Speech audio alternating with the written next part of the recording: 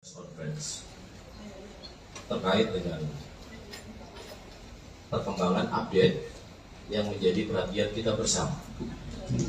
Dan tentunya pertama-tama kami di sini turut prihatin,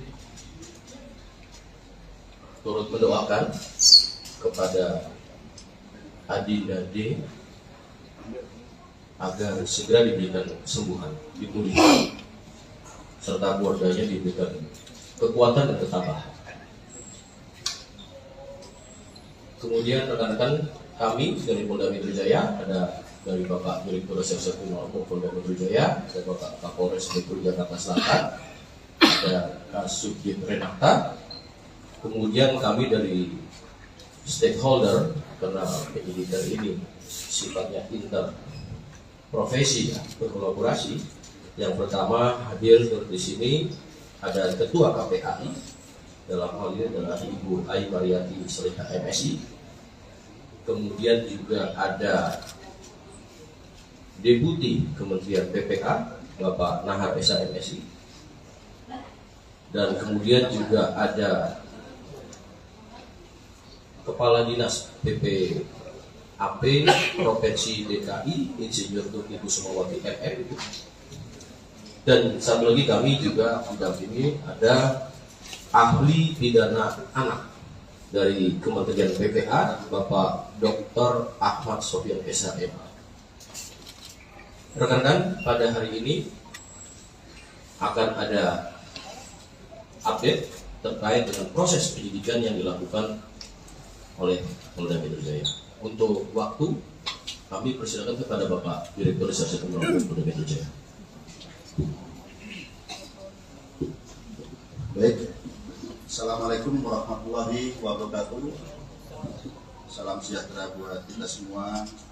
Yang terhormat Bapak Deputi Menteri Pemberdayaan Perempuan dan Perlindungan Anak Bapak Nahar SHMSI. Yang kami hormati Ibu Kepala Dinas PPAPP Provinsi DKI Insinyur Tuti Kusumawati MM. Yang kami hormati Ketua KPAI Ibu Ai Mariati Solihah MSI. Kemudian yang saya hormati ahli pidana anak dari Kementerian Pemberdayaan Perempuan dan Perlindungan Anak Indonesia Bapak Dr. Ahmad Sofyan SHMA. Jadi pada kesempatan sore hari ini kami akan menjelaskan update penanganan penyidikan pada kasus yang saat ini menjadi pusat perhatian secara nasional, yaitu penganiayaan terhadap korban atas nama D. Rekan-rekan sekalian, yang pertama kami perlu jelaskan bahwa kasus ini terjadi pada tanggal 20 Februari 2023, kemudian ditangani oleh Polsek Pesanggerahan. Dan pada saat itu sudah ditetapkan tersangka dan ditahan. Namun kemudian karena di Polsek tidak ada unit khusus PPA, maka dilimpahkan ke Polres Jakarta Selatan dan kemudian dilaksanakan penyidikan dengan asistensi dan supervisi dari Direktorat Kriminal Umum Polda Metro Jaya, di mana kami mengirimkan tim penyidik Renata dan juga personil daripada pengawasan penyidikan. Jadi secara intensif kami melaksanakan supervisi dan asistensi di Polres Jakarta Selatan dalam rangka untuk optimalisasi pelaksanaan penyidikan ini dan efisiensi daripada penyidikan ini. Hari ini kami tarik ke Polda Metro Jaya. Mengapa? Karena memang kita menerapkan pola kolaborasi interprofesi untuk memudahkan koordinasi, dan juga kami memiliki penyidik yang lebih banyak yang khusus menangani kasus-kasus yang melibatkan perempuan dan anak. Rekan-rekan sekalian, pada proses penyidikan ini yang ada di Jakarta Selatan, pada 3 hari pertama penyidik sudah menentukan tersangka dan juga menahan, yaitu 2 tersangka. Kemudian 7 hari terakhir kita adakan pendalaman terhadap proses penyidikan ini. Ya. Kami perlu jelaskan bahwa dalam proses penyidikan ini kita menghadapi 2 kelompok subjek hukum. Yang pertama adalah orang dewasa yang sudah kita tentukan tersangkanya ini. Kemudian kita juga menghadapi 2 subjek hukum, yaitu anak yang berhadapan dengan hukum, yaitu pertama anak sebagai korban, yang kedua adalah anak sebagai saksi. Ini keduanya adalah anak yang berhadapan dengan hukum. Oleh karenanya kami perlu kehati-hatian, kami perlu rigid dalam penanganan kasus ini, dan kami perlu mengundang mitra untuk menjamin bahwa pemenuhan daripada hak-hak anak ini bisa tetap terjaga. Oleh karenanya kami menggandeng dari KPAI dari awal, kami mengundang stakeholder dari awal, PPD, PPA Provinsi DKI, kami melibatkan dari Kementerian Pemberdayaan Perempuan dan Perlindungan Anak sejak awal. Kami juga melibatkan ahli pidana anak sejak awal dan juga ahli pidana. Dan juga kami perlu sampaikan rekan-rekan sekalian bahwa dalam proses penyidikan kami tetap melaksanakan penyidikan dengan menggunakan pola scientific crime investigation. Oleh karenanya rekan-rekan sekalian, dalam proses penyidikan kami telah memeriksa, kemudian juga kami melibatkan saksi ahli di sini, ahli pidana, ahli dari digital forensik, ahli dari psikologi. Kami melibatkan tim dari Apsikor, psikologi untuk memeriksa psikologi forensik maupun psikologi klinis terhadap anak ini, sekali lagi dalam menjamin hak-hak anak tersebut. Nah, kemudian kami perlu jelaskan rekan-rekan sekalian bahwa pada awalnya kami menerapkan dalam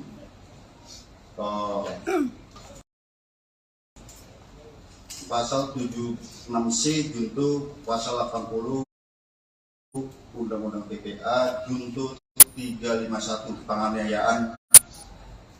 Ya. Biasa di sini yang awal. Namun kami perlu menjelaskan bahwa penyidikan kami ini ada bersifat berkesinambungan. Kami artikan menganalogikan seperti ini. Misalnya kita sekarang sakit panas, tapi panasnya karena apa? Kami perlu ada pemeriksaan lanjutan. Apakah ini tipes? Apakah ini demam berdarah? Seperti itu. Dan kami awalnya adalah penganiayaan biasa di sini ditunjukkan dengan undang-undang PPA tadi. Setelah kami adakan pemeriksaan, kami dilibatkan digital forensik, kami menemukan fakta-fakta baru, bukti chat WA, video yang ada di HP. Kemudian perlu kami sampaikan, kami juga menemukan CCTV di seputaran TKP, sehingga kami bisa melihat peranan dari masing-masing orang yang ada di TKP tersebut. Dan kami berkomitmen di sini siapapun yang bersalah harus dihukum. Ya tentu saja apabila itu pun anak, secara formil ini diatur dalam Undang-Undang Peradilan Anak, secara material ini diatur dalam Undang-Undang Perlindungan Anak. Oleh karenanya rekan-rekan sekalian, pada ini pagi sampai dengan siang hari ini kami menambah konstruksi pasal baru terhadap tersangka-tersangka ini. Ya. Kemudian yang kedua, ada perubahan status dari AG yang awalnya adalah anak yang berhadapan dengan hukum, berubah menjadi atau meningkat statusnya menjadi anak yang berkonflik dengan hukum, atau dengan kata lain berubah menjadi pelaku atau anak, jadi terhadap anak di bawah umur itu tidak boleh dibilang tersangka. Jadi yang kami perlu jelaskan. Kemudian dari fakta hukum yang kami peroleh, baik itu dari chat WA, baik itu dari video, kemudian baik itu dari CCTV yang ada di TKP, kemudian keterangan saksi-saksi, kami mengonstruksikan konstruksi pasal yang baru. Nah, sebelum kami jelaskan, kami juga perlu menjelaskan di sini, ternyata pada awalnya para tersangka ini ataupun orang yang ada di TKP tidak memberikan keterangan yang sebenarnya. Setelah kami sesuaikan dengan CCTV, kami sesuaikan dengan alat bukti yang lain, kami sesuaikan dengan chat WA, tergambar semua peranannya di situ. Oleh karenanya, yang kami sampaikan tadi, ada peningkatan status dari anak yang berhadapan dengan hukum berubah menjadi anak yang berkonflik dengan hukum ataupun pelaku. Kemudian ada perubahan konstruksi pasal. Yang pertama, terhadap tersangka MDS. Konstruksi pasalnya adalah 355 KUHP ayat 1, subsidiar 354 ayat 1 KUHP, lebih subsidiar 353 ayat 2 KUHP, lebih subsidiar 351 ayat 2 KUHP, dan atau 76C junto 80 Undang-Undang Perlindungan Anak dengan ancaman maksimal 12 tahun penjara. Itu MDS. Ya. Kemudian terhadap tersangka SL, yaitu 355 ayat 1 junto 56 KUHP, subsidiar 354 ayat 1 KUHP junto 56 KUHP, lebih subsidiar 353 ayat 2 junto 56 KUHP, lebih subsidiar 351 ayat 2 junto 56 KUHP.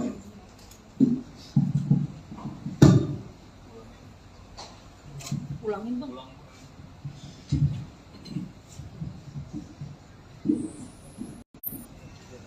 Ya, jadi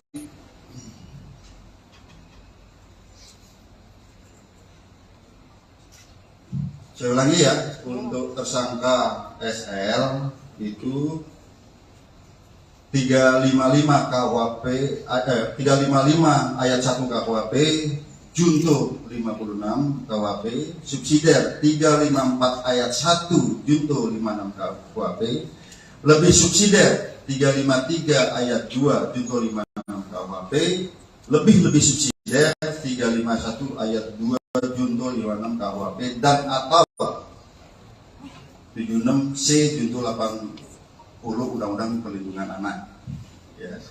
Kemudian terhadap anak AG, kami harus sebut anak AG, ya, ini anak yang berkonflik dengan hukum. Itu pasalnya adalah 76C junto 8 pasal 80 Undang-Undang Perlindungan Anak, dan atau 355 ayat 1 junto 56, subsidiar 354 ayat 1 junto 56 KUHP, lebih subsidiar 353 ayat 2 junto 56 KUHP, lebih subsidiar 351 ayat 2 junto 56 KUHP. Tentang ancaman maksimal nanti ahli pidana yang akan menyampaikan, karena di sini sekali lagi rekan-rekan sekalian, secara formil terhadap anak di bawah umur itu ada perlakuan yang berbeda. Demikian juga apabila anak sebagai korban, ada syarat material dalam Undang-Undang Perlindungan Anak. Kemudian rekan-rekan sekalian, kami melihat di sini bahwa dari bukti digital bahwa ini ada perencanaan sejak awal. Ya, pada saat mulai menelpon SL, kemudian bertemu SL, kemudian pada saat di dalam mobil bertiga ada mensrea, ya, bisa. Terjadinya penganiayaan yang ini sangat-sangat memprihatinkan kita lihat ya, sangat-sangat sadis di sini. Itu ada 3 kali tendangan ke arah kepala.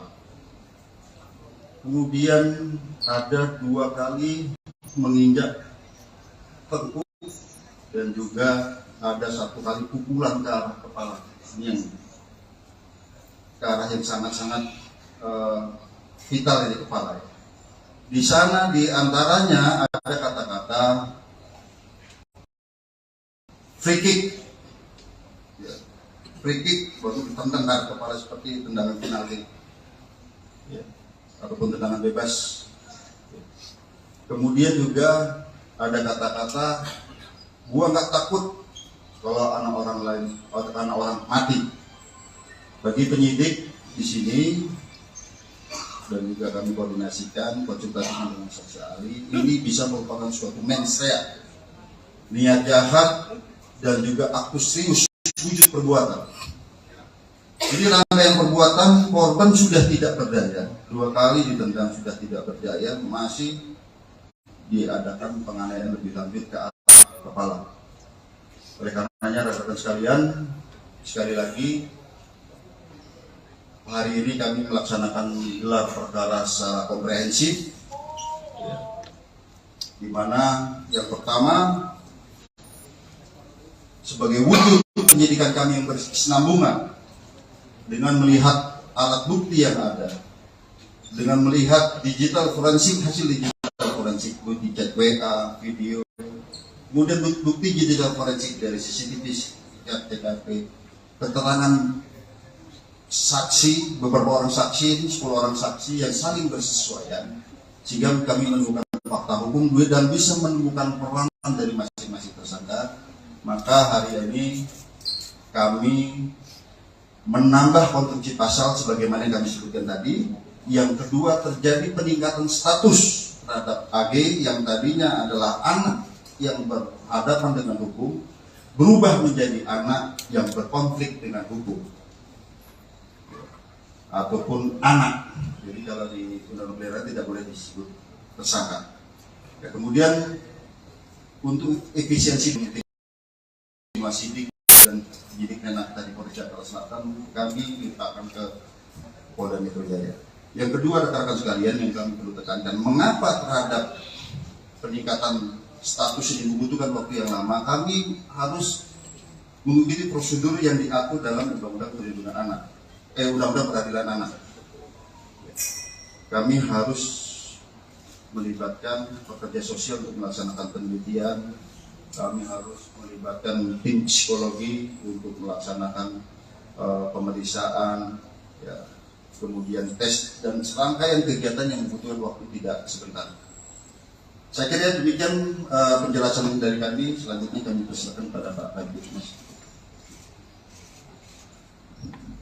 Baik rekan-rekan, sebelum ke ahli pidana dan lainnya, mungkin dari Pak Deputi Kementerian PPA yang akan menyampaikan. Peraturan perundang-undangan yang ada untuk menghindari hal-hal yang tidak kita harapkan.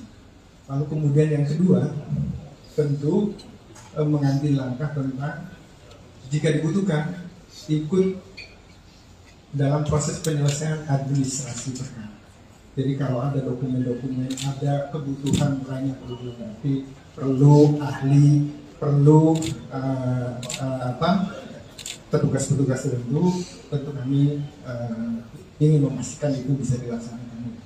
Termasuk yang tugas yang selanjutnya itu terkait dengan rehabilitasi dan reintegrasi. Rehabilitasi tentu berkaitan dengan rehabilitasi fisik selama korban ada di rumah sakit, termasuk juga mengingatkan tentang hak-hak korban gitu ya.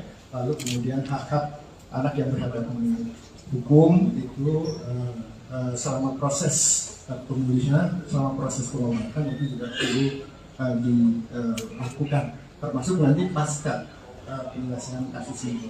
Lalu kemudian yang ketiga tentu ingin memastikan juga langkah yang keempat, yaitu soal reintegrasi sosial.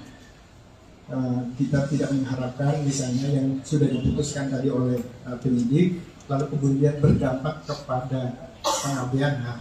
Misalnya dalam proses ini jangan sampai misalnya anak yang sudah dinaikkan statusnya lalu kemudian tidak punya hak untuk dipenuhi hak pendidikan, hak yang lainnya dan segala macam. Ini yang kami terus kawal sejak awal dan sudah berkoordinasi dengan KPAI polisian sejak dari Jakarta Selatan. Jadi ini hari ini kita sudah mendengar dan kami terima kasih atas kerja keras dari pihak kepolisian dan tentu kami akan terus melakukan koordinasi dalam penanganan kasus. Terima kasih.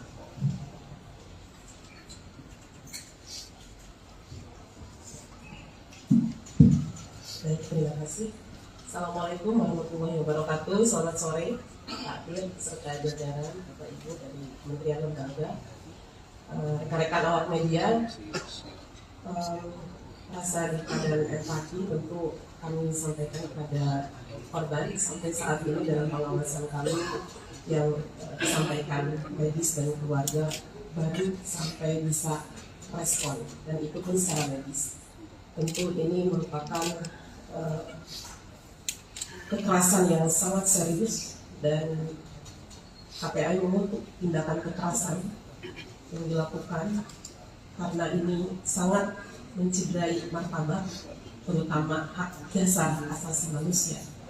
Ini yang kami lihat sebagai tindakan pidana yang luar biasa sehingga pengawasan kami tentu terhadap korban ingin lebih memastikan bagaimana situasi dan kondisi Ananda D ini dalam perawatan intensif segera dipulihkan dan Allah segera angkat penyakitnya sehingga Ananda bisa kembali pulih dan menikmati masa anak-anaknya secara normal, secara wajar. Ini doa kita setiap saat.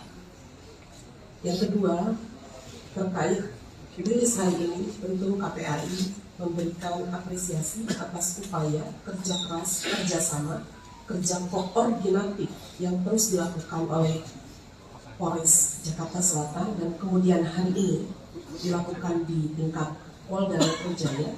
Ini menunjukkan keseriusan terhadap langkah-langkah profesionalitas yang dilakukan kepolisian melihat situasi dan kondisi tindak pidana terhadap seorang anak. Sehingga kami dengan mendengarkan apa yang disampaikan oleh Pak Direktur tadi, ada konstruksi yang baru memberikan sebuah apresiasi dan sebuah pembelajaran publik bahwa anak-anak Indonesia harus terbebas dari situasi kekerasan yang hari ini dialami oleh salah satu anak kita. Berikutnya, pengawasan kami tentu bukan hanya melihat situasi dan kondisi dan bertemu korban serta keluarganya, kami juga memastikan berbagai hak yang harus didapatkan ketika kita melihat dalam aturan perundangan bahwa anak yang menjadi korban kekerasan ini tentu dipastikan siapa yang berperan secara sentral untuk memberikan perlindungan. Di antaranya adalah KPAI melihat ada hak-hak yang harus dilewati dalam proses hukumnya, tentu kalau disebut hak prosedural. Selamat sore, Shalom, Om Swastiastu, Nama Budaya Salam Kebajikan. Rekan-rekan media yang saya hormati, pada hari ini, tepatnya hari Kamis, tanggal 2 Maret 2023, Polda Metro Jaya melakukan press conference terkait dengan perkembangan update yang menjadi perhatian kita bersama. Dan tentunya pertama-tama kami di sini turut prihatin, turut mendoakan kepada Adinda D agar segera diberikan kesembuhan, dipulihkan, serta keluarganya diberikan kekuatan dan ketabahan. Kemudian rekan-rekan kami dari Polda Metro Jaya, ada dari Bapak Direktur Reserse Kriminal Polda Metro Jaya, ada Bapak Kapolres Metro Jakarta Selatan, ada Kasubdit Renata, Kemudian kami dari stakeholder, karena penyidikan ini sifatnya interprofesi, berkolaborasi. Yang pertama hadir di sini ada Ketua KPAI, dalam hal ini adalah Ibu Ai Mariati Solihah MSI. Kemudian juga ada Deputi Kementerian PPA Bapak Nahar Esa MSI, dan kemudian juga ada Kepala Dinas PPAP Provinsi DKI Insinyur Tuti Kusumawati MM. Dan satu lagi kami juga mendampingi ada ahli pidana anak dari Kementerian PPA Bapak Dr. Ahmad Sofian SHM. Rekan-rekan, pada hari ini akan ada update terkait dengan proses penyidikan yang dilakukan oleh Polda Metro Jaya. Untuk waktu, kami persilakan kepada Bapak Direktur Reserse Kriminal Polda Metro Jaya. Baik, Assalamualaikum warahmatullahi wabarakatuh. Salam sejahtera buat kita semua. Yang terhormat Bapak Deputi Menteri Pemberdayaan Perempuan dan Perlindungan Anak, Bapak Nahar SH MSI. Yang kami hormati Ibu Kepala Dinas PPAPP Provinsi DKI Insinyur Tuti Kusumawati MM. Yang kami hormati Ketua KPRI Ibu Ai Mariati Solihah MSI. Kemudian yang saya hormati ahli pidana anak dari Kementerian Pemberdayaan Perempuan dan Perlindungan Anak Indonesia, Bapak Dr. Ahmad Sofian SHMA. Jadi pada kesempatan sore hari ini kami akan menjelaskan update penanganan penyidikan pada kasus yang saat ini menjadi pusat perhatian secara nasional, yaitu penganiayaan terhadap korban atas nama D. Rekan-rekan sekalian, yang pertama kami perlu jelaskan bahwa kasus ini terjadi pada tanggal 20 Februari 2023, kemudian ditangani oleh Polsek Pesanggerahan, dan pada saat itu sudah ditetapkan tersangka dan ditahan. Namun kemudian karena di Polsek tidak ada unit khusus PPA, maka dilimpahkan ke Polres Jakarta Selatan dan kemudian dilaksanakan penyidikan dengan asistensi dan supervisi dari Direktorat Kriminal Umum Polda Metro Jaya, di mana kami mengirimkan tim penyidik Renata dan juga personil daripada pengawasan penyidikan. Jadi secara intensif kami melaksanakan supervisi dan asistensi di Polres Jakarta Selatan dalam rangka untuk optimalisasi pelaksanaan penyidikan ini dan efisiensi daripada penyidikan ini. Hari ini kami tarik ke Polda Metro Jaya. Mengapa? Karena memang kita menerapkan pola kolaborasi interprofesi untuk memudahkan koordinasi, dan juga kami memiliki penyidik yang lebih banyak yang khusus menangani kasus-kasus yang melibatkan perempuan dan anak. Rekan-rekan sekalian, pada proses penyidikan ini yang ada di Jakarta Selatan, pada 3 hari pertama penyidik sudah menentukan tersangka dan juga menahan, yaitu 2 tersangka.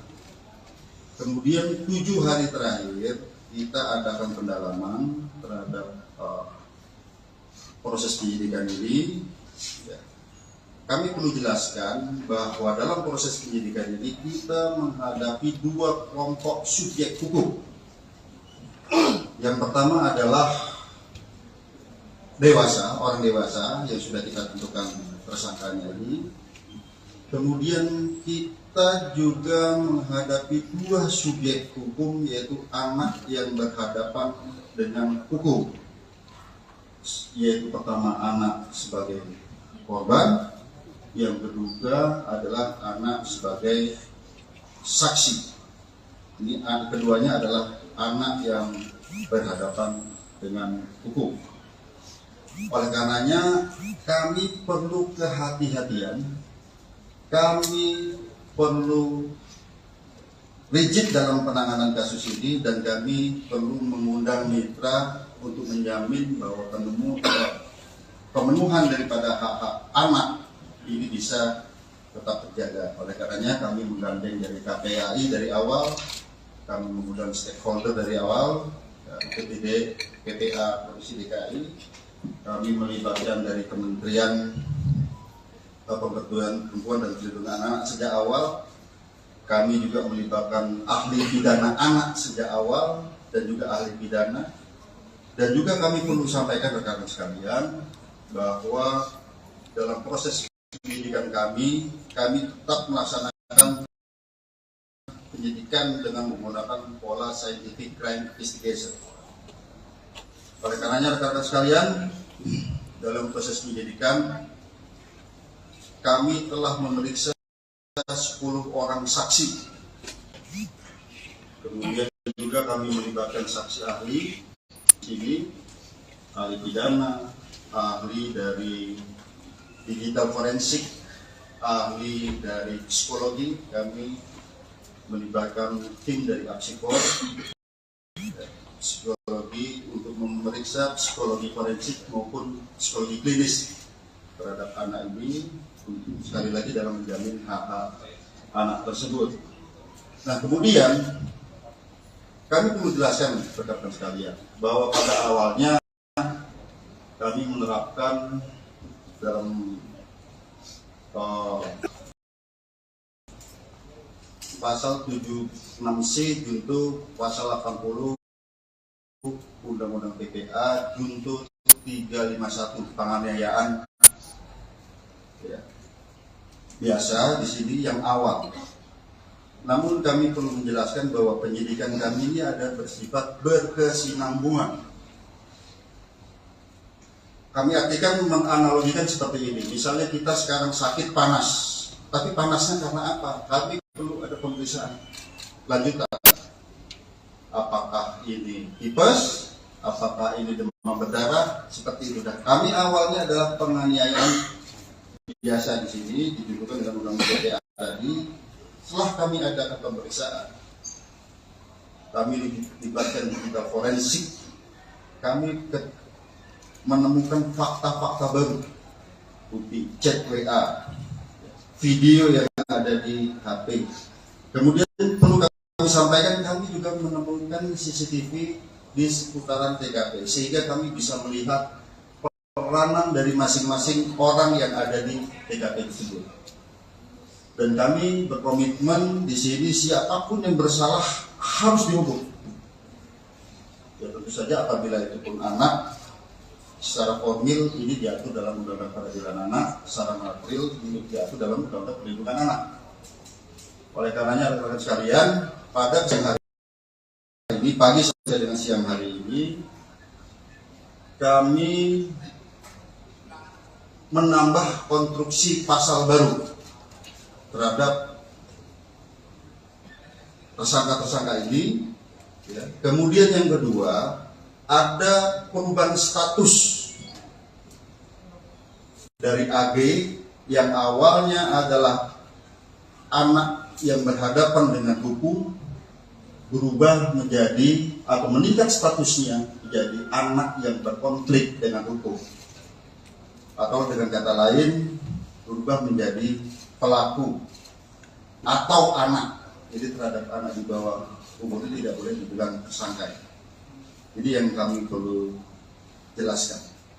Kemudian dari fakta hukum yang kami peroleh, baik itu dari chat WA, baik itu dari video, kemudian baik itu dari CCTV yang ada di TKP, kemudian keterangan saksi-saksi, kami mengonstruksikan konstruksi pasal yang baru. Nah, sebelum kami jelaskan, kami juga perlu menjelaskan di sini, ternyata pada awalnya para tersangka ini ataupun orang yang ada di TKP tidak memberikan keterangan yang sebenarnya. setelah kami sesuaikan dengan CCTV, kami sesuaikan dengan alat bukti yang lain, kami sesuaikan dengan chat WA, tergambar semua peranannya di situ. Oleh karenanya yang kami sampaikan tadi, ada peningkatan status dari anak yang berhadapan dengan hukum berubah menjadi anak yang berkonflik dengan hukum ataupun pelaku. Kemudian ada perubahan konstruksi pasal. Yang pertama, terhadap tersangka MDS.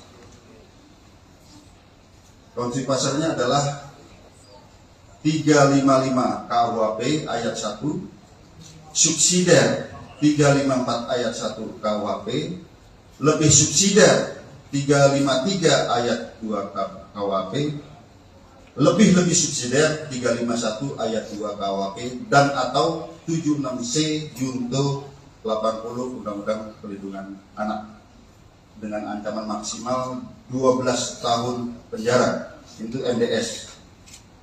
Ya. Kemudian terhadap tersangka SL yaitu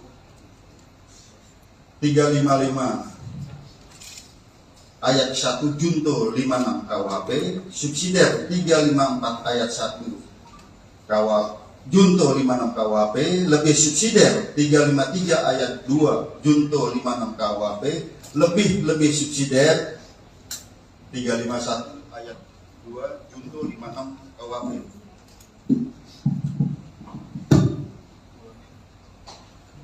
Ulangin bang.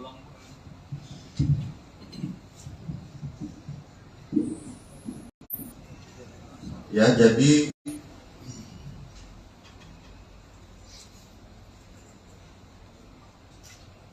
saya ulangi ya, untuk tersangka SL itu 355 KUHP 355 ayat 1 KUHP junto 56 KUHP, subsidiar 354 ayat 1 junto 56 KUHP, lebih subsidiar 353 ayat 2 junto 56 KUHP, lebih subsidiar 351 ayat 2 junto 56 KUHP, dan atau 76C junto 80 Undang-Undang Perlindungan Anak. Ya. Kemudian terhadap anak AG, kami harus sebut anak AG, ya, ini anak yang berkonflik dengan hukum.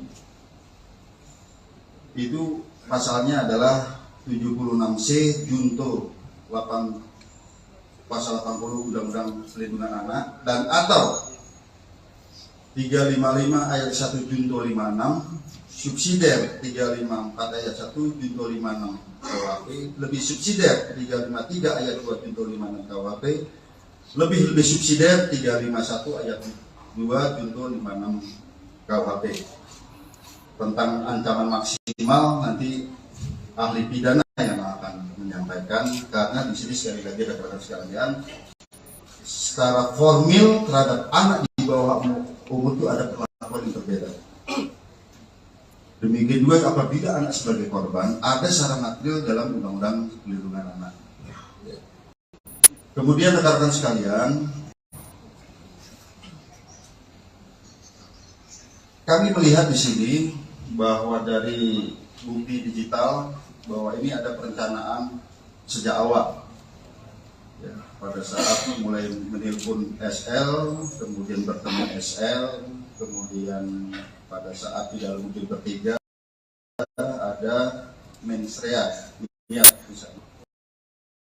terjadinya penganiayaan yang ini sangat-sangat memprihatinkan. Kita lihat ya, sangat-sangat sadis di sini. Itu ada 3 kali tendangan ke arah kepala. Kemudian ada 2 kali menginjak tengkuk, dan juga ada 1 kali pukulan ke arah kepala. Ini yang ke arah yang sangat-sangat vital di kepala. Di sana di antaranya ada kata-kata free kick. Free kick baru ditendang ke kepala seperti tendangan penalti, ya, ataupun tendangan bebas. Kemudian juga ada kata-kata, gua nggak takut kalau anak orang mati. Bagi penyidik di sini dan juga kami koordinasikan konsultasi dengan saksi ahli, ini bisa merupakan suatu mens rea, niat jahat dan juga aktus serius wujud perbuatan. Jadi rangkaian perbuatan, korban sudah tidak berdaya, 2 kali ditendang sudah tidak berdaya, masih diadakan penganiayaan lebih lanjut ke arah kepala. Oleh karenanya rekan-rekan sekalian, sekali lagi hari ini kami melaksanakan gelar perkara secara komprehensif, di mana yang pertama sebagai wujud penyidikan kami yang berkesinambungan dengan melihat alat bukti yang ada, dengan melihat digital forensik, hasil digital forensik, bukti chat WA, video, kemudian bukti digital forensik dari CCTV, TKP, keterangan saksi, beberapa orang saksi, 10 orang saksi yang saling bersesuaian, sehingga kami menemukan fakta hukum dan bisa menemukan peranan dari masing-masing tersangka. Maka hari ini kami menambah konstruksi pasal sebagaimana yang kami sebutkan tadi. Yang kedua, terjadi peningkatan status terhadap AG yang tadinya adalah anak yang berhadapan dengan hukum, berubah menjadi anak yang berkonflik dengan hukum ataupun anak. Jadi kalau di undang-undang peliharaan tidak boleh disebut tersangka. Ya, kemudian untuk efisiensi sidik dan penyidik tadi Polres Jakarta Selatan, kami limpahkan ke Polda Metro Jaya. Yang kedua, rekan-rekan sekalian, yang kami perlu tekankan, mengapa terhadap peningkatan status ini membutuhkan waktu yang lama? Kami harus mengikuti prosedur yang diatur dalam Undang-Undang Perlindungan Anak, Undang-Undang Peradilan Anak. Kami harus melibatkan pekerja sosial untuk melaksanakan penelitian. Kami harus melibatkan tim psikologi untuk melaksanakan pemeriksaan, ya, kemudian tes dan serangkaian kegiatan yang membutuhkan waktu tidak sebentar. Saya kira demikian penjelasan dari kami. Selanjutnya kami persilakan pada Pak Kabit Mas. Baik rekan-rekan, sebelum ke ahli pidana dan lainnya, mungkin dari Pak Deputi Kementerian PPA yang akan menyampaikan. Peraturan perundang-undangan yang ada untuk menghindari hal-hal yang tidak kita harapkan. Lalu kemudian yang kedua, tentu mengambil langkah tentang jika dibutuhkan ikut dalam proses penyelesaian administrasi perkara. Jadi kalau ada dokumen-dokumen, ada kebutuhan lain yang perlu dilengkapi, perlu ahli, perlu petugas-petugas tertentu, tentu kami ingin memastikan itu bisa dilaksanakan.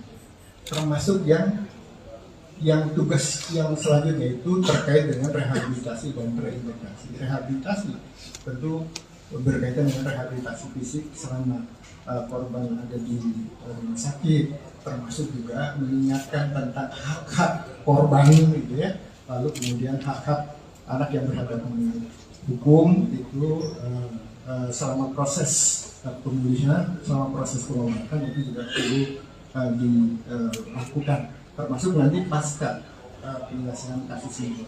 Lalu kemudian yang ketiga tentu ingin memastikan juga langkah yang keempat yaitu soal reintegrasi sosial. Kita tidak mengharapkan misalnya yang sudah diputuskan tadi oleh penyidik lalu kemudian berdampak kepada pengabaian hak. Misalnya dalam proses ini jangan sampai misalnya anak yang sudah dinaikkan statusnya lalu kemudian tidak punya hak untuk dipenuhi hak pendidikannya, hak yang lainnya dan segala macam. Ini yang kami terus kawal sejak awal dan sudah berkoordinasi dengan Sub KPAI polisian sejak dari Jakarta Selatan. Jadi ini hari ini kita sudah mendengar dan kami terima kasih atas kerja keras dari pihak kepolisian dan tentu kami akan terus melakukan koordinasi dalam penanganan kasus. Terima kasih.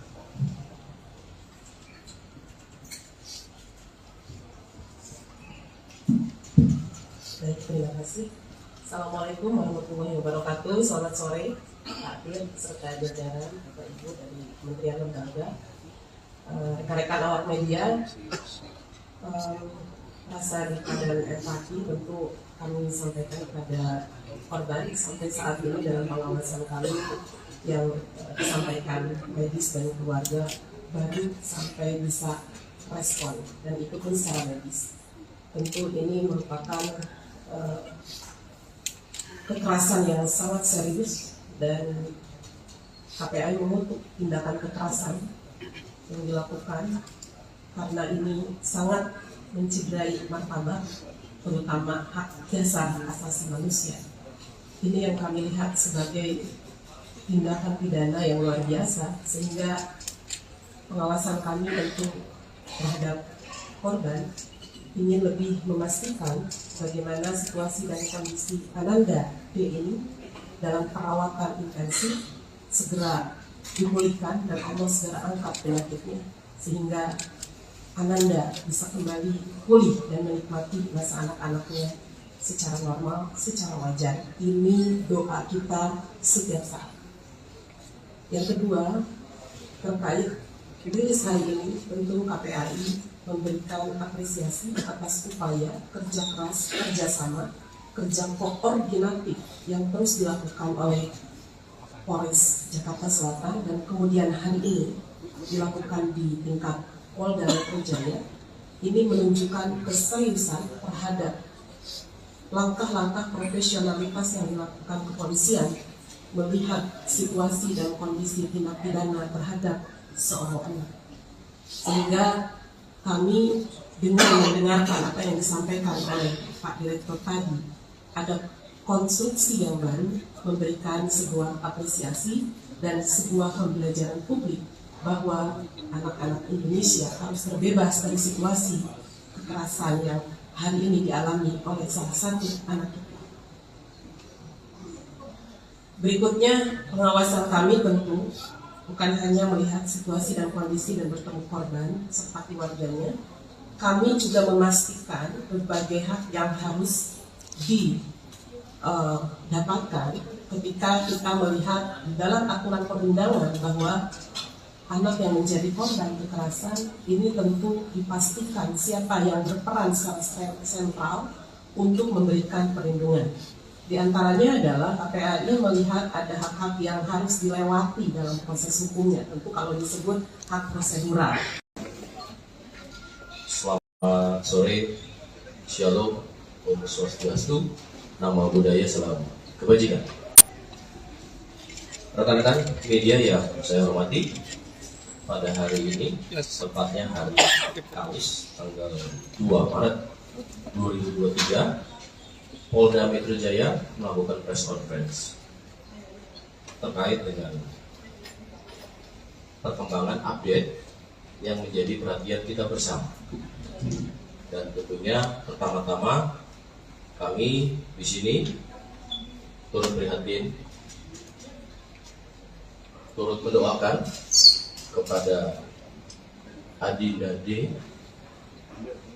agar segera diberikan kesembuhan, dipulihkan, serta keluarganya diberikan kekuatan dan ketabahan. Kemudian rekan-rekan kami dari Polda Metro Jaya, ada dari Bapak Direktur Reserse Kriminal Polda Metro Jaya, ada Bapak Kapolres Metro Jakarta Selatan, ada Kasubdit Renata, kemudian kami dari stakeholder, karena penyidikan ini sifatnya interprofesi, ya, berkolaborasi. Yang pertama hadir di sini ada Ketua KPAI, dalam hal ini adalah Ibu Ai Mariati Seleha MSI. Kemudian juga ada Deputi Kementerian PPA Bapak Nahar Esa MSI, dan kemudian juga ada Kepala Dinas PPAP Provinsi DKI Insinyur Tuti Kusumawati MM, dan satu lagi kami juga didampingi ada ahli pidana anak dari Kementerian PPA Bapak Dr. Ahmad Sofyan SHM. Rekan-rekan, pada hari ini akan ada update terkait dengan proses penyidikan yang dilakukan oleh Polda Metro Jaya. Untuk waktu, kami persilakan kepada Bapak Direktur Reserse Kriminal Polda Metro Jaya. Baik, Assalamualaikum warahmatullahi wabarakatuh. Salam sejahtera buat kita saudaraku. Salam sejahtera buat kita semua. Yang terhormat Bapak Deputi Menteri Pemberdayaan Perempuan dan Perlindungan Anak, Bapak Nahar SH MSI. Yang kami hormati Ibu Kepala Dinas PPAPP Provinsi DKI, Ibu Tuti Kusumawati MM. Yang kami hormati Ketua KPRI Ibu Ayu Mariati Solihah MSI. Kemudian yang saya hormati ahli pidana anak dari Kementerian Pemberdayaan Perempuan dan Perlindungan Anak Indonesia, Bapak Dr. Ahmad Sofia SHMA. Jadi pada kesempatan sore hari ini kami akan menjelaskan update penanganan penyidikan pada kasus yang saat ini menjadi pusat perhatian secara nasional, yaitu penganiayaan terhadap korban atas nama D. Rekan-rekan sekalian, yang pertama kami perlu jelaskan bahwa kasus ini terjadi pada tanggal 20 Februari 2023, kemudian ditangani oleh Polsek Pesanggerahan, dan pada saat itu sudah ditetapkan tersangka dan ditahan. Namun kemudian karena di Polsek tidak ada unit khusus PPA, maka dilimpahkan ke Polres Jakarta Selatan dan kemudian dilaksanakan penyidikan dengan asistensi dan supervisi dari Direktorat Kriminal Umum Polda Metro Jaya, di mana kami mengirimkan tim penyidik Renata dan juga personil daripada pengawasan penyidikan. Jadi secara intensif kami melaksanakan supervisi dan asistensi di Polres Jakarta Selatan dalam rangka untuk optimalisasi pelaksanaan penyidikan ini dan efisiensi daripada penyidikan ini. Hari ini kami tarik ke Polda Metro Jaya. Mengapa? Karena memang kita menerapkan pola kolaborasi intervensi untuk memudahkan koordinasi, dan juga kami memiliki penyidik yang lebih banyak yang khusus menangani kasus-kasus yang melibatkan perempuan dan anak. Rekan-rekan sekalian, pada proses penyidikan ini yang ada di Jakarta Selatan, pada 3 hari pertama penyidik sudah menentukan tersangka dan juga menahan, yaitu 2 tersangka. Kemudian 7 hari terakhir kita adakan pendalaman terhadap proses penyidikan ini. Kami perlu jelaskan bahwa dalam proses penyidikan ini kita menghadapi 2 kelompok subjek hukum. Yang pertama adalah orang dewasa yang sudah kita tentukan tersangkanya ini.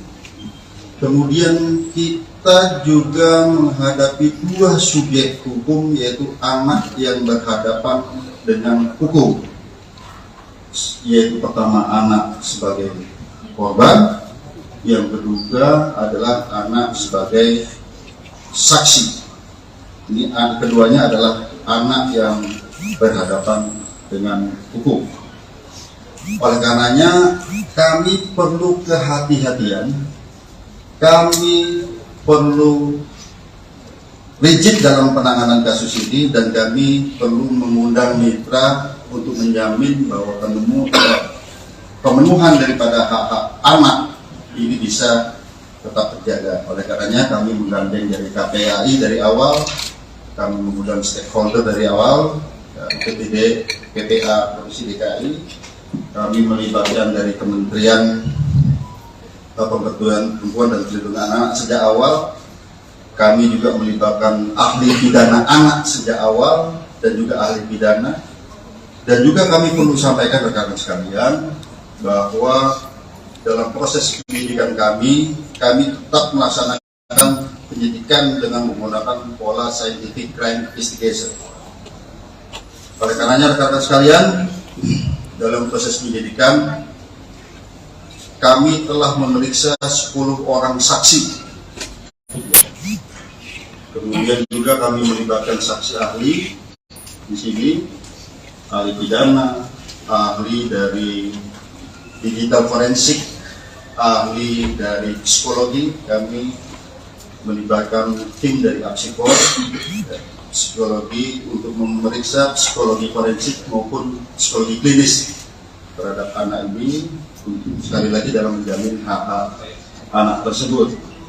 Nah, kemudian kami perlu jelaskan rekan-rekan sekalian bahwa pada awalnya kami menerapkan dalam konstruksi pasal adalah pasal 76C junto pasal 80 Undang-Undang PPA junto 351 penganiayaan. Ya. Biasa di sini yang awal. Namun kami perlu menjelaskan bahwa penyidikan kami ini ada bersifat berkesinambungan. Kami artikan menganalogikan seperti ini. Misalnya kita sekarang sakit panas, tapi panasnya karena apa? Kami perlu ada pemeriksaan lanjutan.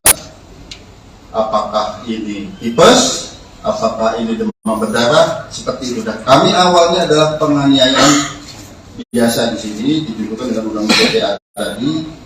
Setelah kami adakan pemeriksaan, kami dilibatkan digital forensik, kami menemukan fakta-fakta baru, bukti chat WA, video yang ada di HP. Kemudian perlu kami sampaikan, kami juga menemukan CCTV di seputaran TKP, sehingga kami bisa melihat peranan dari masing-masing orang yang ada di TKP tersebut. Dan kami berkomitmen di sini siapapun yang bersalah harus dihukum. Ya tentu saja apabila itu pun anak, secara formil ini diatur dalam Undang-Undang Peradilan Anak, secara material ini diatur dalam Undang-Undang Perlindungan Anak. Oleh karenanya rekan-rekan sekalian, pada kesempatan gelar pada siang hari ini, pagi sampai dengan siang hari ini, kami menambah konstruksi pasal baru terhadap tersangka-tersangka ini. Ya. Kemudian yang kedua, ada perubahan status dari AG yang awalnya adalah anak yang berhadapan dengan hukum, berubah menjadi atau meningkat statusnya menjadi anak yang berkonflik dengan hukum. Atau dengan kata lain berubah menjadi pelaku atau anak. Jadi terhadap anak di bawah umur itu tidak boleh dibilang tersangka. Ini yang kami perlu jelaskan. Kemudian dari fakta hukum yang kami peroleh, baik itu dari chat WA, baik itu dari video, kemudian baik itu dari CCTV yang ada di TKP, kemudian keterangan saksi-saksi, kami mengonstruksikan konstruksi pasal yang baru. Nah, sebelum kami jelaskan, kami juga perlu menjelaskan di sini, ternyata pada awalnya para tersangka ini ataupun orang yang ada di TKP tidak memberikan keterangan yang sebenarnya. Setelah kami sesuaikan dengan CCTV, kami sesuaikan dengan alat bukti yang lain, kami sesuaikan dengan chat WA, tergambar semua peranannya di situ. Oleh karenanya, yang kami sampaikan tadi, ada peningkatan status dari anak yang berhadapan dengan hukum berubah menjadi anak yang berkonflik dengan hukum ataupun pelaku. Kemudian ada perubahan konstruksi pasal. Yang pertama terhadap tersangka MDS. Konstruksi pasalnya adalah 355 KUHP ayat 1, subsidiar 354 ayat 1 KUHP, lebih subsidiar 353 ayat 2 KUHP, lebih-lebih subsidiar 351 ayat 2 KUHP dan atau 76C junto 80 Undang-Undang Perlindungan Anak dengan ancaman maksimal 12 tahun penjara, itu MDS. Ya. Kemudian terhadap tersangka SL yaitu 355 ayat 1 junto 56 KUHP, subsidiar 354 ayat 1 junto 56 KUHP, lebih subsidiar 353 ayat 2 junto 56 KUHP, lebih subsidiar 351 ayat 2 junto 56 KUHP.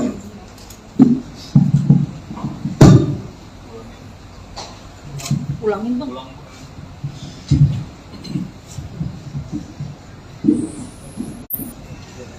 Ya, jadi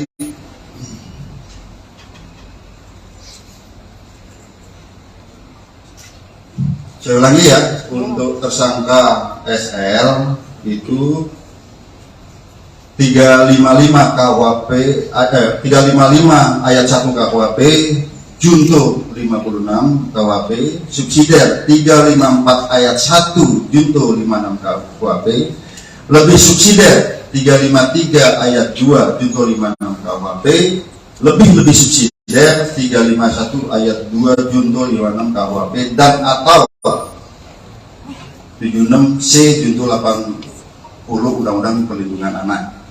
Ya. Kemudian terhadap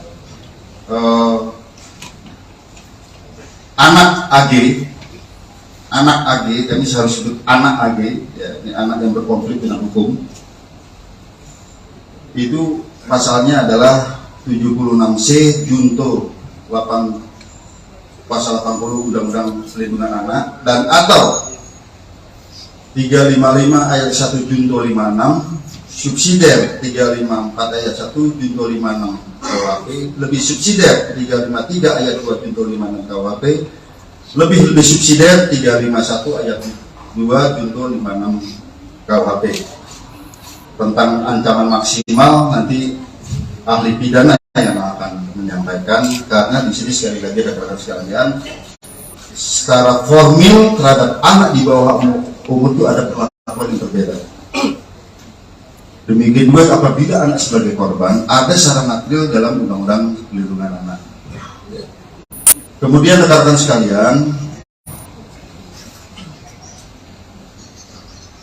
kami melihat di sini bahwa dari bukti digital bahwa ini ada perencanaan sejak awal. Ya, pada saat mulai menelpon SL, kemudian bertemu SL, kemudian pada saat di dalam mobil bertiga ada mensrea di sana. Kemudian pada saat terjadinya penganiayaan yang ini sangat-sangat memprihatinkan, kita lihat ya, sangat-sangat sadis di sini. Itu ada 3 kali tendangan ke arah kepala.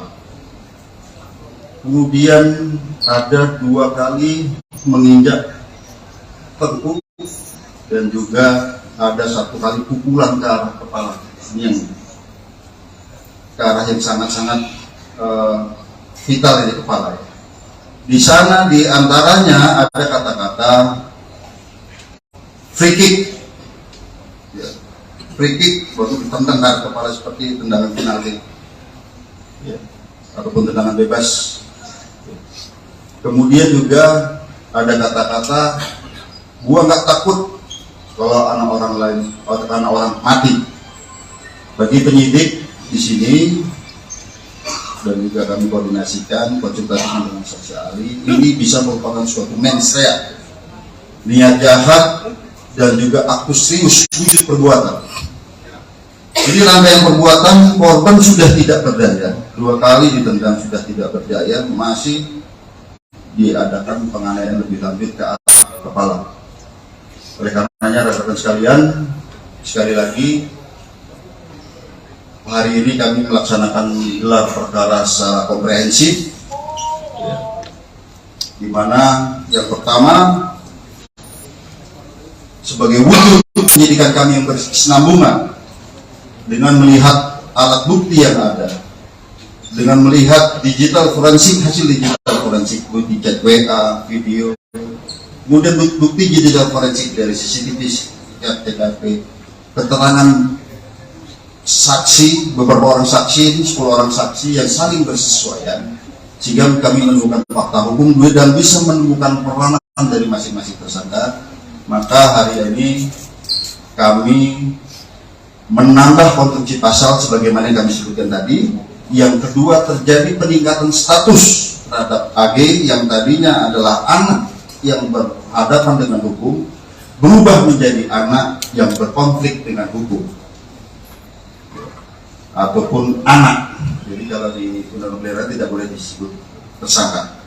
Ya, kemudian untuk efisiensi penyidikan, karena saat ini kami mengirim tim Wasidik dan penyidik Menak dari Polres Jakarta Selatan, kami limpahkan ke Polda Metro Jaya.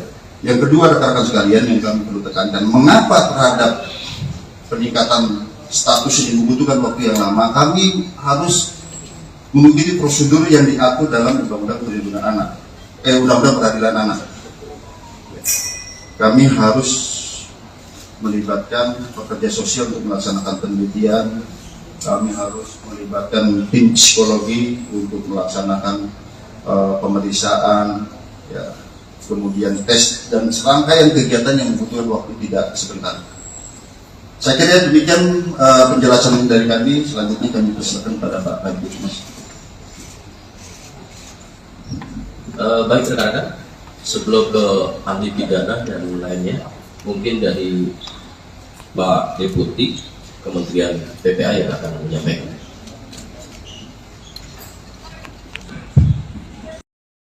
Peraturan perundang-undangan yang ada untuk menghindari hal-hal yang tidak kita harapkan. Lalu kemudian yang kedua, tentu mengambil langkah tentang jika dibutuhkan ikut dalam proses penyelesaian administrasi perkara. Jadi kalau ada dokumen-dokumen, ada kebutuhan lainnya perlu dilengkapi, perlu ahli, perlu petugas-petugas tertentu, tentu kami ingin memastikan itu bisa dilaksanakan. Termasuk yang tugas yang selanjutnya itu terkait dengan rehabilitasi dan reintegrasi. Rehabilitasi tentu berkaitan dengan rehabilitasi fisik selama korban ada di rumah sakit, termasuk juga mengingatkan tentang hak-hak korban gitu ya. Lalu kemudian hak-hak anak yang berhadapan dengan hukum itu selama proses pemulihan, selama proses pengobatan itu juga perlu dilakukan, termasuk nanti pasca penyelesaian kasus ini. Lalu kemudian yang ketiga tentu ingin memastikan juga langkah yang keempat yaitu soal reintegrasi sosial. Kita tidak mengharapkan misalnya yang sudah diputuskan tadi oleh penyidik lalu kemudian berdampak kepada pengabaian hak. Misalnya dalam proses ini jangan sampai misalnya anak yang sudah dinaikkan statusnya lalu kemudian tidak punya hak untuk dipenuhi hak pendidikan, hak yang lainnya dan segala macam. Ini yang kami terus kawal sejak awal dan sudah berkoordinasi dengan KPAI polisian sejak dari Jakarta Selatan. Jadi ini hari ini kita sudah mendengar dan kami terima kasih atas kerja keras dari pihak kepolisian dan tentu kami akan terus melakukan koordinasi dalam penanganan kasus. Terima kasih.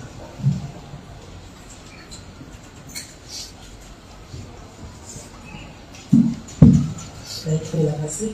Assalamualaikum warahmatullahi wabarakatuh. Selamat sore, Pak Dir, serta jajaran Bapak Ibu dari Kementerian Lembaga, rekan-rekan awak media. Rasa duka dan empati tentu kami sampaikan kepada korban sampai saat ini dalam pengawasan kami yang disampaikan medis dan keluarga baru sampai bisa respon dan itu pun secara medis. Tentu ini merupakan kekerasan yang sangat serius dan KPAI mengutuk tindakan kekerasan yang dilakukan karena ini sangat mencederai martabat, terutama hak dasar asasi manusia.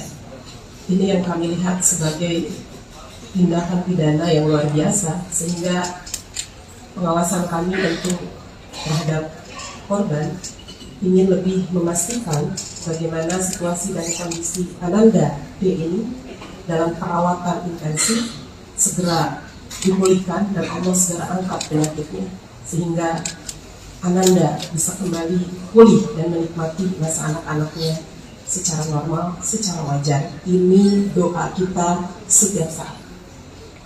Yang kedua, terkait rilis hari ini, tentu KPAI memberikan apresiasi atas upaya kerja keras, kerjasama, kerja koordinatif yang terus dilakukan oleh Polres Jakarta Selatan dan kemudian hari ini dilakukan di tingkat Polda Metro Jaya. Ini menunjukkan keseriusan terhadap langkah-langkah profesionalitas yang dilakukan kepolisian melihat situasi dan kondisi tindak pidana terhadap seorang anak. Sehingga kami dengan mendengarkan apa yang disampaikan oleh Pak Direktur tadi, ada konstruksi yang baru memberikan sebuah apresiasi dan sebuah pembelajaran publik bahwa anak-anak Indonesia harus terbebas dari situasi kekerasan yang hari ini dialami oleh salah satu anak kita.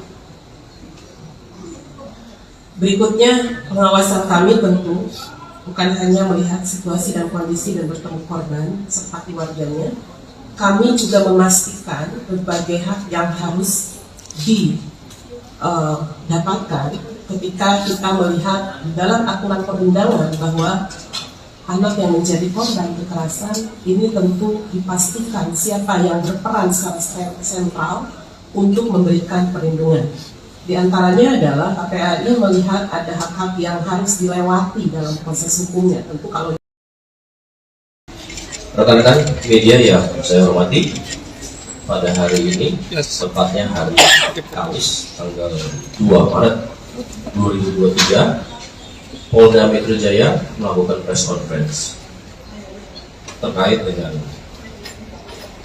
perkembangan update yang menjadi perhatian kita bersama. Dan tentunya pertama-tama kami di sini turut prihatin,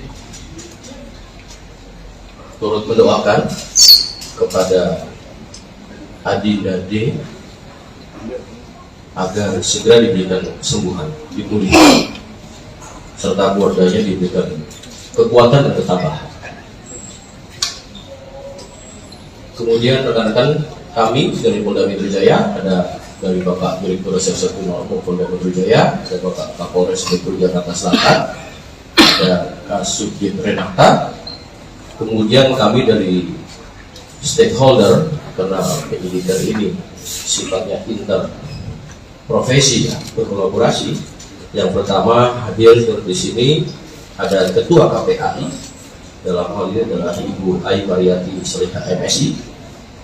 Kemudian juga ada Deputi Kementerian PPA Bapak Nahar Esa MSI, dan kemudian juga ada Kepala Dinas PPAP Provinsi DKI Insinyur Tuki Kusumawati MM, dan satu lagi kami juga didampingi ada ahli pidana anak dari Kementerian PPA Bapak Dr. Ahmad Sofyan SHM. Rekan-rekan, pada hari ini akan ada update terkait dengan proses penyidikan yang dilakukan oleh Polda Metro Jaya. Untuk waktu, kami persilakan kepada Bapak Direktur Reserse Kriminal Polda Metro Jaya. Baik, Assalamualaikum warahmatullahi wabarakatuh. Salam sejahtera buat kita semua. Yang terhormat Bapak Deputi Menteri Pemberdayaan Perempuan dan Perlindungan Anak, Bapak Nahar SHMSI. Yang kami hormati Ibu Kepala Dinas PPAPP Provinsi DKI Insinyur Tuki Kusumawati MM. Yang kami hormati Ketua KPAI Ibu Ai Mariati Solihah MSI. Kemudian yang saya hormati ahli pidana anak dari Kementerian Pemberdayaan Perempuan dan Perlindungan Anak Indonesia, Bapak Dr. Ahmad Sofian, SHMA. Jadi pada kesempatan sore hari ini kami akan menjelaskan update penanganan penyidikan pada kasus yang saat ini menjadi pusat perhatian secara nasional, yaitu penganiayaan terhadap korban atas nama D. Rekan-rekan sekalian, yang pertama kami perlu jelaskan bahwa kasus ini terjadi pada tanggal 20 Februari 2023, kemudian ditangani oleh Polsek Pesanggerahan, dan pada saat itu sudah ditetapkan tersangka dan ditahan. Namun kemudian karena di Polsek tidak ada unit khusus PPA, maka dilimpahkan ke Polres Jakarta Selatan dan kemudian dilaksanakan penyidikan dengan asistensi dan supervisi dari Direktorat Kriminal Umum Polda Metro Jaya, di mana kami mengirimkan tim penyidik Renata dan juga personil daripada pengawasan penyidikan. Jadi secara intensif kami melaksanakan supervisi dan asistensi di Polres Jakarta Selatan dalam rangka untuk optimalisasi pelaksanaan penyidikan ini dan efisiensi daripada penyidikan ini. Hari ini kami tarik ke Polda Metro Jaya. Mengapa? Karena memang kita menerapkan pola kolaborasi intervensi untuk memudahkan koordinasi, dan juga kami memiliki penyidik yang lebih banyak yang khusus menangani kasus-kasus yang melibatkan perempuan dan anak. Rekan-rekan sekalian, pada proses penyidikan ini yang ada di Jakarta Selatan, pada 3 hari pertama penyidik sudah menentukan tersangka dan juga menahan, yaitu 2 tersangka. Kemudian 7 hari terakhir kita adakan pendalaman terhadap proses penyidikan ini. Ya. Kami perlu jelaskan bahwa dalam proses penyidikan ini kita menghadapi 2 kelompok subjek hukum. Yang pertama adalah orang dewasa yang sudah kita tentukan tersangkanya ini. Kemudian kita juga menghadapi 2 subjek hukum, yaitu anak yang berhadapan dengan hukum, yaitu pertama anak sebagai korban, yang kedua adalah anak sebagai saksi. Ini keduanya adalah anak yang berhadapan dengan hukum. Oleh karenanya kami perlu kehati-hatian, kami perlu rigid dalam penanganan kasus ini, dan kami perlu mengundang mitra untuk menjamin bahwa pemenuhan daripada hak-hak anak ini bisa tetap terjaga. Oleh karenanya kami menggandeng dari KPAI dari awal, kami mengundang stakeholder dari awal, PPD, PPA Provinsi DKI, ahli pidana, ahli dari digital forensik, ahli dari psikologi. Kami melibatkan tim dari Apsikor, psikologi, untuk memeriksa psikologi forensik maupun psikologi klinis terhadap anak ini, sekali lagi dalam menjamin hak-hak anak tersebut. Nah, kemudian kami perlu jelaskan rekan-rekan sekalian bahwa pada awalnya kami menerapkan dalam konstruksi pasal adalah pasal 76C junto pasal 80 Undang-Undang PPA junto 351 penganiayaan. Ya. Biasa di sini yang awal. Namun kami perlu menjelaskan bahwa penyidikan kami ini ada bersifat berkesinambungan. Kami artikan menganalogikan seperti ini. Misalnya kita sekarang sakit panas, tapi panasnya karena apa? Kami perlu ada pemeriksaan lanjutan. apakah ini tipes, apakah ini demam berdarah, seperti itu. Dan kami awalnya adalah penganiayaan biasa di sini ditentukan dengan undang-undang PPA tadi. Setelah kami adakan pemeriksaan, kami dilibatkan di bidang forensik, kami menemukan fakta-fakta baru, bukti chat WA, video yang ada di HP. Kemudian perlu kami sampaikan, kami juga menemukan CCTV di seputaran TKP, sehingga kami bisa melihat peranan dari masing-masing orang yang ada di TKP tersebut. Dan kami berkomitmen di sini siapapun yang bersalah harus dihukum. Ya tentu saja apabila itu pun anak, secara formil ini diatur dalam Undang-Undang Peradilan Anak, secara material ini diatur dalam Undang-Undang Perlindungan Anak. Oleh karenanya rekan-rekan sekalian, pada kesempatan gelar pada siang hari ini, pagi sampai dengan siang hari ini, kami menambah konstruksi pasal baru terhadap tersangka-tersangka ini. Ya. Kemudian yang kedua, ada perubahan status dari AG yang awalnya adalah anak yang berhadapan dengan hukum, berubah menjadi atau meningkat statusnya menjadi anak yang berkonflik dengan hukum, atau dengan kata lain berubah menjadi pelaku atau anak. Jadi terhadap anak di bawah umur itu tidak boleh dibilang tersangka. Ini yang kami perlu jelaskan. Kemudian dari fakta hukum yang kami peroleh, baik itu dari chat WA, baik itu dari video, kemudian baik itu dari CCTV yang ada di TKP, kemudian keterangan saksi-saksi, kami mengonstruksikan konstruksi pasal yang baru. Nah, sebelum kami jelaskan, kami juga perlu menjelaskan di sini, ternyata pada awalnya para tersangka ini ataupun orang yang ada di TKP tidak memberikan keterangan yang sebenarnya. Setelah kami sesuaikan dengan CCTV, kami sesuaikan dengan alat bukti yang lain, kami sesuaikan dengan chat WA, tergambar semua peranannya di situ. Oleh karenanya, yang kami sampaikan tadi, ada peningkatan status dari anak yang berhadapan dengan hukum berubah menjadi anak yang berkonflik dengan hukum ataupun pelaku. Kemudian ada perubahan konstruksi pasal.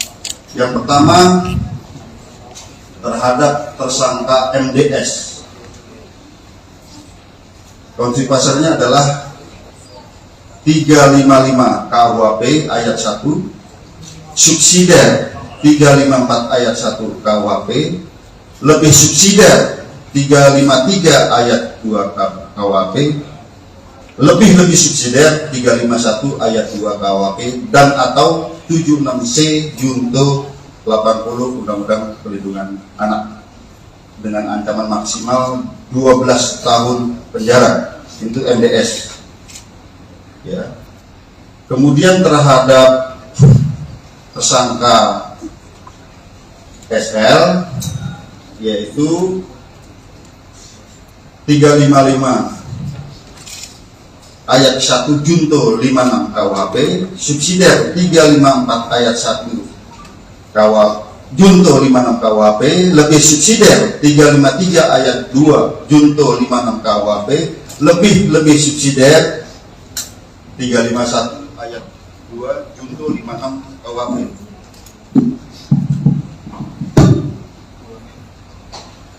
Ulangin bang.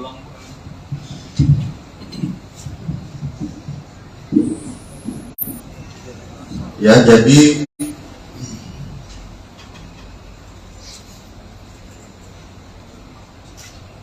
saya ulangi ya, untuk tersangka SL itu 355 KUHP 355 ayat 1 KUHP junto 56 KUHP, subsidiar 354 ayat 1 junto 56 KUHP, lebih subsidiar 353 ayat 2 junto 56 KUHP, lebih subsidiar 351 ayat 2 junto 56 KUHP, dan atau 76C junto 80 Undang-Undang Perlindungan Anak.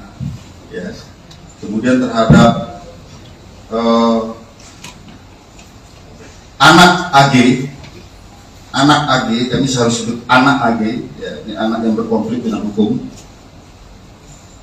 Itu pasalnya adalah 76C junto 8 pasal 80 Undang-Undang Perlindungan Anak dan atau 355 ayat 1 junto 56 subsidiar 354 ayat 1 junto 56 KUHP lebih subsidiar 353 ayat 2 junto 56 KUHP lebih subsidiar 351 ayat 2 junto 56 KUHP. Tentang ancaman maksimal nanti ahli pidana yang akan menyampaikan, karena di sini sekali lagi rekan-rekan sekalian, secara formil terhadap anak di bawah umur itu ada perlakuan yang berbeda. Demikian juga apabila anak sebagai korban ada secara material dalam Undang-Undang Perlindungan Anak. Kemudian rekan-rekan sekalian, kami melihat di sini bahwa dari bukti digital bahwa ini ada perencanaan sejak awal. Ya, pada saat mulai menelpon SL, kemudian bertemu SL, kemudian pada saat di dalam mobil bertiga ada mensrea di sana. Kemudian pada saat terjadinya penganiayaan yang ini sangat-sangat memprihatinkan, kita lihat ya, sangat-sangat sadis di sini. Itu ada 3 kali tendangan ke arah kepala. Kemudian ada 2 kali menginjak tengkuk dan juga ada 1 kali pukulan ke arah kepala. Ini yang ke arah yang sangat-sangat vital di kepala. Di sana di antaranya ada kata-kata free kick. Free kick waktu ditendang ke kepala seperti tendangan penalti, ya, ataupun tendangan bebas. Kemudian juga ada kata-kata gua nggak takut kalau anak orang lain atau anak orang mati. Bagi penyidik di sini dan juga kami koordinasikan konsultasi dengan saksi ahli, ini bisa merupakan suatu mens rea, niat jahat dan juga aktus serius wujud perbuatan. Ini rangkaian perbuatan, korban sudah tidak berdaya, 2 kali ditendang sudah tidak berdaya, masih diadakan penganiayaan lebih lanjut ke arah kepala. Oleh karenanya rekan-rekan sekalian, sekali lagi hari ini kami melaksanakan gelar perkara secara komprehensif, ya, di mana yang pertama sebagai wujud penyidikan kami yang berkesinambungan dengan melihat alat bukti yang ada, dengan melihat digital forensik, hasil digital forensik, bukti chat WA, video, kemudian bukti digital forensik dari CCTV, TKP, keterangan saksi, beberapa orang saksi, 10 orang saksi yang saling bersesuaian, sehingga kami menemukan fakta hukum dan bisa menemukan peranan dari masing-masing tersangka. Maka hari ini kami menambah konstruksi pasal sebagaimana yang kami sebutkan tadi.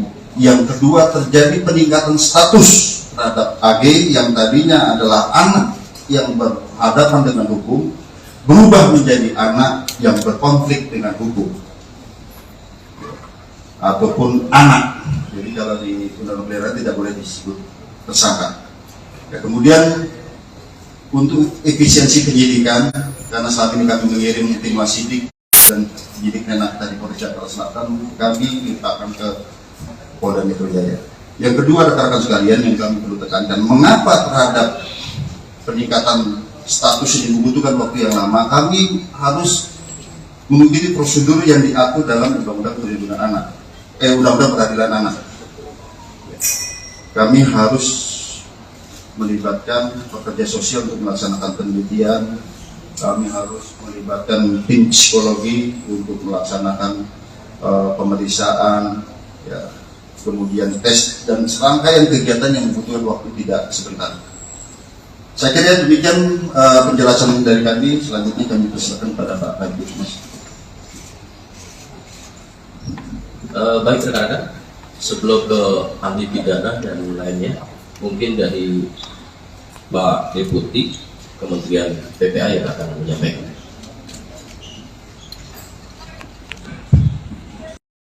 Peraturan perundang-undangan yang ada untuk menghindari hal-hal yang tidak kita harapkan. Lalu kemudian yang kedua, tentu mengambil langkah tentang jika dibutuhkan ikut dalam proses penyelesaian administrasi perkara. Jadi kalau ada dokumen-dokumen, ada kebutuhan lain yang perlu dilengkapi, perlu ahli, perlu petugas-petugas tertentu, tentu kami ingin memastikan itu bisa dilaksanakan. Termasuk yang tugas yang selanjutnya itu terkait dengan rehabilitasi dan reintegrasi. Rehabilitasi tentu berkaitan dengan rehabilitasi fisik selama korban ada di rumah sakit, termasuk juga mengingatkan tentang hak-hak korban gitu ya. Lalu kemudian hak-hak anak yang berhadapan dengan hukum itu selama proses pemulihan, selama proses pengobatan itu juga perlu dilakukan, termasuk nanti pasca penyelesaian kasus ini. Lalu kemudian yang ketiga tentu ingin memastikan juga langkah yang keempat yaitu soal reintegrasi sosial. Kita tidak mengharapkan misalnya yang sudah diputuskan tadi oleh penyidik lalu kemudian berdampak kepada pengabaian hak.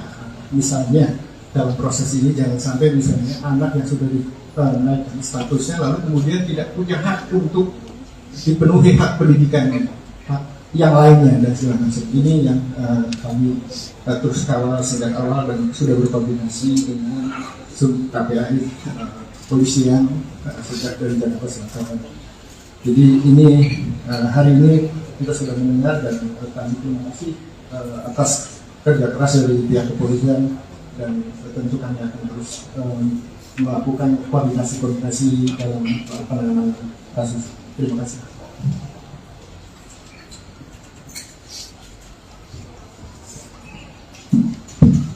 Baik, terima kasih.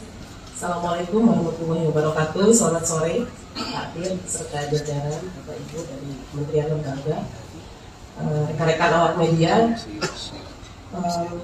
Rasa duka dan empati tentu kami sampaikan kepada korban sampai saat ini dalam pengawasan kami yang disampaikan medis dan keluarga baru sampai bisa respon dan itu pun secara medis. Tentu ini merupakan kekerasan yang sangat serius dan KPAI mengutuk tindakan kekerasan yang dilakukan karena ini sangat mencederai martabat terutama hak dasar asasi manusia. Ini yang kami lihat sebagai tindakan pidana yang luar biasa sehingga pengawasan kami tentu terhadap korban ingin lebih memastikan bagaimana situasi dan kondisi Ananda D ini dalam perawatan intensif segera dipulihkan dan Allah segera angkat penyakitnya sehingga Ananda bisa kembali pulih dan menikmati masa anak-anaknya secara normal, secara wajar. Ini doa kita setiap saat. Yang kedua, terkait rilis hari ini, tentu KPAI memberikan apresiasi atas upaya kerja keras, kerjasama, kerja koordinatif yang terus dilakukan oleh Polres Jakarta Selatan dan kemudian hari ini dilakukan di tingkat Polda Metro Jaya. Ini menunjukkan keseriusan terhadap langkah-langkah profesionalitas yang dilakukan kepolisian melihat situasi dan kondisi tindak pidana terhadap seorang anak. Sehingga kami dengan mendengarkan apa yang disampaikan oleh Pak Direktur tadi, ada konstruksi yang baru memberikan sebuah apresiasi dan sebuah pembelajaran publik bahwa anak-anak Indonesia harus terbebas dari situasi kekerasan yang hari ini dialami oleh salah satu anak kita. Berikutnya, pengawasan kami tentu bukan hanya melihat situasi dan kondisi dan bertemu korban serta keluarganya, kami juga memastikan berbagai hak yang harus dapatkan ketika kita melihat di dalam aturan perundangan bahwa anak yang menjadi korban kekerasan ini tentu dipastikan siapa yang berperan secara sentral untuk memberikan perlindungan.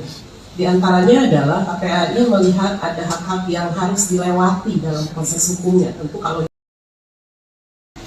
rekan-rekan media yang saya hormati, pada hari ini, tepatnya hari Kamis, tanggal 2 Maret 2023, Polda Metro Jaya melakukan press conference terkait dengan perkembangan update yang menjadi perhatian kita bersama. Dan tentunya pertama-tama kami di sini turut prihatin, turut mendoakan kepada Adinda D agar segera diberikan kesembuhan, dipulihkan, serta keluarganya diberikan kekuatan dan ketabahan. Kemudian rekan-rekan kami dari Polda Metro Jaya, ada dari Bapak Direktur Reserse Kriminal Umum Polda Metro Jaya, ada Bapak Kapolres Metro Jakarta Selatan, ada Kasubdit Renata, kemudian kami dari stakeholder, karena penyidikan ini sifatnya interprofesi, berkolaborasi. Yang pertama hadir di sini ada Ketua KPAI, dalam hal ini adalah Ibu Ai Mariati Solihah MSI. Kemudian juga ada Deputi Kementerian PPA Bapak Nahar Esa MSI, dan kemudian juga ada Kepala Dinas PPAP Provinsi DKI Insinyur Tuti Kusumawati MM, dan satu lagi kami juga mendampingi ada ahli pidana anak dari Kementerian PPA Bapak Dr. Ahmad Sofyan SHM. Rekan-rekan, pada hari ini akan ada update terkait dengan proses penyidikan yang dilakukan oleh Polda Metro Jaya. Untuk waktu, kami persilakan kepada Bapak Direktur Reserse Kriminal Umum Polda Metro Jaya. Baik, Assalamualaikum warahmatullahi wabarakatuh. Salam sejahtera buat kita semua. Yang terhormat Bapak Deputi Menteri Pemberdayaan Perempuan dan Perlindungan Anak, Bapak Nahar SHMSI. Yang kami hormati Ibu Kepala Dinas PPAPP Provinsi DKI Insinyur Tuti Kusumawati MM. Yang kami hormati Ketua KPAI Ibu Ai Mariati Solihah MSI. Kemudian yang saya hormati ahli pidana anak dari Kementerian Pemberdayaan Perempuan dan Perlindungan Anak Indonesia, Bapak Dr. Ahmad Sofyan SHMA. Jadi pada kesempatan sore hari ini kami akan menjelaskan update penanganan penyidikan pada kasus yang saat ini menjadi pusat perhatian secara nasional, yaitu penganiayaan terhadap korban atas nama D. Rekan-rekan sekalian, yang pertama kami perlu jelaskan bahwa kasus ini terjadi pada tanggal 20 Februari 2023, kemudian ditangani oleh Polsek Pesanggerahan, dan pada saat itu sudah ditetapkan tersangka dan ditahan. Namun kemudian karena di Polsek tidak ada unit khusus PPA, maka dilimpahkan ke Polres Jakarta Selatan dan kemudian dilaksanakan penyidikan dengan asistensi dan supervisi dari Direktorat Kriminal Umum Polda Metro Jaya, di mana kami mengirimkan tim penyidik Renata dan juga personil daripada pengawasan penyidikan. Jadi secara intensif kami melaksanakan supervisi dan asistensi di Polres Jakarta Selatan dalam rangka untuk optimalisasi pelaksanaan penyidikan ini dan efisiensi daripada penyidikan ini, hari ini kami tarik ke Polda Metro Jaya. Mengapa? Karena memang kita menerapkan pola kolaborasi intervensi untuk memudahkan koordinasi, dan juga kami memiliki penyidik yang lebih banyak yang khusus menangani kasus-kasus yang melibatkan perempuan dan anak. Rekan-rekan sekalian, pada proses penyidikan ini yang ada di Jakarta Selatan, pada 3 hari pertama, penyidik sudah menentukan tersangka dan juga menahan, yaitu 2 tersangka. Kemudian 7 hari terakhir kita adakan pendalaman terhadap proses penyidikan ini. Ya. Kami perlu jelaskan bahwa dalam proses penyidikan ini kita menghadapi 2 kelompok subjek hukum. Yang pertama adalah orang dewasa yang sudah kita tentukan tersangkanya ini.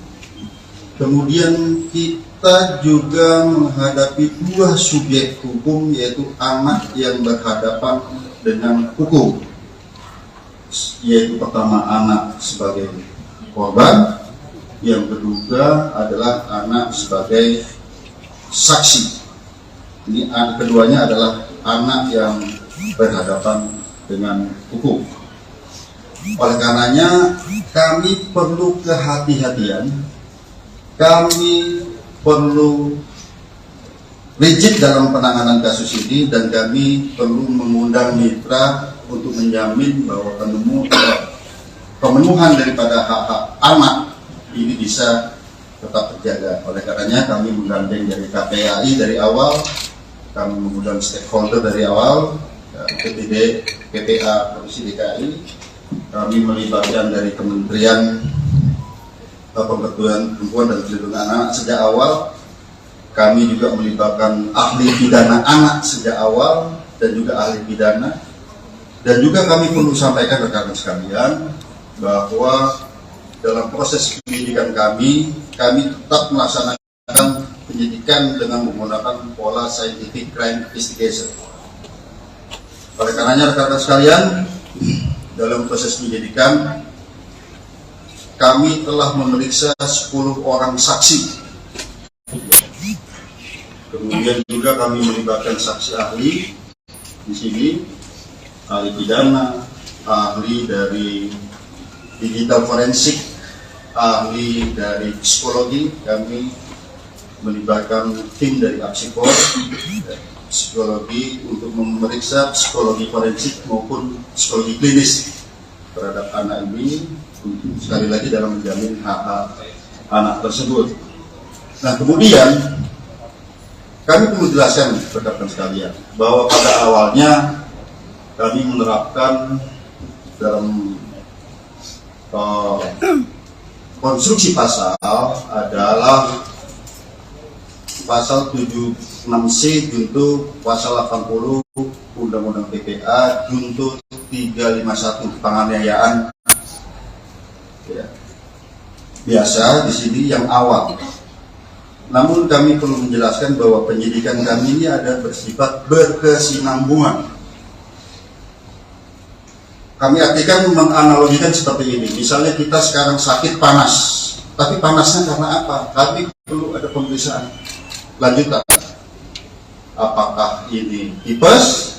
Apakah ini demam berdarah? Seperti itu. Dan kami awalnya adalah penganiayaan biasa di sini ditunjukkan dengan undang-undang PPA tadi.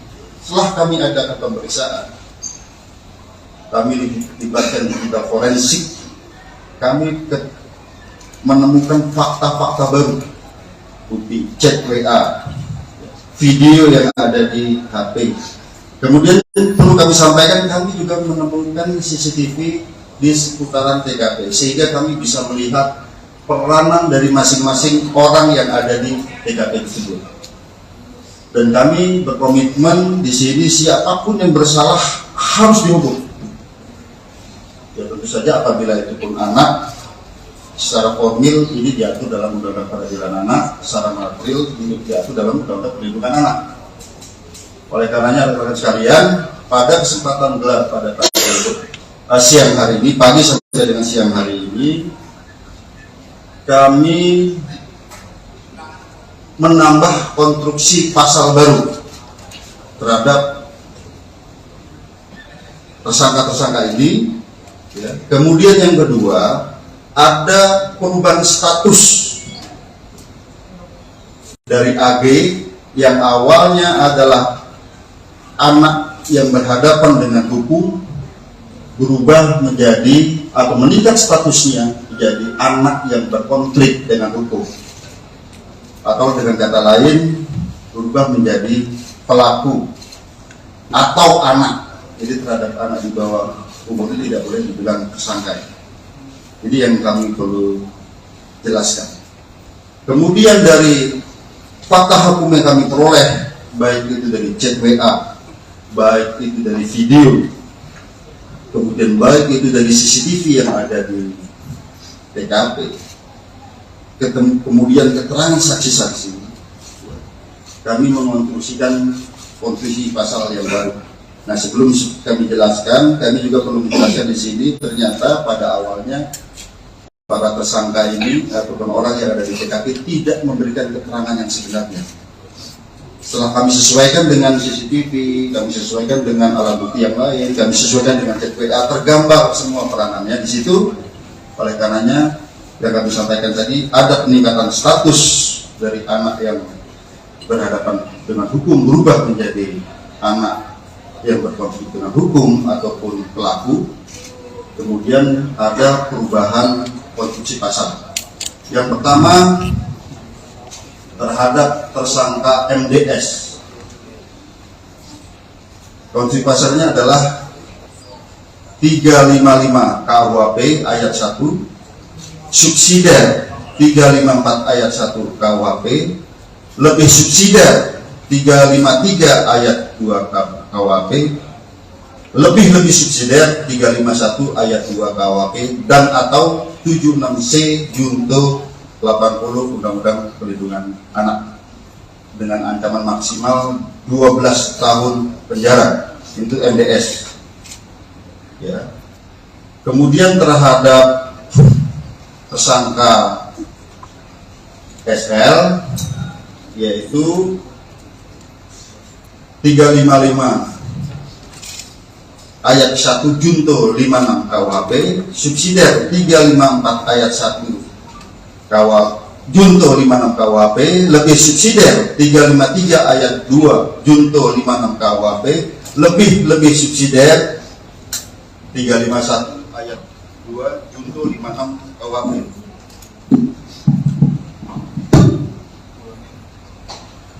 Ulangin bang.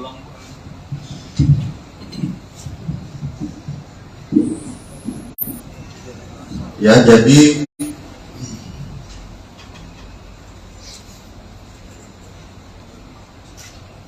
saya ulangi ya, untuk tersangka SL itu 355 KUHP, 355 ayat 1 KUHP junto 56 KUHP, subsidiar 354 ayat 1 junto 56 KUHP, lebih subsidiar 353 ayat 2 junto 56 KUHP, lebih subsidiar 351 ayat 2 junto 56 KUHP, dan atau 76C junto 80 Undang-Undang Perlindungan Anak.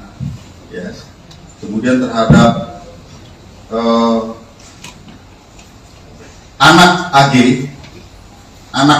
kami harus sebut anak AG, ya, ini anak yang berkonflik dengan hukum. Itu pasalnya adalah 76C junto 8 pasal 80 Undang-Undang Perlindungan Anak, dan atau 355 ayat 1 junto 56, subsidiar 354 ayat 1 junto 56 KUHP, lebih subsidiar 353 ayat 2 junto 56 KUHP, lebih subsidiar 351 ayat 2 junto 56 KUHP. Tentang ancaman maksimal nanti ahli pidana yang akan menyampaikan, karena di sini sekali lagi rekan-rekan sekalian, secara formil terhadap anak di bawah umur itu ada perlakuan yang berbeda. Demikian juga apabila anak sebagai korban, ada secara material dalam Undang-Undang Perlindungan Anak. Kemudian rekan-rekan sekalian, kami melihat di sini bahwa dari bukti digital bahwa ini ada perencanaan sejak awal.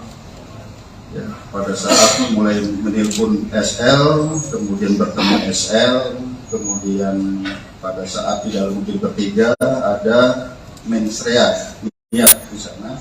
Kemudian pada saat terjadinya penganiayaan yang ini sangat-sangat memprihatinkan, kita lihat ya, sangat-sangat sadis di sini, itu ada 3 kali tendangan ke arah kepala. Kemudian ada 2 kali menginjak tengkuk dan juga ada 1 kali pukulan ke arah kepala. Ini yang ke arah yang sangat-sangat vital di kepala. Di sana di antaranya ada kata-kata free kick, ya, free kick waktu ditendang ke kepala seperti tendangan penalti, ya, ataupun tendangan bebas. Kemudian juga ada kata-kata gua nggak takut kalau anak orang lain, anak orang mati. Bagi penyidik di sini dan juga kami koordinasikan konsultasi dengan saksi ahli, ini bisa merupakan suatu mens rea, niat jahat dan juga aktus serius wujud perbuatan. Ini rangkaian perbuatan, korban sudah tidak berdaya, 2 kali ditendang sudah tidak berdaya, masih diadakan penganiayaan lebih lanjut ke arah kepala. Oleh karenanya rekan-rekan sekalian, sekali lagi hari ini kami melaksanakan gelar perkara secara komprehensif, ya, di mana yang pertama sebagai wujud penyidikan kami yang berkesinambungan dengan melihat alat bukti yang ada, dengan melihat digital forensik, hasil digital forensik, bukti chat WA, video, kemudian bukti digital forensik dari CCTV, TKP, keterangan saksi, beberapa orang saksi, 10 orang saksi yang saling bersesuaian, sehingga kami menemukan fakta hukum dan bisa menemukan peranan dari masing-masing tersangka. Maka hari ini kami menambah konstruksi pasal sebagaimana yang kami sebutkan tadi. Yang kedua, terjadi peningkatan status terhadap AG yang tadinya adalah anak yang berhadapan dengan hukum, berubah menjadi anak yang berkonflik dengan hukum ataupun anak. Jadi kalau di undang-undang peliharaan tidak boleh disebut tersangka. Ya, kemudian untuk efisiensi penyidikan, karena saat ini kami mengirim tim wasidik dan penyidik Menak dari Polres Jakarta Selatan, kami limpahkan ke Polda Metro Jaya. Yang kedua, rekan-rekan sekalian, yang kami perlu tekankan, mengapa terhadap peningkatan status ini membutuhkan waktu yang lama? Kami harus mengikuti prosedur yang diatur dalam Undang-Undang Perlindungan Anak, Undang-Undang Peradilan Anak. Kami harus melibatkan pekerja sosial untuk melaksanakan penelitian. Kami harus melibatkan tim psikologi untuk melaksanakan pemeriksaan, ya, kemudian tes dan serangkaian kegiatan yang membutuhkan waktu tidak sebentar. Saya kira demikian penjelasan dari kami. Selanjutnya kami persilakan pada Pak Kabit, Mas. Baik rekan-rekan, sebelum ke ahli pidana dan lainnya, mungkin dari Pak Deputi Kementerian PPA yang akan menyampaikan.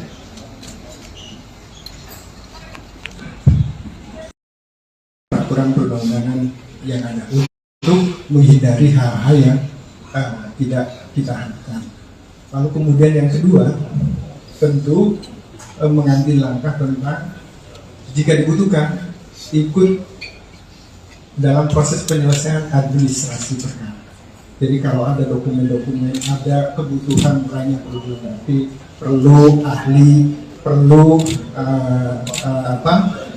petugas-petugas tertentu, tentu kami ingin memastikan itu bisa dilaksanakan.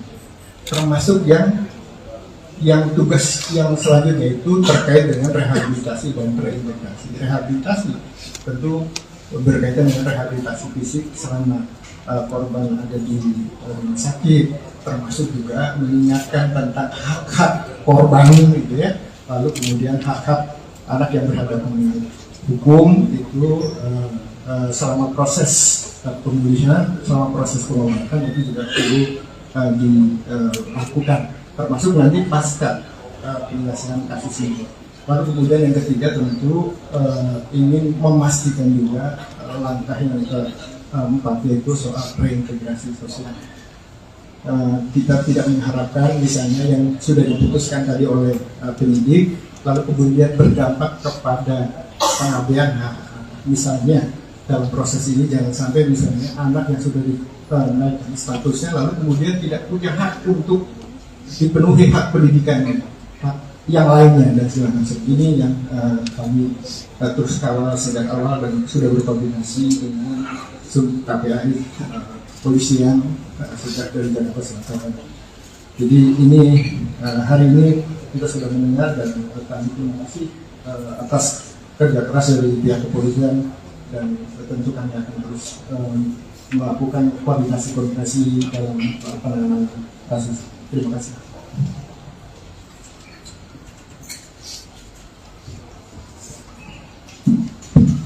Baik, terima kasih. Assalamualaikum warahmatullahi wabarakatuh. Selamat sore, Pak Dir, serta jajaran Bapak Ibu dari Kementerian Lembaga, rekan-rekan awak media. Rasa duka dan empati tentu kami sampaikan kepada korban sampai saat ini dalam pengawasan kami yang disampaikan medis dan keluarga baru sampai bisa respon dan itu pun secara medis. Tentu ini merupakan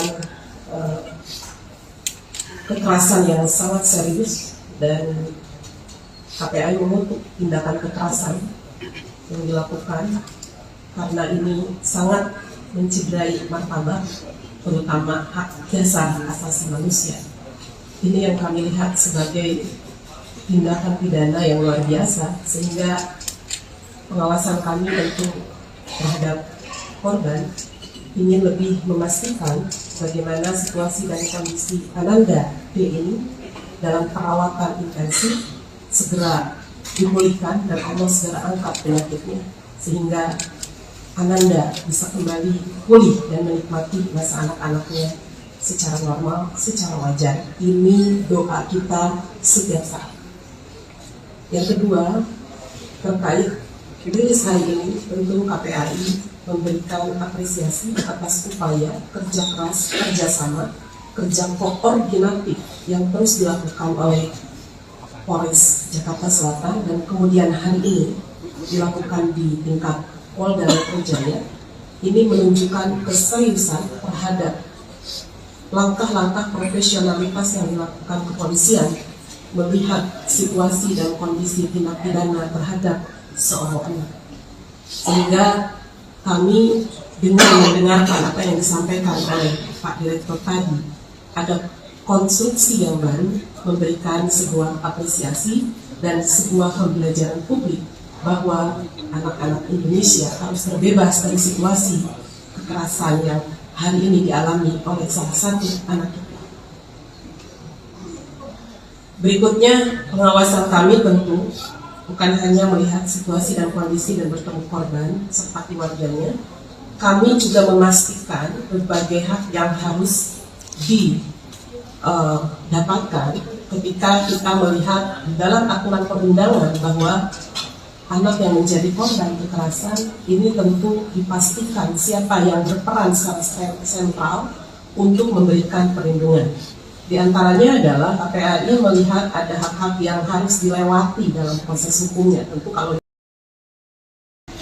rekan-rekan media yang saya hormati, pada hari ini, tepatnya hari Kamis, tanggal 2 Maret 2023, Polda Metro Jaya melakukan press conference terkait dengan perkembangan update yang menjadi perhatian kita bersama. Dan tentunya pertama-tama kami di sini turut prihatin,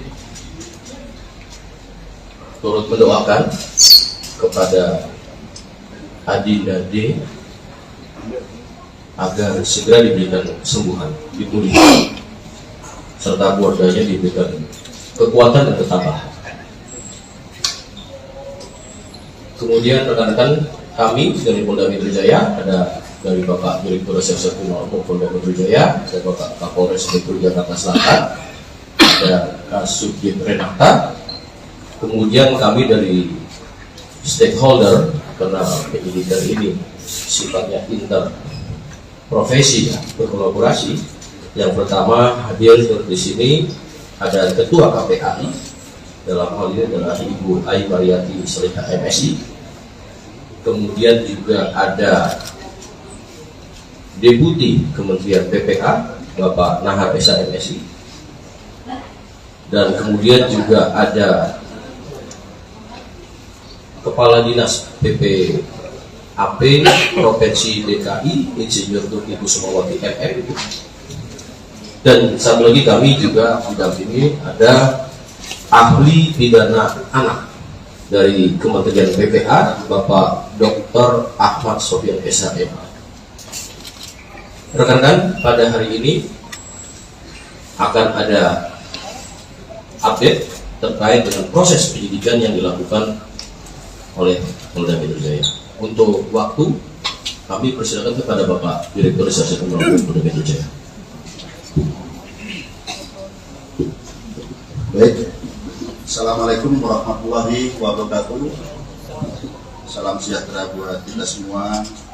Yang terhormat Bapak Deputi Menteri Pemberdayaan Perempuan dan Perlindungan Anak Bapak Nahar SHMSI. Yang kami hormati Ibu Kepala Dinas PPAPP Provinsi DKI Insinyur Tuti Kusumawati MM. Yang kami hormati Ketua KPAI Ibu Ai Mariati Solihah MSI. Kemudian yang saya hormati ahli pidana anak dari Kementerian Pemberdayaan Perempuan dan Perlindungan Anak Indonesia Bapak Dr. Ahmad Sofyan SHM. Jadi pada kesempatan sore hari ini kami akan menjelaskan update penanganan penyidikan pada kasus yang saat ini menjadi pusat perhatian secara nasional, yaitu penganiayaan terhadap korban atas nama D. Rekan-rekan sekalian, yang pertama kami perlu jelaskan bahwa kasus ini terjadi pada tanggal 20 Februari 2023, kemudian ditangani oleh Polsek Pesanggerahan. Dan pada saat itu sudah ditetapkan tersangka dan ditahan. Namun kemudian karena di Polsek tidak ada unit khusus PPA, maka dilimpahkan ke Polres Jakarta Selatan dan kemudian dilaksanakan penyidikan dengan Metro Jaya. Mengapa? Karena memang kita menerapkan pola kolaborasi interprofesi untuk memudahkan koordinasi, dan juga kami memiliki penyidik yang lebih banyak yang khusus menangani kasus-kasus yang melibatkan perempuan dan anak. Rekan-rekan sekalian, pada proses penyidikan ini yang ada di Jakarta Selatan, pada 3 hari pertama penyidik sudah menentukan tersangka dan juga menahan, yaitu 2 tersangka. Kemudian 7 hari terakhir kita adakan pendalaman terhadap proses penyidikan ini. Ya. Kami perlu jelaskan bahwa dalam proses penyidikan ini kita menghadapi 2 kelompok subjek hukum. Yang pertama adalah orang dewasa yang sudah kita tentukan tersangkanya ini. Kemudian kita juga menghadapi 2 subjek hukum, yaitu anak yang berhadapan dengan hukum, yaitu pertama anak sebagai korban, yang kedua adalah anak sebagai saksi. Ini keduanya adalah anak yang berhadapan dengan hukum. Oleh karenanya kami perlu kehati-hatian, kami perlu rigid dalam penanganan kasus ini dan kami perlu mengundang mitra untuk menjamin bahwa pemenuhan daripada hak-hak anak ini bisa tetap terjaga. Oleh karenanya kami menggandeng dari KPAI dari awal, kami mengundang stakeholder dari awal, PTD, PTA Provinsi DKI, kami melibatkan dari Kementerian Pemberdayaan Perempuan dan Perlindungan Anak sejak awal, kami juga melibatkan ahli pidana anak sejak awal dan juga ahli pidana, dan juga kami perlu sampaikan rekan-rekan sekalian bahwa dalam proses penyidikan kami tetap melaksanakan penyidikan dengan menggunakan pola scientific crime investigation. Oleh karenanya rekan-rekan sekalian, dalam proses penyidikan kami telah memeriksa 10 orang saksi. Kemudian juga kami melibatkan saksi ahli di sini, ahli pidana, ahli dari digital forensik, ahli dari psikologi. Kami melibatkan tim dari Apsikor, psikologi untuk memeriksa psikologi forensik maupun psikologi klinis terhadap anak ini, sekali lagi dalam menjamin hak-hak anak tersebut. Nah, kemudian kami perlu jelaskan rekan-rekan sekalian bahwa pada awalnya kami menerapkan dalam konstruksi pasal adalah pasal 76C junto pasal 80 Undang-Undang PPA junto 351 penganiayaan. Ya. Biasa di sini yang awal. Namun kami perlu menjelaskan bahwa penyidikan kami ini ada bersifat berkesinambungan. Kami artikan menganalogikan seperti ini. Misalnya kita sekarang sakit panas, tapi panasnya karena apa? Kami perlu ada pemeriksaan lanjutan. Apakah ini tipes? Apakah ini demam berdarah? Seperti itu. Dan kami awalnya adalah penganiayaan biasa di sini ditentukan dengan undang-undang PPA tadi. Setelah kami adakan pemeriksaan, kami dilibatkan digital forensik, kami menemukan fakta-fakta baru, bukti chat WA, video yang ada di HP. Kemudian perlu kami sampaikan, kami juga menemukan CCTV di seputaran TKP, sehingga kami bisa melihat peranan dari masing-masing orang yang ada di TKP tersebut. Dan kami berkomitmen di sini siapapun yang bersalah harus dihukum. Ya tentu saja apabila itu pun anak, secara formil ini diatur dalam Undang-Undang Peradilan Anak, secara material ini diatur dalam Undang-Undang Perlindungan Anak. Oleh karenanya rekan-rekan sekalian, pada kesempatan gelar pada siang hari ini, pagi sampai dengan siang hari ini, kami menambah konstruksi pasal baru terhadap tersangka-tersangka ini. Ya. Kemudian yang kedua, ada perubahan status dari AG yang awalnya adalah anak yang berhadapan dengan hukum, berubah menjadi atau meningkat statusnya menjadi anak yang berkonflik dengan hukum, atau dengan kata lain berubah menjadi pelaku atau anak. Jadi terhadap anak di bawah umur itu tidak boleh dibilang tersangka. Jadi yang kami perlu jelaskan.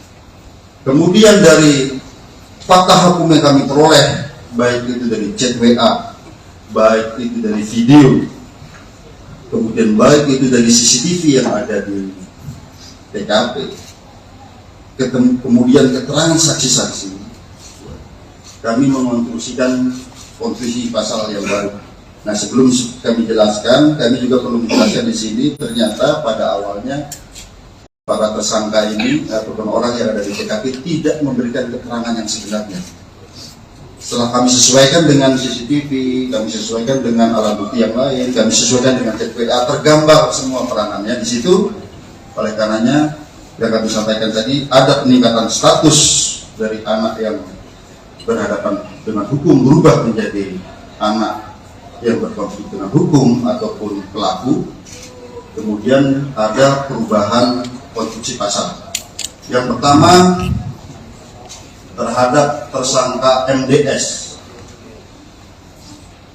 Konstruksi pasalnya adalah 355 KUHP ayat 1, subsidiar 354 ayat 1 KUHP, lebih subsidiar 353 ayat 2 KUHP, lebih subsidiar 351 ayat 2 KUHP, dan atau 76C junto 80 Undang-Undang Perlindungan Anak dengan ancaman maksimal 12 tahun penjara. Itu MDS.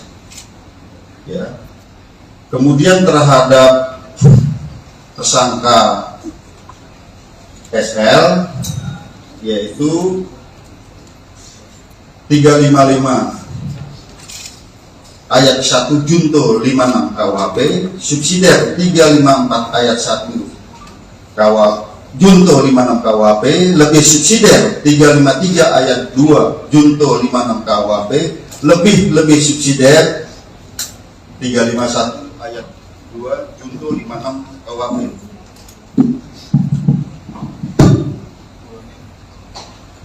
Ulangin bang.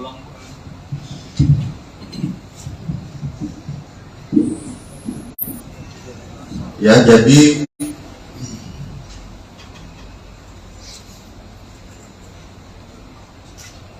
saya ulangi ya, untuk tersangka SL itu 355 KUHP 355 ayat 1 KUHP junto 56 KUHP, subsidiar 354 ayat 1 junto 56 KUHP, lebih subsidiar 353 ayat 2 junto 56 KUHP, lebih subsidiar 351 ayat 2 junto 56 KUHP, dan atau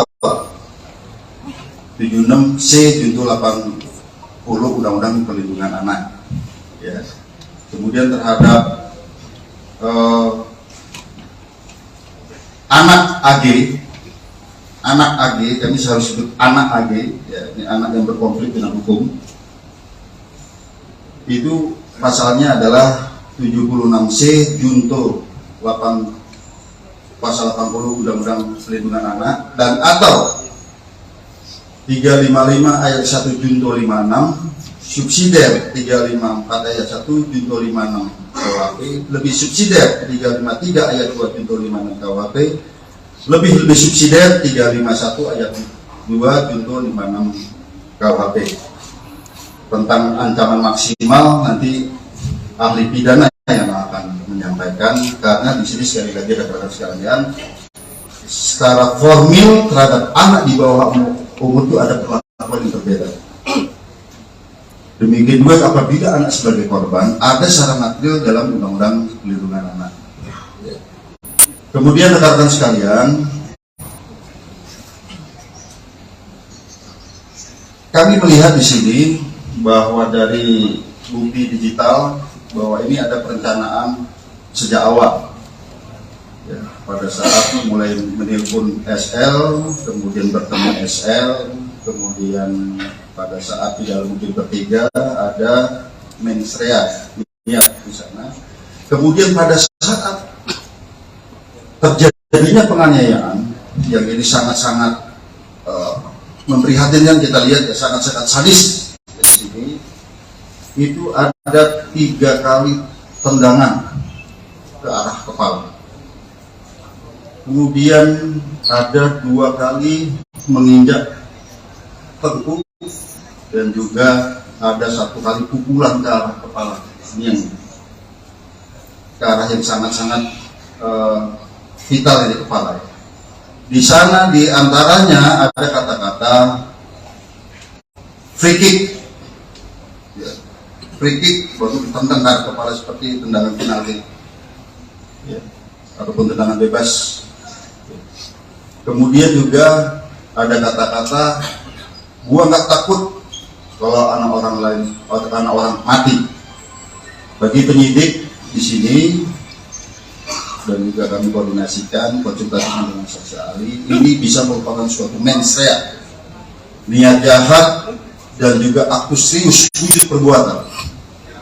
Jadi rangkaian perbuatan korban sudah tidak berdaya, 2 kali ditendang sudah tidak berdaya, masih diadakan penganiayaan lebih lanjut ke arah kepala.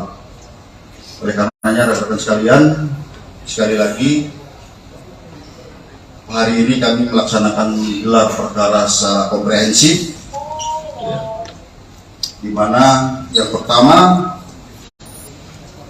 sebagai wujud penyidikan kami yang berkesinambungan dengan melihat alat bukti yang ada, dengan melihat digital forensik, hasil digital forensik, bukti chat WA, video, kemudian bukti digital forensik dari CCTV, TKP, keterangan saksi, beberapa orang saksi, 10 orang saksi yang saling bersesuaian, sehingga kami menemukan fakta hukum dan bisa menemukan peranan dari masing-masing tersangka. Maka hari ini kami menambah konstruksi pasal sebagaimana yang kami sebutkan tadi. Yang kedua, terjadi peningkatan status terhadap AG yang tadinya adalah anak yang berhadapan dengan hukum, berubah menjadi anak yang berkonflik dengan hukum ataupun anak. Jadi kalau di undang-undang pelihara tidak boleh disebut tersangka.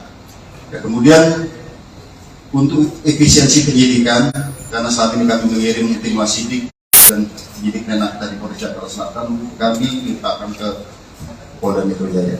Yang kedua, rekan-rekan sekalian, yang kami perlu tekankan, mengapa terhadap peningkatan status ini membutuhkan waktu yang lama? Kami harus mengikuti prosedur yang diatur dalam Undang-Undang Perlindungan Anak, Undang-Undang Peradilan Anak. Kami harus melibatkan pekerja sosial untuk melaksanakan penelitian. Kami harus melibatkan tim psikologi untuk melaksanakan pemeriksaan, ya, kemudian tes dan serangkaian kegiatan yang membutuhkan waktu tidak sebentar. Saya kira demikian penjelasan dari kami. Selanjutnya kami persilakan pada Pak Kabid Mas. Baik rekan-rekan, sebelum ke ahli pidana dan lainnya, mungkin dari Pak Deputi Kementerian PPA yang akan menyampaikan.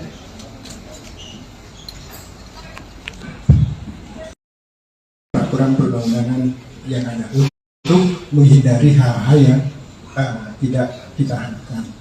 Lalu kemudian yang kedua, tentu mengambil langkah tentang jika dibutuhkan ikut dalam proses penyelesaian administrasi perkara.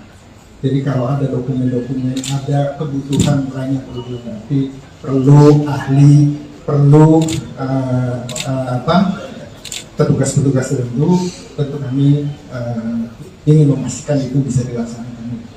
Termasuk yang tugas yang selanjutnya itu terkait dengan rehabilitasi dan reintegrasi. Rehabilitasi tentu berkaitan dengan rehabilitasi fisik selama korban ada di rumah sakit, termasuk juga mengingatkan tentang hak-hak korban gitu ya.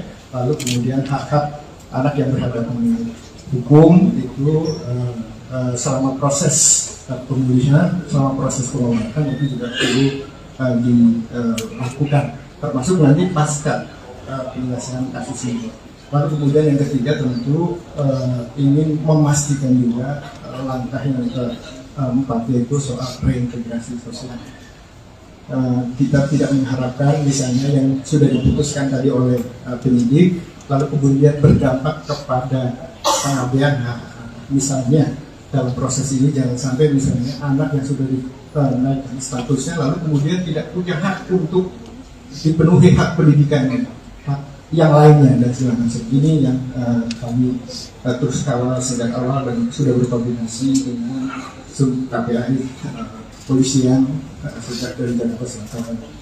Jadi ini hari ini kita sudah mendengar dan kami terima kasih atas kerja keras dari pihak kepolisian dan tentu kami akan terus melakukan koordinasi dalam penanganan kasus. Terima kasih.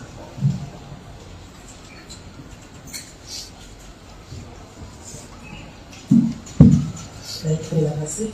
Assalamualaikum warahmatullahi wabarakatuh. Selamat sore, Pak Dir serta jajaran Bapak Ibu dari Kementerian Lembaga, rekan-rekan awak media.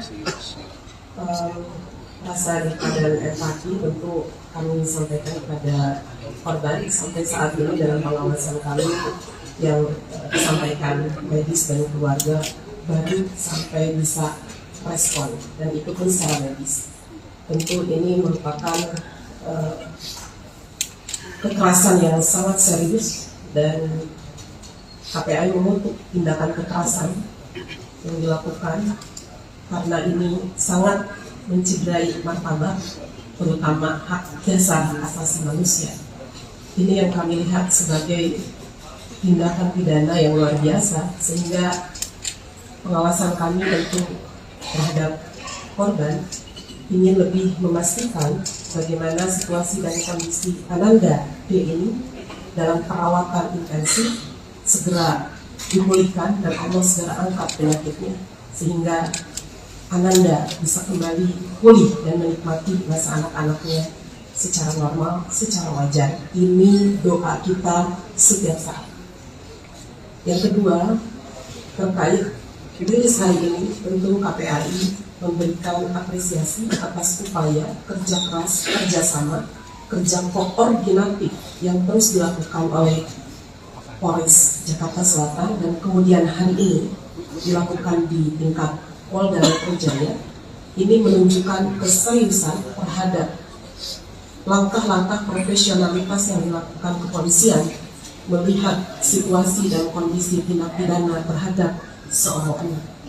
Sehingga kami dengan mendengarkan apa yang disampaikan oleh Pak Direktur tadi, ada konstruksi yang baru memberikan sebuah apresiasi dan sebuah pembelajaran publik bahwa anak-anak Indonesia harus terbebas dari situasi kekerasan yang hari ini dialami oleh salah satu anak kita. Berikutnya, pengawasan kami tentu bukan hanya melihat situasi dan kondisi dan bertemu korban serta keluarganya, kami juga memastikan berbagai hak yang harus didapatkan ketika kita melihat dalam aturan perundangan bahwa anak yang menjadi korban kekerasan ini tentu dipastikan siapa yang berperan secara sentral untuk memberikan perlindungan. Di antaranya adalah KPAI melihat ada hak-hak yang harus dilewati dalam proses hukumnya. Tentu kalau rekan-rekan media yang saya hormati, pada hari ini, tepatnya hari Kamis, tanggal 2 Maret 2023, Polda Metro Jaya melakukan press conference terkait dengan perkembangan update yang menjadi perhatian kita bersama. Dan tentunya pertama-tama kami di sini turut prihatin, turut mendoakan kepada Adinda D agar segera diberikan kesembuhan, dipulihkan, serta keluarganya diberikan kekuatan dan ketabahan. Kemudian rekan-rekan kami dari Polda Metro Jaya, ada dari Bapak Direktur Reserse Kriminal Umum Polda Metro Jaya, ada Bapak Kapolres Metro Jakarta Selatan, ada Kasubdit Renata, kemudian kami dari stakeholder, karena penyidikan ini sifatnya interprofesi, berkolaborasi. Yang pertama hadir di sini ada Ketua KPAI, dalam hal ini adalah Ibu Ai Mariati Seliha MSI. Kemudian juga ada Deputi Kementerian PPA Bapak Nahar Esa MSI, dan kemudian juga ada Kepala Dinas PPAP Provinsi DKI Insinyur Tuti Kusumawati MM, dan satu lagi kami juga didampingi ada ahli pidana anak dari Kementerian PPA Bapak Dr. Ahmad Sofian Esa MA. Rekan-rekan, pada hari ini akan ada update terkait dengan proses penyidikan yang dilakukan oleh Polda Metro Jaya. Untuk waktu, kami persilakan kepada Bapak Direktur Reserse Kriminal Umum Polda Metro Jaya. Baik, Assalamualaikum warahmatullahi wabarakatuh. Salam sejahtera buat kita semua.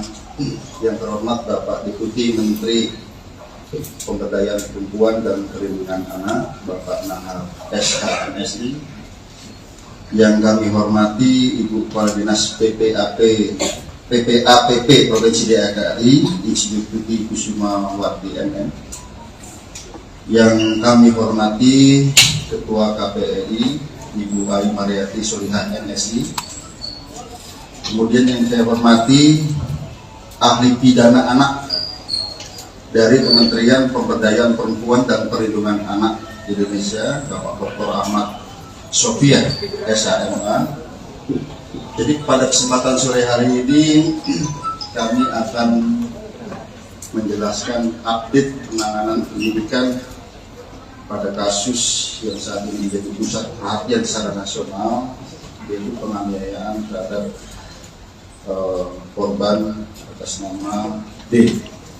Rekan-rekan sekalian, yang pertama kami perlu jelaskan bahwa kasus ini terjadi pada tanggal 20 Februari 2023, kemudian ditangani oleh Polsek Pesanggerahan, dan pada saat itu sudah ditetapkan tersangka dan ditahan.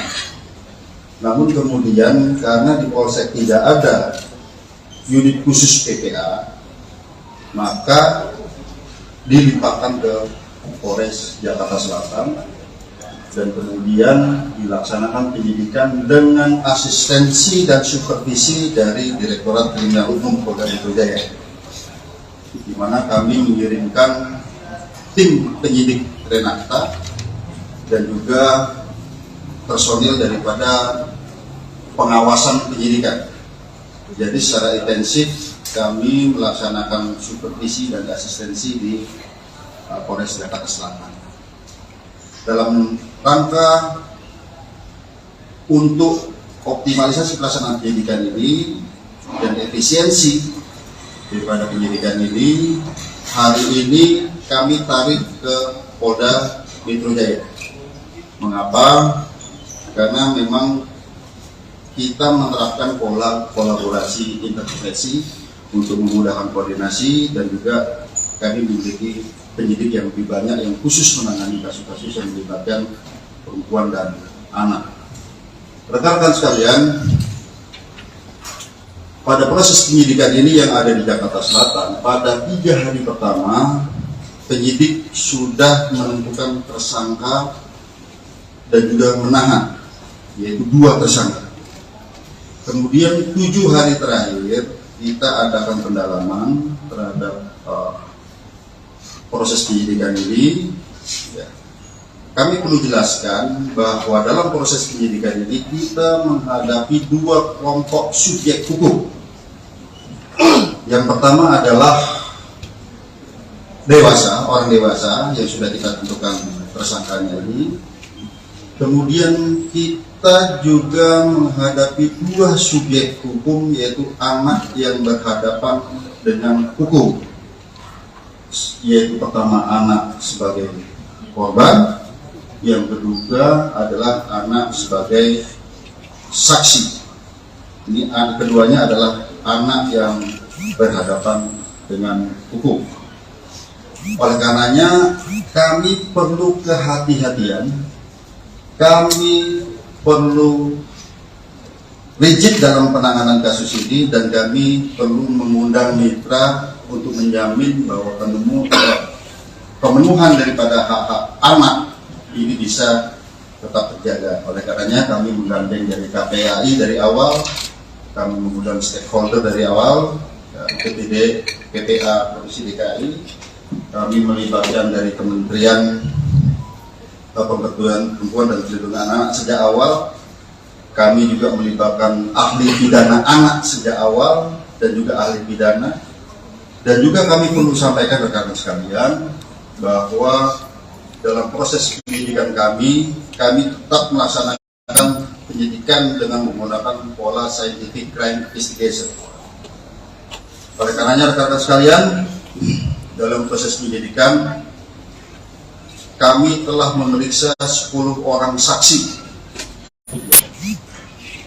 Kemudian juga kami melibatkan saksi ahli di sini, ahli pidana, ahli dari digital forensik, ahli dari psikologi. Kami melibatkan tim dari Apsikor, psikologi untuk memeriksa psikologi forensik maupun psikologi klinis terhadap anak ini, sekali lagi dalam menjamin hak-hak anak tersebut. Nah, kemudian kami perlu jelaskan rekan-rekan sekalian bahwa pada awalnya kami menerapkan dalam konstruksi pasal adalah pasal 76C junto pasal 80 Undang-Undang PPA junto 351 penganiayaan. Ya. Biasa di sini yang awal. Namun kami perlu menjelaskan bahwa penyidikan kami ini ada bersifat berkesinambungan. Kami artikan menganalogikan seperti ini. Misalnya kita sekarang sakit panas, tapi panasnya karena apa? Kami perlu ada pemeriksaan lanjutan. Apakah ini tipes? Apakah ini demam berdarah? Seperti itu. Dan kami awalnya adalah penganiayaan biasa di sini dituduhkan dengan undang-undang PPA tadi. Setelah kami adakan pemeriksaan, kami dilibatkan digital forensik, kami menemukan fakta-fakta baru, bukti chat WA, video yang ada di HP. Kemudian perlu kami sampaikan, kami juga menemukan CCTV di seputaran TKP, sehingga kami bisa melihat peranan dari masing-masing orang yang ada di TKP tersebut. Dan kami berkomitmen di sini siapapun yang bersalah harus dihukum. Ya tentu saja apabila itu pun anak, secara formil ini diatur dalam Undang-Undang Peradilan Anak, secara material ini diatur dalam Undang-Undang Perlindungan Anak. Oleh karenanya rekan-rekan sekalian, pada kesempatan gelar pada siang hari ini, pagi sampai dengan siang hari ini, kami menambah konstruksi pasal baru terhadap tersangka-tersangka ini. Ya. Kemudian yang kedua, ada perubahan status dari AG yang awalnya adalah anak yang berhadapan dengan hukum, berubah menjadi atau meningkat statusnya menjadi anak yang berkonflik dengan hukum. Atau dengan kata lain berubah menjadi pelaku atau anak. Jadi terhadap anak di bawah umur itu tidak boleh dibilang tersangka. Jadi yang kami perlu jelaskan. Kemudian dari fakta hukum yang kami peroleh, baik itu dari chat WA, baik itu dari video, kemudian baik itu dari CCTV yang ada di TKP, kemudian keterangan saksi-saksi, kami mengonstruksikan konstruksi pasal yang baru. Nah, sebelum kami jelaskan, kami juga perlu menjelaskan di sini, ternyata pada awalnya para tersangka ini ataupun orang yang ada di TKP tidak memberikan keterangan yang sebenarnya. Setelah kami sesuaikan dengan CCTV, kami sesuaikan dengan alat bukti yang lain, kami sesuaikan dengan chat WA, tergambar semua peranannya di situ. Oleh karenanya, yang kami sampaikan tadi, ada peningkatan status dari anak yang berhadapan dengan hukum berubah menjadi anak yang berkonflik dengan hukum ataupun pelaku. Kemudian ada perubahan konstruksi pasal. Yang pertama terhadap tersangka MDS. Konstruksi pasalnya adalah 355 KUHP ayat 1, subsidiar 354 ayat 1 KUHP, lebih subsidiar 353 ayat 2 KUHP, lebih subsidiar 351 ayat 2 KUHP, dan atau 76C junto 80 Undang-Undang Perlindungan Anak dengan ancaman maksimal 12 tahun penjara. Itu MDS. Ya. Kemudian terhadap tersangka SL, yaitu 355 ayat 1 junto 56 KUHP, subsidiar 354 ayat 1 junto 56 KUHP, lebih subsidiar 353 ayat 2 junto 56 KUHP, lebih subsidiar 351 ayat 2 junto 56 KUHP.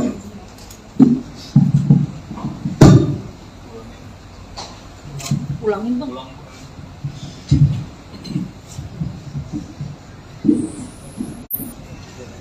Ya, jadi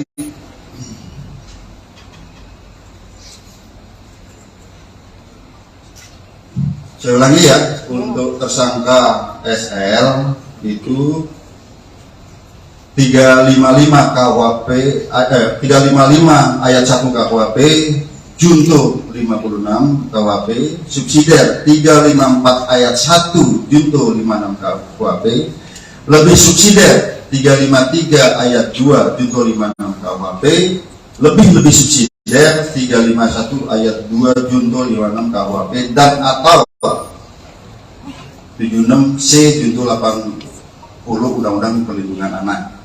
Ya. Kemudian terhadap anak AG, kami harus sebut anak AG, ya, ini anak yang berkonflik dengan hukum. Itu pasalnya adalah 76C junto 8 pasal 80 Undang-Undang Perlindungan Anak, dan atau 355 ayat 1 junto 56, subsidiar 354 ayat 1 junto 56 KUHP, lebih subsidiar 353 ayat 2 junto 56 KUHP, lebih subsidiar 351 ayat 2 junto 56 KUHP. Tentang ancaman maksimal nanti ahli pidana yang akan menyampaikan, karena di sini sekali lagi rekan-rekan sekalian, secara formil terhadap anak di bawah umur itu ada perlakuan yang berbeda. Demikian juga apabila anak sebagai korban ada secara material dalam Undang-Undang Perlindungan Anak. Kemudian rekan-rekan sekalian, kami melihat di sini bahwa dari bukti digital bahwa ini ada perencanaan sejak awal. Ya, pada saat mulai menelpon SL, kemudian bertemu SL, kemudian pada saat di dalam mobil bertiga ada mensrea di sana. Kemudian pada saat terjadinya penganiayaan yang ini sangat-sangat memprihatinkan, kita lihat ya, sangat-sangat sadis di sini. Itu ada 3 kali tendangan ke arah kepala. Kemudian ada 2 kali menginjak tengkuk, dan juga ada 1 kali pukulan ke arah kepala. Ini yang ke arah yang sangat-sangat vital di kepala. Di sana di antaranya ada kata-kata free kick. Ya. Free kick baru ditendang ke kepala seperti tendangan penalti, ya, ataupun tendangan bebas. Kemudian juga ada kata-kata gua nggak takut kalau anak orang mati. Bagi penyidik di sini dan juga kami koordinasikan konsultasi dengan saksi ahli, ini bisa merupakan suatu mensrea, niat jahat dan juga aktus serius wujud perbuatan. Jadi rangkaian perbuatan, korban sudah tidak berdaya, 2 kali ditendang sudah tidak berdaya, masih diadakan penganiayaan lebih lanjut ke arah kepala. Oleh karenanya rekan-rekan sekalian, sekali lagi hari ini kami melaksanakan gelar perkara secara komprehensif, ya, di mana yang pertama sebagai wujud penyidikan kami yang berkesinambungan dengan melihat alat bukti yang ada, dengan melihat digital forensik, hasil digital forensik, bukti chat WA, video, kemudian bukti digital forensik dari CCTV, TKP, keterangan saksi, beberapa orang saksi, 10 orang saksi yang saling bersesuaian, sehingga kami menemukan fakta hukum dan bisa menemukan peranan dari masing-masing tersangka. Maka hari ini kami menambah konstruksi pasal sebagaimana yang kami sebutkan tadi. Yang kedua, terjadi peningkatan status terhadap AG yang tadinya adalah anak yang berhadapan dengan hukum, berubah menjadi anak yang berkonflik dengan hukum ataupun anak. Jadi kalau di undang-undang pelihara tidak boleh disebut tersangka. Ya, kemudian untuk efisiensi penyidikan, karena saat ini kami mengirim tim wasidik dan penyidik Menak dari Polres Jakarta Selatan, kami limpahkan ke Polda Metro Jaya. Yang kedua, rekan-rekan sekalian, yang kami perlu tekankan, mengapa terhadap peningkatan status ini membutuhkan waktu yang lama? Kami harus mengikuti prosedur yang diatur dalam Undang-Undang Perlindungan Anak, Undang-Undang Peradilan Anak. Kami harus melibatkan pekerja sosial untuk melaksanakan penelitian. Kami harus melibatkan tim psikologi untuk melaksanakan pemeriksaan, ya, kemudian tes dan serangkaian kegiatan yang membutuhkan waktu tidak sebentar. Saya kira demikian penjelasan dari kami. Selanjutnya kami persilakan pada Pak Kadif. Baik rekan-rekan, sebelum ke ahli pidana dan lainnya, mungkin dari Pak Deputi Kementerian PPA yang akan menyampaikan.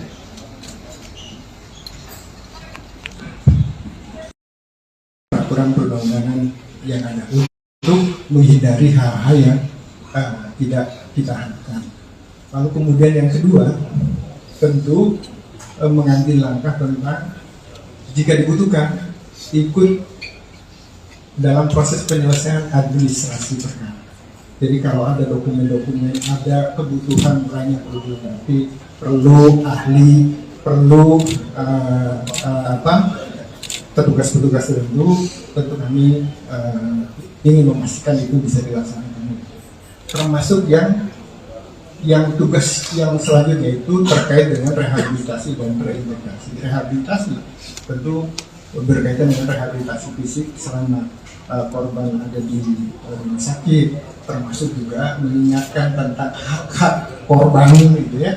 Lalu kemudian hak-hak anak yang berhadapan dengan hukum itu selama proses pemulihan, selama proses pengobatan itu juga perlu dilakukan, termasuk nanti pasca penyelesaian kasus ini.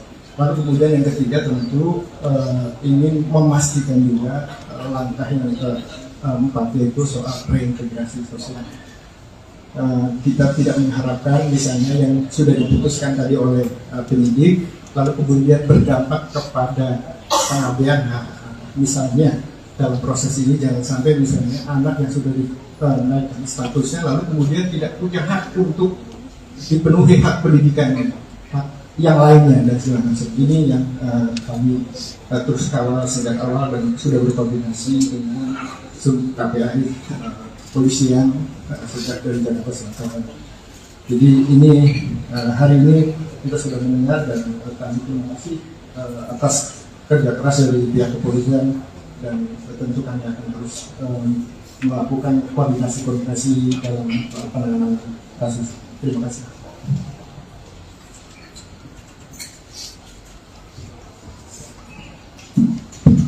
Baik, terima kasih. Assalamualaikum warahmatullahi wabarakatuh. Selamat sore, Pak Dir, serta jajaran Bapak Ibu dari Kementerian Lembaga, rekan-rekan awak media.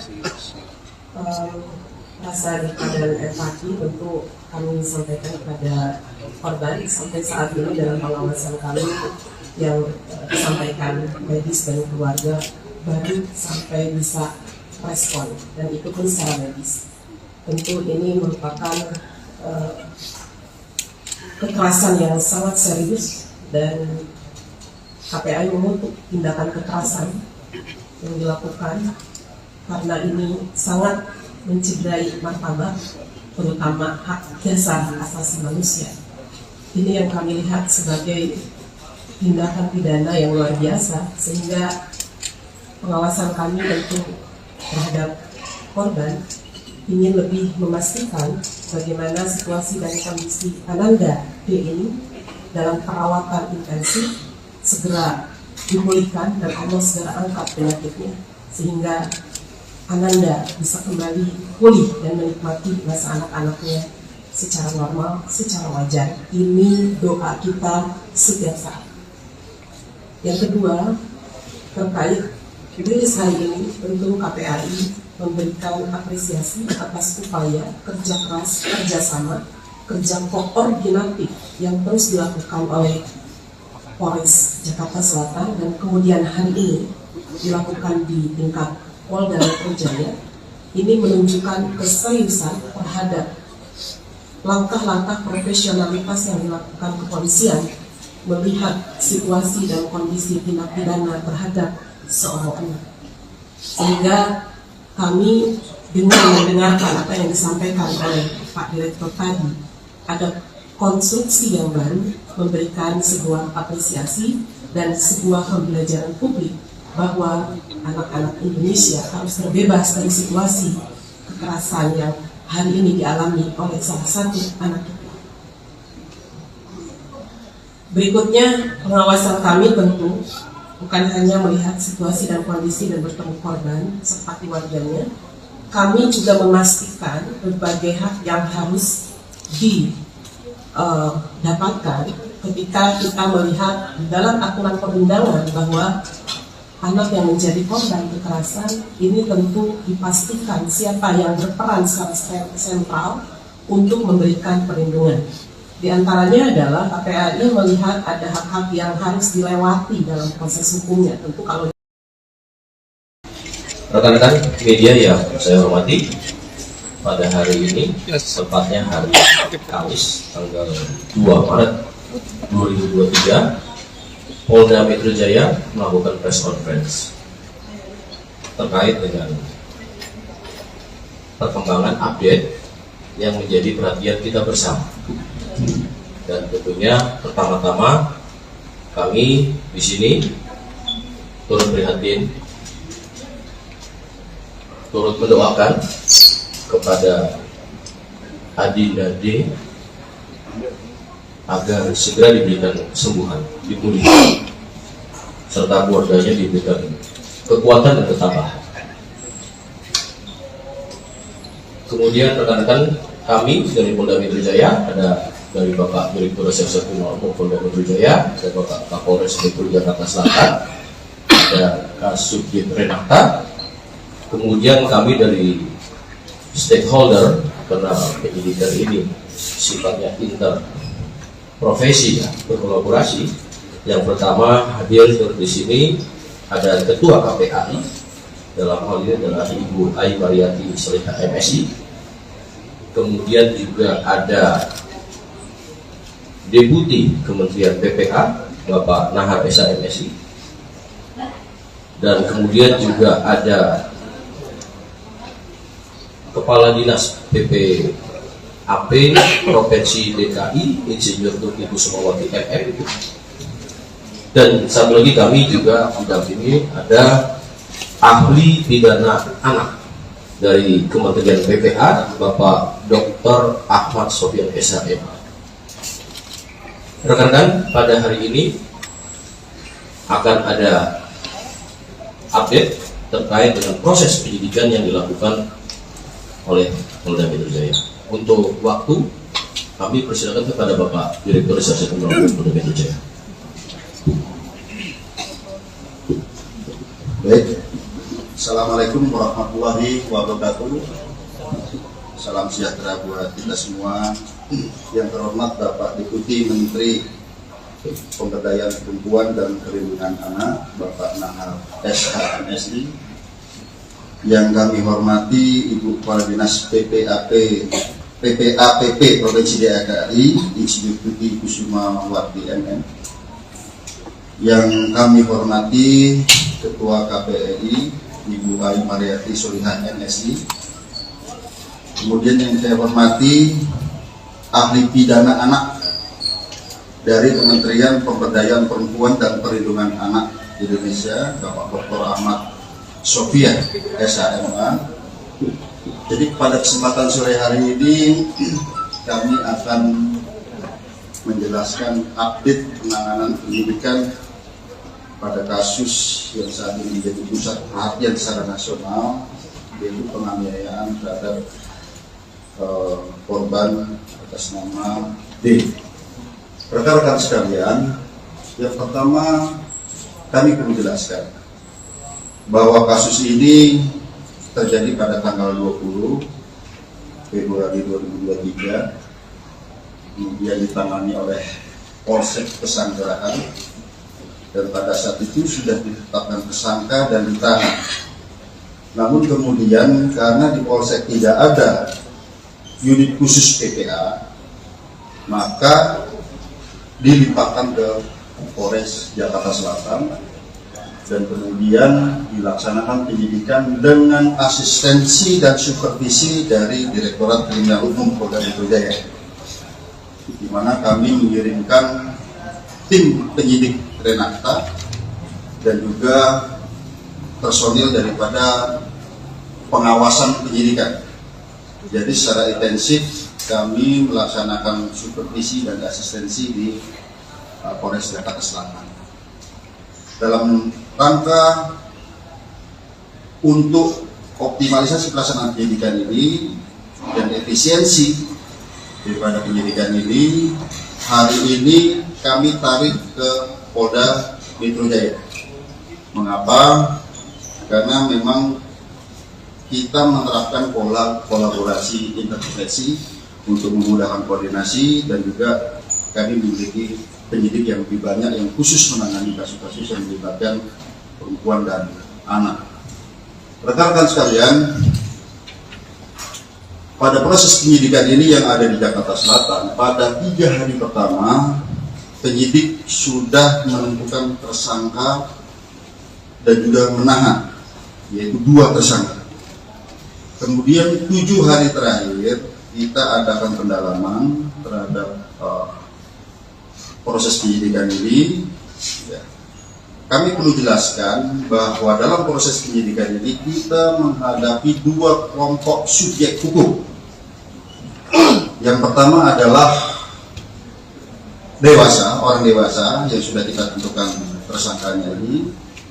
Kemudian kita juga menghadapi 2 subjek hukum, yaitu anak yang berhadapan dengan hukum, yaitu pertama anak sebagai korban, yang kedua adalah anak sebagai saksi. Ini keduanya adalah anak yang berhadapan dengan hukum.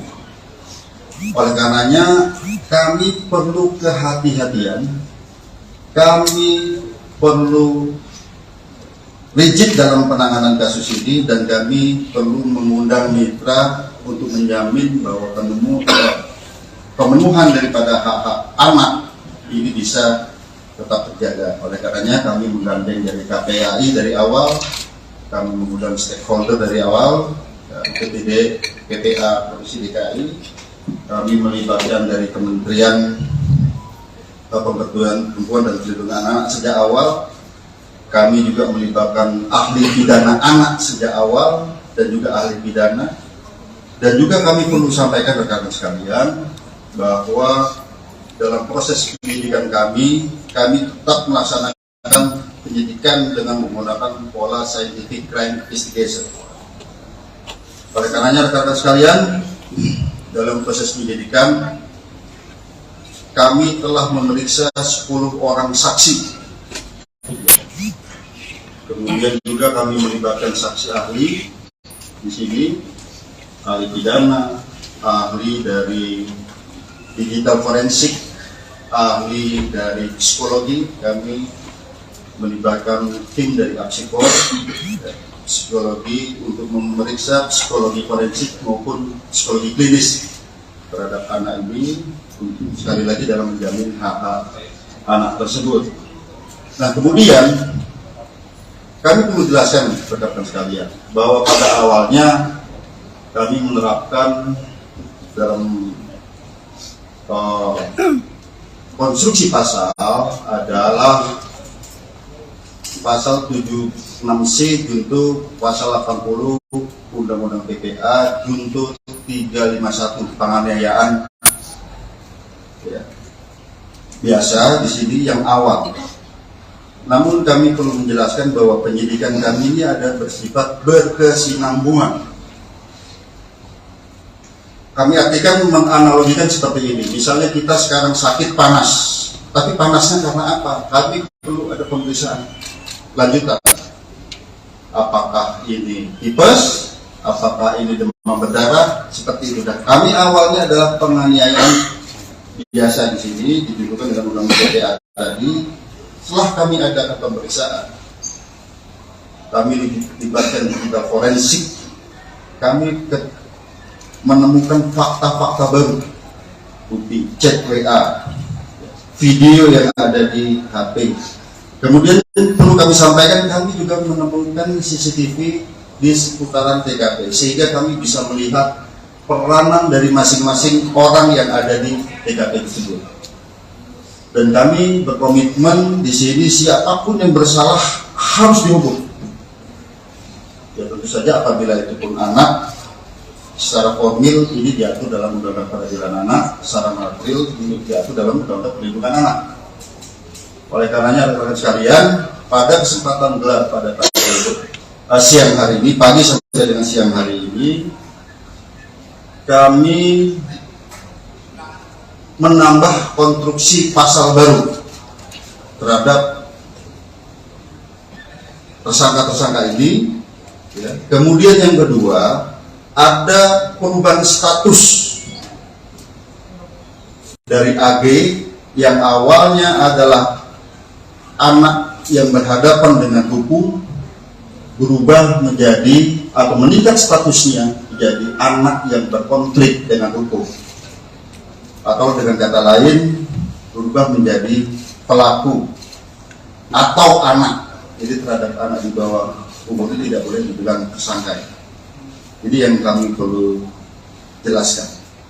Kemudian dari fakta hukum yang kami peroleh, baik itu dari chat WA, baik itu dari video, kemudian baik itu dari CCTV yang ada di TKP, kemudian keterangan saksi-saksi, kami mengonstruksikan konstruksi pasal yang baru. Nah, sebelum kami jelaskan, kami juga perlu menjelaskan di sini, ternyata pada awalnya para tersangka ini ataupun orang yang ada di TKP tidak memberikan keterangan yang sebenarnya. Setelah kami sesuaikan dengan CCTV, kami sesuaikan dengan alat bukti yang lain, kami sesuaikan dengan chat WA, tergambar semua peranannya di situ. Oleh karenanya, yang kami sampaikan tadi, ada peningkatan status dari anak yang berhadapan dengan hukum berubah menjadi anak yang berkonflik dengan hukum ataupun pelaku. Kemudian ada perubahan konstruksi pasal. Yang pertama, terhadap tersangka MDS. Konstruksi pasalnya adalah 355 KUHP ayat 1, subsidiar 354 ayat 1 KUHP, lebih subsidiar 353 ayat 2 KUHP, lebih subsidiar 351 ayat 2 KUHP, dan atau 76C junto 80 Undang-Undang Perlindungan Anak dengan ancaman maksimal 12 tahun penjara. Itu MDS. Ya. Kemudian terhadap tersangka SL, yaitu 355 ayat 1 junto 56 KUHP, subsidiar 354 ayat 1 junto 56 KUHP, lebih subsidiar 353 ayat 2 junto 56 KUHP, lebih subsidiar 351 ayat 2 junto 56 KUHP.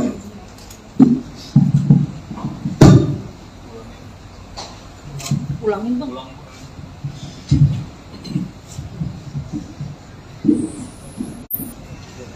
Ya, jadi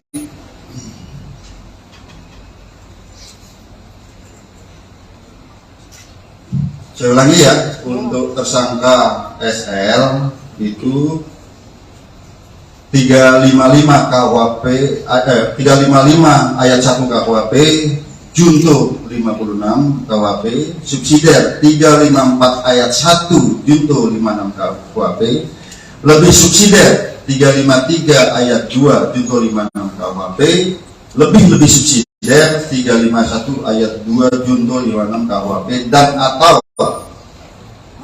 76C junto 80 Undang-Undang Perlindungan Anak. Ya. Kemudian terhadap anak AG,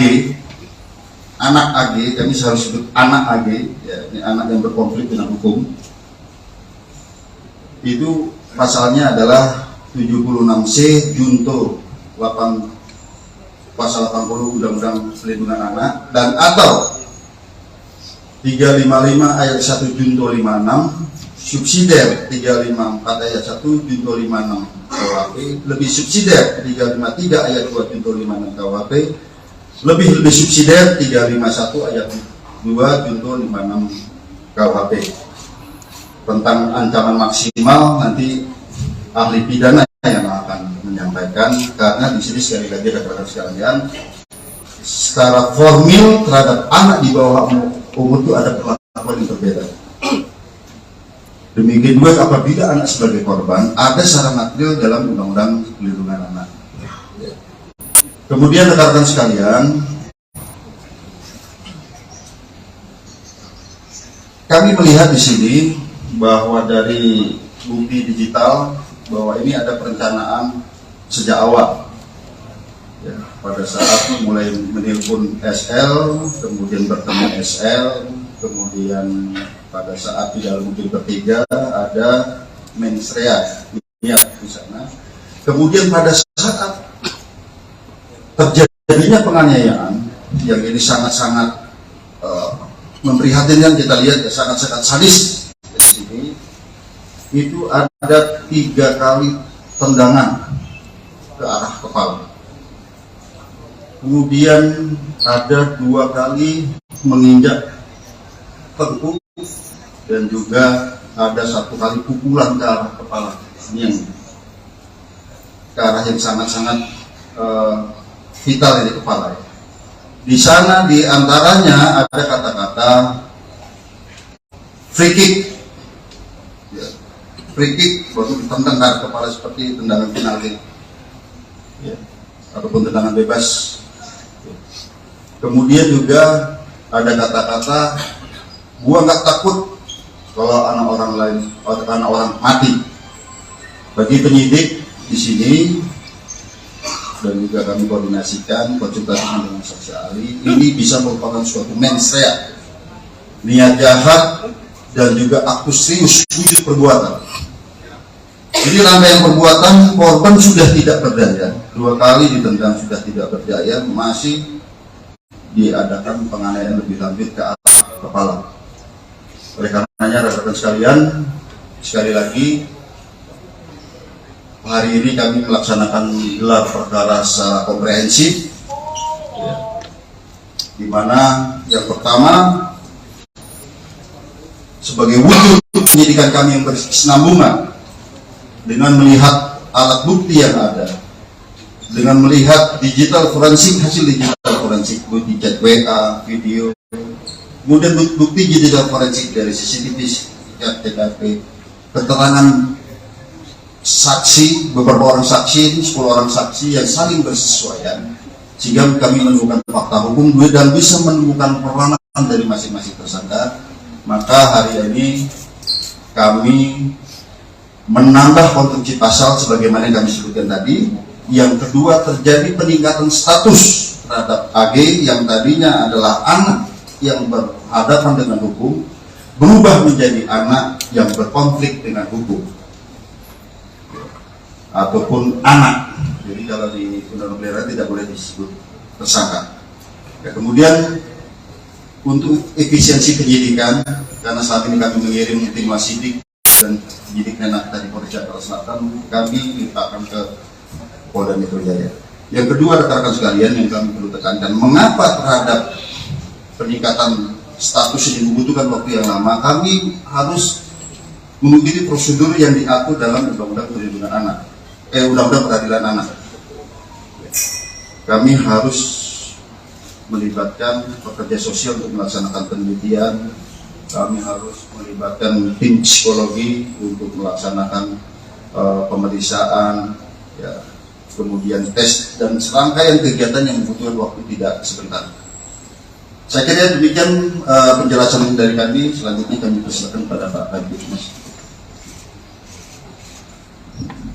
Baik rekan-rekan, sebelum ke ahli pidana dan lainnya, mungkin dari Pak Deputi Kementerian PPA yang akan menyampaikan.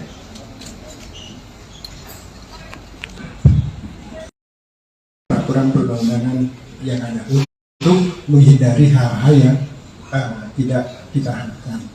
Lalu kemudian yang kedua, tentu mengambil langkah tentang jika dibutuhkan ikut dalam proses penyelesaian administrasi perkara.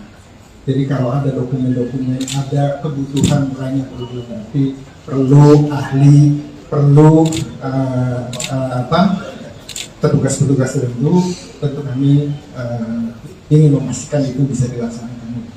Termasuk yang tugas yang selanjutnya itu terkait dengan rehabilitasi dan reintegrasi. Rehabilitasi tentu berkaitan dengan rehabilitasi fisik selama korban ada di rumah sakit, termasuk juga mengingatkan tentang hak-hak korban gitu ya, lalu kemudian hak-hak anak yang berhadapan dengan hukum itu selama proses pemulihan, selama proses pengobatan itu juga perlu dilakukan, termasuk nanti pasca penyelesaian kasus ini.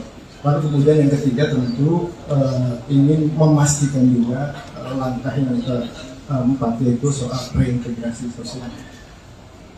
Kita tidak mengharapkan misalnya yang sudah diputuskan tadi oleh penyidik lalu kemudian berdampak kepada pengabaian hak. Misalnya dalam proses ini jangan sampai misalnya anak yang sudah dinaikkan statusnya lalu kemudian tidak punya hak untuk dipenuhi hak pendidikannya, hak yang lainnya dan segala macam. Ini yang kami terus kawal sejak awal dan sudah berkoordinasi dengan KPAI polisian sejak dari Jakarta Selatan. Jadi ini hari ini kita sudah mendengar dan kami terima kasih atas kerja keras dari pihak kepolisian dan tentu kami akan terus melakukan koordinasi dalam penanganan kasus. Terima kasih.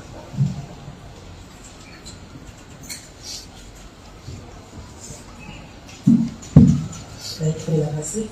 Assalamualaikum warahmatullahi wabarakatuh. Selamat sore, Pak Dir, serta jajaran Bapak Ibu dari Kementerian Lembaga, rekan-rekan awak media. Rasa duka dan empati tentu kami sampaikan kepada korban sampai saat ini dalam pengawasan kami yang disampaikan medis dan keluarga baru sampai bisa respon dan itu pun secara medis. Tentu ini merupakan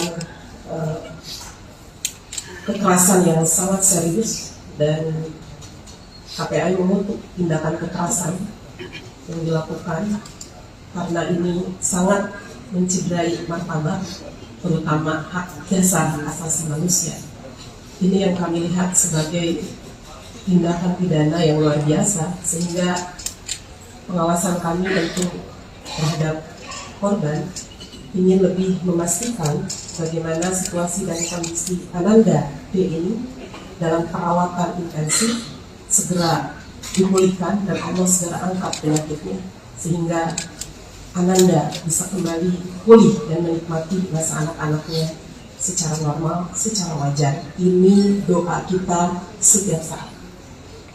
Yang kedua, terkait rilis hari ini, tentu KPAI memberikan apresiasi atas upaya kerja keras, kerjasama, kerja koordinatif yang terus dilakukan oleh Polres Jakarta Selatan dan kemudian hari ini dilakukan di tingkat Polda Metro Jaya.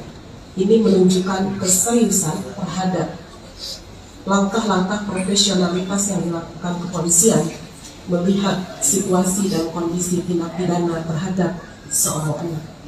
Sehingga kami dengan mendengarkan apa yang disampaikan oleh Pak Direktur tadi, ada konstruksi yang baru, memberikan sebuah apresiasi dan sebuah pembelajaran publik bahwa anak-anak Indonesia harus terbebas dari situasi kekerasan yang hari ini dialami oleh salah satu anak kita.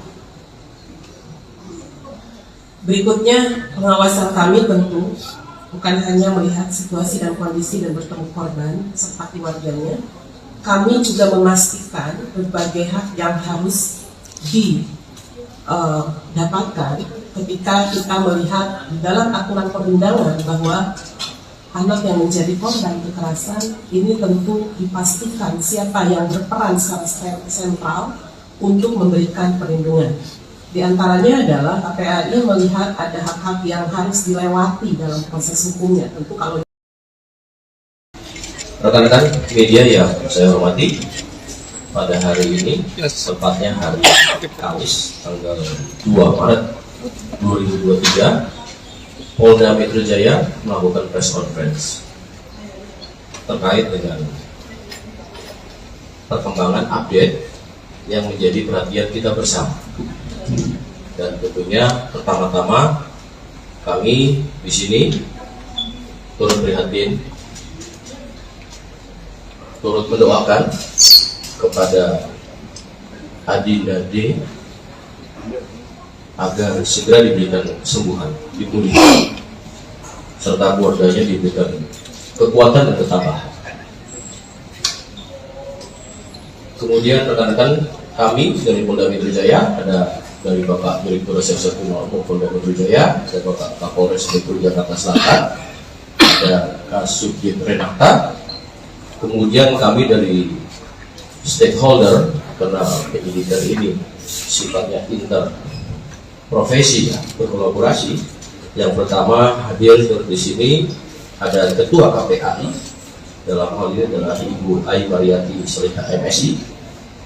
Kemudian juga ada Deputi Kementerian PPA Bapak Nahar Esa MSI, dan kemudian juga ada Kepala Dinas PPAP Provinsi DKI Insinyur Tuti Kusumawati MM, dan satu lagi kami juga didampingi ada ahli pidana anak dari Kementerian PPA Bapak Dr. Ahmad Sofyan SHM. Rekan-rekan, pada hari ini akan ada update terkait dengan proses penyidikan yang dilakukan oleh Polda Metro Jaya. Untuk waktu, kami persilakan kepada Bapak Direktur Reserse Kriminal Umum Polda Metro Jaya. Baik, Assalamualaikum warahmatullahi wabarakatuh. Salam sejahtera buat kita semua.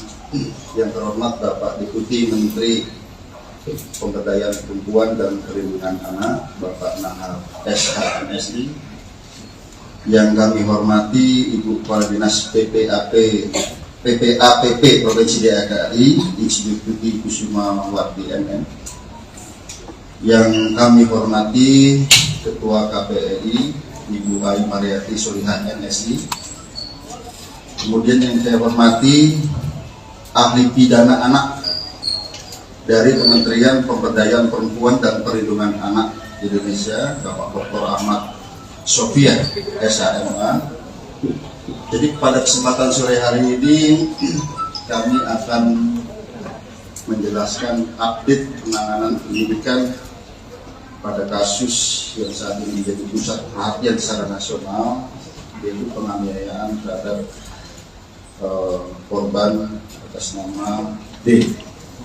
Rekan-rekan sekalian, yang pertama kami perlu jelaskan bahwa kasus ini terjadi pada tanggal 20 Februari 2023, kemudian ditangani oleh Polsek Pesanggerahan, dan pada saat itu sudah ditetapkan tersangka dan ditahan.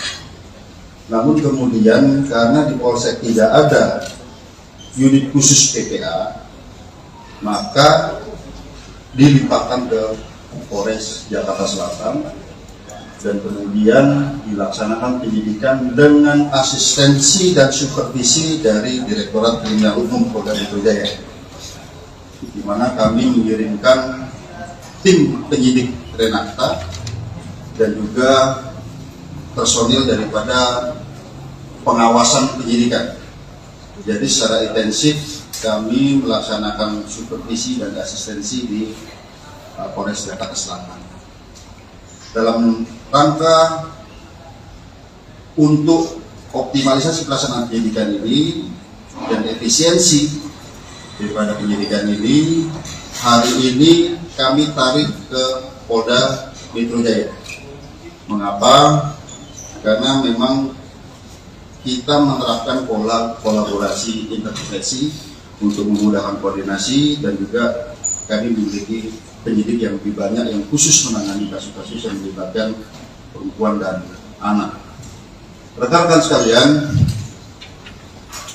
pada proses penyidikan ini yang ada di Jakarta Selatan, pada 3 hari pertama penyidik sudah menentukan tersangka dan juga menahan, yaitu 2 tersangka.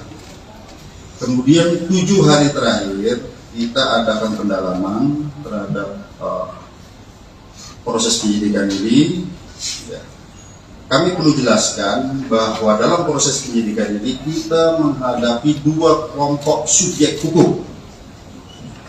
Yang pertama adalah dewasa, orang dewasa yang sudah kita tentukan tersangkanya ini. Kemudian kita juga menghadapi 2 subjek hukum, yaitu anak yang berhadapan dengan hukum, yaitu pertama anak sebagai korban, yang kedua adalah anak sebagai saksi. Ini keduanya adalah anak yang berhadapan dengan hukum.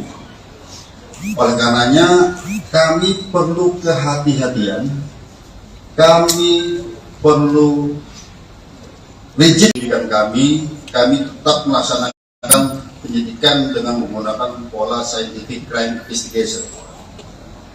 Oleh karenanya rekan-rekan sekalian, dalam proses penyidikan kami telah memeriksa 10 orang saksi. Kemudian juga kami melibatkan saksi ahli di sini, ahli pidana, ahli dari digital forensik, ahli dari psikologi. Kami melibatkan tim dari Apsikor, psikologi untuk memeriksa psikologi forensik maupun psikologi klinis terhadap anak ini, sekali lagi dalam menjamin hak-hak anak tersebut. Nah, kemudian kami perlu jelaskan rekan-rekan sekalian bahwa pada awalnya kami menerapkan dalam konstruksi pasal adalah pasal 76C junto pasal 80 Undang-Undang PPA junto 351 penganiayaan. Ya. Biasa di sini yang awal. Namun kami perlu menjelaskan bahwa penyidikan kami ini ada bersifat berkesinambungan.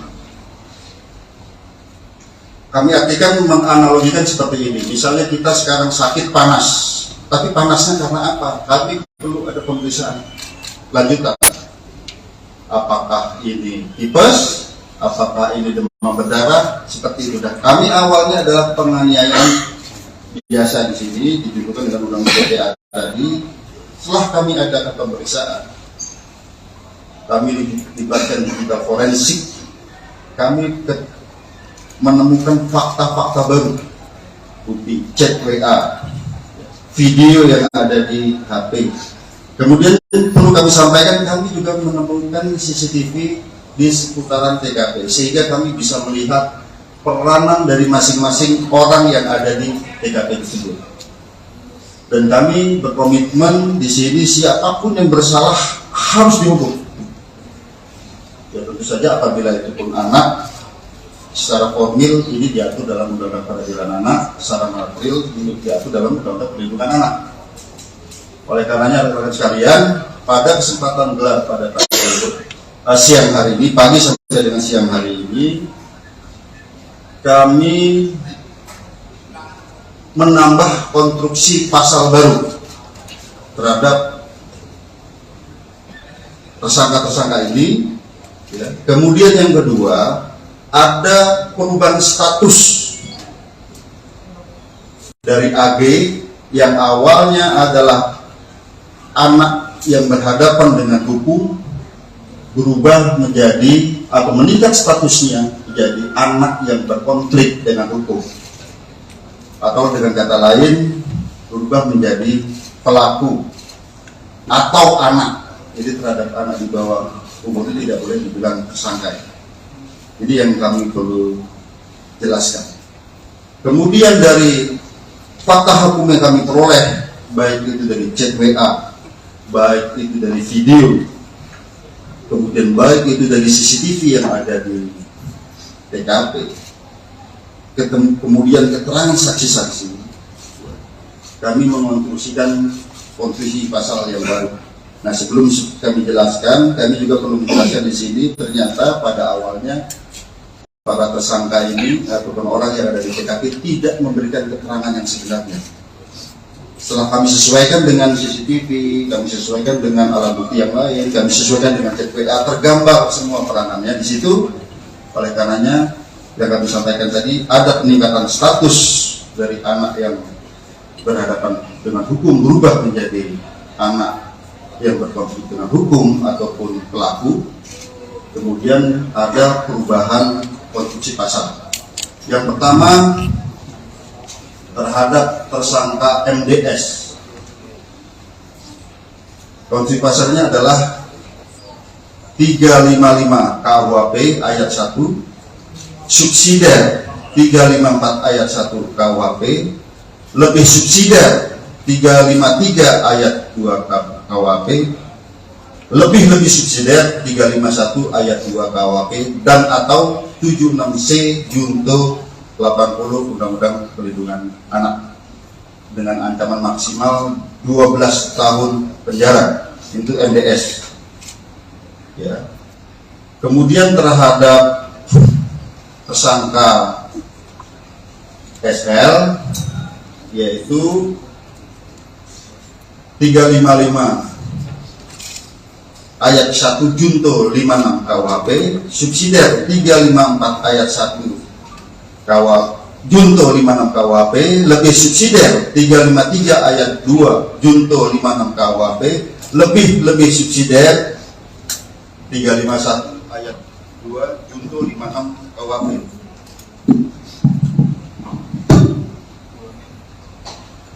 Ulangin bang.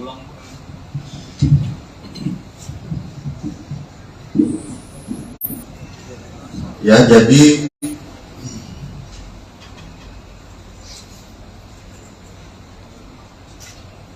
saya ulangi ya, untuk tersangka SL itu 355 KUHP 355 ayat 1 KUHP junto 56 KUHP, subsidiar 354 ayat 1 junto 56 KUHP, lebih subsidiar 353 ayat 2 junto 56 KUHP, lebih subsidiar 351 ayat 2 junto 56 KUHP, dan atau 76C junto 80 Undang-Undang Perlindungan Anak.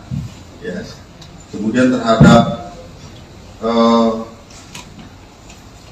anak AG, kami harus sebut anak AG, ya, ini anak yang berkonflik dengan hukum.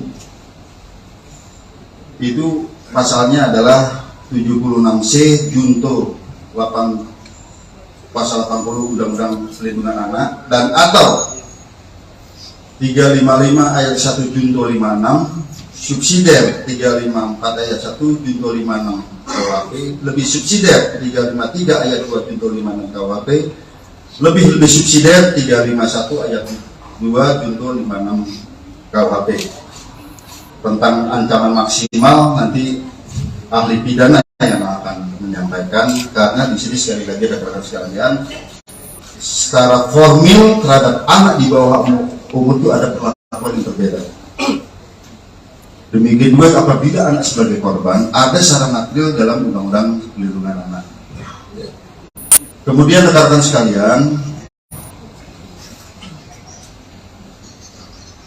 kami melihat di sini bahwa dari bukti digital bahwa ini ada perencanaan sejak awal. Ya, pada saat mulai menelpon SL, kemudian bertemu SL, kemudian pada saat di dalam mobil bertiga ada mensrea di sana. Kemudian pada saat terjadinya penganiayaan yang ini sangat-sangat memprihatinkan, kita lihat ya, sangat-sangat sadis di sini.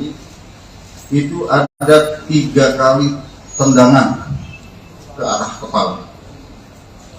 Kemudian ada 2 kali menginjak tengkuk dan juga ada 1 kali pukulan ke arah kepala. Ini yang ke arah yang sangat-sangat vital di kepala. Di sana di antaranya ada kata-kata free kick. Ya. Free kick baru ditendang ke kepala seperti tendangan penalti. Ya. Ataupun tendangan bebas. Kemudian juga ada kata-kata gua nggak takut kalau anak orang lain, anak orang mati. Bagi penyidik di sini dan juga kami koordinasikan konsultasi dengan saksi ahli, ini bisa merupakan suatu mensrea, niat jahat dan juga aktus serius wujud perbuatan. Ini rangkaian perbuatan, korban sudah tidak berdaya, 2 kali ditendang sudah tidak berdaya, masih diadakan penganiayaan lebih lanjut ke arah kepala. Oleh karenanya rekan-rekan sekalian, sekali lagi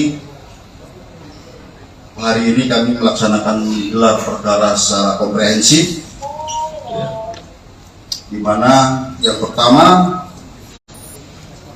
sebagai wujud penyidikan kami yang berkesinambungan dengan melihat alat bukti yang ada, dengan melihat digital forensik, hasil digital forensik, bukti chat WA, video, kemudian bukti digital forensik dari CCTV, TKP, keterangan saksi, beberapa orang saksi, 10 orang saksi yang saling bersesuaian, sehingga kami menemukan fakta hukum dan bisa menemukan peranan dari masing-masing tersangka. Maka hari ini kami menambah konstruksi pasal sebagaimana yang kami sebutkan tadi. Yang kedua, terjadi peningkatan status terhadap AG yang tadinya adalah anak yang berhadapan dengan hukum, berubah menjadi anak yang berkonflik dengan hukum ataupun anak. Jadi kalau di undang-undang tidak boleh disebut tersangka. Ya, kemudian untuk efisiensi penyidikan, karena saat ini kami mengirim tim wasidik dan penyidik Menak dari Polres Jakarta Selatan, kami limpahkan ke Polda Metro Jaya. Yang kedua, rekan-rekan sekalian, yang kami perlu tekankan, mengapa terhadap peningkatan status ini membutuhkan waktu yang lama? Kami harus mengikuti prosedur yang diatur dalam Undang-Undang Perlindungan Anak, Undang-Undang Peradilan Anak. Kami harus melibatkan pekerja sosial untuk melaksanakan penelitian. Kami harus melibatkan tim psikologi untuk melaksanakan pemeriksaan, ya, kemudian tes dan serangkaian kegiatan yang membutuhkan waktu tidak sebentar. Saya kira demikian penjelasan dari kami. Selanjutnya kami persilakan pada Pak Kabit Mas. Baik rekan-rekan, sebelum ke ahli pidana dan lainnya, mungkin dari Pak Deputi Kementerian PPA yang akan menyampaikan.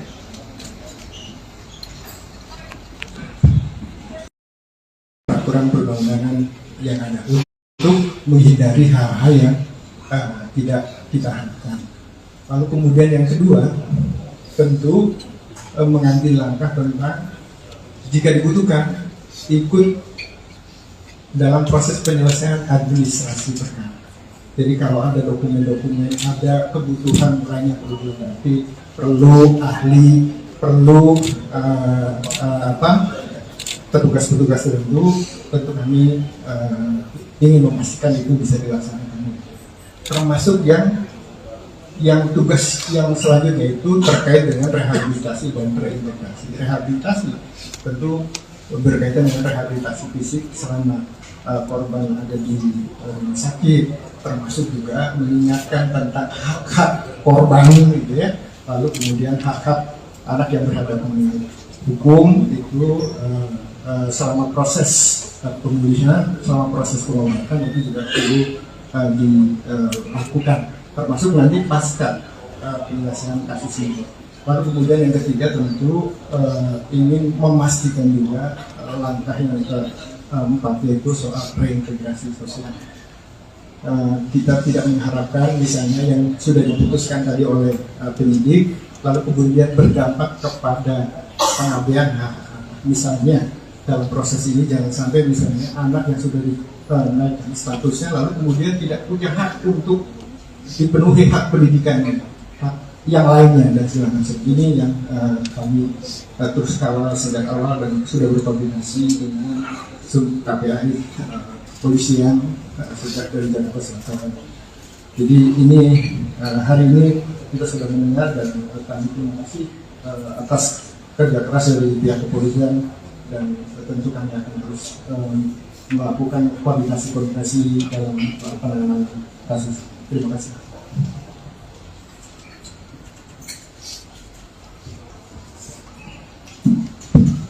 Baik, terima kasih. Assalamualaikum warahmatullahi wabarakatuh. Selamat sore, Pak Dir, serta jajaran Bapak Ibu dari Kementerian Lembaga, rekan-rekan awak media. Rasa duka dan empati tentu kami sampaikan kepada korban sampai saat ini dalam pengawasan kami yang disampaikan medis dan keluarga baru sampai bisa respon dan itu pun secara medis. Tentu ini merupakan kekerasan yang sangat serius dan KPAI mengutuk tindakan kekerasan yang dilakukan karena ini sangat mencederai martabat terutama hak dasar asasi manusia. Ini yang kami lihat sebagai tindakan pidana yang luar biasa sehingga pengawasan kami tentu terhadap korban ingin lebih memastikan bagaimana situasi dan kondisi Ananda D ini dalam perawatan intensif segera dipulihkan dan Allah segera angkat penyakitnya sehingga Ananda bisa kembali pulih dan menikmati masa anak-anaknya secara normal, secara wajar. Ini doa kita setiap saat.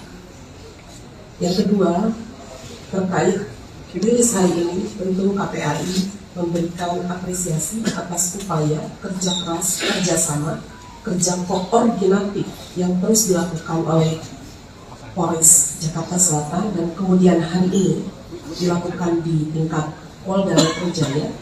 Ini menunjukkan keseriusan terhadap langkah-langkah profesionalitas yang dilakukan kepolisian melihat situasi dan kondisi tindak pidana terhadap seorang anak.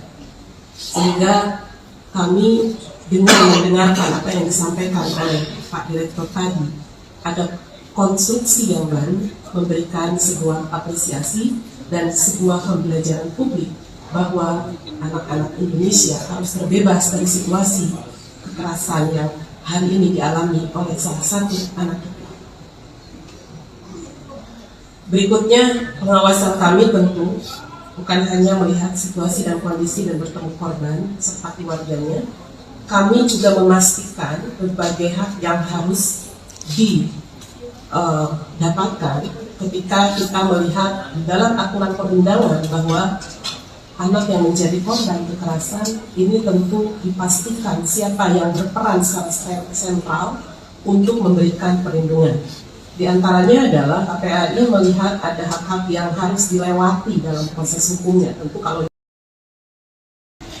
rekan-rekan media yang saya hormati, pada hari ini, tepatnya hari Kamis, tanggal 2 Maret 2023, Polda Metro Jaya melakukan press conference terkait dengan perkembangan update yang menjadi perhatian kita bersama. Dan tentunya pertama-tama kami di sini turut prihatin, turut mendoakan kepada Adinda D agar segera diberikan kesembuhan, dipulihkan, serta keluarganya diberikan kekuatan dan ketabahan. Kemudian rekan-rekan kami dari Polda Metro Jaya, ada dari Bapak Direktur Reserse Kriminal Umum Polda Metro Jaya, ada Bapak Kapolres Metro Jakarta Selatan, ada Kasubdit Renata, kemudian kami dari stakeholder, karena penyidikan ini sifatnya interprofesi, ya, berkolaborasi. Yang pertama hadir di sini ada Ketua KPAI, dalam hal ini adalah Ibu Ai Mariati Soliha MSI. Kemudian juga ada Deputi Kementerian PPA Bapak Nahar Esa MSI, dan kemudian juga ada Kepala Dinas PPAP Provinsi DKI Insinyur Tuti Kusumawati MM, dan satu lagi kami juga mendampingi ada ahli pidana anak dari Kementerian PPA Bapak Dr. Ahmad Sofyan SHM. Rekan-rekan, pada hari ini akan ada update terkait dengan proses penyidikan yang dilakukan oleh Polda Metro Jaya. Untuk waktu, kami persilakan kepada Bapak Direktur Reserse Kriminal Umum Polda Metro Jaya. Baik. Assalamualaikum warahmatullahi wabarakatuh. Salam sejahtera buat kita semua. Yang terhormat Bapak Deputi Menteri Pemberdayaan Perempuan dan Perlindungan Anak, Bapak Nahar SHMSI. Yang kami hormati Ibu Kepala Dinas PPAPP Provinsi DKI Insinyur Tuti Kusumawati MM. Yang kami hormati Ketua KPAI Ibu Ai Mariati Soliha MSI. Kemudian yang saya hormati ahli pidana anak dari Kementerian Pemberdayaan Perempuan dan Perlindungan Anak Indonesia, Bapak Dr. Ahmad Sofyan SHMA. Jadi pada kesempatan sore hari ini kami akan menjelaskan update penanganan penyidikan pada kasus yang saat ini menjadi pusat perhatian secara nasional, yaitu penganiayaan terhadap korban atas nama D. Rekan-rekan sekalian, yang pertama kami perlu jelaskan bahwa kasus ini terjadi pada tanggal 20 Februari 2023, kemudian ditangani oleh Polsek Pesanggerahan, dan pada saat itu sudah ditetapkan tersangka dan ditahan. Namun kemudian karena di Polsek tidak ada unit khusus PPA, maka dilimpahkan ke Polres Jakarta Selatan dan kemudian dilaksanakan penyidikan dengan asistensi dan supervisi dari Direktorat Kriminal Umum Polda Metro Jaya, di mana kami mengirimkan tim penyidik Renata dan juga personil daripada pengawasan penyidikan. Jadi secara intensif kami melaksanakan supervisi dan asistensi di Polres Jakarta Selatan dalam rangka untuk optimalisasi pelaksanaan penyidikan ini dan efisiensi daripada penyidikan ini. Hari ini kami tarik ke Polda Metro Jaya. Mengapa? Karena memang kita menerapkan pola kolaborasi interprofesi untuk memudahkan koordinasi, dan juga kami memiliki penyidik yang lebih banyak yang khusus menangani kasus-kasus yang melibatkan perempuan dan anak. Rekan-rekan sekalian, pada proses penyidikan ini yang ada di Jakarta Selatan, pada 3 hari pertama penyidik sudah menentukan tersangka dan juga menahan, yaitu 2 tersangka. Kemudian 7 hari terakhir kita adakan pendalaman terhadap proses penyidikan ini. Ya. Kami perlu jelaskan bahwa dalam proses penyidikan ini kita menghadapi 2 kelompok subjek hukum. Yang pertama adalah dewasa, orang dewasa yang sudah kita tentukan tersangkanya ini. Kemudian kita juga menghadapi dua subjek hukum, yaitu anak yang berhadapan dengan hukum, yaitu pertama anak sebagai korban, yang kedua adalah anak sebagai saksi. Ini keduanya adalah anak yang berhadapan dengan hukum. Oleh karenanya kami perlu kehati-hatian, kami perlu rigid dalam penanganan kasus ini, dan kami perlu mengundang mitra untuk menjamin bahwa pemenuhan daripada hak-hak anak ini bisa tetap terjaga. Oleh karenanya kami menggandeng dari KPAI dari awal, kami mengundang stakeholder dari awal, PPD, PPA Provinsi DKI, kami melibatkan dari Kementerian Pemberdayaan Perempuan dan Perlindungan Anak sejak awal. Kami juga melibatkan ahli pidana anak sejak awal dan juga ahli pidana. Dan juga kami perlu sampaikan rekan-rekan sekalian bahwa dalam proses penyidikan kami tetap melaksanakan penyidikan dengan menggunakan pola scientific crime investigation. Oleh karenanya rekan-rekan sekalian, dalam proses penyidikan kami telah memeriksa 10 orang saksi.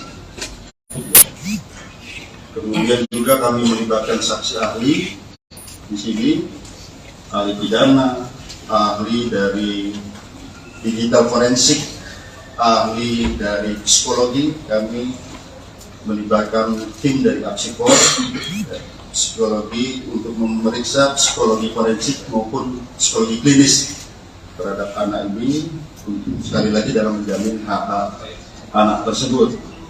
Nah, kemudian kami perlu jelaskan rekan-rekan sekalian bahwa pada awalnya kami menerapkan dalam konstruksi pasal adalah pasal 76C junto pasal 80 Undang-Undang PPA junto 351 penganiayaan. Ya. Biasa di sini yang awal. Namun kami perlu menjelaskan bahwa penyidikan kami ini ada bersifat berkesinambungan.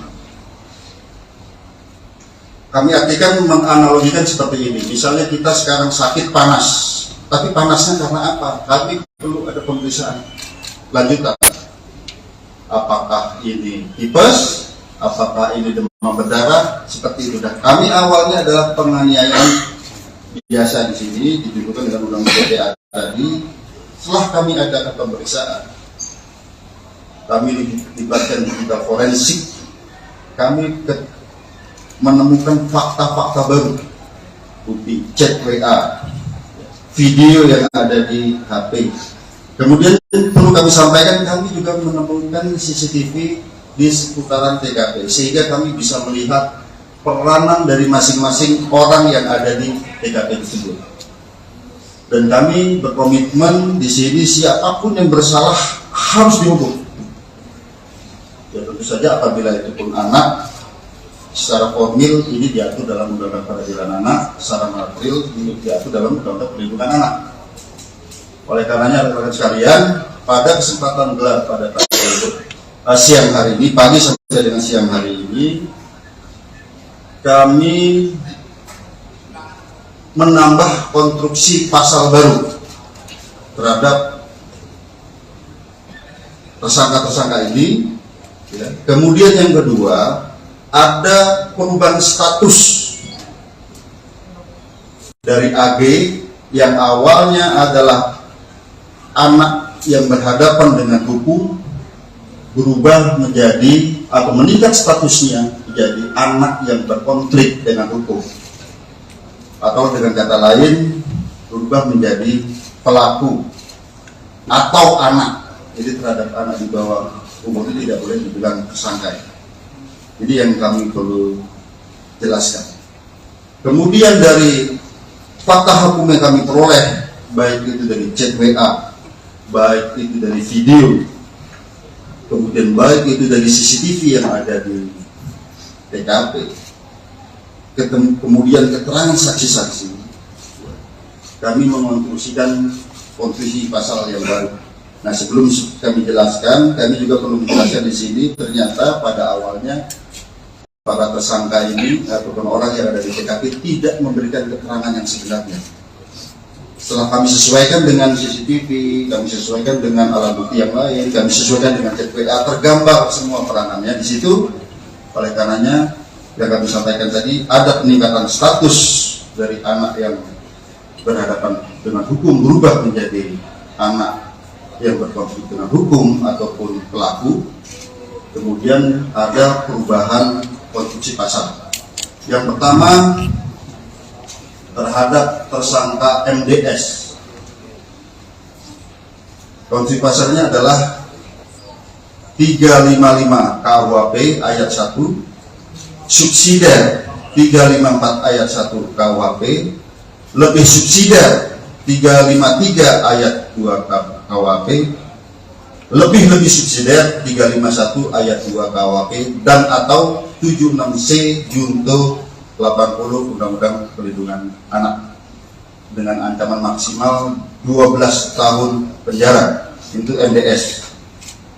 Ya. Kemudian terhadap tersangka SL, yaitu 355 ayat 1 junto 56 KUHP, subsidiar 354 ayat 1 junto 56 KUHP, lebih subsidiar 353 ayat 2 junto 56 KUHP, lebih subsidiar 351 ayat 2 junto 56 KUHP.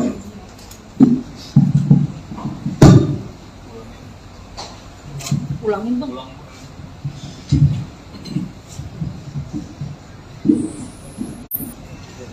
Ya, jadi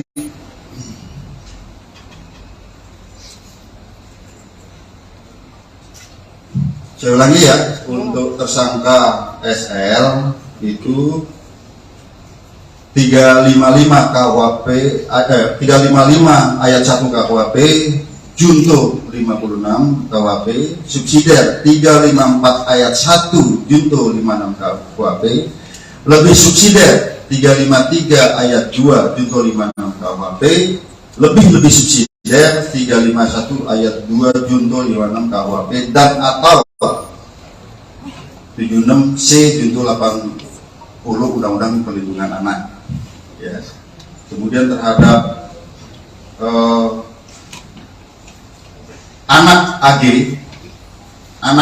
kami selalu sebut anak AG, ya, ini anak yang berkonflik dengan hukum. Itu pasalnya adalah 76C junto 8 pasal 80 Undang-Undang Perlindungan Anak, dan atau 355 ayat 1 junto 56, subsidiar 354 ayat 1 junto 56 KUHP, lebih subsidiar 353 ayat 2 junto 56 KUHP, lebih subsidiar 351 ayat 2 junto 56 KUHP. Tentang ancaman maksimal nanti ahli pidana yang akan menyampaikan, karena di sini sekali lagi rekan-rekan sekalian, secara formil terhadap anak di bawah umur itu ada perlakuan yang berbeda. Demikian juga apabila anak sebagai korban, ada secara material dalam Undang-Undang Perlindungan Anak. Kemudian rekan-rekan sekalian, kami melihat di sini bahwa dari bukti digital bahwa ini ada perencanaan sejak awal. Ya, pada saat mulai menelpon SL, kemudian bertemu SL, kemudian pada saat di dalam mobil bertiga ada mensrea ya di sana. Kemudian pada saat terjadinya penganiayaan yang ini sangat-sangat memprihatinkan, kita lihat ya, sangat-sangat sadis di sini, itu ada 3 kali tendangan ke arah kepala. Kemudian ada 2 kali menginjak tengkuk, dan juga ada 1 kali pukulan ke arah kepala. Ini yang ke arah yang sangat-sangat vital di kepala. Di sana di antaranya ada kata-kata free kick, ya, free kick waktu ditendang ke kepala seperti tendangan penalti, ya, ataupun tendangan bebas. Kemudian juga ada kata-kata, gua nggak takut kalau anak orang lain, anak orang mati. Bagi penyidik di sini dan juga kami koordinasikan konsultasi dengan saksi ahli, ini bisa merupakan suatu mens rea, niat jahat dan juga aktus serius wujud perbuatan. Jadi rangkaian perbuatan, korban sudah tidak berdaya, 2 kali ditendang sudah tidak berdaya, masih diadakan penganiayaan lebih lanjut ke arah kepala. Oleh karenanya rekan-rekan sekalian, sekali lagi hari ini kami melaksanakan gelar perkara secara komprehensif, ya, di mana yang pertama sebagai wujud penyidikan kami yang berkesinambungan dengan melihat alat bukti yang ada, dengan melihat digital forensik, hasil digital forensik, bukti chat WA, video, kemudian bukti digital forensik dari CCTV, TKP, keterangan saksi, beberapa orang saksi, 10 orang saksi yang saling bersesuaian, sehingga kami menemukan fakta hukum dan bisa menemukan peranan dari masing-masing tersangka. Maka hari ini kami menambah konstruksi pasal sebagaimana yang kami sebutkan tadi. Yang kedua, terjadi peningkatan status terhadap AG yang tadinya adalah anak yang berhadapan dengan hukum, berubah menjadi anak yang berkonflik dengan hukum ataupun anak. Jadi kalau di undang-undang peliharaan tidak boleh disebut tersangka. Ya, kemudian untuk efisiensi penyidikan, karena saat ini kami mengirim tim wasidik dan penyidik Menak dari Polres Jakarta Selatan, kami limpahkan ke Polda Metro Jaya. Yang kedua, rekan-rekan sekalian, yang kami perlu tekankan, mengapa terhadap peningkatan status ini membutuhkan waktu yang lama? Kami harus mengikuti prosedur yang diatur dalam Undang-Undang Perlindungan Anak, Undang-Undang Peradilan Anak. Kami harus melibatkan pekerja sosial untuk melaksanakan penelitian. Kami harus melibatkan tim psikologi untuk melaksanakan pemeriksaan, ya, kemudian tes dan serangkaian kegiatan yang membutuhkan waktu tidak sebentar. Saya kira demikian penjelasan dari kami. Selanjutnya kami persilakan pada Pak Kabid Mas. Baik rekan-rekan, sebelum ke ahli pidana dan lainnya, mungkin dari Pak Deputi Kementerian PPA yang akan menyampaikan.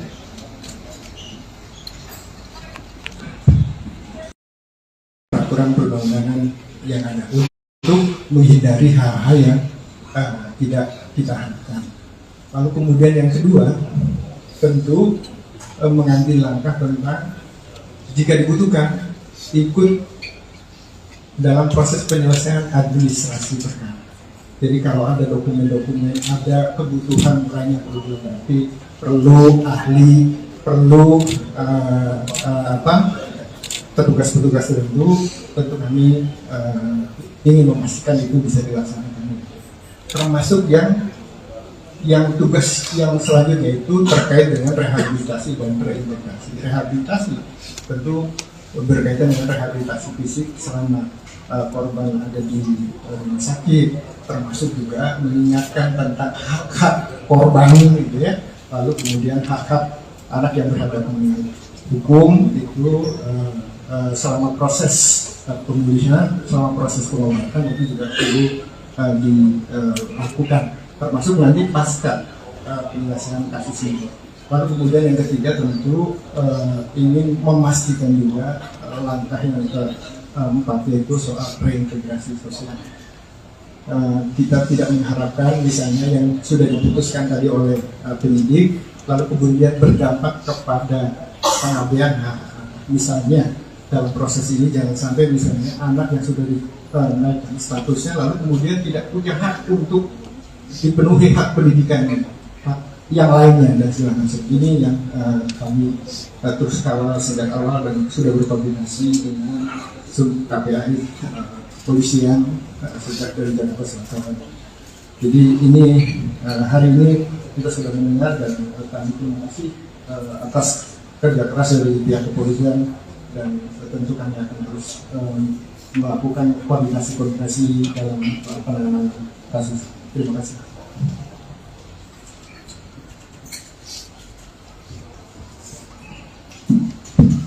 Baik, terima kasih.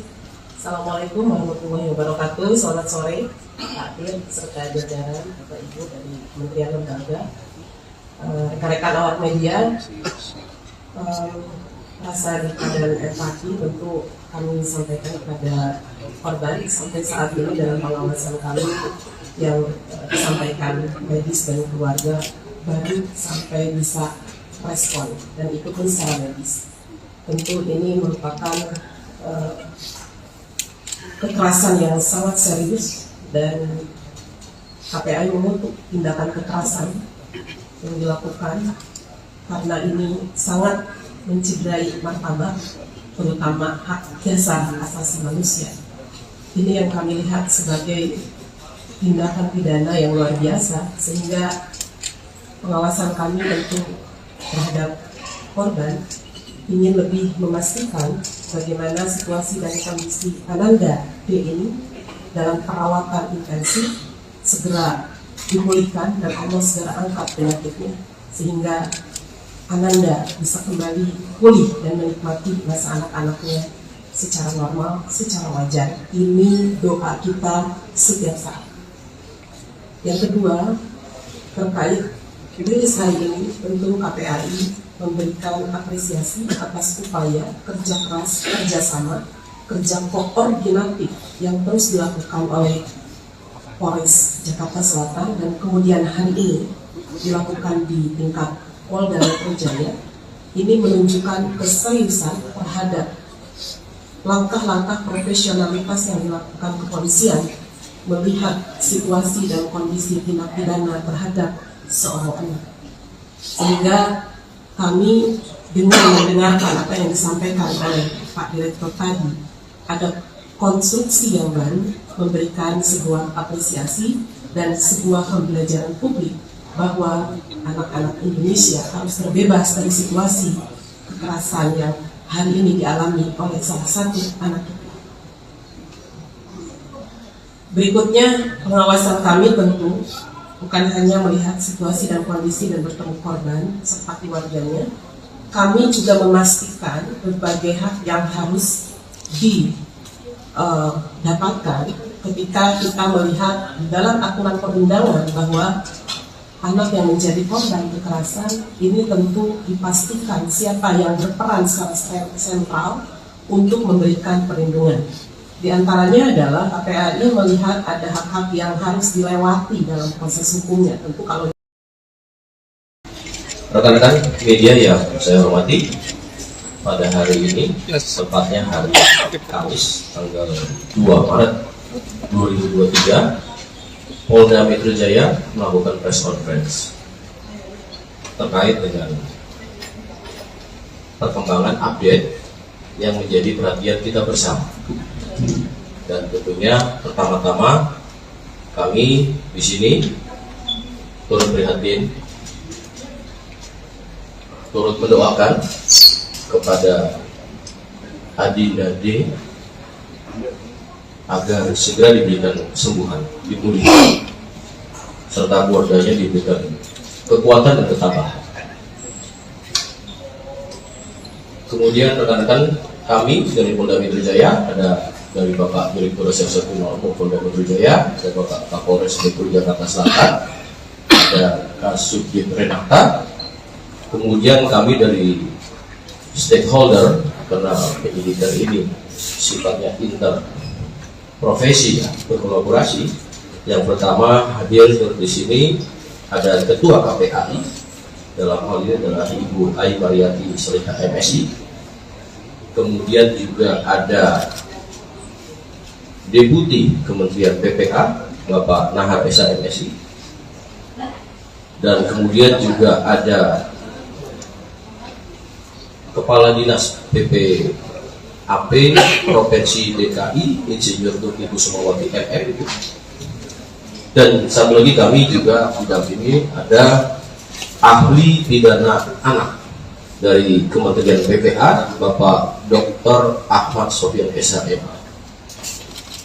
Rekan-rekan, pada hari ini akan ada update terkait dengan proses penyidikan yang dilakukan oleh Polda Metro Jaya. Untuk waktu, kami persilakan kepada Bapak Direktur Reserse Kriminal Polda Metro Jaya. Baik, Assalamualaikum warahmatullahi wabarakatuh. Salam sejahtera buat kita semua. Yang terhormat Bapak Deputi Menteri Pemberdayaan Perempuan dan Perlindungan Anak, Bapak Nahar SHMSI. Yang kami hormati Ibu Kepala Dinas PPAPP Provinsi DKI, Ibu Tuti Kusuma Wati MM. Yang kami hormati Ketua KPRI Ibu Ayu Mariati Solihah MSI. Kemudian yang saya hormati ahli pidana anak dari Kementerian Pemberdayaan Perempuan dan Perlindungan Anak Indonesia, Bapak Dr. Ahmad Sofyan SHMA. Jadi pada kesempatan sore hari ini kami akan menjelaskan update penanganan penyidikan pada kasus yang saat ini menjadi pusat perhatian secara nasional, yaitu penganiayaan terhadap korban atas nama D. Rekan-rekan sekalian, yang pertama kami perlu jelaskan bahwa kasus ini terjadi pada tanggal 20 Februari 2023, kemudian ditangani oleh Polsek Pesanggerahan, dan pada saat itu sudah ditetapkan tersangka dan ditahan. Namun kemudian karena di Polsek tidak ada unit khusus PPA, maka dilimpahkan ke Polres Jakarta Selatan dan kemudian dilaksanakan penyidikan dengan asistensi dan supervisi dari Direktorat Kriminal Umum Polda Metro Jaya, di mana kami mengirimkan tim penyidik Renata dan juga personil daripada pengawasan penyidikan.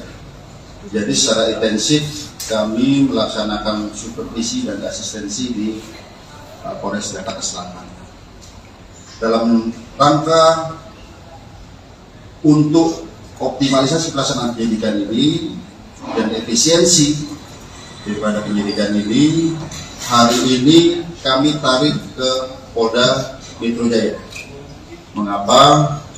Karena memang kita menerapkan pola kolaborasi intervensi untuk memudahkan koordinasi, dan juga kami memiliki penyidik yang lebih banyak yang khusus menangani kasus-kasus yang melibatkan perempuan dan anak. Rekan-rekan sekalian, pada proses penyidikan ini yang ada di Jakarta Selatan, pada 3 hari pertama penyidik sudah menentukan tersangka dan juga menahan, yaitu 2 tersangka.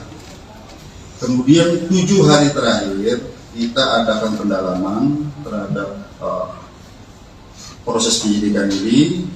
Ya. Kami perlu jelaskan bahwa dalam proses penyidikan ini kita menghadapi 2 kelompok subjek hukum. Yang pertama adalah orang dewasa yang sudah kita tentukan tersangkanya ini.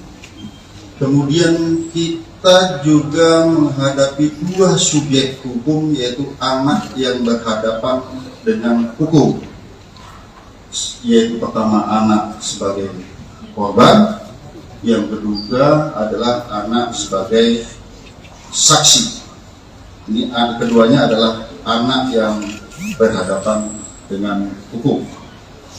Oleh karenanya kami perlu kehati-hatian, kami perlu rigid dalam penanganan kasus ini, dan kami perlu mengundang mitra untuk menjamin bahwa pemenuhan daripada hak-hak anak ini bisa tetap terjaga. Oleh karenanya kami menggandeng dari KPAI dari awal, kami mengundang stakeholder dari awal, PPD, PPA Provinsi DKI, kami melibatkan dari Kementerian Pemberdayaan Perempuan dan Perlindungan Anak sejak awal, Kami juga melibatkan ahli pidana anak sejak awal dan juga ahli pidana. Dan juga kami perlu sampaikan rekan-rekan sekalian bahwa dalam proses penyidikan kami tetap melaksanakan penyidikan dengan menggunakan pola scientific crime investigation. Oleh karenanya rekan-rekan sekalian, dalam proses penyidikan kami telah memeriksa 10 orang saksi. Kemudian juga kami melibatkan saksi ahli di sini, ahli pidana, ahli dari digital forensik, ahli dari psikologi. Kami melibatkan tim dari Apsikor, psikologi untuk memeriksa psikologi forensik maupun psikologi klinis terhadap anak ini, sekali lagi dalam menjamin hak-hak anak tersebut. Nah, kemudian kami perlu jelaskan rekan-rekan sekalian bahwa pada awalnya kami menerapkan dalam konstruksi pasal adalah pasal 76C junto pasal 80 Undang-Undang PPA junto 351 penganiayaan. Ya. Biasa di sini yang awal. Namun kami perlu menjelaskan bahwa penyidikan kami ini ada bersifat berkesinambungan. Kami artikan menganalogikan seperti ini. Misalnya kita sekarang sakit panas, tapi panasnya karena apa? Kami perlu ada pemeriksaan lanjutan. Apakah ini tipes? Apakah ini demam berdarah? Seperti itu. Dan kami awalnya adalah penganiayaan biasa di sini ditunjukkan dengan undang-undang PPA tadi. Setelah kami adakan pemeriksaan, kami dilibatkan digital forensik, kami menemukan fakta-fakta baru, bukti chat WA, video yang ada di HP. Kemudian perlu kami sampaikan, kami juga menemukan CCTV di seputaran TKP, sehingga kami bisa melihat peranan dari masing-masing orang yang ada di TKP tersebut. Dan kami berkomitmen di sini siapapun yang bersalah harus dihukum. Ya tentu saja apabila itu pun anak, secara formil ini diatur dalam Undang-Undang Peradilan Anak, secara material ini diatur dalam Undang-Undang Perlindungan Anak. Oleh karenanya rekan-rekan sekalian, pada kesempatan gelar pada siang hari ini, pagi sampai dengan siang hari ini, kami menambah konstruksi pasal baru terhadap tersangka-tersangka ini. Ya. Kemudian yang kedua, ada perubahan status dari AG yang awalnya adalah anak yang berhadapan dengan hukum, berubah menjadi atau meningkat statusnya menjadi anak yang berkonflik dengan hukum. Atau dengan kata lain, berubah menjadi pelaku atau anak. Jadi terhadap anak di bawah umur itu tidak boleh dibilang tersangka. Jadi yang kami perlu jelaskan.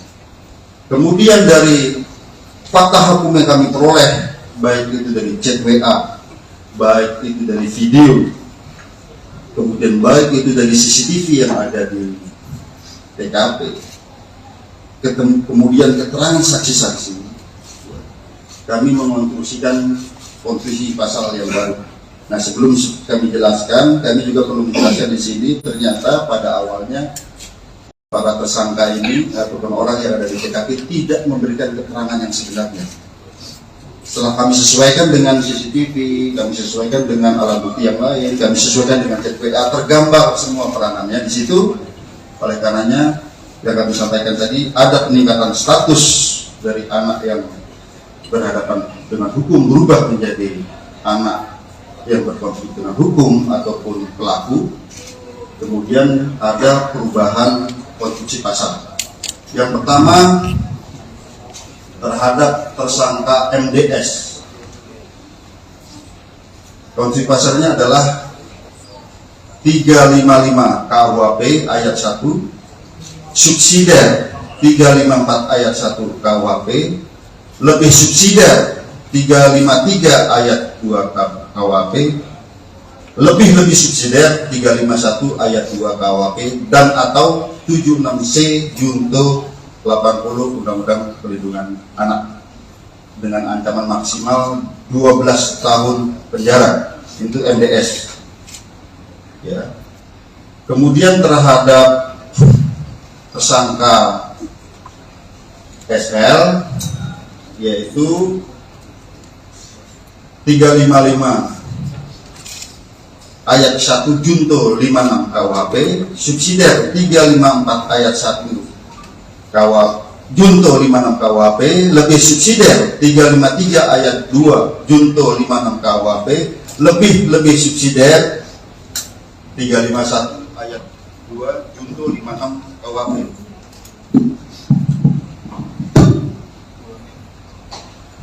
Ulangin bang.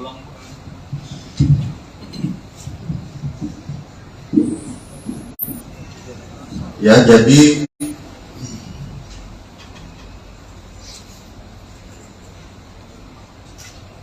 saya ulangi ya, untuk tersangka SL itu 355 KUHP 355 ayat 1 KUHP junto 56 KUHP, subsidiar 354 ayat 1 junto 56 KUHP, lebih subsidiar 353 ayat 2 junto 56 KUHP, lebih subsidiar 351 ayat 2 junto 56 KUHP dan atau 76C junto 80 Undang-Undang Perlindungan Anak. Ya. Kemudian terhadap anak AG, kami harus sebut anak AG, ya, ini anak yang berkonflik dengan hukum. Itu pasalnya adalah 76C junto 8 pasal 80 Undang-Undang Perlindungan Anak dan atau 355 ayat 1 junto 56, subsidiar 354 ayat 1 junto 56 KUHP, lebih subsidiar 353 ayat 2 junto 56 KUHP, lebih subsidiar 351 ayat 2 junto 56 KUHP. Tentang ancaman maksimal nanti ahli pidana yang akan menyampaikan, karena di sini sekali lagi rekan-rekan sekalian, secara formil terhadap anak di bawah umur itu ada perlakuan yang berbeda. Demikian juga apabila anak sebagai korban ada secara material dalam Undang-Undang Perlindungan Anak. Kemudian rekan-rekan sekalian,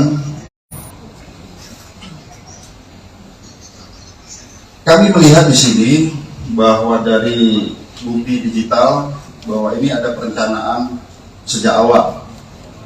Ya, pada saat mulai menelpon SL, kemudian bertemu SL, kemudian pada saat di dalam mobil bertiga ada mensrea ya di sana. Kemudian pada saat terjadinya penganiayaan yang ini sangat-sangat memprihatinkan, kita lihat ya, sangat-sangat sadis di sini. Itu ada 3 kali tendangan ke arah kepala. Kemudian ada 2 kali menginjak tengkuk dan juga ada 1 kali pukulan ke arah kepala. Ini yang ke arah yang sangat-sangat vital di kepala. Di sana di antaranya ada kata-kata free kick. Ya. Free kick waktu ditendang ke arah kepala seperti tendangan penalti. Ya. Ataupun tendangan bebas. Ya. Kemudian juga ada kata-kata gua nggak takut kalau anak orang lain, atau anak orang mati.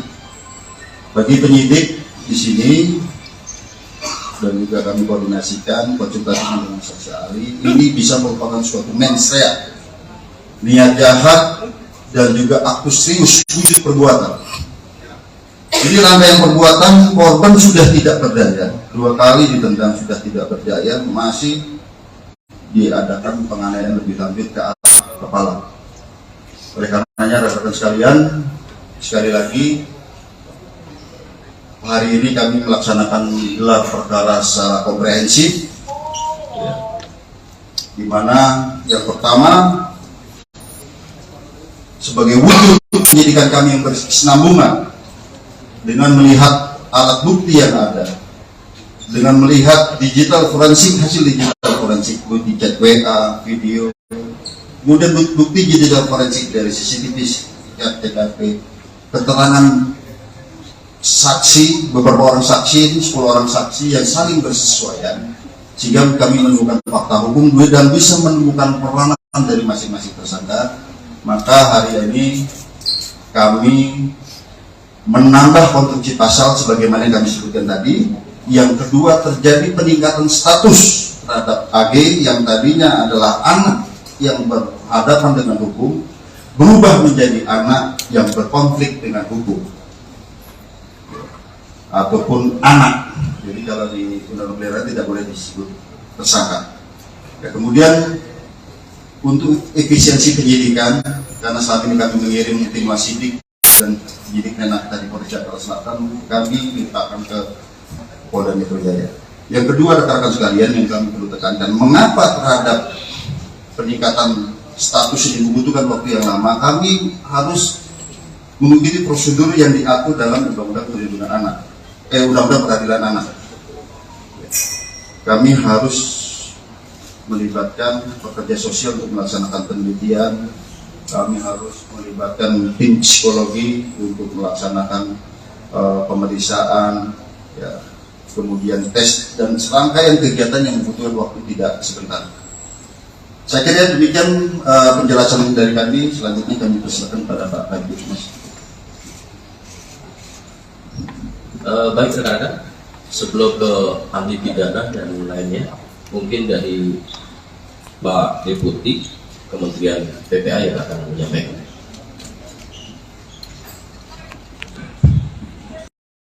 Peraturan perundang-undangan yang ada untuk menghindari hal-hal yang tidak kita harapkan.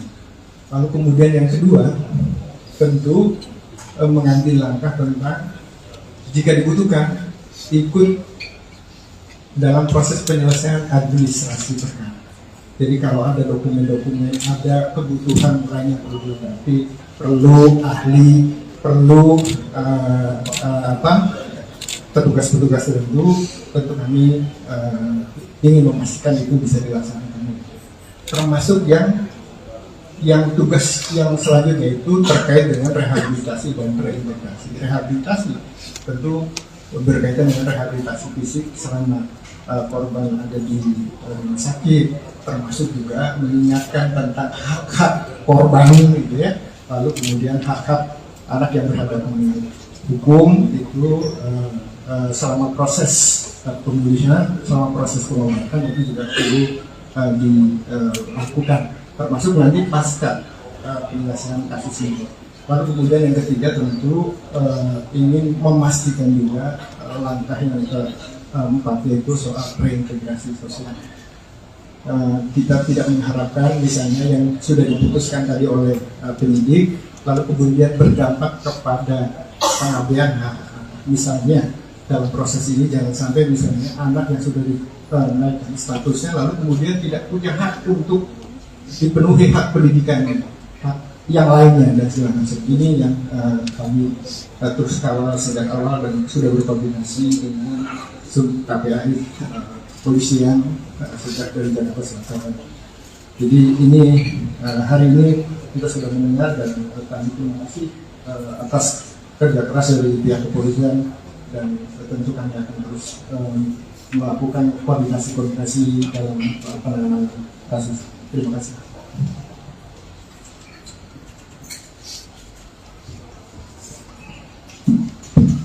Baik, terima kasih.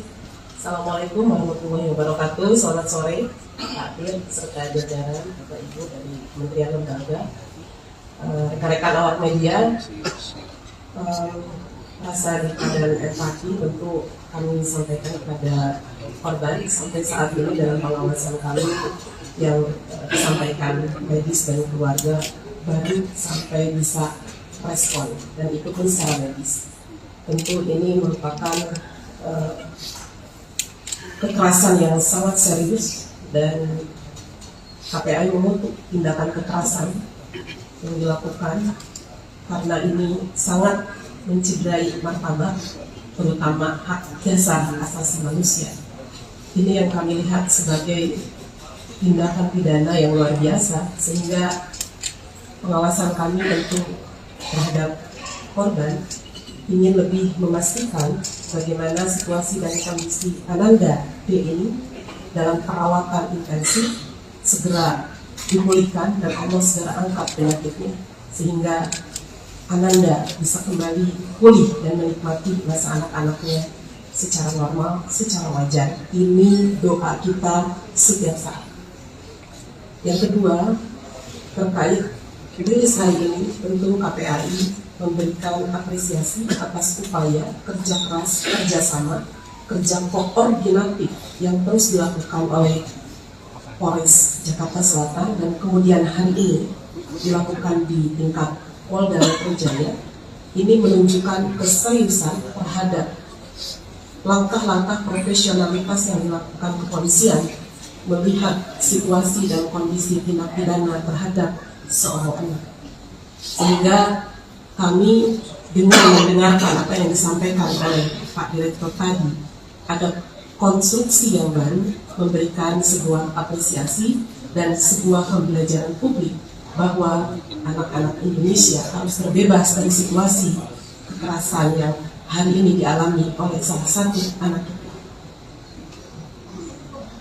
Berikutnya, pengawasan kami tentu bukan hanya melihat situasi dan kondisi dan bertemu korban serta keluarganya, kami juga memastikan berbagai hak yang harus didapatkan ketika kita melihat di dalam aturan perundangan bahwa anak yang menjadi korban kekerasan ini tentu dipastikan siapa yang berperan secara sentral untuk memberikan perlindungan.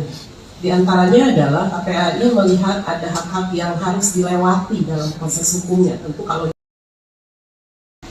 rekan-rekan media yang saya hormati, pada hari ini, tepatnya hari Kamis, tanggal 2 Maret 2023, Polda Metro Jaya melakukan press conference terkait dengan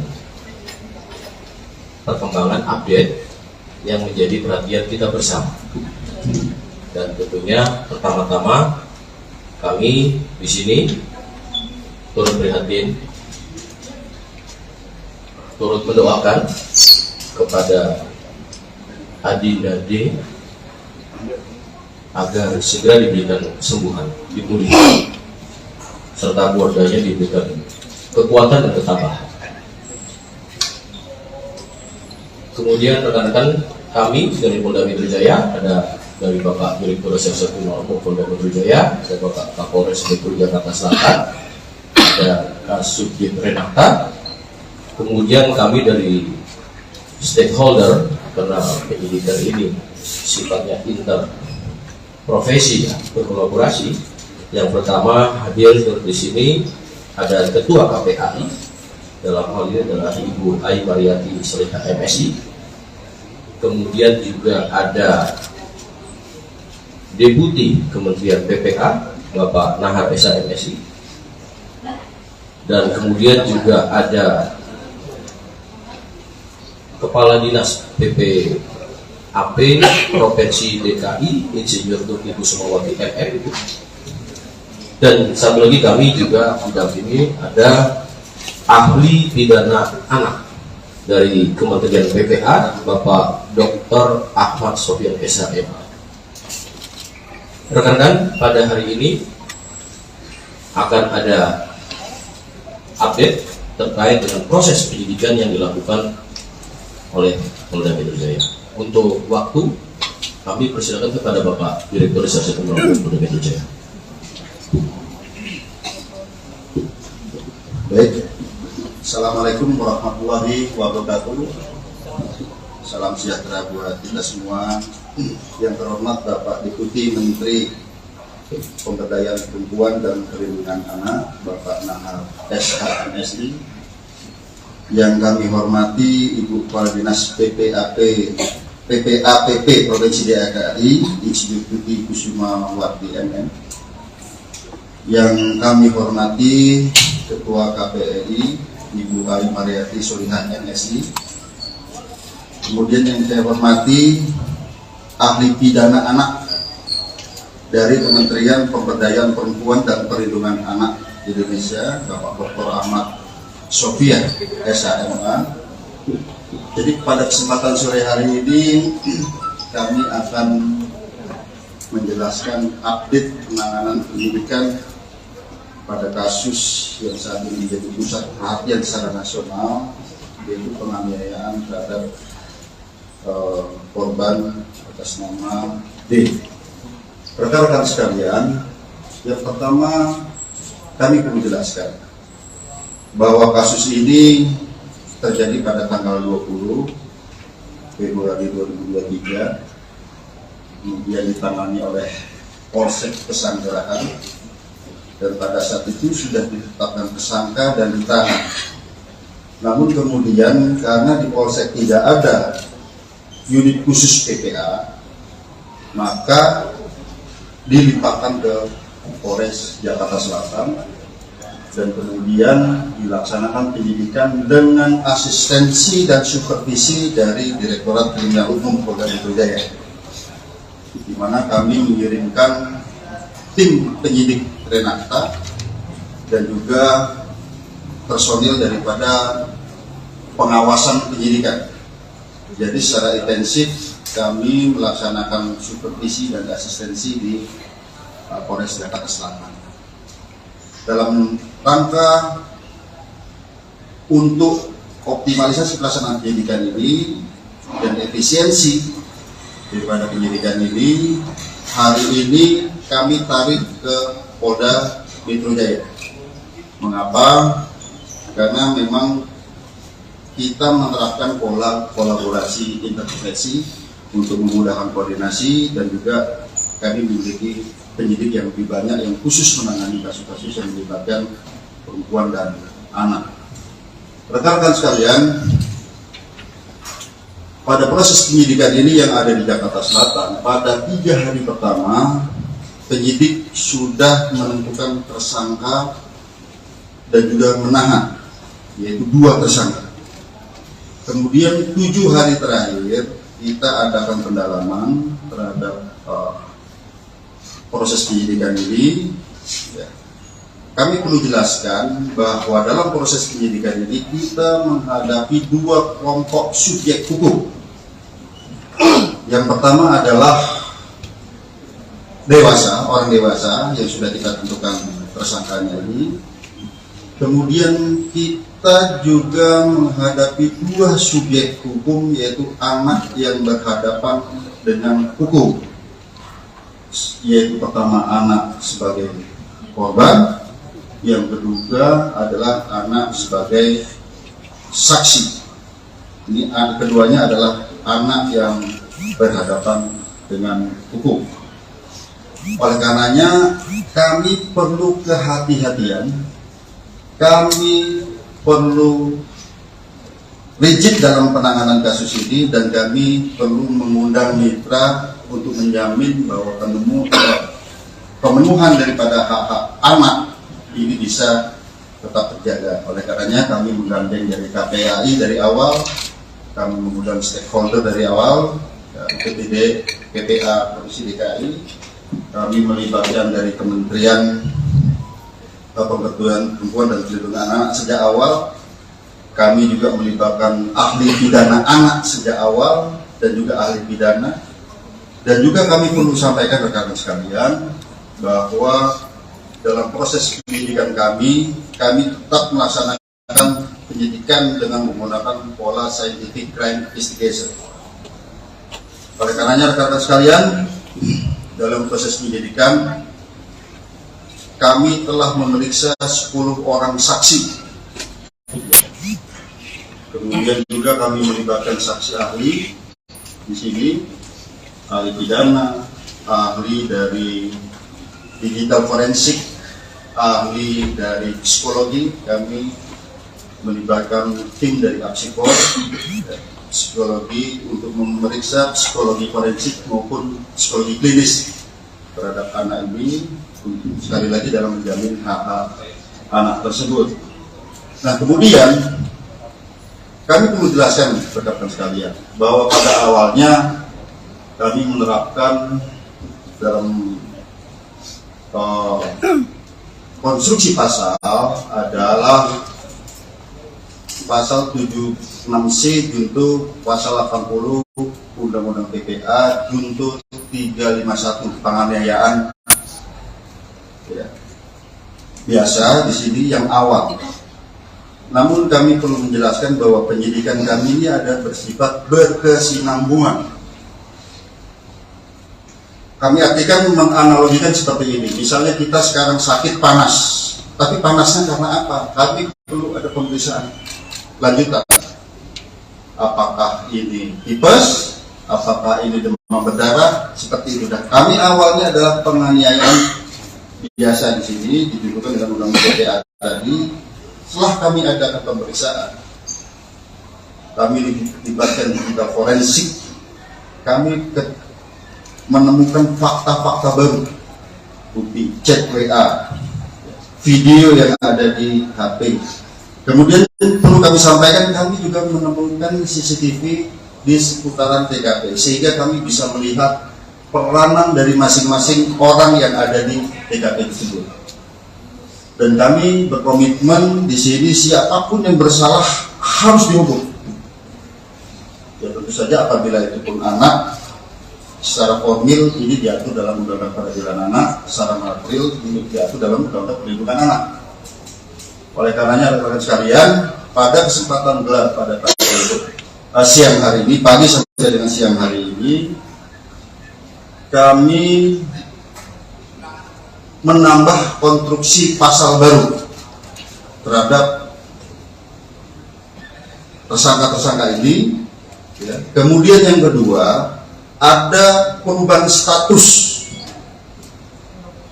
dari AG yang awalnya adalah anak yang berhadapan dengan hukum, berubah menjadi atau meningkat statusnya menjadi anak yang berkonflik dengan hukum, atau dengan kata lain berubah menjadi pelaku atau anak. Jadi terhadap anak di bawah umur itu tidak boleh dibilang tersangka. Jadi yang kami perlu jelaskan. Kemudian dari fakta hukum yang kami peroleh, baik itu dari chat WA, baik itu dari video, kemudian baik itu dari CCTV yang ada di TKP, kemudian keterangan saksi-saksi, kami mengonstruksikan konstruksi pasal yang baru. Nah, sebelum kami jelaskan, kami juga perlu menjelaskan di sini, ternyata pada awalnya para tersangka ini ataupun orang yang ada di TKP tidak memberikan keterangan yang sebenarnya. Setelah kami sesuaikan dengan CCTV, kami sesuaikan dengan alat bukti yang lain, kami sesuaikan dengan chat WA, tergambar semua peranannya di situ.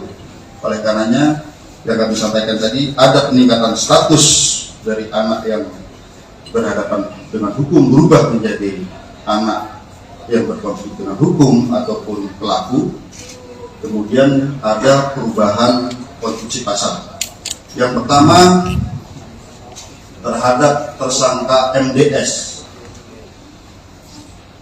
Konstruksi pasalnya adalah 355 KUHP ayat 1, subsidiar 354 ayat 1 KUHP, lebih subsidiar 353 ayat 2 KUHP, lebih subsidiar 351 ayat 2 KUHP, dan atau 76C junto 80 Undang-Undang Perlindungan Anak dengan ancaman maksimal 12 tahun penjara. Itu MDS.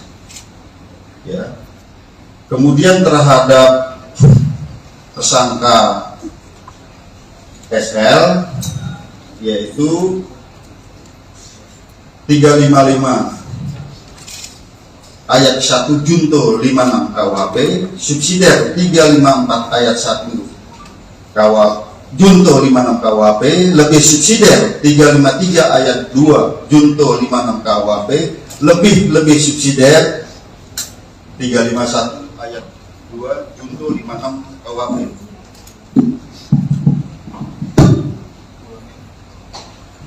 Ulangin bang.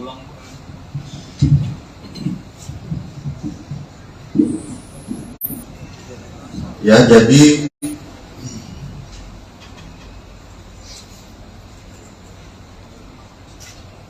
saya ulangi ya, untuk tersangka SL itu 355 KUHP 355 ayat 1 KUHP, junto 56 KUHP, subsidiar 354 ayat 1 junto 56 KUHP, lebih subsidiar 353 ayat 2 junto 56 KUHP, lebih subsidiar 351 ayat 2 junto 56 KUHP, dan atau 76C junto 80 Undang-Undang Perlindungan Anak.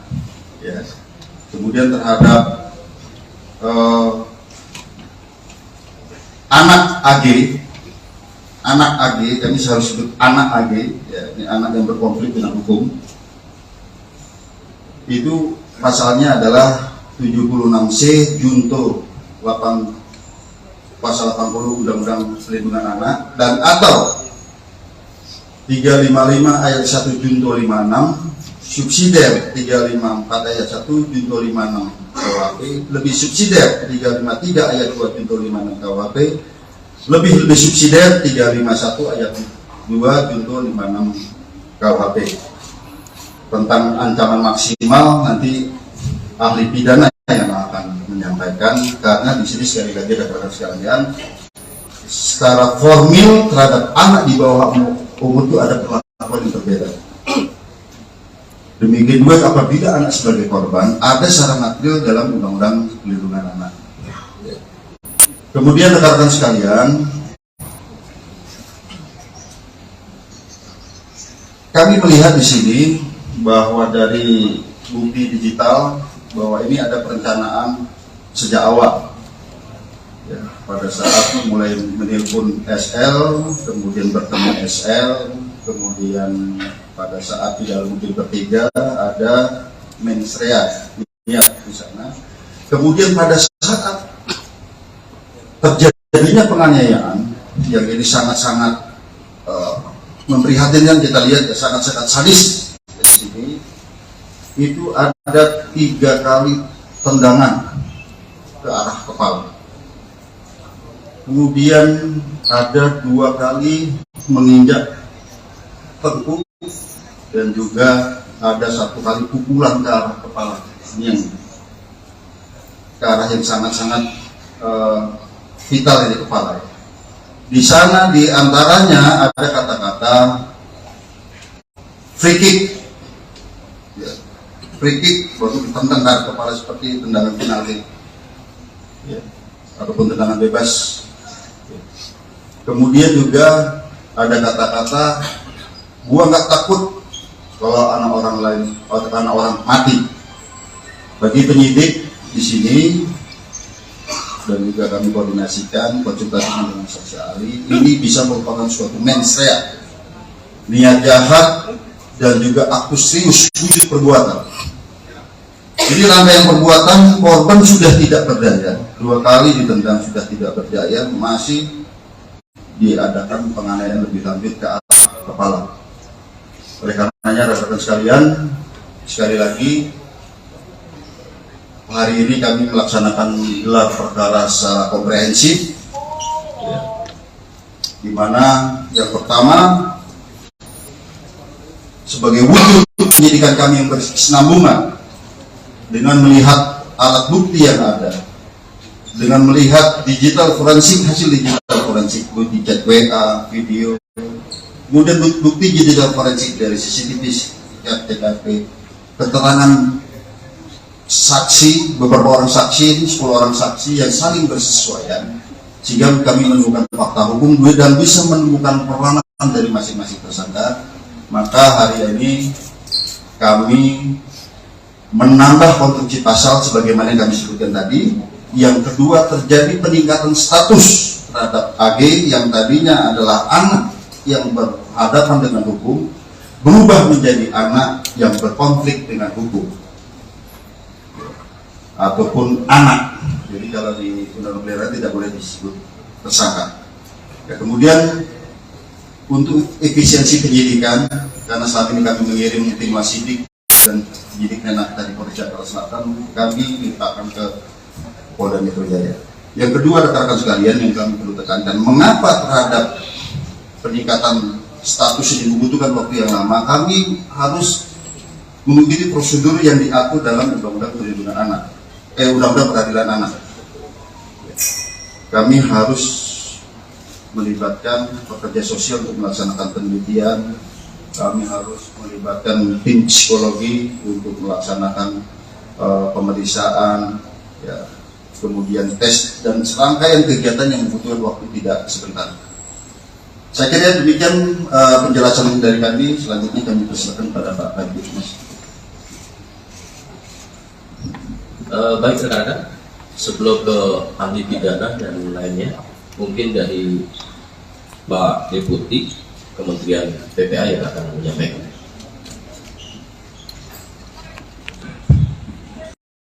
Peraturan perundang-undangan yang ada untuk menghindari hal-hal yang tidak kita harapkan. Lalu kemudian yang kedua, tentu mengambil langkah tentang jika dibutuhkan ikut dalam proses penyelesaian administrasi perkara. Jadi kalau ada dokumen-dokumen, ada kebutuhan lain yang perlu dilengkapi, perlu ahli, perlu petugas-petugas tertentu, tentu kami ingin memastikan itu bisa dilaksanakan.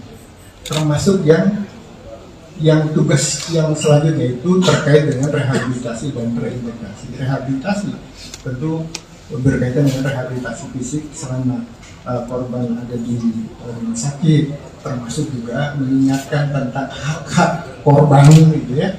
Lalu kemudian hak-hak anak yang berhadapan dengan hukum itu selama proses pemulihan, selama proses pengobatan itu juga perlu dilakukan, termasuk nanti pasca penyelesaian kasus ini.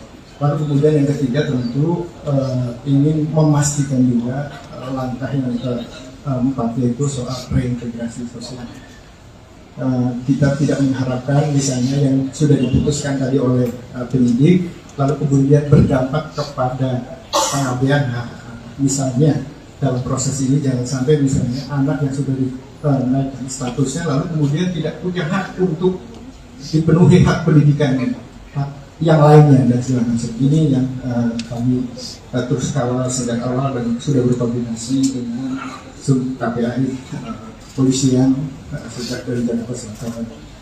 Jadi ini hari ini kita sudah mendengar dan kami terima kasih atas kerja keras dari pihak kepolisian dan tentu kami akan terus melakukan koordinasi dalam penanganan kasus. Terima kasih.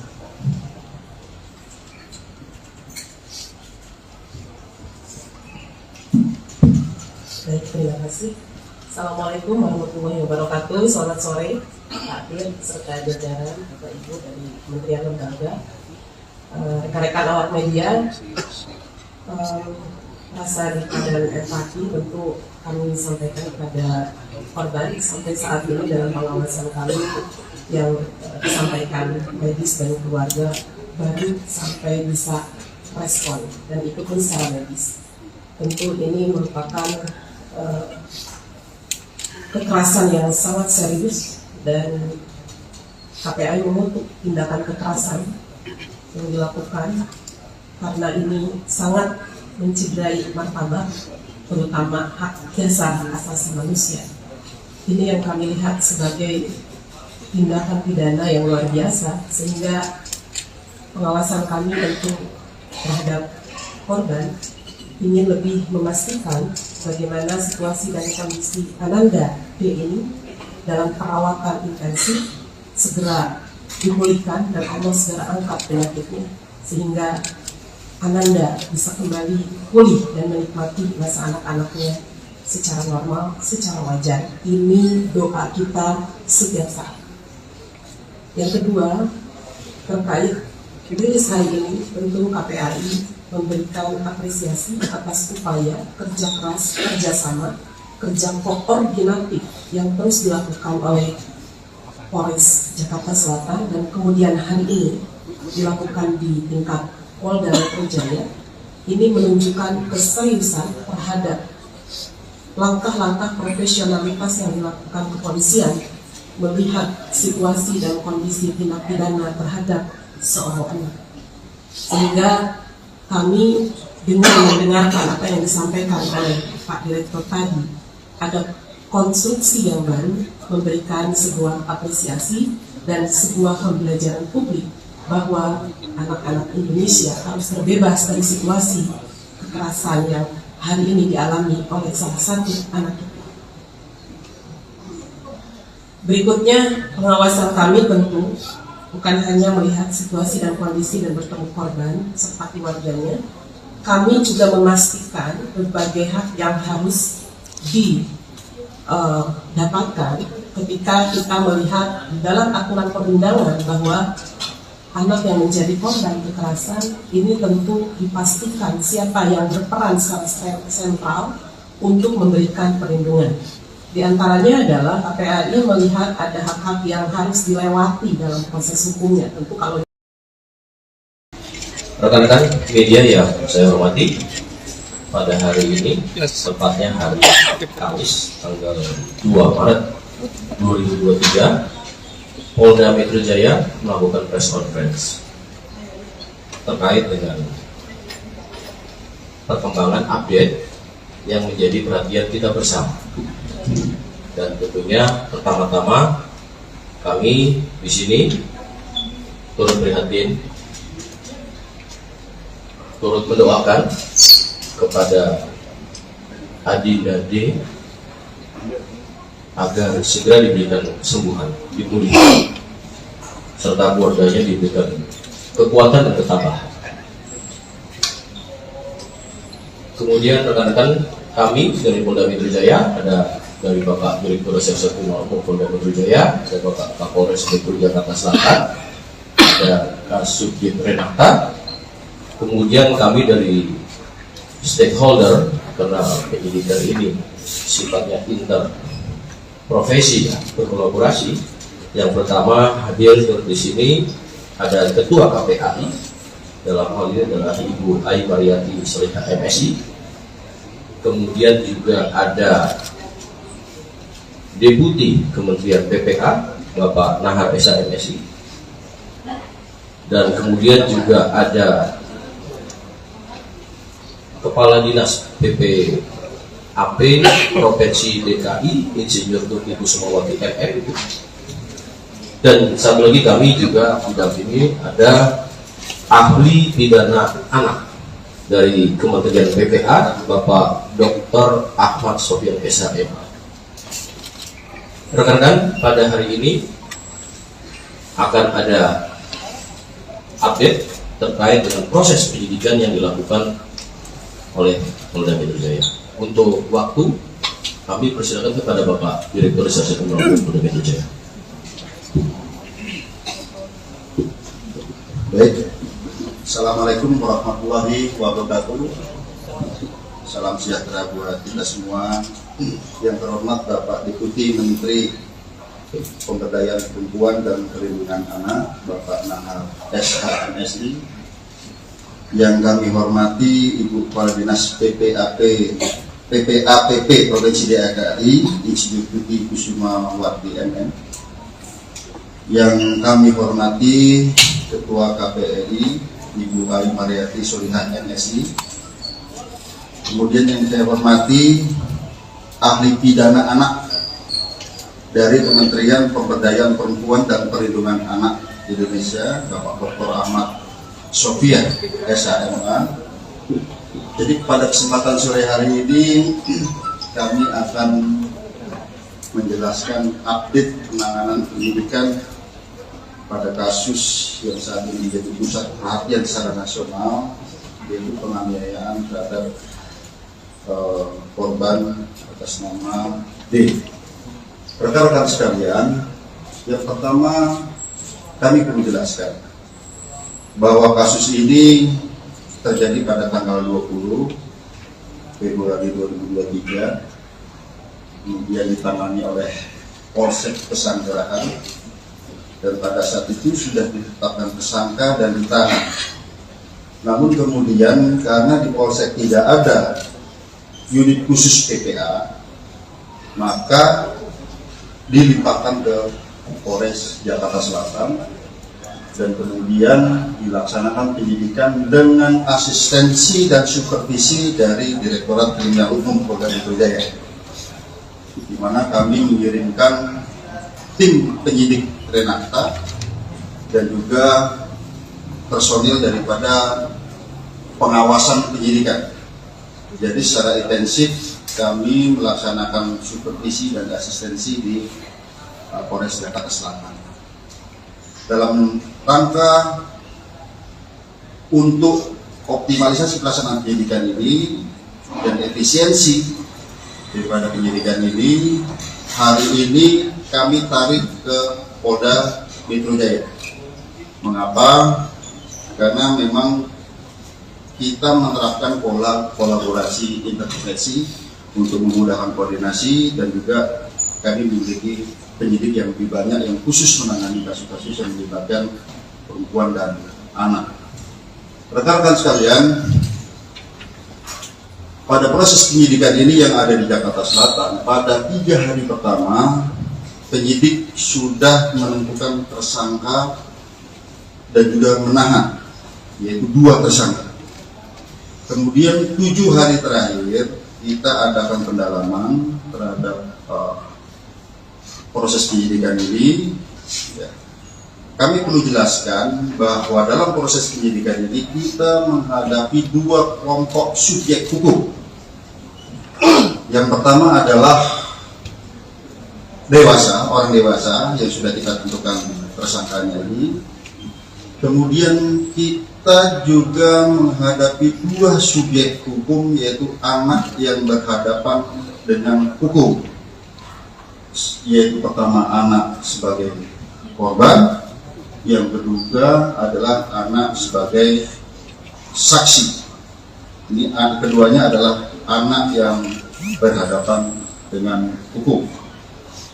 Oleh karenanya kami perlu kehati-hatian, kami perlu rigid dalam penanganan kasus ini, dan kami perlu mengundang mitra untuk menjamin bahwa pemenuhan daripada hak-hak anak ini bisa tetap terjaga. Oleh karenanya kami menggandeng dari KPAI dari awal, kami mengundang stakeholder dari awal, PPD, PPA Provinsi DKI, kami melibatkan dari Kementerian Pemberdayaan Perempuan dan Perlindungan Anak sejak awal.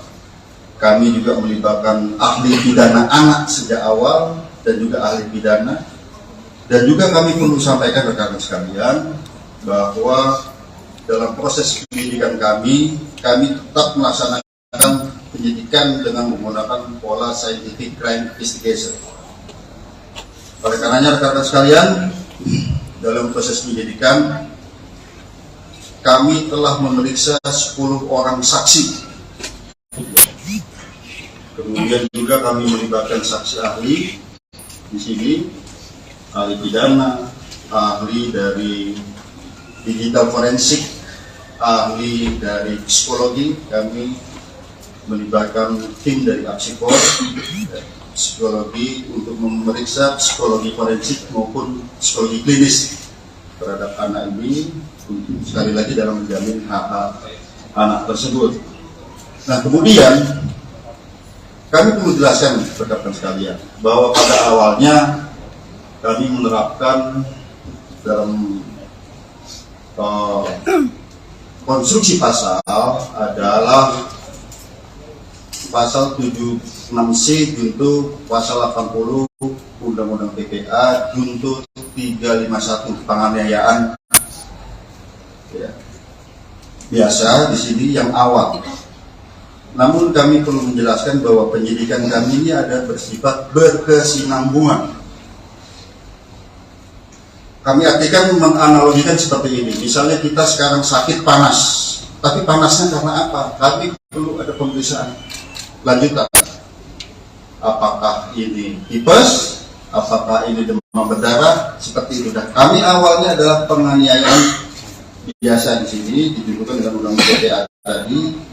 Setelah kami adakan pemeriksaan, kami dilibatkan digital forensik, kami menemukan fakta-fakta baru, bukti chat WA, video yang ada di HP. Kemudian perlu kami sampaikan, kami juga menemukan CCTV di seputaran TKP, sehingga kami bisa melihat peranan dari masing-masing orang yang ada di TKP tersebut. Dan kami berkomitmen di sini siapapun yang bersalah harus dihukum. Ya tentu saja apabila itu pun anak, secara formil ini diatur dalam Undang-Undang Peradilan Anak, secara material ini diatur dalam Undang-Undang Perlindungan Anak.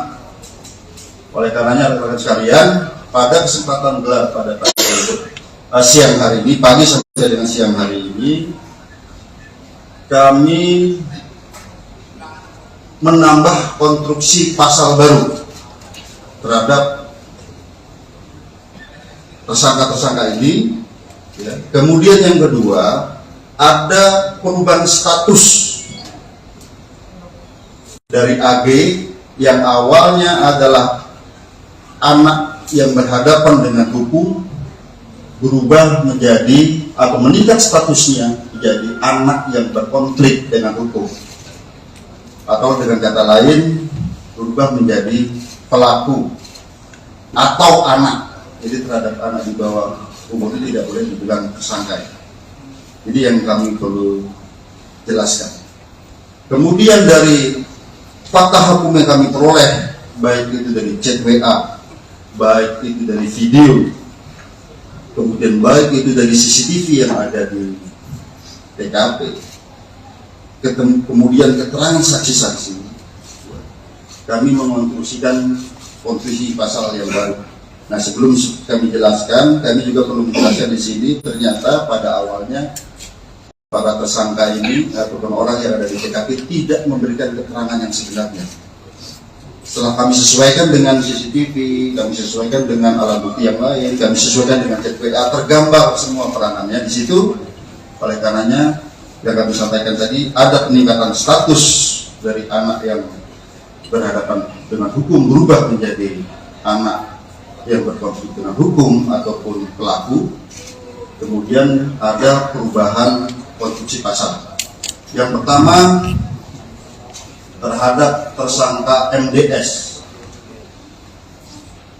Konstruksi pasalnya adalah 355 KUHP ayat 1, subsidiar 354 ayat 1 KUHP, lebih subsidiar 353 ayat 2 KUHP, lebih subsidiar 351 ayat 2 KUHP, dan atau 76C junto 80 Undang-Undang Perlindungan Anak dengan ancaman maksimal 12 tahun penjara. Itu MDS. Ya. Kemudian terhadap tersangka SL, yaitu 355 ayat 1 junto 56 KUHP, subsidiar 354 ayat 1 junto 56 KUHP, lebih subsidiar 353 ayat 2 junto 56 KUHP, lebih subsidiar 351 ayat 2 junto 56 KUHP.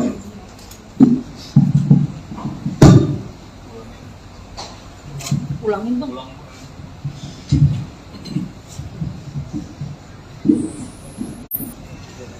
Ya, jadi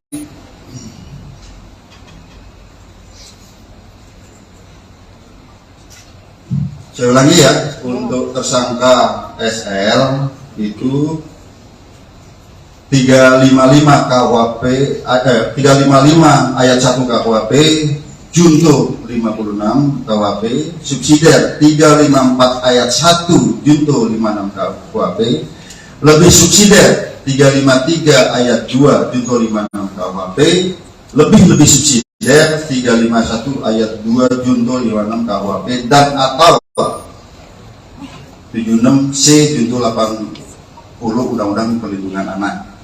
Ya. Kemudian terhadap anak AG, kami harus sebut anak AG, ya, ini anak yang berkonflik dengan hukum. Itu pasalnya adalah 76C junto pasal 80 Undang-Undang Perlindungan Anak dan atau 355 ayat 1 Junto 56 subsidiar 354 ayat 1 Junto 56 KUHP lebih subsidiar 353 ayat 2 Junto 56 KUHP lebih subsidiar 351 ayat 2 Junto 56 KUHP tentang ancaman maksimal. Nanti ahli pidana yang akan menyampaikan, karena di sini sekali lagi rekan-rekan sekalian, secara formil terhadap anak di bawah umur itu ada perlakuan yang berbeda. Demikian juga apabila anak sebagai korban ada secara material dalam Undang-Undang Perlindungan Anak. Kemudian rekan-rekan sekalian, kami melihat di sini bahwa dari bukti digital bahwa ini ada perencanaan sejak awal. Ya, pada saat mulai menelpon SL, kemudian bertemu SL, kemudian pada saat di dalam mobil bertiga ada mensrea di sana. Kemudian pada saat terjadinya penganiayaan yang ini sangat-sangat memprihatinkan, kita lihat ya, sangat-sangat sadis di sini. Itu ada 3 kali tendangan ke arah kepala. Kemudian ada 2 kali menginjak tengkuk dan juga ada 1 kali pukulan ke arah kepala. Ini yang ke arah yang sangat-sangat vital di kepala. Di sana di antaranya ada kata-kata free kick. Free kick baru ditendang ke kepala seperti tendangan penalti, ya, ataupun tendangan bebas. Kemudian juga ada kata-kata, gua nggak takut kalau anak orang lain, anak orang mati. Bagi penyidik di sini dan juga kami koordinasikan konsultasi dengan saksi ahli, ini bisa merupakan suatu mensrea, niat jahat dan juga aktus serius wujud perbuatan. Ini rangkaian perbuatan, korban sudah tidak berdaya, 2 kali ditendang sudah tidak berdaya, masih diadakan penganiayaan lebih lanjut ke arah kepala. Oleh karenanya rekan-rekan sekalian, sekali lagi hari ini kami melaksanakan gelar perkara secara komprehensif, ya, di mana yang pertama sebagai wujud penyidikan kami yang berkesinambungan dengan melihat alat bukti yang ada, dengan melihat digital forensik, hasil digital forensik, bukti chat WA, video, kemudian bukti digital forensik dari CCTV, TKP, keterangan saksi, beberapa orang saksi, 10 orang saksi yang saling bersesuaian, sehingga kami menemukan fakta hukum dan bisa menemukan peranan dari masing-masing tersangka. Maka hari ini kami menambah konstruksi pasal sebagaimana yang kami sebutkan tadi. Yang kedua, terjadi peningkatan status terhadap AG yang tadinya adalah anak yang berhadapan dengan hukum, berubah menjadi anak yang berkonflik dengan hukum ataupun anak. Jadi kalau di Undang-Undang tidak boleh disebut tersangka. Ya, kemudian untuk efisiensi penyidikan, karena saat ini kami mengirim tim wasidik dan penyidik Menak dari Polres Jakarta Selatan, kami limpahkan ke Polda Metro Jaya. Yang kedua, rekan-rekan sekalian, yang kami perlu tekankan, mengapa terhadap peningkatan status ini membutuhkan waktu yang lama? Kami harus mengikuti prosedur yang diatur dalam Undang-Undang Perlindungan Anak, Undang-Undang Peradilan Anak. Kami harus melibatkan pekerja sosial untuk melaksanakan penelitian. Kami harus melibatkan tim psikologi untuk melaksanakan pemeriksaan, ya, kemudian tes dan serangkaian kegiatan yang membutuhkan waktu tidak sebentar. Saya kira demikian penjelasan dari kami. Selanjutnya kami persilakan pada Pak Kabit Mas.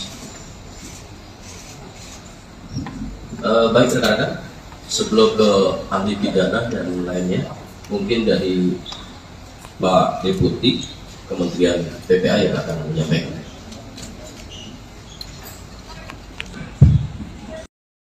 Peraturan perundang-undangan yang ada menghindari hal-hal yang tidak kita harapkan.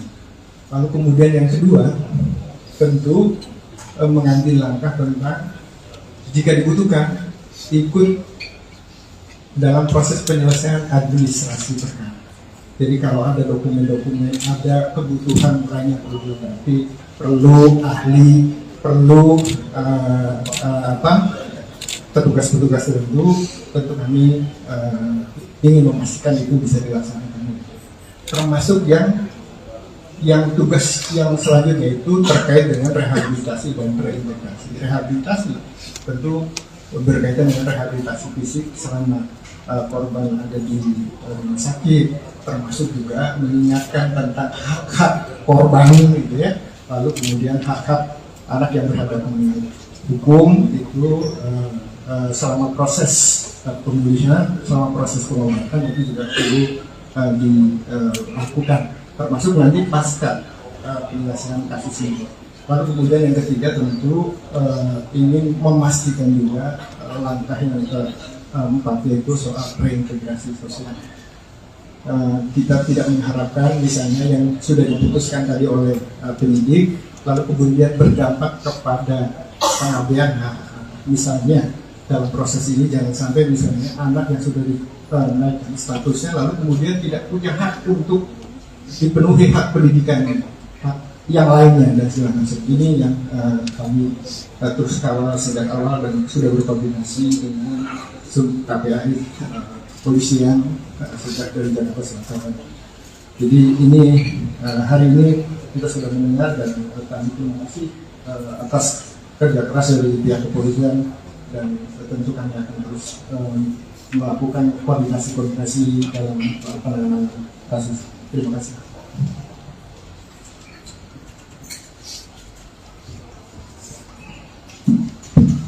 Baik, terima kasih. Assalamualaikum warahmatullahi wabarakatuh. Selamat sore, Pak Dir, serta jajaran Bapak Ibu dari Kementerian Lembaga, rekan-rekan awak media.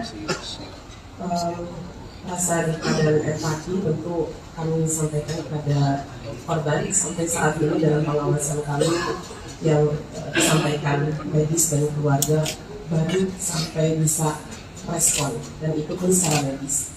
Tentu ini merupakan kekerasan yang sangat serius dan KPAI mengutuk tindakan kekerasan yang dilakukan karena ini sangat mencederai martabat terutama hak dasar asasi manusia. Ini yang kami lihat sebagai tindakan pidana yang luar biasa sehingga pengawasan kami tentu terhadap korban ingin lebih memastikan bagaimana situasi dan kondisi Ananda D ini dalam perawatan intensif segera dipulihkan dan Allah segera angkat penyakitnya sehingga Ananda bisa kembali pulih dan menikmati masa anak-anaknya secara normal, secara wajar. Ini doa kita setiap saat.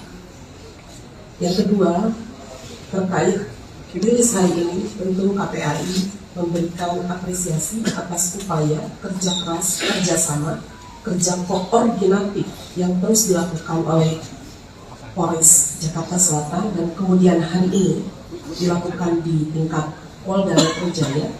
Ini menunjukkan keseriusan terhadap langkah-langkah profesionalitas yang dilakukan kepolisian melihat situasi dan kondisi tindak pidana terhadap seorang anak.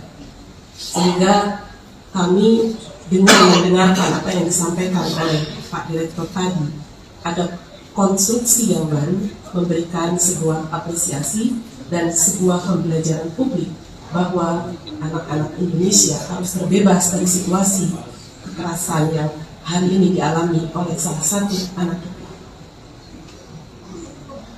Berikutnya, pengawasan kami tentu bukan hanya melihat situasi dan kondisi dan bertemu korban serta keluarganya, kami juga memastikan berbagai hak yang harus didapatkan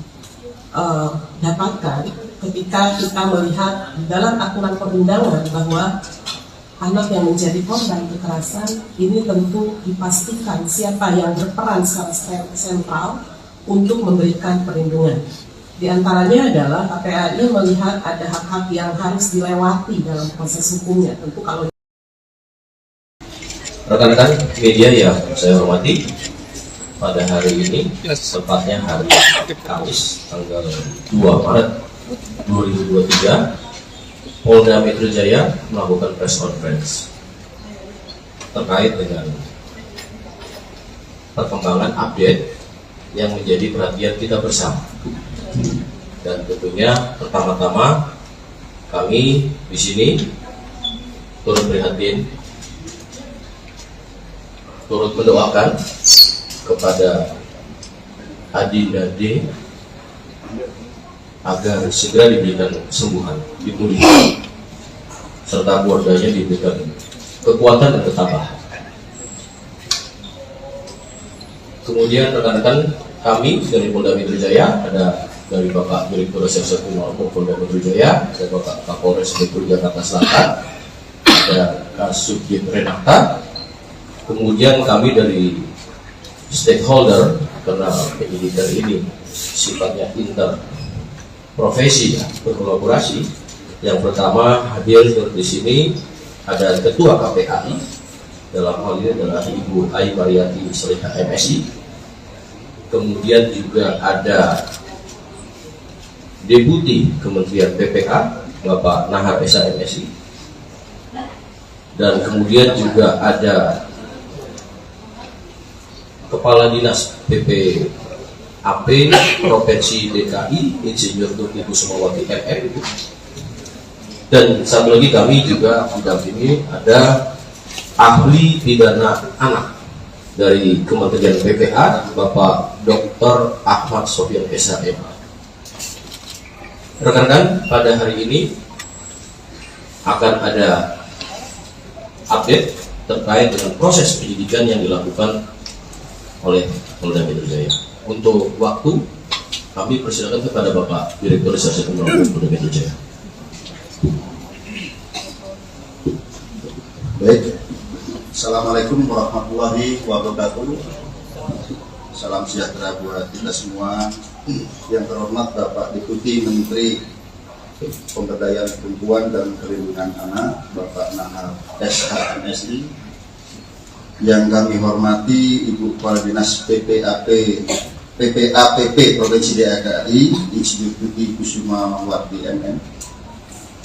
Yang kami hormati Ketua KPAI Ibu Ai Mariati Solihah MSI. Kemudian yang saya hormati ahli pidana anak dari Kementerian Pemberdayaan Perempuan dan Perlindungan Anak Indonesia, Bapak Dr. Ahmad Sofyan Esa MA. Jadi pada kesempatan sore hari ini kami akan menjelaskan update penanganan penyidikan pada kasus yang saat ini menjadi pusat perhatian secara nasional, yaitu penganiayaan terhadap korban atas nama D. Rekan-rekan sekalian, yang pertama kami perlu jelaskan bahwa kasus ini terjadi pada tanggal 20 Februari 2023, kemudian ditangani oleh Polsek Pesanggerahan, dan pada saat itu sudah ditetapkan tersangka dan ditahan. Namun kemudian karena di Polsek tidak ada unit khusus PPA, maka dilimpahkan ke Polres Jakarta Selatan, dan kemudian dilaksanakan penyidikan dengan asistensi dan supervisi dari Direktorat Kriminal Umum Polda Metro Jaya, di mana kami mengirimkan tim penyidik Renata dan juga personil daripada pengawasan penyidikan. Jadi secara intensif kami melaksanakan supervisi dan asistensi di Polres Jakarta Selatan dalam rangka untuk optimalisasi pelaksanaan penyidikan ini dan efisiensi daripada penyidikan ini. Hari ini kami tarik ke Polda Metro Jaya. Mengapa? Karena memang kita menerapkan pola kolaborasi interprofesi untuk memudahkan koordinasi, dan juga kami memiliki penyidik yang lebih banyak yang khusus menangani kasus-kasus yang melibatkan perempuan dan anak. Rekan-rekan sekalian, pada proses penyidikan ini yang ada di Jakarta Selatan, pada 3 hari pertama, penyidik sudah menentukan tersangka dan juga menahan, yaitu 2 tersangka. Kemudian 7 hari terakhir, kita adakan pendalaman terhadap proses penyidikan ini. Ya. Kami perlu jelaskan bahwa dalam proses penyidikan ini kita menghadapi 2 kelompok subjek hukum. Yang pertama adalah orang dewasa yang sudah kita tentukan tersangkanya ini. Kemudian kita juga menghadapi 2 subjek hukum, yaitu anak yang berhadapan dengan hukum. Yaitu pertama anak sebagai korban, yang kedua adalah anak sebagai saksi. Ini keduanya adalah anak yang berhadapan dengan hukum. Oleh karenanya kami perlu kehati-hatian, kami perlu rigid dalam penanganan kasus ini, dan kami perlu mengundang mitra untuk menjamin bahwa pemenuhan daripada hak-hak anak ini bisa tetap terjaga. Oleh karenanya kami menggandeng dari KPAI dari awal, kami mengundang stakeholder dari awal, PPD, PPA Provinsi DKI, kami melibatkan dari Kementerian Pemberdayaan Perempuan dan Perlindungan Anak sejak awal. Kami juga melibatkan ahli pidana anak sejak awal dan juga ahli pidana. Dan juga kami perlu sampaikan rekan-rekan sekalian bahwa dalam proses penyidikan kami tetap melaksanakan penyidikan dengan menggunakan pola scientific crime investigation. Oleh karenanya rekan-rekan sekalian, dalam proses penyidikan kami telah memeriksa 10 orang saksi.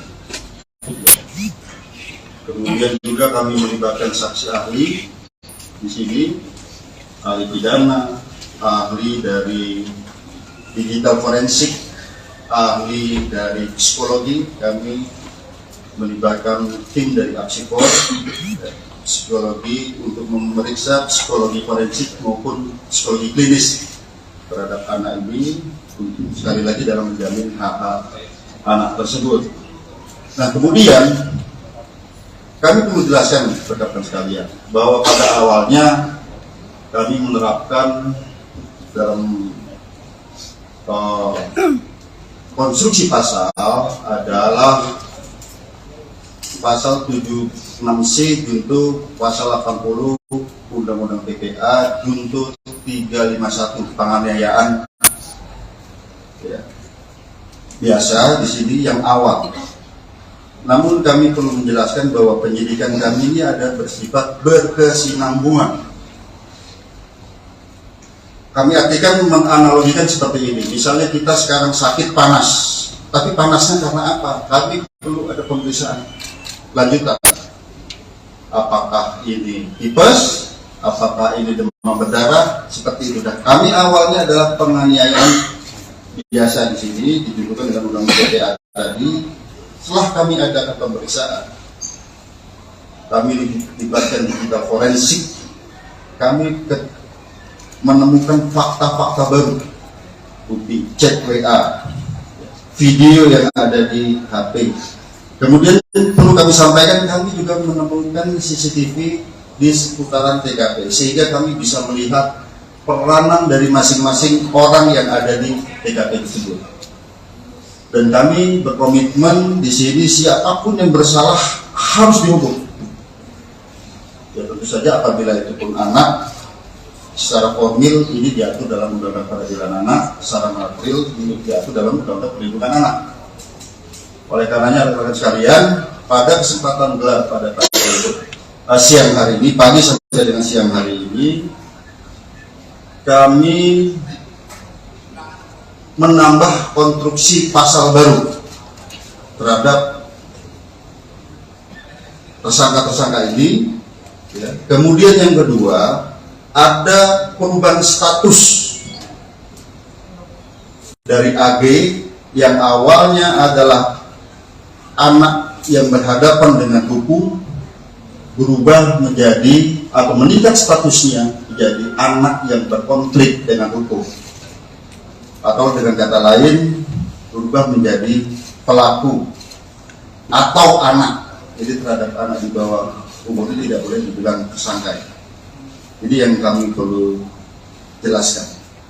Kemudian dari fakta hukum yang kami peroleh, baik itu dari chat WA, baik itu dari video, kemudian baik itu dari CCTV yang ada di TKP, kemudian keterangan saksi-saksi, kami mengonstruksikan konstruksi pasal yang baru. Nah, sebelum kami jelaskan, kami juga perlu menjelaskan di sini, ternyata pada awalnya para tersangka ini ataupun orang yang ada di TKP tidak memberikan keterangan yang sebenarnya. Setelah kami sesuaikan dengan CCTV, kami sesuaikan dengan alat bukti yang lain, kami sesuaikan dengan chat WA, tergambar semua peranannya di situ. Oleh karenanya, yang kami sampaikan tadi, ada peningkatan status dari anak yang berhadapan dengan hukum berubah menjadi anak yang berkonflik dengan hukum ataupun pelaku. Kemudian ada perubahan konstruksi pasal. Yang pertama terhadap tersangka MDS. Konstruksi pasalnya adalah 355 KUHP ayat 1, subsidiar 354 ayat 1 KUHP, lebih subsidiar 353 ayat 2 KUHP, lebih subsidiar 351 ayat 2 KUHP, dan atau 76C junto 80 Undang-Undang Perlindungan Anak dengan ancaman maksimal 12 tahun penjara. Itu MDS. Ya. Kemudian terhadap tersangka SL, yaitu 355 ayat 1 junto 56 KUHP, subsidiar 354 ayat 1 junto 56 KUHP, lebih subsidiar 353 ayat 2 junto 56 KUHP, lebih subsidiar 351 ayat 2 junto 56 KUHP.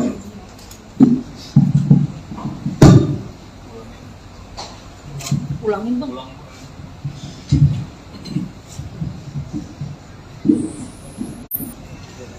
Ya, jadi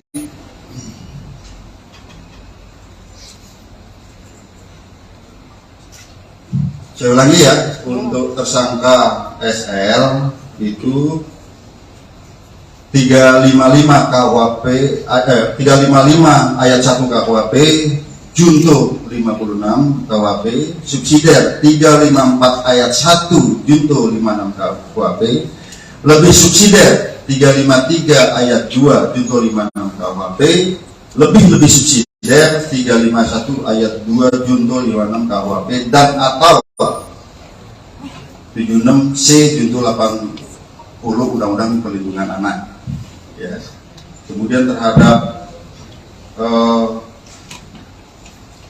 anak AG, kami harus sebut anak AG, ya, ini anak yang berkonflik dengan hukum. Itu pasalnya adalah 76C junto 8 pasal 80 Undang-Undang Perlindungan Anak, dan atau 355 ayat 1 junto 56, subsidiar 354 ayat 1 junto 56 KUHP, lebih subsidiar 353 ayat 2 junto 56 KUHP, lebih subsidiar 351 ayat 2 junto 56 KUHP. Tentang ancaman maksimal nanti ahli pidana yang akan menyampaikan, karena di sini sekali lagi rekan-rekan sekalian, secara formil terhadap anak di bawah umur itu ada perlakuan yang berbeda. Demikian juga apabila anak sebagai korban, ada secara material dalam Undang-Undang Perlindungan Anak. Kemudian rekan-rekan sekalian, kami melihat di sini bahwa dari bukti digital bahwa ini ada perencanaan sejak awal. Ya, pada saat mulai menelpon SL, kemudian bertemu SL, kemudian pada saat di dalam mobil bertiga ada mensrea di sana. Kemudian pada saat terjadinya penganiayaan yang ini sangat-sangat memprihatinkan, kita lihat ya, sangat-sangat sadis di sini, itu ada 3 kali tendangan ke arah kepala. Kemudian ada 2 kali menginjak tengkuk dan juga ada 1 kali pukulan ke arah kepala. Ini yang ke arah yang sangat-sangat vital di kepala. Di sana di antaranya ada kata-kata free kick, ya, free kick baru ditendang ke arah kepala seperti tendangan penalti, ya, ataupun tendangan bebas. Kemudian juga ada kata-kata, gua nggak takut kalau anak orang lain, anak orang mati. Bagi penyidik di sini dan juga kami koordinasikan konsultasi dengan saksi ahli, ini bisa merupakan suatu mens rea, niat jahat dan juga aktus serius wujud perbuatan. Jadi rangkaian perbuatan, korban sudah tidak berdaya, 2 kali ditendang sudah tidak berdaya, masih diadakan penganiayaan lebih lanjut ke arah kepala. Oleh karenanya rekan-rekan sekalian, sekali lagi hari ini kami melaksanakan gelar perkara secara komprehensif, ya, di mana yang pertama sebagai wujud penyidikan kami yang berkesinambungan dengan melihat alat bukti yang ada, dengan melihat digital forensik, hasil digital forensik, bukti chat WA, video, kemudian bukti digital forensik dari CCTV, TKP, keterangan saksi, beberapa orang saksi, 10 orang saksi yang saling bersesuaian, sehingga kami menemukan fakta hukum dan bisa menemukan peranan dari masing-masing tersangka. Maka hari ini kami menambah konstruksi pasal sebagaimana yang kami sebutkan tadi. Yang kedua, terjadi peningkatan status terhadap AG yang tadinya adalah anak yang berhadapan dengan hukum, berubah menjadi anak yang berkonflik dengan hukum ataupun anak. Jadi kalau di undang-undang tidak boleh disebut tersangka. Ya, kemudian untuk efisiensi penyidikan, karena saat ini kami mengirim tim wasidik dan penyidik Menak dari Polres Jakarta Selatan, kami limpahkan ke Polda Metro Jaya. Yang kedua, rekan-rekan sekalian, yang kami perlu tekankan, mengapa terhadap peningkatan status ini membutuhkan waktu yang lama? Kami harus mengikuti prosedur yang diatur dalam Undang-Undang Perlindungan Anak, Undang-Undang Peradilan Anak. Kami harus melibatkan pekerja sosial untuk melaksanakan penelitian. Kami harus melibatkan tim psikologi untuk melaksanakan pemeriksaan, ya, kemudian tes dan serangkaian kegiatan yang membutuhkan waktu tidak sebentar. Saya kira demikian penjelasan dari kami. Selanjutnya kami persilakan pada Pak Kabid Mas. Baik rekan-rekan, sebelum ke ahli pidana dan lainnya, mungkin dari Pak Deputi Kementerian PPA yang akan menyampaikan.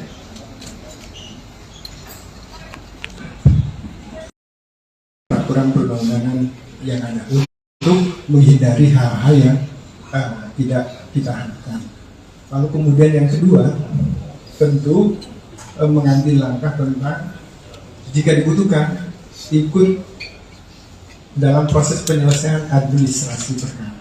Jadi kalau ada dokumen-dokumen, ada kebutuhan lain yang perlu dilengkapi, perlu ahli, perlu petugas-petugas tertentu, tentu kami ingin memastikan itu bisa dilaksanakan. Termasuk yang tugas yang selanjutnya itu terkait dengan rehabilitasi dan reintegrasi. Rehabilitasi tentu berkaitan dengan rehabilitasi fisik selama korban ada di rumah sakit, termasuk juga mengingatkan tentang hak-hak korban gitu ya, lalu kemudian hak-hak anak yang berhadapan dengan hukum itu selama proses pemulihan, selama proses pengobatan itu juga perlu dilakukan, termasuk nanti pasca penyelesaian kasus ini. Lalu kemudian yang ketiga tentu ingin memastikan juga langkah yang keempat, yaitu soal reintegrasi sosial. Kita tidak mengharapkan misalnya yang sudah diputuskan tadi oleh penyidik lalu kemudian berdampak kepada pengabdian hak. Misalnya dalam proses ini jangan sampai misalnya anak yang sudah dinaikkan statusnya lalu kemudian tidak punya hak untuk dipenuhi hak pendidikannya, hak yang lainnya dan segala macam. Ini yang kami terus kawal sejak awal dan sudah berkoordinasi dengan KPAI polisian sejak dari Jakarta Selatan. Jadi ini hari ini kita sudah mendengar dan kami terima kasih atas kerja keras dari pihak kepolisian dan tentu kami akan terus melakukan koordinasi dalam penanganan kasus. Terima kasih.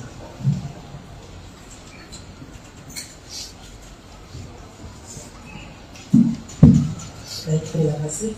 Assalamualaikum warahmatullahi wabarakatuh. Selamat sore, Pak Dir, serta jajaran Bapak Ibu dari Kementerian Lembaga, rekan-rekan awak media.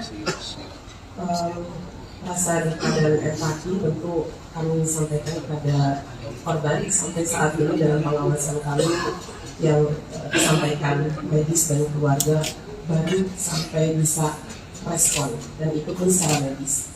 Tentu ini merupakan kekerasan yang sangat serius dan KPAI mengutuk tindakan kekerasan yang dilakukan karena ini sangat mencederai martabat terutama hak dasar asasi manusia. Ini yang kami lihat sebagai tindakan pidana yang luar biasa sehingga pengawasan kami tentu terhadap korban ingin lebih memastikan bagaimana situasi dan kondisi Ananda D ini dalam perawatan intensif segera dipulihkan dan Allah segera angkat penyakitnya sehingga Ananda bisa kembali pulih dan menikmati masa anak-anaknya secara normal, secara wajar. Ini doa kita setiap saat. Yang kedua, terkait rilis hari ini, tentu KPAI memberikan apresiasi atas upaya kerja keras, kerjasama, kerja koordinatif yang terus dilakukan oleh Polres Jakarta Selatan dan kemudian hari ini dilakukan di tingkat Polda Metro Jaya. Ini menunjukkan keseriusan terhadap langkah-langkah profesionalitas yang dilakukan kepolisian melihat situasi dan kondisi tindak pidana terhadap seorang anak. Sehingga kami dengan mendengarkan apa yang disampaikan oleh Pak Direktur tadi, ada konstruksi yang baru memberikan sebuah apresiasi dan sebuah pembelajaran publik bahwa anak-anak Indonesia harus terbebas dari situasi kekerasan yang hari ini dialami oleh salah satu anak kita. Berikutnya, pengawasan kami tentu bukan hanya melihat situasi dan kondisi dan bertemu korban serta keluarganya, kami juga memastikan berbagai hak yang harus didapatkan ketika kita melihat di dalam aturan perundangan bahwa anak yang menjadi korban kekerasan ini tentu dipastikan siapa yang berperan secara sentral untuk memberikan perlindungan. Di antaranya adalah KPAI melihat ada hak-hak yang harus dilewati dalam proses hukumnya. Tentu kalau rekan-rekan media yang saya hormati, pada hari ini, tepatnya hari Kamis, tanggal 2 Maret 2023, Polda Metro Jaya melakukan press conference terkait dengan perkembangan update yang menjadi perhatian kita bersama. Dan tentunya pertama-tama kami di sini turut prihatin, turut mendoakan kepada Adinda D agar segera diberikan kesembuhan, dipulihkan, serta keluarganya diberikan kekuatan dan ketabahan. Kemudian rekan-rekan kami dari Polda Metro Jaya ada dari Bapak Direktur Reserse Kriminal Polda Metro Jaya, ada Bapak Kapolres Metro Jakarta Selatan, ada Kasubdit Renata, kemudian kami dari stakeholder, karena penyidikan ini sifatnya interprofesi, ya, berkolaborasi. Yang pertama hadir di sini ada Ketua KPAI, dalam hal ini adalah Ibu Ai Mariati Solihah MSI. Kemudian juga ada Deputi Kementerian PPA Bapak Nahar Esa MSI, dan kemudian juga ada Kepala Dinas PPAP Provinsi DKI Insinyur Tuti Kusumawati MM, dan satu lagi kami juga mendampingi ada ahli pidana anak dari Kementerian PPA Bapak Dr. Ahmad Sofyan SHM. Rekan-rekan, pada hari ini akan ada update terkait dengan proses penyidikan yang dilakukan oleh Polda Metro Jaya. Untuk waktu, kami persilakan kepada Bapak Direktur Reserse Kriminal Polda Metro Jaya. Baik, Assalamualaikum warahmatullahi wabarakatuh. Salam sejahtera buat kita semua. Yang terhormat Bapak Deputi Menteri Pemberdayaan Perempuan dan Perlindungan Anak, Bapak Nahar SHMSI. Yang kami hormati Ibu Kepala Dinas PPAPP Provinsi DKI Insinyur Tuti Kusumawati MM. Yang kami hormati Ketua KPAI Ibu Ai Mariati Solihah MSI. Kemudian yang saya hormati ahli pidana anak dari Kementerian Pemberdayaan Perempuan dan Perlindungan Anak Indonesia, Bapak Dr. Ahmad Sofyan SHMA. Jadi pada kesempatan sore hari ini kami akan menjelaskan update penanganan penyidikan pada kasus yang saat ini menjadi pusat perhatian secara nasional, yaitu penganiayaan terhadap korban atas nama D. Rekan-rekan sekalian, yang pertama kami perlu jelaskan bahwa kasus ini terjadi pada tanggal 20 Februari 2023, kemudian ditangani oleh Polsek Pesanggerahan, dan pada saat itu sudah ditetapkan tersangka dan ditahan. Namun kemudian karena di Polsek tidak ada unit khusus PPA, maka dilimpahkan ke Polres Jakarta Selatan dan kemudian dilaksanakan penyidikan dengan asistensi dan supervisi dari Direktorat Kriminal Umum Polda Metro Jaya, di mana kami mengirimkan tim penyidik Renata dan juga personil daripada pengawasan penyidikan. Jadi secara intensif kami melaksanakan supervisi dan asistensi di Polres Jakarta Selatan dalam rangka untuk optimalisasi pelaksanaan penyidikan ini dan efisiensi daripada penyidikan ini. Hari ini kami tarik ke Polda Metro Jaya. Mengapa?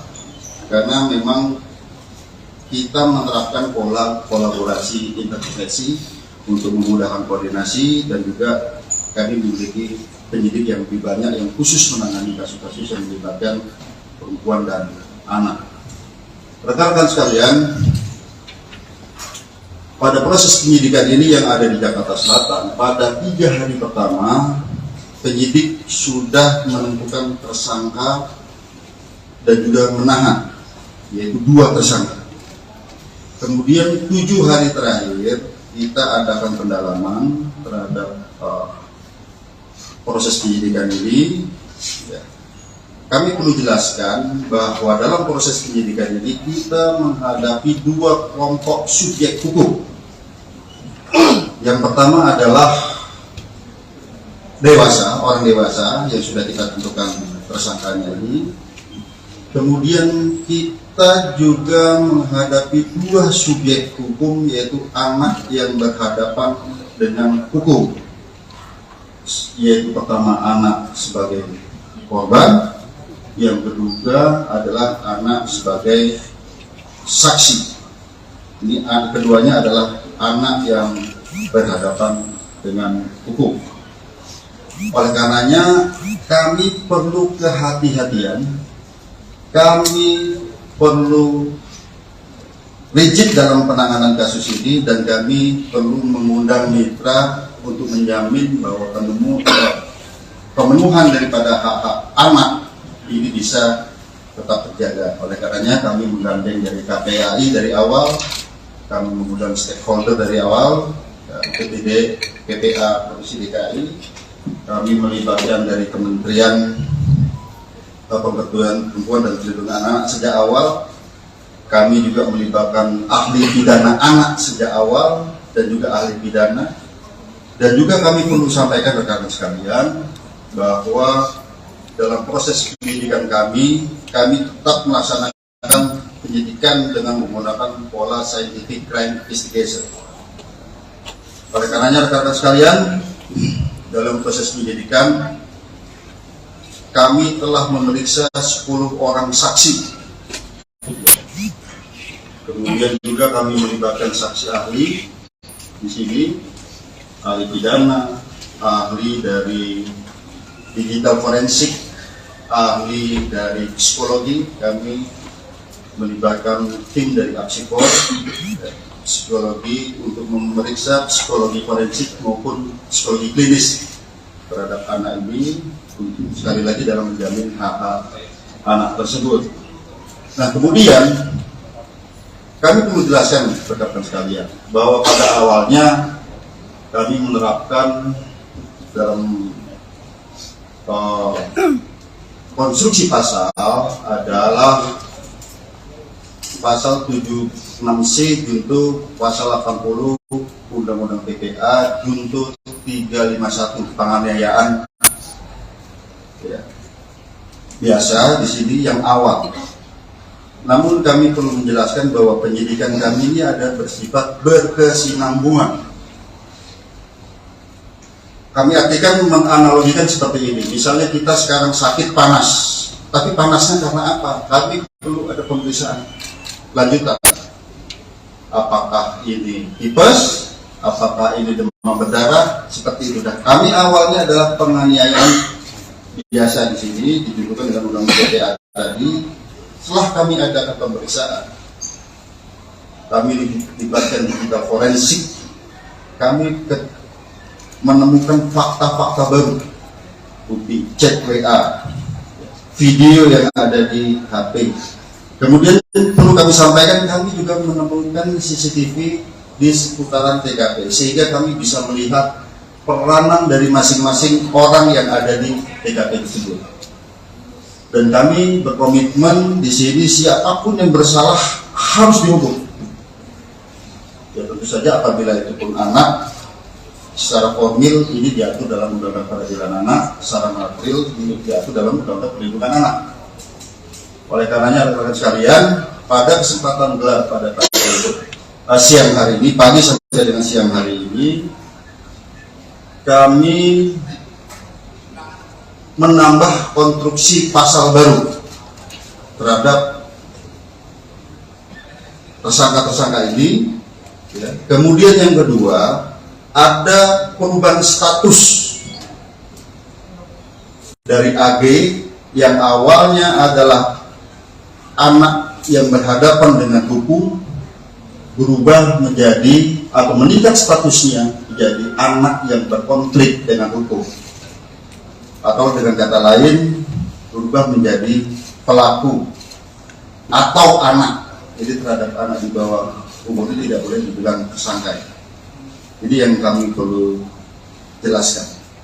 Kemudian dari fakta hukum yang kami peroleh, baik itu dari chat WA, baik itu dari video, kemudian baik itu dari CCTV yang ada di TKP, kemudian keterangan saksi-saksi, kami mengonstruksikan konstruksi pasal yang baru. Nah, sebelum kami jelaskan, kami juga perlu menjelaskan di sini, ternyata pada awalnya para tersangka ini ataupun orang yang ada di TKP tidak memberikan keterangan yang sebenarnya. Setelah kami sesuaikan dengan CCTV, kami sesuaikan dengan alat bukti yang lain, kami sesuaikan dengan chat WA, tergambar semua peranannya di situ. Oleh karenanya, yang kami sampaikan tadi, ada peningkatan status dari anak yang berhadapan dengan hukum berubah menjadi anak yang berkonflik dengan hukum ataupun pelaku. Kemudian ada perubahan konstruksi pasal. Yang pertama, terhadap tersangka MDS. Konstruksi pasalnya adalah 355 KUHP ayat 1, subsidiar 354 ayat 1 KUHP, lebih subsidiar 353 ayat 2 KUHP, lebih subsidiar 351 ayat 2 KUHP, dan atau 76C junto 80 Undang-Undang Perlindungan Anak dengan ancaman maksimal 12 tahun penjara. Itu MDS. Ya. Kemudian terhadap tersangka SL yaitu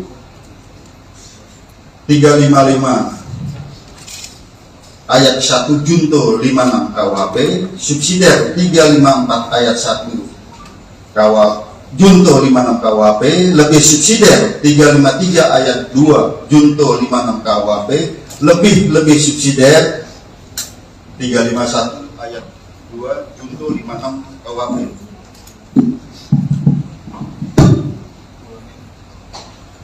Ulangin bang.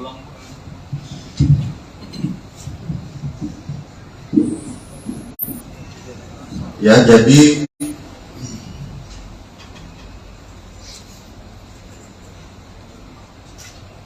saya ulangi ya, untuk tersangka SL itu 355 KUHP 355 ayat 1 KUHP junto 56 KUHP, subsidiar 354 ayat 1 junto 56 KUHP, lebih subsidiar 353 ayat 2 junto 56 KUHP, lebih subsidiar 351 ayat 2 junto 56 KUHP, dan atau 76C junto 80 Undang-Undang Perlindungan Anak.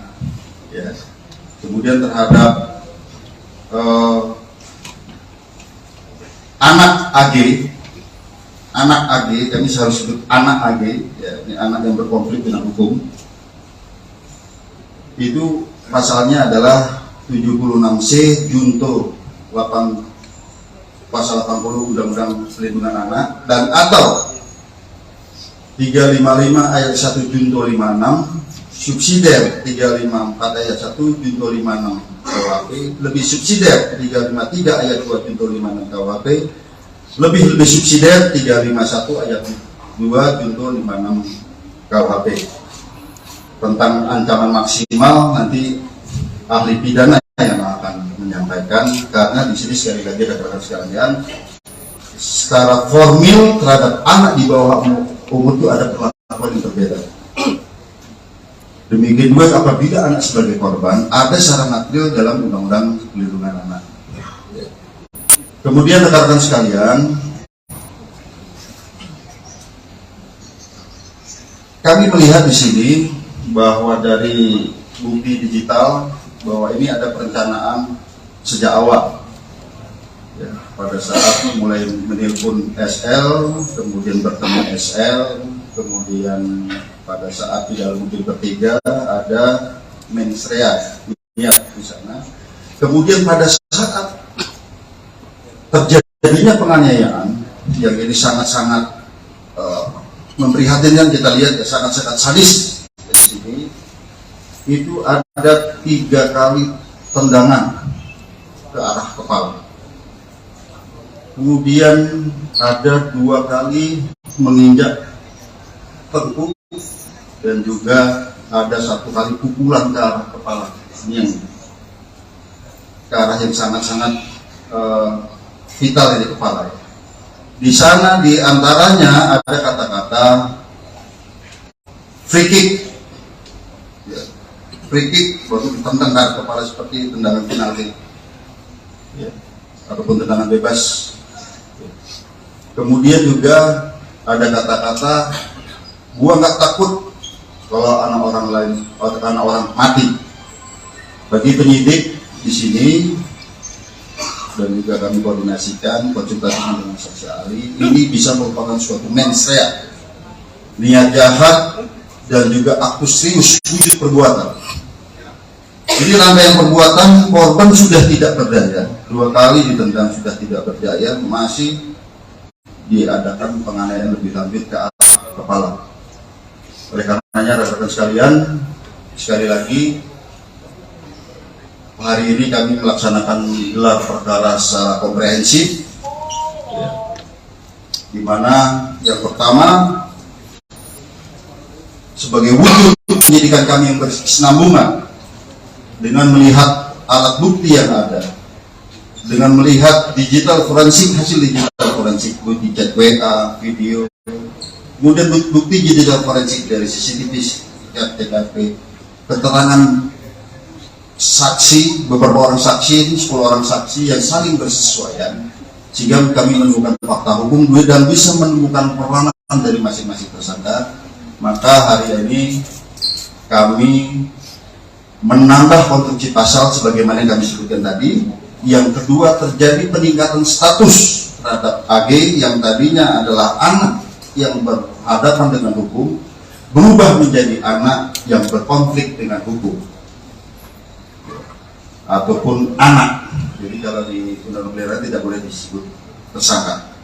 Ya, kemudian untuk efisiensi penyidikan, karena saat ini kami mengirim tim wasidik dan penyidik Menak dari Polres Jakarta Selatan, kami mintakan ke Polda Metro Jaya.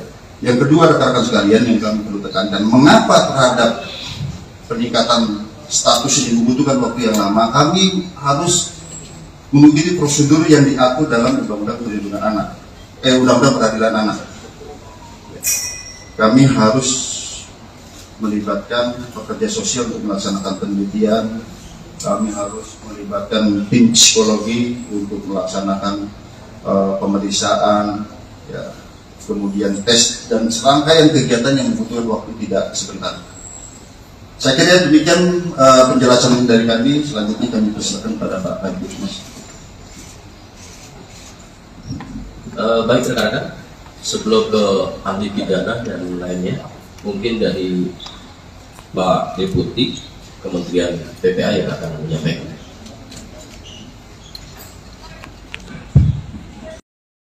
Peraturan perundang-undangan yang ada untuk menghindari hal-hal yang tidak kita harapkan. Lalu kemudian yang kedua, tentu mengambil langkah tentang jika dibutuhkan ikut dalam proses penyelesaian administrasi perkara. Jadi kalau ada dokumen-dokumen, ada kebutuhan lain yang perlu dilengkapi, perlu ahli, perlu petugas-petugas tertentu, tentu kami ingin memastikan itu bisa dilaksanakan. Termasuk yang tugas yang selanjutnya itu terkait dengan rehabilitasi dan reintegrasi. Rehabilitasi tentu berkaitan dengan rehabilitasi fisik selama korban ada di rumah sakit, termasuk juga mengingatkan tentang hak-hak korban gitu ya. Lalu kemudian hak-hak anak yang berhadapan dengan hukum itu selama proses pemulihan, selama proses pengobatan itu juga perlu dilakukan, termasuk nanti pasca penyelesaian kasus ini. Lalu kemudian yang ketiga tentu ingin memastikan juga langkah yang keempat, yaitu soal reintegrasi sosial. Kita tidak mengharapkan misalnya yang sudah diputuskan tadi oleh penyidik lalu kemudian berdampak kepada pengabaian hak. Misalnya dalam proses ini jangan sampai misalnya anak yang sudah dinaikkan statusnya lalu kemudian tidak punya hak untuk dipenuhi hak pendidikan yang lainnya dan segala macam. Ini yang kami terus kawal sejak awal dan sudah berkoordinasi dengan KPAI polisian sejak dari Jakarta Selatan. Jadi ini hari ini kita sudah mendengar dan kami terima kasih atas kerja keras dari pihak kepolisian dan tentu kami akan terus melakukan koordinasi dalam penanganan kasus. Terima kasih.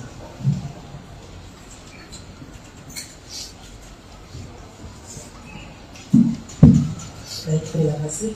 Assalamualaikum warahmatullahi wabarakatuh. Selamat sore, Pak Dir, serta jajaran Bapak Ibu dari Kementerian Lembaga, rekan-rekan awak media. Rasa duka dan empati tentu kami sampaikan kepada korban sampai saat ini dalam pengawasan kami yang disampaikan medis dan keluarga baru sampai bisa respon dan ikut secara medis. Tentu ini merupakan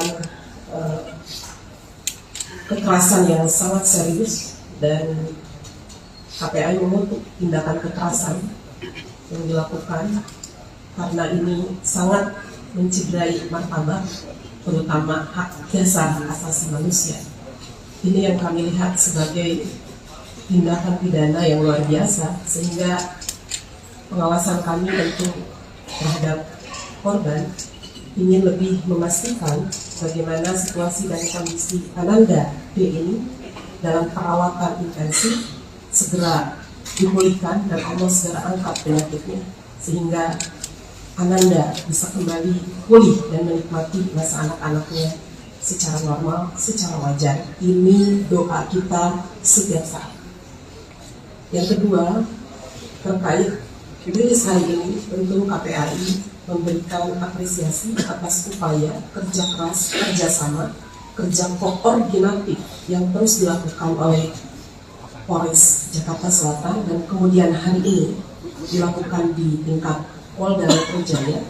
Ini menunjukkan keseriusan terhadap langkah-langkah profesionalitas yang dilakukan kepolisian melihat situasi dan kondisi tindak pidana terhadap seorang anak. Sehingga kami dengan mendengarkan apa yang disampaikan oleh Pak Direktur tadi, ada konstruksi yang baru memberikan sebuah apresiasi dan sebuah pembelajaran publik bahwa anak-anak Indonesia harus terbebas dari situasi kekerasan yang hari ini dialami oleh salah satu anak kita.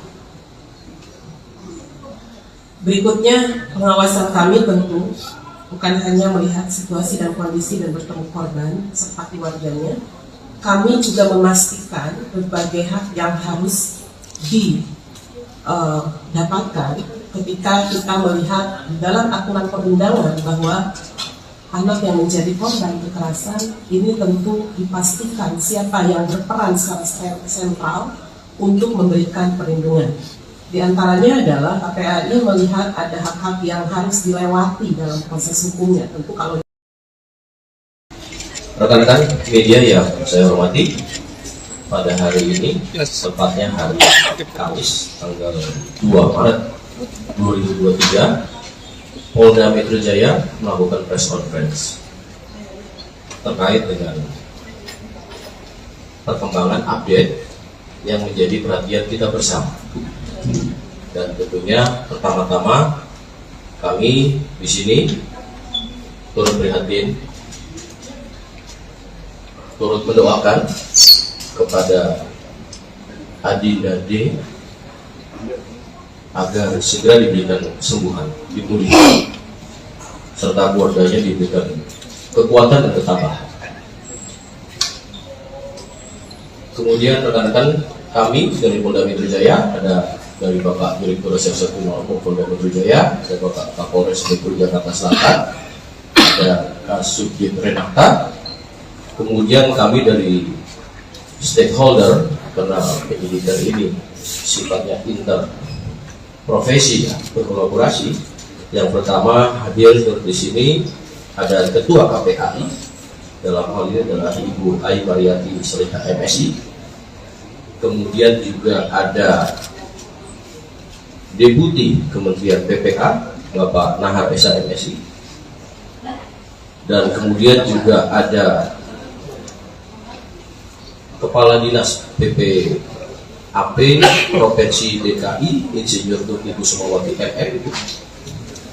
Dan satu lagi kami juga mendampingi ada ahli pidana anak dari Kementerian PPA Bapak Dr. Ahmad Sofyan SHM. Rekan-rekan, pada hari ini akan ada update terkait dengan proses penyidikan yang dilakukan oleh Polda Metro Jaya. Untuk waktu, kami persilakan kepada Bapak Direktur Reserse Kriminal Polda Metro Jaya. Baik, Assalamualaikum warahmatullahi wabarakatuh. Salam sejahtera buat kita semua. Yang terhormat Bapak Deputi Menteri Pemberdayaan Perempuan dan Perlindungan Anak, Bapak Nahar SH.MSI. Yang kami hormati Ibu Kepala Dinas PPAPP Provinsi DKI, Insinyur Tuti Kusuma Wardi MM. Yang kami hormati Ketua KPRI Ibu Ali Mariati Solihah MSI. Kemudian yang saya hormati ahli pidana anak dari Kementerian Pemberdayaan Perempuan dan Perlindungan Anak Indonesia, Bapak Dr. Ahmad Sofia SHMA. Jadi pada kesempatan sore hari ini kami akan menjelaskan update penanganan penyidikan pada kasus yang saat ini menjadi pusat perhatian secara nasional, yaitu penganiayaan terhadap korban atas nama D. Rekan-rekan sekalian, yang pertama kami perlu jelaskan bahwa kasus ini terjadi pada tanggal 20 Februari 2023, kemudian ditangani oleh Polsek Pesanggerahan, dan pada saat itu sudah ditetapkan tersangka dan ditahan. Namun kemudian karena di Polsek tidak ada unit khusus PPA, maka dilimpahkan ke Polres Jakarta Selatan dan kemudian dilaksanakan penyidikan dengan asistensi dan supervisi dari Direktorat Kriminal Umum Polda Metro Jaya, di mana kami mengirimkan tim penyidik Renata dan juga personil daripada pengawasan penyidikan. Jadi secara intensif kami melaksanakan supervisi dan asistensi di Polres Jakarta Selatan dalam rangka untuk optimalisasi pelaksanaan penyidikan ini dan efisiensi daripada penyidikan ini. Hari ini kami tarik ke Polda Metro Jaya. Mengapa? Karena memang kita menerapkan pola kolaborasi intervensi untuk memudahkan koordinasi, dan juga kami memiliki penyidik yang lebih banyak yang khusus menangani kasus-kasus yang melibatkan perempuan dan anak. Rekan-rekan sekalian, pada proses penyidikan ini yang ada di Jakarta Selatan, pada 3 hari pertama penyidik sudah menentukan tersangka dan juga menahan, yaitu 2 tersangka. Kemudian 7 hari terakhir kita adakan pendalaman terhadap proses penyidikan ini. Ya. Kami perlu jelaskan bahwa dalam proses penyidikan ini kita menghadapi 2 kelompok subjek hukum. Yang pertama adalah dewasa, orang dewasa yang sudah kita tentukan tersangkanya ini. Kemudian kita juga menghadapi 2 subjek hukum, yaitu anak yang berhadapan dengan hukum, yaitu pertama anak sebagai korban, yang kedua adalah anak sebagai saksi. Ini keduanya adalah anak yang berhadapan dengan hukum. Oleh karenanya kami perlu kehati-hatian, kami perlu rigid dalam penanganan kasus ini, dan kami perlu mengundang mitra untuk menjamin bahwa pemenuhan daripada hak-hak anak ini bisa tetap terjaga. Oleh karenanya kami menggandeng dari KPAI dari awal, kami mengundang stakeholder dari awal, PPD, PPA Provinsi DKI, kami melibatkan dari Kementerian Pemberdayaan Perempuan dan Perlindungan Anak sejak awal. Kami juga melibatkan ahli pidana anak sejak awal dan juga ahli pidana.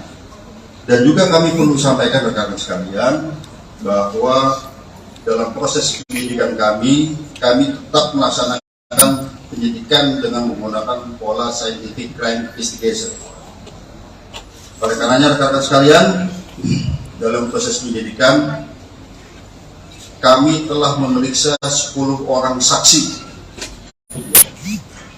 Kemudian juga kami melibatkan saksi ahli di sini, ahli pidana, ahli dari digital forensik, ahli dari psikologi. Kami melibatkan tim dari Apsikor, psikologi untuk memeriksa psikologi forensik maupun psikologi klinis terhadap anak ini, sekali lagi dalam menjamin hak-hak anak tersebut.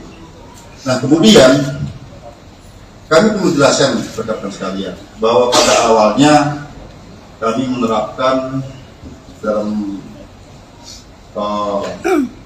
konstruksi pasal adalah pasal 76C junto pasal 80 Undang-Undang PPA junto 351 penganiayaan.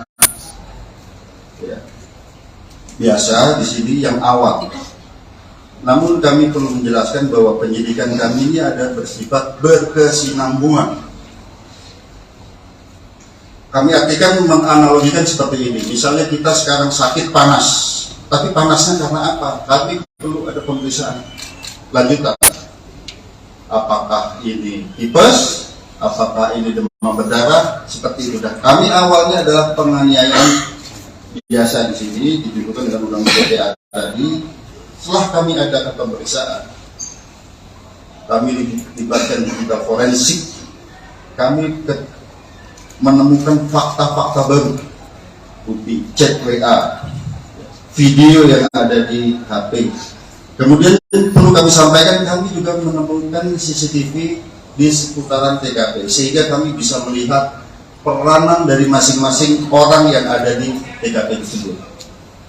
Dan kami berkomitmen di sini siapapun yang bersalah harus dihukum.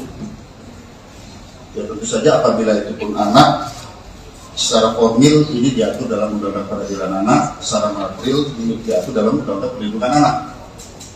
Oleh karenanya rekan-rekan sekalian, pada kesempatan gelar pada siang hari ini, pagi sampai dengan siang hari ini, kami menambah konstruksi pasal baru terhadap tersangka-tersangka ini. Ya. Kemudian yang kedua, ada perubahan status dari AG yang awalnya adalah anak yang berhadapan dengan hukum, berubah menjadi atau meningkat statusnya menjadi anak yang berkonflik dengan hukum. Atau dengan kata lain berubah menjadi pelaku atau anak. Jadi terhadap anak di bawah umur itu tidak boleh dibilang tersangka. Jadi yang kami perlu jelaskan. Kemudian dari fakta hukum yang kami peroleh, baik itu dari chat WA, baik itu dari video, kemudian baik itu dari CCTV yang ada di TKP, kemudian keterangan saksi-saksi, kami mengonstruksikan konstruksi pasal yang baru. Nah, sebelum kami jelaskan, kami juga perlu menjelaskan di sini, ternyata pada awalnya para tersangka ini ataupun orang yang ada di TKP tidak memberikan keterangan yang sebenarnya. Setelah kami sesuaikan dengan CCTV, kami sesuaikan dengan alat bukti yang lain, kami sesuaikan dengan chat WA, tergambar semua peranannya di situ.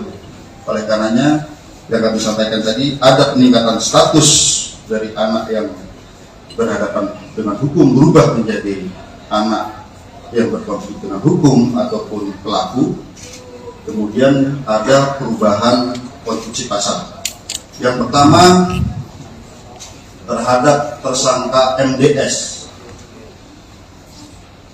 Konstruksi pasalnya adalah 355 KUHP ayat 1, subsidiar 354 ayat 1 KUHP, lebih subsidiar 353 ayat 2 KUHP, lebih-lebih subsidiar 351 ayat 2 KUHP dan atau 76C junto 80 Undang-Undang Perlindungan Anak dengan ancaman maksimal 12 tahun penjara, itu MDS. Ya. Kemudian terhadap tersangka SL yaitu 355 ayat 1 junto 56 KUHP, subsidiar 354 ayat 1 junto 56 KUHP, lebih subsidiar 353 ayat 2 junto 56 KUHP, lebih subsidiar 351 ayat 2 junto 56 KUHP.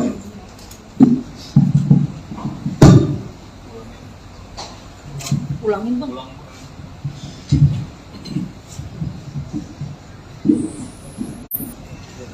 Ya, jadi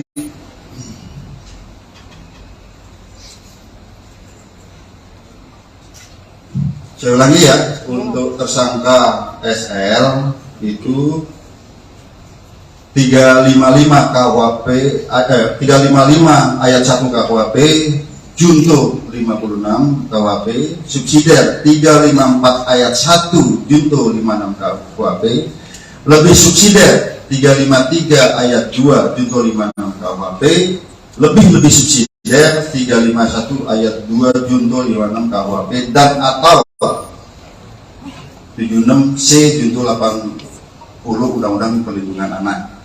Ya. Kemudian terhadap anak AG, kami harus sebut anak AG, ya, ini anak yang berkonflik dengan hukum.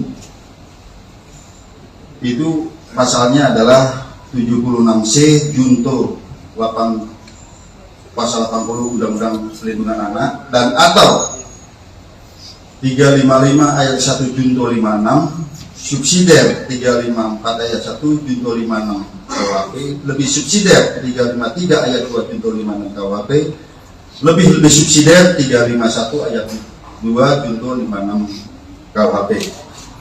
Tentang ancaman maksimal nanti ahli pidana yang akan menyampaikan, karena di sini sekali lagi rekan-rekan sekalian, secara formil terhadap anak di bawah umur itu ada perlakuan yang berbeda. Demikian juga apabila anak sebagai korban ada secara material dalam Undang-Undang Perlindungan Anak. Kemudian rekan-rekan sekalian, kami melihat di sini bahwa dari bukti digital bahwa ini ada perencanaan sejak awal.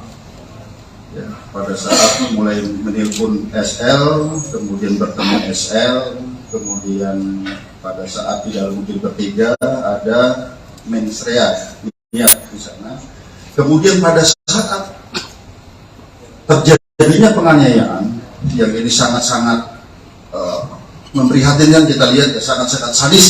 Di sini itu ada 3 kali tendangan ke arah kepala. Kemudian ada 2 kali menginjak tengkuk dan juga ada 1 kali pukulan ke arah kepala. Ini yang ke arah yang sangat-sangat vital di kepala. Di sana di antaranya ada kata-kata free kick. Ya. Free kick baru ditendang ke arah kepala seperti tendangan penalti. Ya. Ataupun tendangan bebas.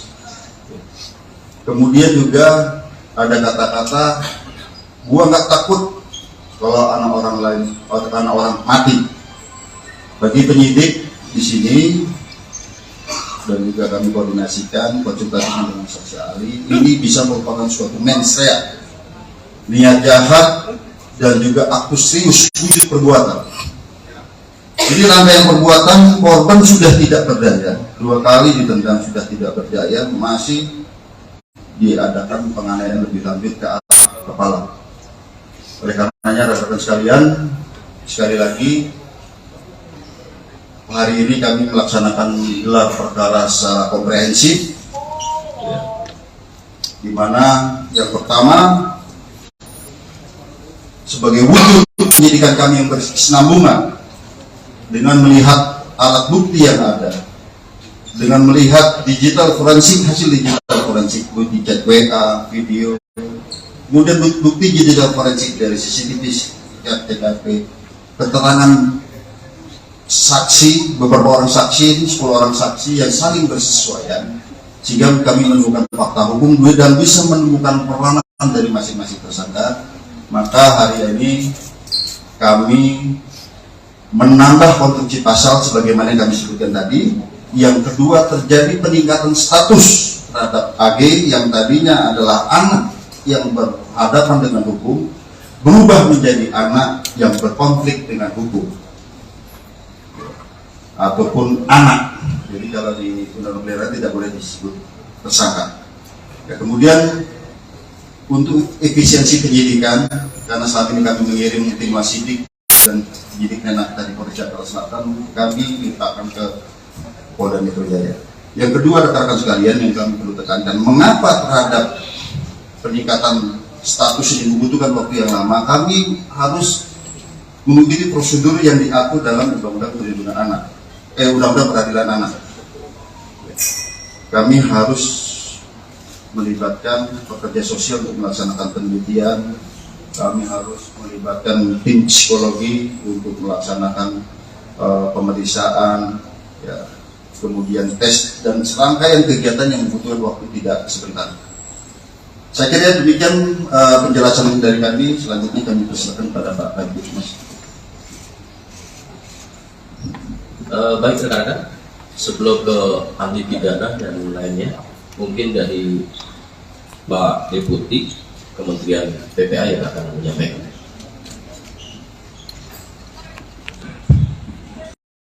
Peraturan perundang-undangan yang ada untuk menghindari hal-hal yang tidak kita harapkan.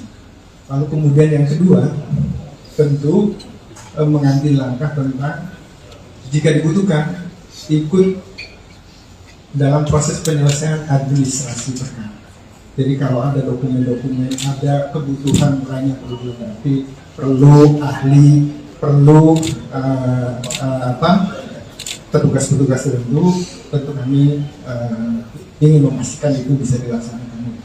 Termasuk yang tugas yang selanjutnya itu terkait dengan rehabilitasi dan reintegrasi. Rehabilitasi tentu berkaitan dengan rehabilitasi fisik selama korban ada di rumah sakit, termasuk juga mengingatkan tentang hak-hak korban gitu ya.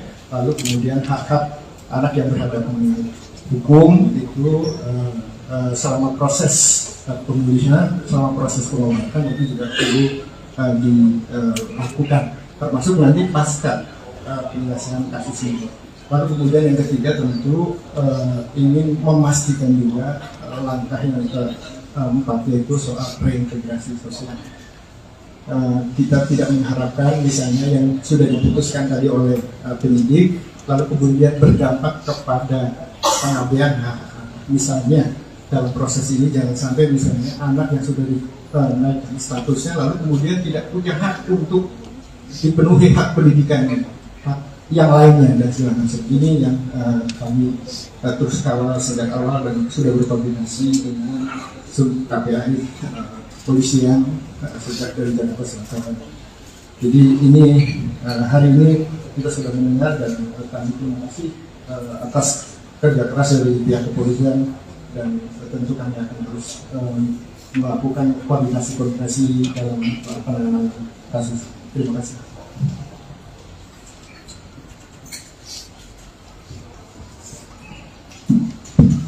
Baik, terima kasih. Assalamualaikum warahmatullahi wabarakatuh. Selamat sore, Pak Dir, serta jajaran Bapak Ibu dari Kementerian Lembaga, rekan-rekan awak media. Rasa duka dan empati tentu kami sampaikan kepada korban sampai saat ini dalam pengawasan kami yang disampaikan medis dan keluarga baru sampai bisa respon dan itu pun secara medis. Tentu ini merupakan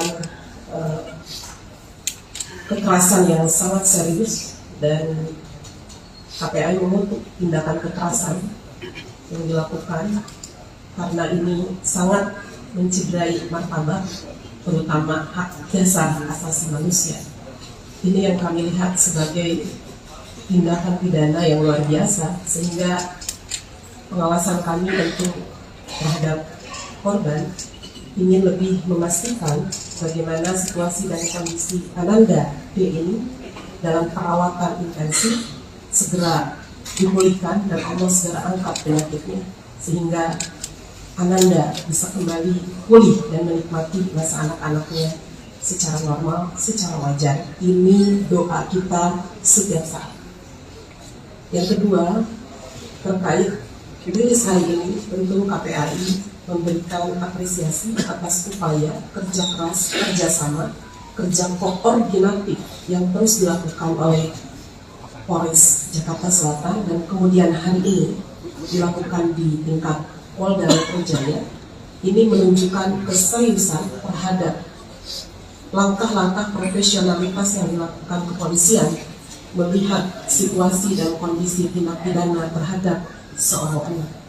Sehingga kami dengan mendengarkan apa yang disampaikan oleh Pak Direktur tadi, ada konstruksi yang baru memberikan sebuah apresiasi dan sebuah pembelajaran publik bahwa anak-anak Indonesia harus terbebas dari situasi kekerasan yang hari ini dialami oleh salah satu anak kita.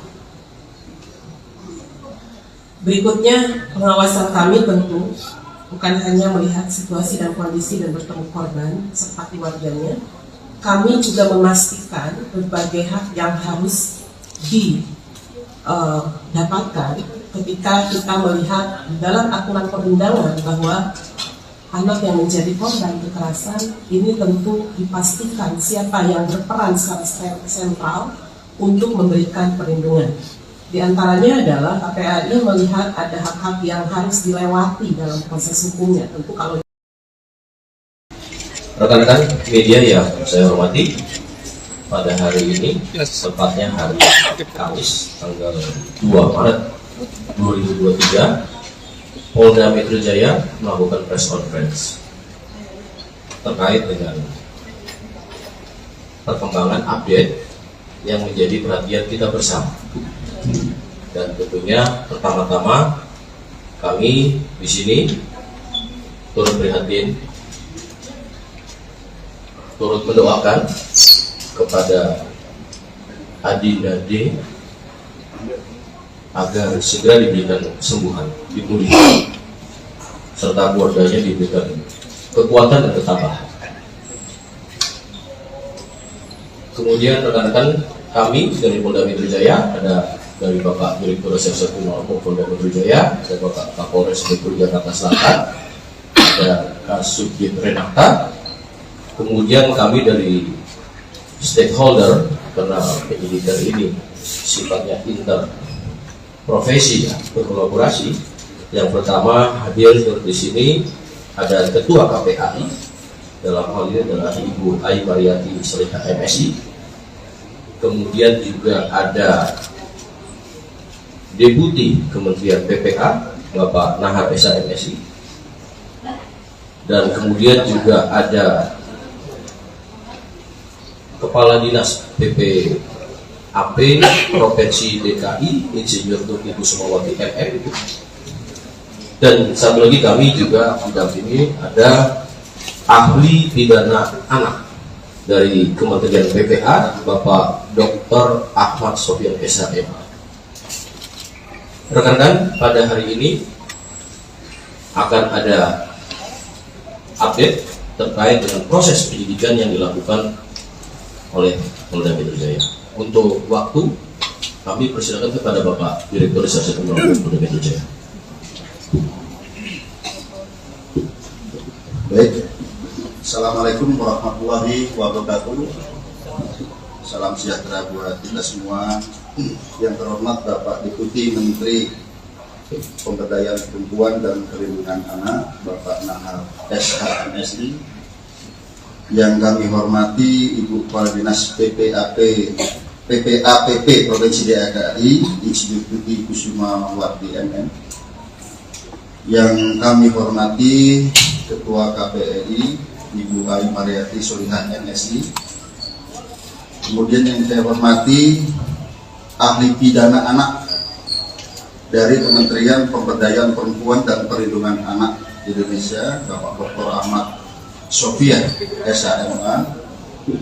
Jadi pada kesempatan sore hari ini kami akan menjelaskan update penanganan penyidikan pada kasus yang saat ini menjadi pusat perhatian secara nasional, yaitu penganiayaan terhadap korban atas nama D.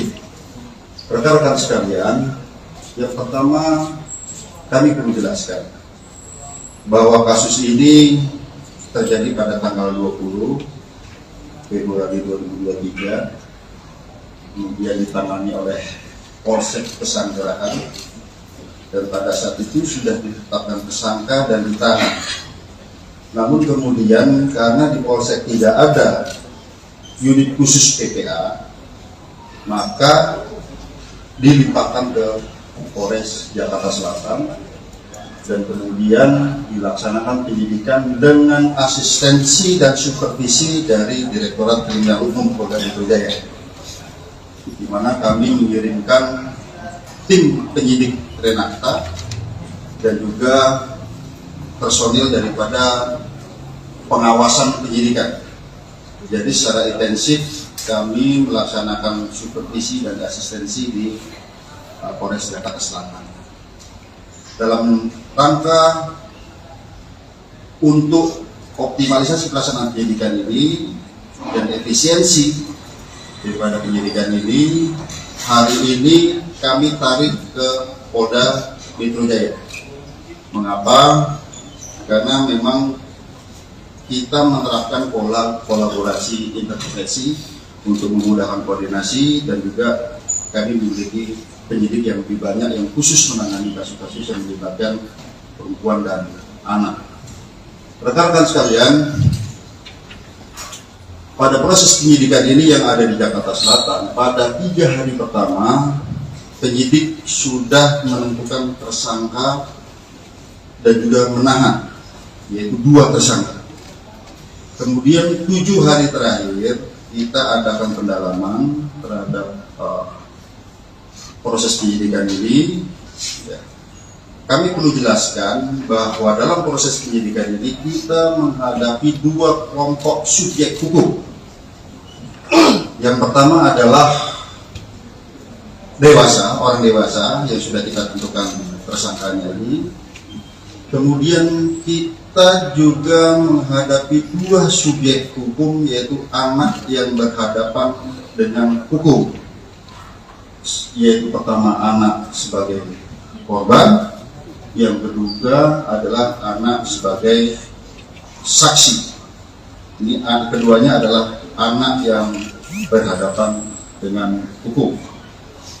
Oleh karenanya kami perlu kehati-hatian, kami perlu rigid dalam penanganan kasus ini, dan kami perlu mengundang mitra untuk menjamin bahwa pemenuhan daripada hak-hak anak ini bisa tetap terjaga. Oleh karenanya kami menggandeng dari KPAI dari awal, kami mengundang stakeholder dari awal, PPD, PPA Provinsi DKI, kami melibatkan dari Kementerian Pemberdayaan Perempuan dan Perlindungan Anak sejak awal.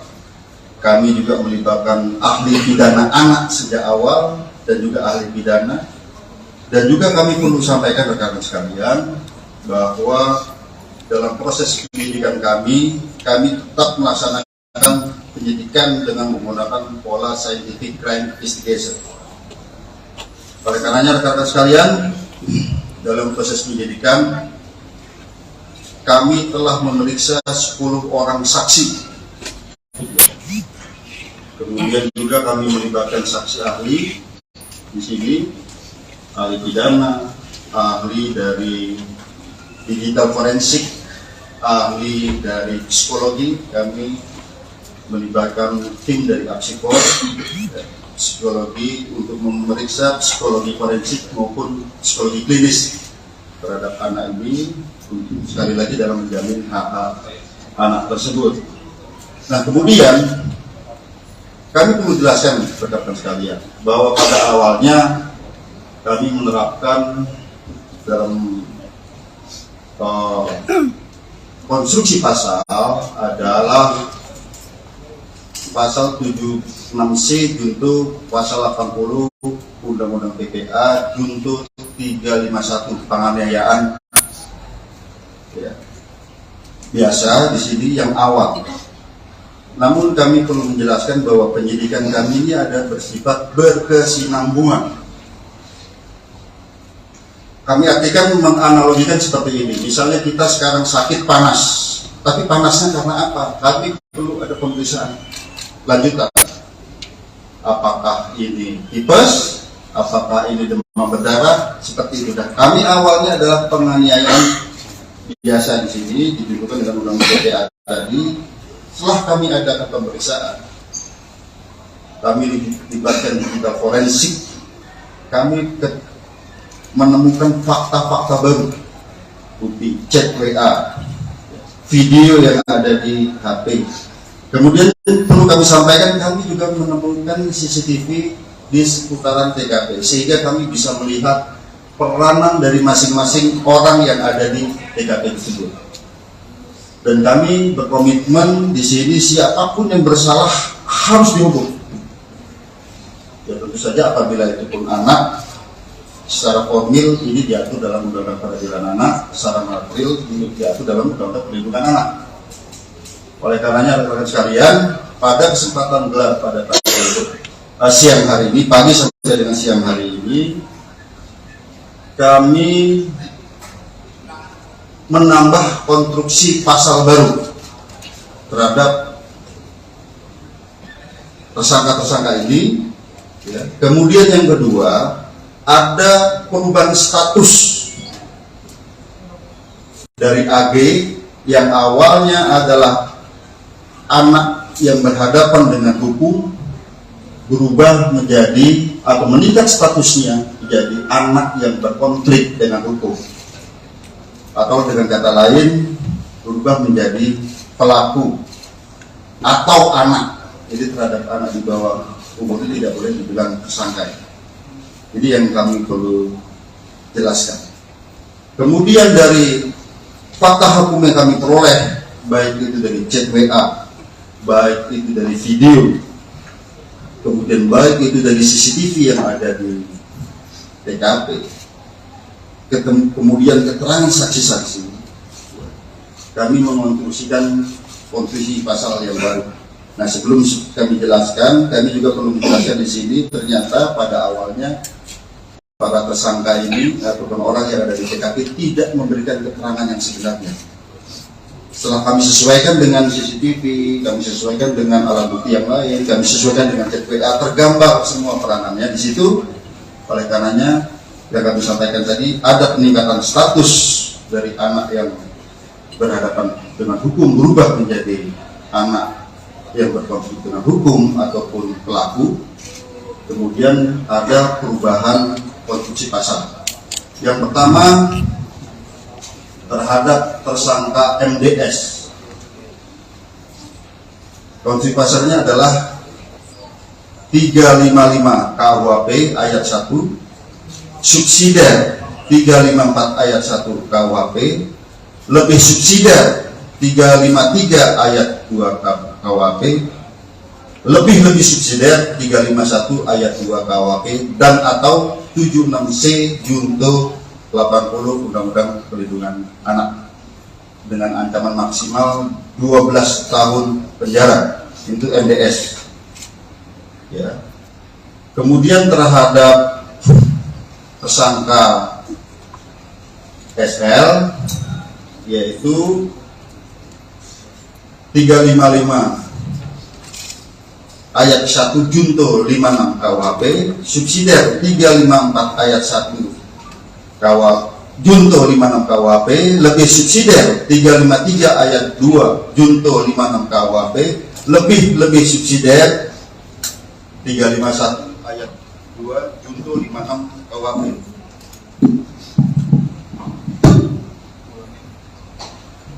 Ulangin bang.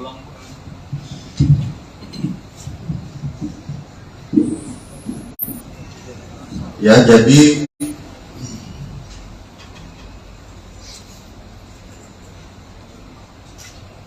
saya ulangi ya, untuk tersangka SL itu 355 KUHP 355 ayat 1 KUHP, junto 56 KUHP, subsidiar 354 ayat 1 junto 56 KUHP, lebih subsidiar 353 ayat 2 junto 56 KUHP, lebih subsidiar 351 ayat 2 junto 56 KUHP, dan atau 76C junto 80 Undang-Undang Perlindungan Anak. Ya. Kemudian terhadap anak AG, kami harus sebut anak AG, ya, ini anak yang berkonflik dengan hukum. Itu pasalnya adalah 76C junto 8 pasal 80 Undang-Undang Perlindungan Anak, dan atau 355 ayat 1 junto 56, subsidiar 354 ayat 1 junto 56 KUHP, lebih subsidiar 353 ayat 2 junto 56 KUHP, lebih subsidiar 351 ayat 2 junto 56 KUHP. Tentang ancaman maksimal nanti ahli pidana yang akan menyampaikan, karena di sini sekali lagi rekan-rekan sekalian, secara formil terhadap anak di bawah umur itu ada perlakuan yang berbeda. Demikian juga apabila anak sebagai korban, ada secara material dalam Undang-Undang Perlindungan Anak. Kemudian rekan-rekan sekalian, kami melihat di sini bahwa dari bukti digital bahwa ini ada perencanaan sejak awal. Ya, pada saat mulai menelpon SL, kemudian bertemu SL, kemudian pada saat di dalam mobil bertiga ada mensrea di sana. Kemudian pada saat terjadinya penganiayaan yang ini sangat-sangat memprihatinkan, kita lihat ya, sangat-sangat sadis di sini, itu ada 3 kali tendangan ke arah kepala. Kemudian ada 2 kali menginjak tengkuk, dan juga ada 1 kali pukulan ke arah kepala. Ini yang ke arah yang sangat-sangat vital di kepala. Di sana di antaranya ada kata-kata free kick, ya, free kick, waktu ditendang ke kepala seperti tendangan penalti, ya, ataupun tendangan bebas. Kemudian juga ada kata-kata, gua nggak takut kalau anak orang lain, anak orang mati. Bagi penyidik di sini, dan juga kami koordinasikan konsultasi dengan saksi ahli, ini bisa merupakan suatu mens rea, niat jahat dan juga aktus serius wujud perbuatan. Jadi rangkaian perbuatan, korban sudah tidak berdaya, 2 kali ditendang sudah tidak berdaya, masih diadakan penganiayaan lebih lanjut ke arah kepala. Oleh karenanya rekan-rekan sekalian, sekali lagi hari ini kami melaksanakan gelar perkara secara komprehensif, ya, di mana yang pertama sebagai wujud penyidikan kami yang berkesinambungan dengan melihat alat bukti yang ada, dengan melihat digital forensik, hasil digital forensik, bukti chat WA, video, kemudian bukti digital forensik dari CCTV, TKP, keterangan saksi, beberapa orang saksi, 10 orang saksi yang saling bersesuaian, sehingga kami menemukan fakta hukum dan bisa menemukan peranan dari masing-masing tersangka. Maka hari ini kami menambah konstruksi pasal sebagaimana yang kami sebutkan tadi. Yang kedua, terjadi peningkatan status terhadap AG yang tadinya adalah anak yang berhadapan dengan hukum, berubah menjadi anak yang berkonflik dengan hukum, ataupun anak. Jadi kalau di Undang-Undang tidak boleh disebut tersangka. Ya, kemudian untuk efisiensi penyidikan, karena saat ini kami mengirim tim wasidik dan penyidik Menak tadi Polres Jakarta Selatan kami limpahkan ke Polda Metro Jaya. Yang kedua, rekan-rekan sekalian, yang kami perlu tekankan, mengapa terhadap peningkatan status ini membutuhkan waktu yang lama? Kami harus mengikuti prosedur yang diatur dalam Undang-Undang Perlindungan Anak, Undang-Undang Peradilan Anak. Kami harus melibatkan pekerja sosial untuk melaksanakan penelitian. Kami harus melibatkan tim psikologi untuk melaksanakan pemeriksaan, ya, kemudian tes dan serangkaian kegiatan yang membutuhkan waktu tidak sebentar. Saya kira demikian penjelasan dari kami. Selanjutnya kami persilakan pada Pak Kabid. Baik rekan-rekan, sebelum ke ahli pidana dan lainnya, mungkin dari Pak Deputi Kementerian PPA yang akan menyampaikan.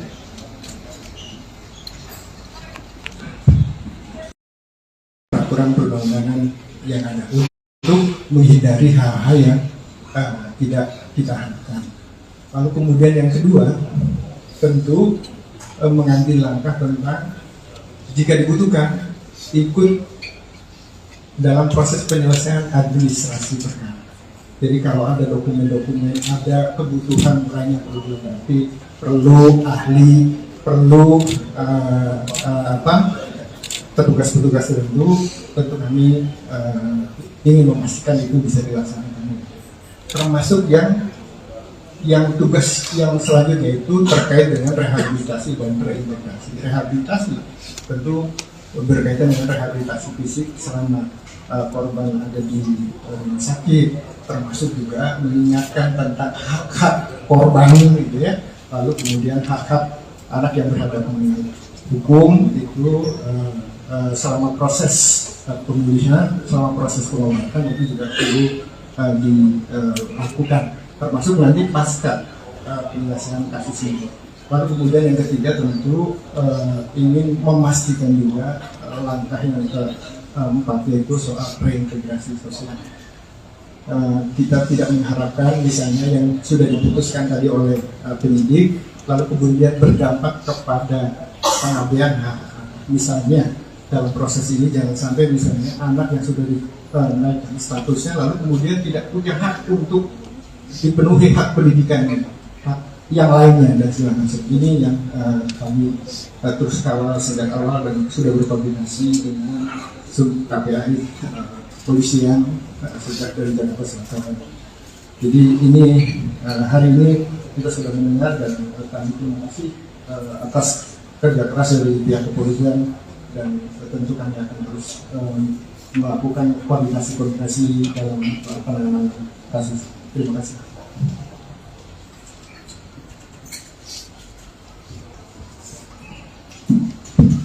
Baik, terima kasih.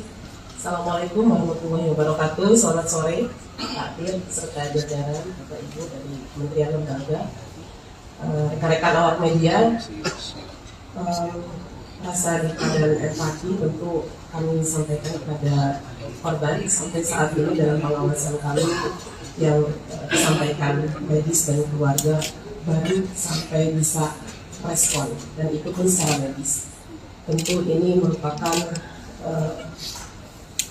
kekerasan yang sangat serius dan KPAI mengutuk tindakan kekerasan yang dilakukan karena ini sangat mencederai martabat terutama hak dasar asasi manusia.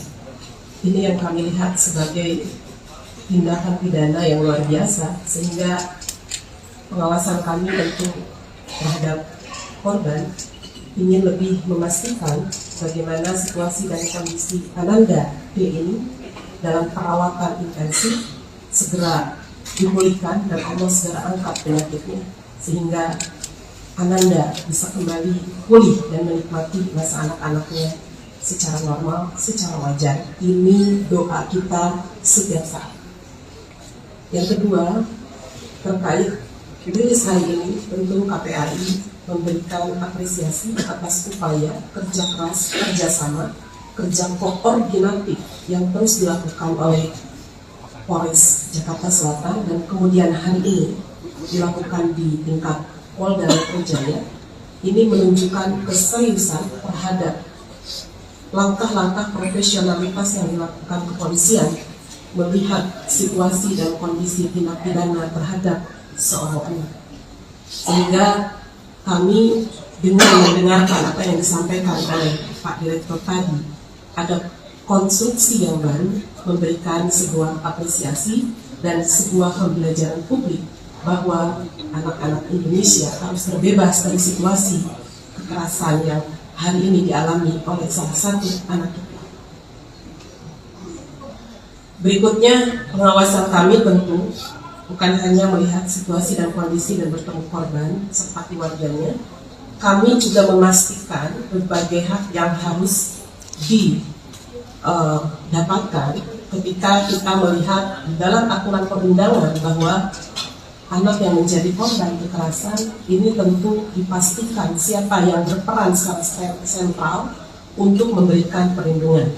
Di antaranya adalah KPAI melihat ada hak-hak yang harus dilewati dalam proses hukumnya. Tentu kalau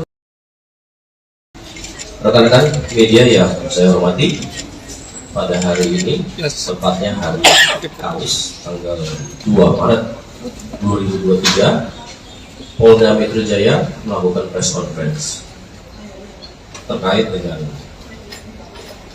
perkembangan update yang menjadi perhatian kita bersama. Dan tentunya pertama-tama kami di sini turut prihatin, turut mendoakan kepada Adinda D agar segera diberikan kesembuhan, dipulihkan, serta keluarganya diberikan kekuatan dan ketabahan. Kemudian rekan-rekan kami dari Polda Metro Jaya, ada dari Bapak Direktur Reserse Kriminal Polda Metro Jaya, ada Bapak Kapolres Metro Jakarta Selatan, ada Kasubdit Renata, kemudian kami dari stakeholder, karena penyidikan ini sifatnya interprofesi, ya, berkolaborasi. Yang pertama hadir di sini ada Ketua KPAI, dalam hal ini adalah Ibu Ai Mariati Solihah MSI. Kemudian juga ada Deputi Kementerian PPA Bapak Nahar Esa MSI, dan kemudian juga ada Kepala Dinas PPAP Provinsi DKI Insinyur Tuti Kusumawati MM, dan satu lagi kami juga mendampingi ada ahli pidana anak dari Kementerian PPA Bapak Dr. Ahmad Sofian SHM. Rekan-rekan, pada hari ini akan ada update terkait dengan proses penyidikan yang dilakukan oleh Polda Metro Jaya. Untuk waktu, kami persilakan kepada Bapak Direktur Reserse Kriminal Polda Metro Jaya. Baik, Assalamualaikum warahmatullahi wabarakatuh. Salam sejahtera buat kita semua. Yang terhormat Bapak Deputi Menteri Pemberdayaan Perempuan dan Perlindungan Anak, Bapak Nahar SH MSI. Yang kami hormati Ibu Kepala Dinas PPAP Provinsi DKI Insinyur Tuti Kusumawati MM. Yang kami hormati Ketua KPAI Ibu Ai Mariati Solihah MSI.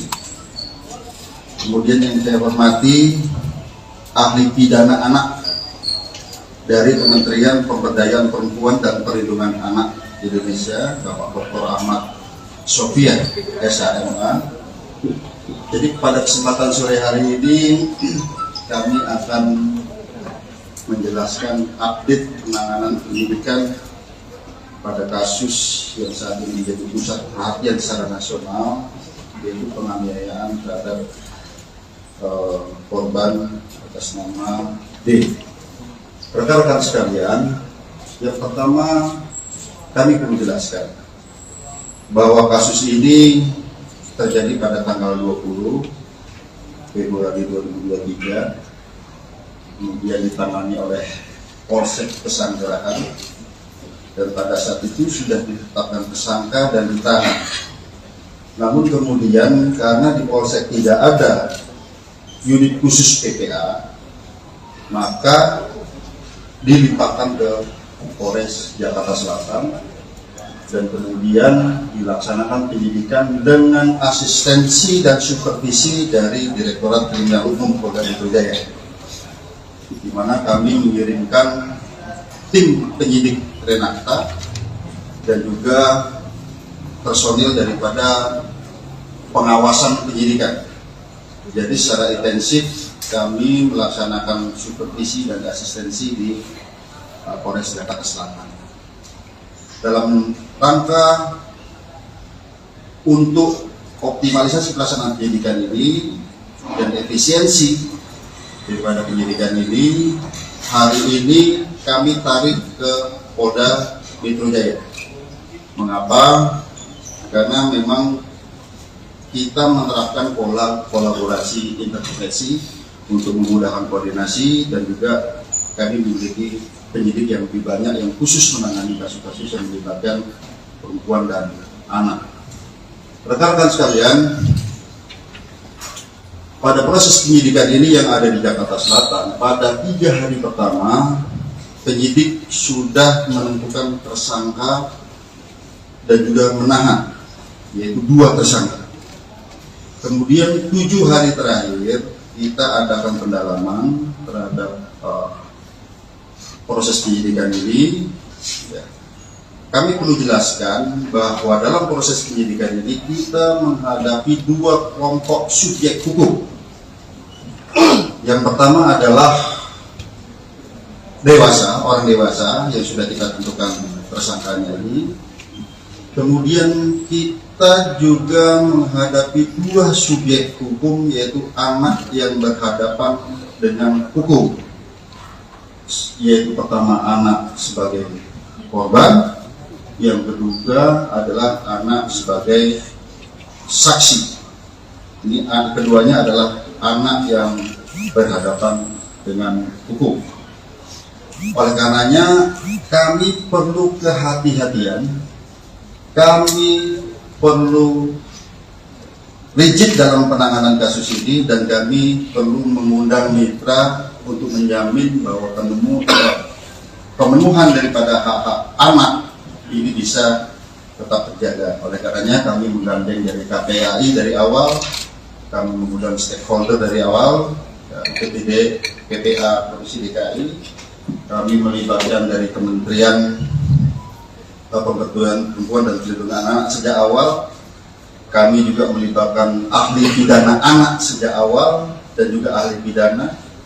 Dan juga kami perlu sampaikan rekan-rekan sekalian bahwa dalam proses penyidikan kami tetap melaksanakan penyidikan dengan menggunakan pola scientific crime investigation. Oleh karenanya rekan-rekan sekalian, dalam proses penyidikan kami telah memeriksa 10 orang saksi. Kemudian juga kami melibatkan saksi ahli di sini, ahli pidana, ahli dari digital forensik, ahli dari psikologi. Kami melibatkan tim dari Apsikor, psikologi, untuk memeriksa psikologi forensik maupun psikologi klinis terhadap anak ini, sekali lagi dalam menjamin hak-hak anak tersebut. Nah, kemudian kami perlu jelaskan rekan-rekan sekalian bahwa pada awalnya kami menerapkan dalam konstruksi pasal adalah pasal 76C junto pasal 80 Undang-Undang PPA junto 351 penganiayaan. Ya. Biasa di sini yang awal. Namun kami perlu menjelaskan bahwa penyidikan kami ini ada bersifat berkesinambungan. Kami artikan menganalogikan seperti ini. Misalnya kita sekarang sakit panas, tapi panasnya karena apa? Kami perlu ada pemeriksaan lanjutan. Apakah ini tipes? Apakah ini demam berdarah? Seperti itu. Dan kami awalnya adalah penganiayaan biasa di sini ditentukan dengan undang-undang PPA tadi. Setelah kami adakan pemeriksaan, kami dilibatkan digital forensik, kami menemukan fakta-fakta baru, bukti chat WA, video yang ada di HP.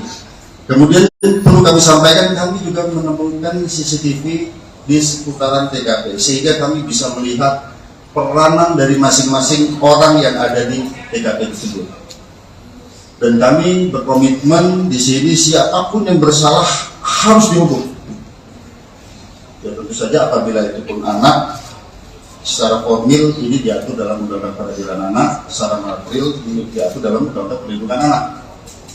Oleh karenanya rekan-rekan sekalian, pada kesempatan gelar pada siang hari ini, pagi sampai dengan siang hari ini, kami menambah konstruksi pasal baru terhadap tersangka-tersangka ini. Ya. Kemudian yang kedua, ada perubahan status dari AG yang awalnya adalah anak yang berhadapan dengan hukum, berubah menjadi atau meningkat statusnya menjadi anak yang berkonflik dengan hukum, atau dengan kata lain berubah menjadi pelaku atau anak. Jadi terhadap anak di bawah umur itu tidak boleh dibilang tersangka. Jadi yang kami perlu jelaskan. Kemudian dari fakta hukum yang kami peroleh, baik itu dari chat WA, baik itu dari video, kemudian baik itu dari CCTV yang ada di TKP, kemudian keterangan saksi-saksi, kami mengonstruksikan konstruksi pasal yang baru. Nah, sebelum kami jelaskan, kami juga perlu menjelaskan di sini, ternyata pada awalnya para tersangka ini ataupun orang yang ada di TKP tidak memberikan keterangan yang sebenarnya. Setelah kami sesuaikan dengan CCTV, kami sesuaikan dengan alat bukti yang lain, kami sesuaikan dengan chat WA, tergambar semua peranannya di situ.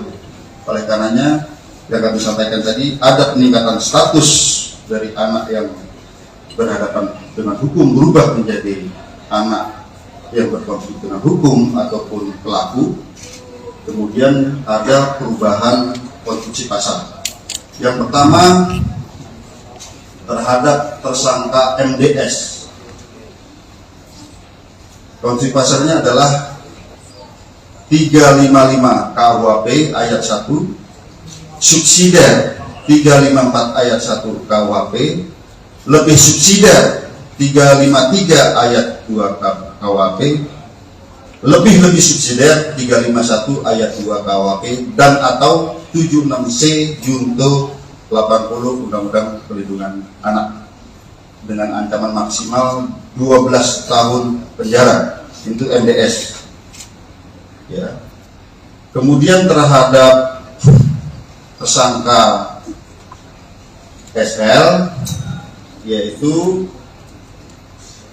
355 ayat 1 junto 56 KUHP, subsidiar 354 ayat 1 junto 56 KUHP, lebih subsidiar 353 ayat 2 junto 56 KUHP, lebih subsidiar 351 ayat 2 junto 56 KUHP.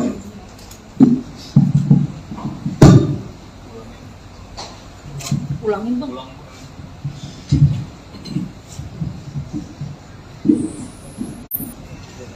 Ya, jadi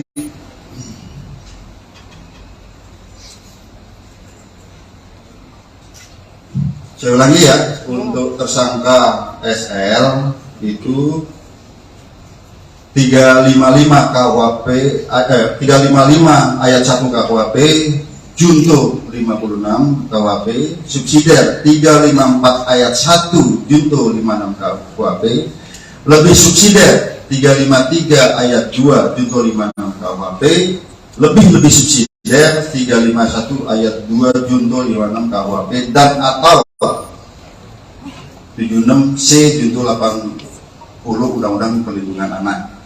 Ya. Kemudian terhadap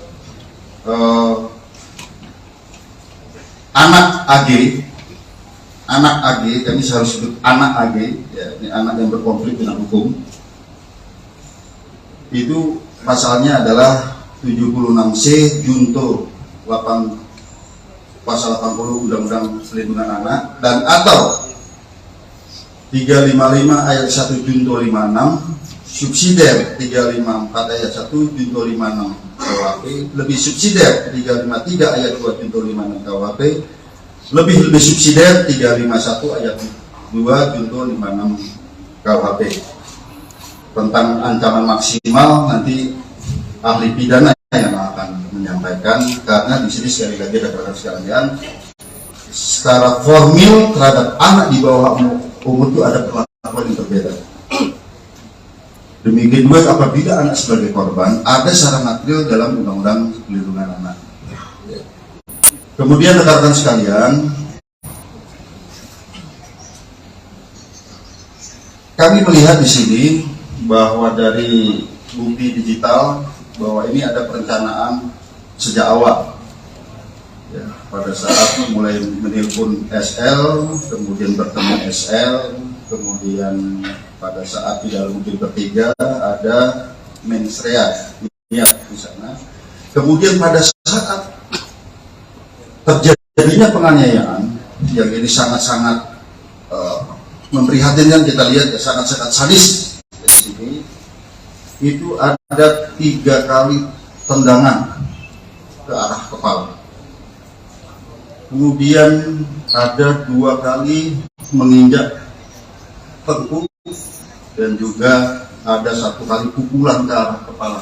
Ini yang ke arah yang sangat-sangat vital di kepala. Di sana di antaranya ada kata-kata free kick. Free kick baru ditendang ke kepala seperti tendangan penalti, ya, ataupun tendangan bebas. Kemudian juga ada kata-kata, gua nggak takut kalau anak orang lain, anak orang mati. Bagi penyidik di sini dan juga kami koordinasikan konsultasi dengan saksi ahli, ini bisa merupakan suatu mensrea, niat jahat dan juga aktus serius wujud perbuatan. Jadi rangkaian perbuatan, korban sudah tidak berdaya, 2 kali ditendang sudah tidak berdaya, masih diadakan penganiayaan lebih lanjut ke arah kepala. Oleh karenanya rekan-rekan sekalian, sekali lagi hari ini kami melaksanakan gelar perkara secara komprehensif, ya, di mana yang pertama sebagai wujud penyidikan kami yang berkesinambungan dengan melihat alat bukti yang ada, dengan melihat digital forensik, hasil digital forensik, bukti chat WA, video, kemudian bukti digital forensik dari CCTV, TKP, keterangan saksi, beberapa orang saksi, 10 orang saksi yang saling bersesuaian, sehingga kami menemukan fakta hukum dan bisa menemukan peranan dari masing-masing tersangka. Maka hari ini kami menambah konstruksi pasal sebagaimana yang kami sebutkan tadi. Yang kedua, terjadi peningkatan status terhadap AG yang tadinya adalah anak yang berhadapan dengan hukum, berubah menjadi anak yang berkonflik dengan hukum ataupun anak. Jadi kalau di undang-undang pelindungan tidak boleh disebut tersangka. Ya, kemudian untuk efisiensi penyidikan, karena saat ini kami mengirim tim wasidik dan penyidik Menak dari Polres Jakarta Selatan, kami limpahkan ke Polda Metro Jaya. Yang kedua, rekan-rekan sekalian, yang kami perlu tekankan, mengapa terhadap peningkatan status ini membutuhkan waktu yang lama? Kami harus mengikuti prosedur yang diatur dalam Undang-Undang Perlindungan Anak, Undang-Undang Peradilan Anak. Kami harus melibatkan pekerja sosial untuk melaksanakan penelitian.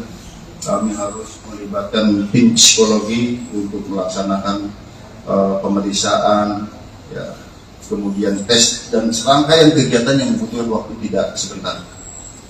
Saya kira demikian penjelasan dari kami. Selanjutnya kami persilakan pada Pak Kabid, Mas.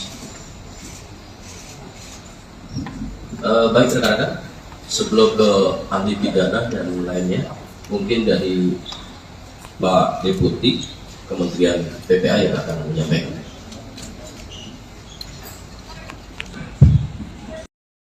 Peraturan perundang-undangan yang ada. menghindari hal-hal yang tidak kita harapkan. Lalu kemudian yang kedua, tentu mengambil langkah tentang jika dibutuhkan ikut dalam proses penyelesaian administrasi perkara. Jadi kalau ada dokumen-dokumen, ada kebutuhan lain yang perlu dilengkapi, perlu ahli, perlu petugas-petugas tertentu, tentu kami ingin memastikan itu bisa dilaksanakan. Termasuk yang tugas yang selanjutnya itu terkait dengan rehabilitasi dan reintegrasi. Rehabilitasi tentu berkaitan dengan rehabilitasi fisik selama korban ada di rumah sakit, termasuk juga mengingatkan tentang hak-hak korban gitu ya. Lalu kemudian hak-hak anak yang berhadapan dengan hukum itu selama proses pemulihan, selama proses pengobatan itu juga perlu dilakukan, termasuk nanti pasca penyelesaian kasus ini. Lalu kemudian yang ketiga tentu ingin memastikan juga langkah yang keempat yaitu soal reintegrasi sosial. Kita tidak mengharapkan misalnya yang sudah diputuskan tadi oleh penyidik lalu kemudian berdampak kepada pengabaian hak. Misalnya dalam proses ini jangan sampai misalnya anak yang sudah dinaikkan statusnya lalu kemudian tidak punya hak untuk dipenuhi hak pendidikan yang lainnya dan segala macam. Ini yang kami terus kawal sejak awal dan sudah berkoordinasi dengan sub KPAI polisian sejak dari Jakarta Selatan. Jadi ini hari ini kita sudah mendengar dan kami terima kasih atas kerja keras dari pihak kepolisian dan tentu kami akan terus melakukan koordinasi dalam penanganan kasus. Terima kasih.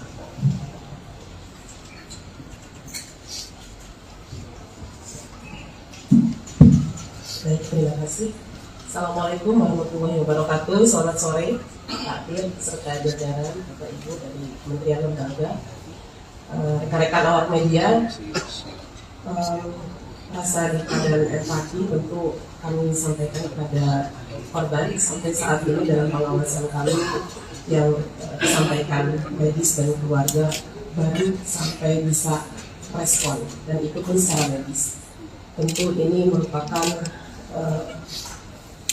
kekerasan yang sangat serius dan KPAI mengutuk tindakan kekerasan yang dilakukan karena ini sangat mencederai martabat terutama hak dasar asasi manusia. Ini yang kami lihat sebagai tindakan pidana yang luar biasa sehingga pengawasan kami tentu terhadap korban ingin lebih memastikan bagaimana situasi dan kondisi Ananda D ini dalam perawatan intensif segera dipulihkan dan Allah segera angkat penyakitnya sehingga Ananda bisa kembali pulih dan menikmati masa anak-anaknya secara normal, secara wajar. Ini doa kita setiap saat. Yang kedua, terkait rilis hari ini, tentu KPAI memberikan apresiasi atas upaya kerja keras, kerjasama, kerja koordinatif yang terus dilakukan oleh Polres Jakarta Selatan dan kemudian hari ini dilakukan di tingkat Polda Metro Jaya. Ini menunjukkan keseriusan terhadap langkah-langkah profesionalitas yang dilakukan kepolisian melihat situasi dan kondisi tindak pidana terhadap seorang anak. Sehingga kami dengan mendengarkan apa yang disampaikan oleh Pak Direktur tadi, ada konstruksi yang baru memberikan sebuah apresiasi dan sebuah pembelajaran publik bahwa anak-anak Indonesia harus terbebas dari situasi kekerasan yang hari ini dialami oleh salah satu anak kita. Berikutnya, pengawasan kami tentu bukan hanya melihat situasi dan kondisi dan bertemu korban serta keluarganya, kami juga memastikan berbagai hak yang harus didapatkan ketika kita melihat di dalam aturan perundangan bahwa anak yang menjadi korban kekerasan ini tentu dipastikan siapa yang berperan secara sentral untuk memberikan perlindungan. Di antaranya adalah KPAI melihat ada hak-hak yang harus dilewati dalam proses hukumnya. Tentu kalau rekan-rekan media yang saya hormati, pada hari ini, tepatnya hari Kamis, tanggal 2 Maret 2023, Polda Metro Jaya melakukan press conference terkait dengan perkembangan update yang menjadi perhatian kita bersama. Dan tentunya pertama-tama kami di sini turut prihatin, turut mendoakan kepada Adinda D agar segera diberikan kesembuhan, dipulihkan, serta keluarganya diberikan kekuatan dan ketabahan. Kemudian rekan-rekan kami dari Polda Metro Jaya, ada dari Bapak Direktur Reserse Kriminal Umum Polda Metro Jaya, ada Bapak Kapolres Metro Jakarta Selatan, ada Kasubdit Renata, kemudian kami dari stakeholder, karena penyidikan ini sifatnya interprofesi, berkolaborasi. Yang pertama hadir di sini ada Ketua KPAI, dalam hal ini adalah Ibu Ai Mariati Solihah MSI. Kemudian juga ada Deputi Kementerian PPA Bapak Nahar Esa MSI, dan kemudian juga ada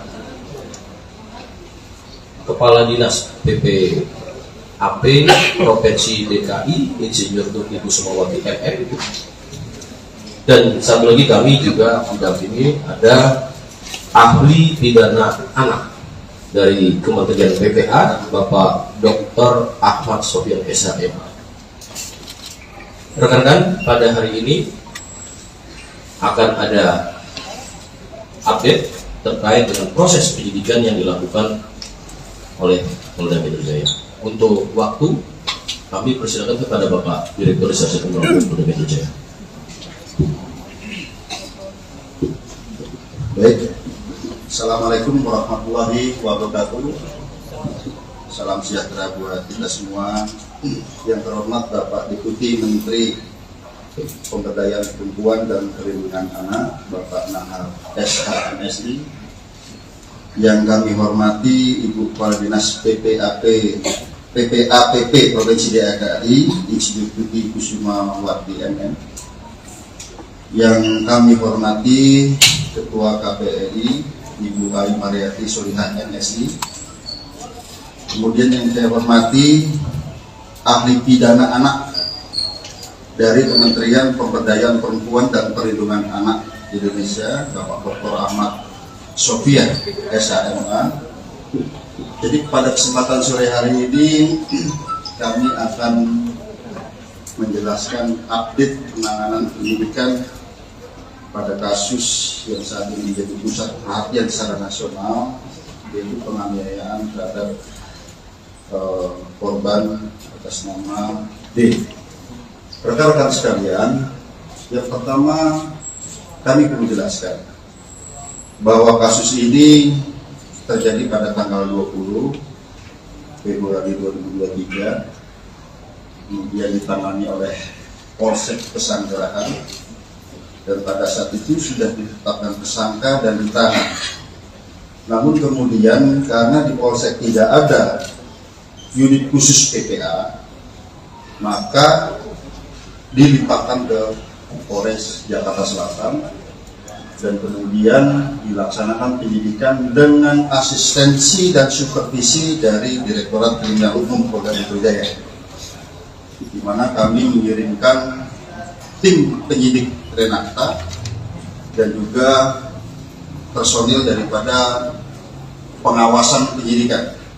Jadi secara intensif kami melaksanakan supervisi dan asistensi di Polres Jakarta Selatan dalam rangka untuk optimalisasi pelaksanaan penyidikan ini dan efisiensi daripada penyidikan ini. Hari ini kami tarik ke Polda Metro Jaya. Mengapa?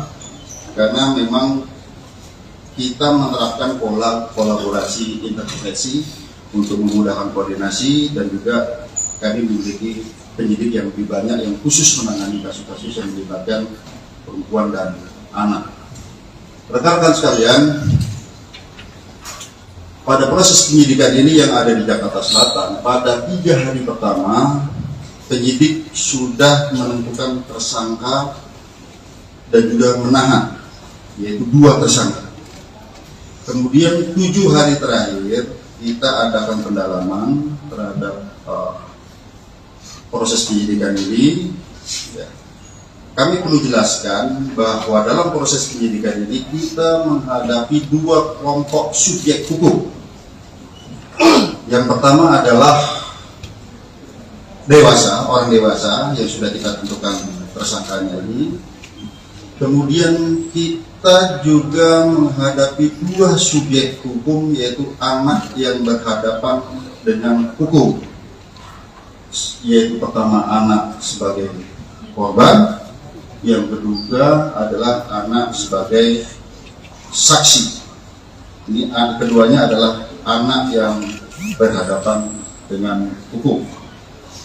Oleh karenanya kami perlu kehati-hatian, kami perlu rigid dalam penanganan kasus ini, dan kami perlu mengundang mitra untuk menjamin bahwa pemenuhan daripada hak-hak anak ini bisa tetap terjaga. Oleh karenanya kami menggandeng dari KPAI dari awal, kami mengundang stakeholder dari awal, PPD, PPA Provinsi DKI, kami melibatkan dari Kementerian Pemberdayaan Perempuan dan Perlindungan Anak sejak awal.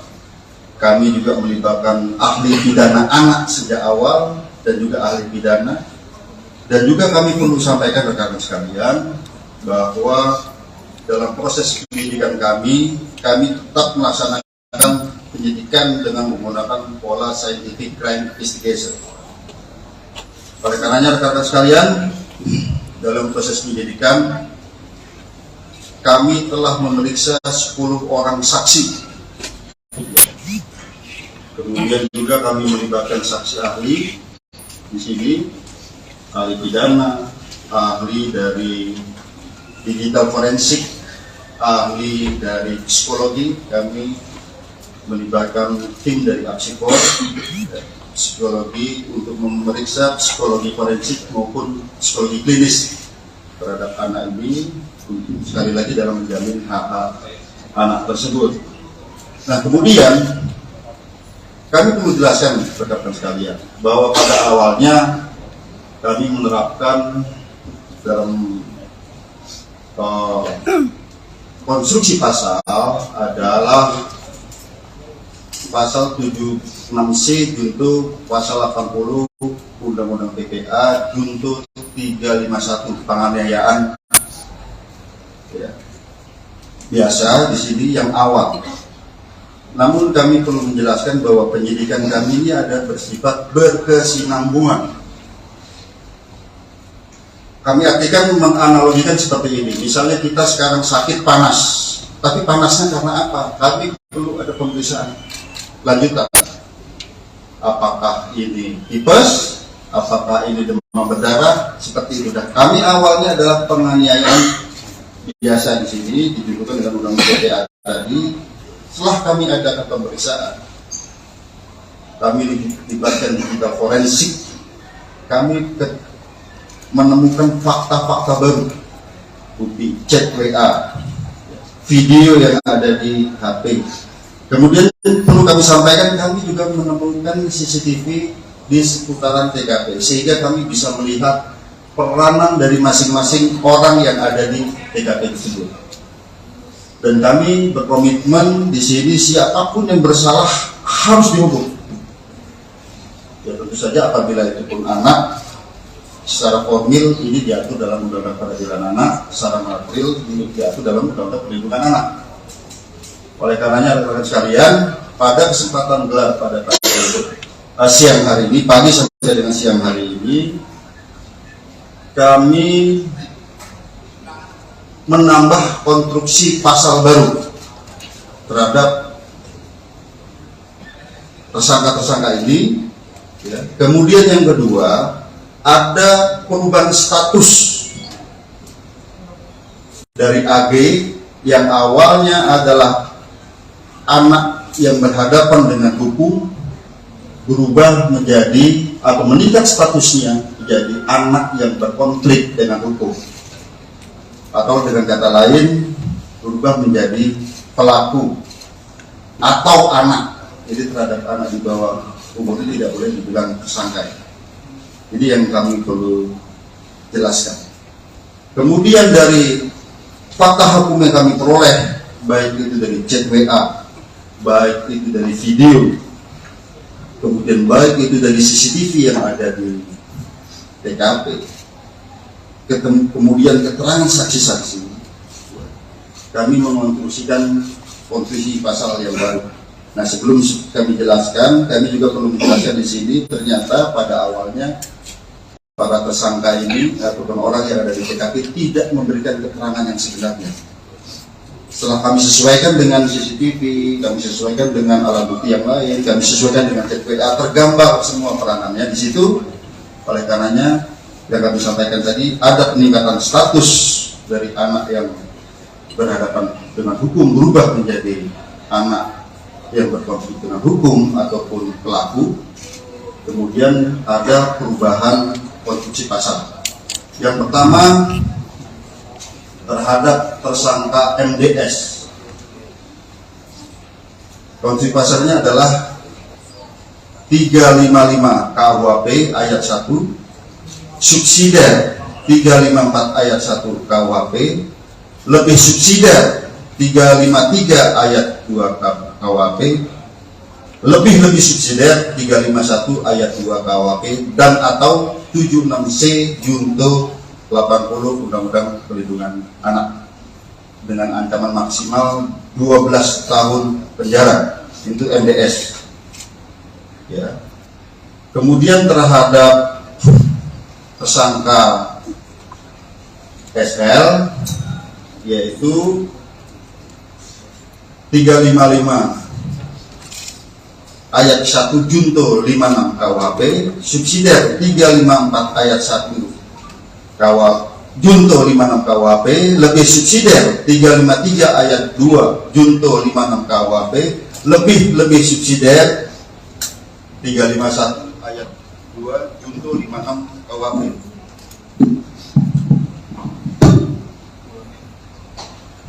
Ulangin bang.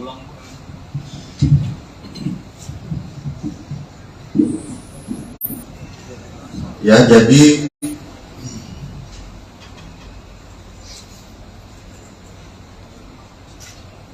saya ulangi ya, untuk tersangka SL itu 355 KUHP 355 ayat 1 KUHP junto 56 KUHP, subsidiar 354 ayat 1 junto 56 KUHP, lebih subsidiar 353 ayat 2 junto 56 KUHP, lebih subsidiar 351 ayat 2 junto 56 KUHP, dan atau 76C junto 80 Undang-Undang Perlindungan Anak.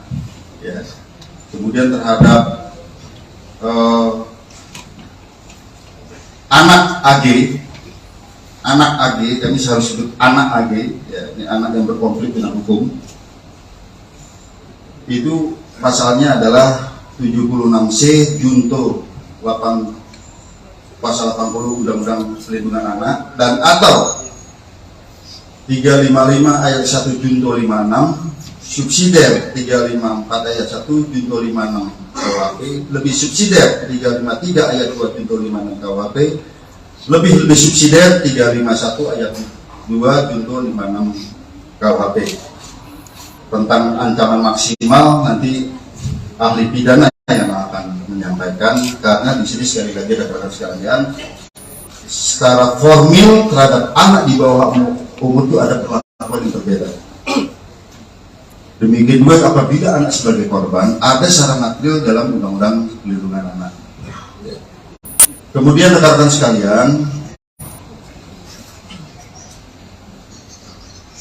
kami melihat di sini bahwa dari bukti digital bahwa ini ada perencanaan sejak awal. Ya, pada saat mulai menelpon SL, kemudian bertemu SL, kemudian pada saat di dalam mobil bertiga ada mensrea di sana. Kemudian pada saat terjadinya penganiayaan yang ini sangat-sangat memprihatinkan, kita lihat ya, sangat-sangat sadis di sini. Itu ada 3 kali tendangan ke arah kepala. Kemudian ada 2 kali menginjak tengkuk dan juga ada 1 kali pukulan ke arah kepala. Ini yang ke arah yang sangat-sangat vital di kepala. Di sana di antaranya ada kata-kata free kick. Ya, free kick baru ditendang ke arah kepala seperti tendangan penalti. Ya, ataupun tendangan bebas. Kemudian juga ada kata-kata, gua nggak takut kalau anak orang lain, anak orang mati. Bagi penyidik di sini dan juga kami koordinasikan konsultasi dengan saksi ahli, ini bisa merupakan suatu mensrea, niat jahat dan juga aktus serius wujud perbuatan. Ini rangkaian perbuatan, korban sudah tidak berdaya, 2 kali ditendang sudah tidak berdaya, masih diadakan penganiayaan lebih lanjut ke arah kepala. Oleh karenanya rekan-rekan sekalian, sekali lagi hari ini kami melaksanakan gelar perkara secara komprehensif, ya, di mana yang pertama sebagai wujud penyidikan kami yang berkesinambungan dengan melihat alat bukti yang ada, dengan melihat digital forensik, hasil digital forensik, bukti chat WA, video, kemudian bukti digital forensik dari CCTV, TKP, keterangan saksi, beberapa orang saksi, 10 orang saksi yang saling bersesuaian, sehingga kami menemukan fakta hukum dan bisa menemukan peranan dari masing-masing tersangka. Maka hari ini kami menambah konstruksi pasal sebagaimana yang kami sebutkan tadi. Yang kedua, terjadi peningkatan status terhadap AG yang tadinya adalah anak yang berhadapan dengan hukum, berubah menjadi anak yang berkonflik dengan hukum ataupun anak.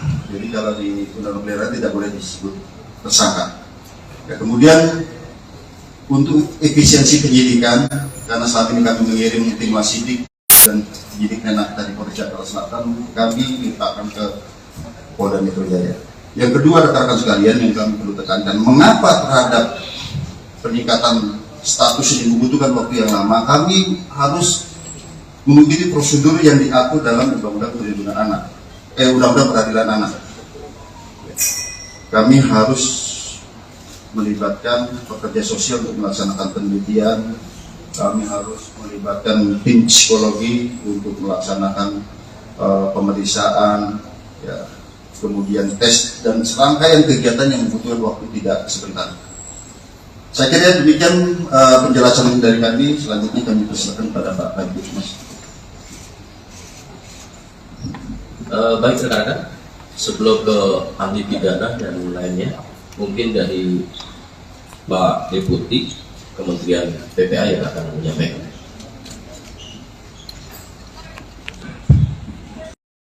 Peraturan perundang-undangan yang ada untuk menghindari hal-hal yang tidak kita harapkan.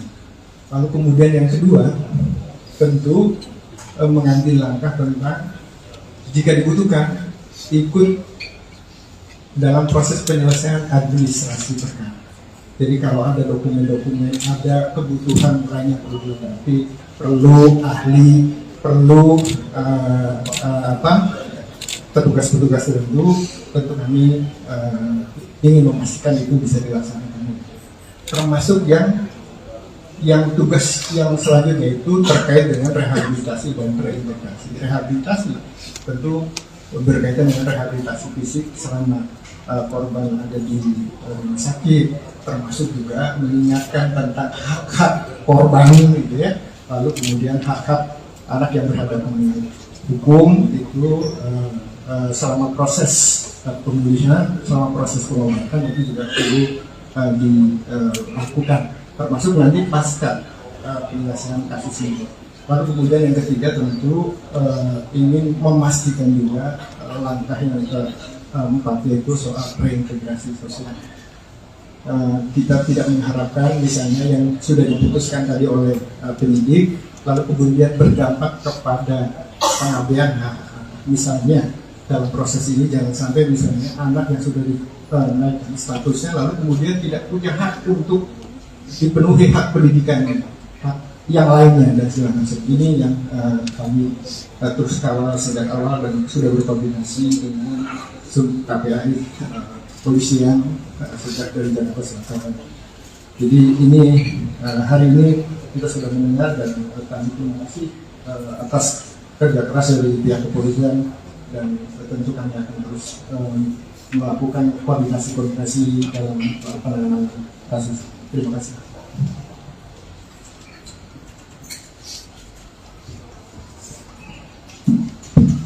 Baik, terima kasih.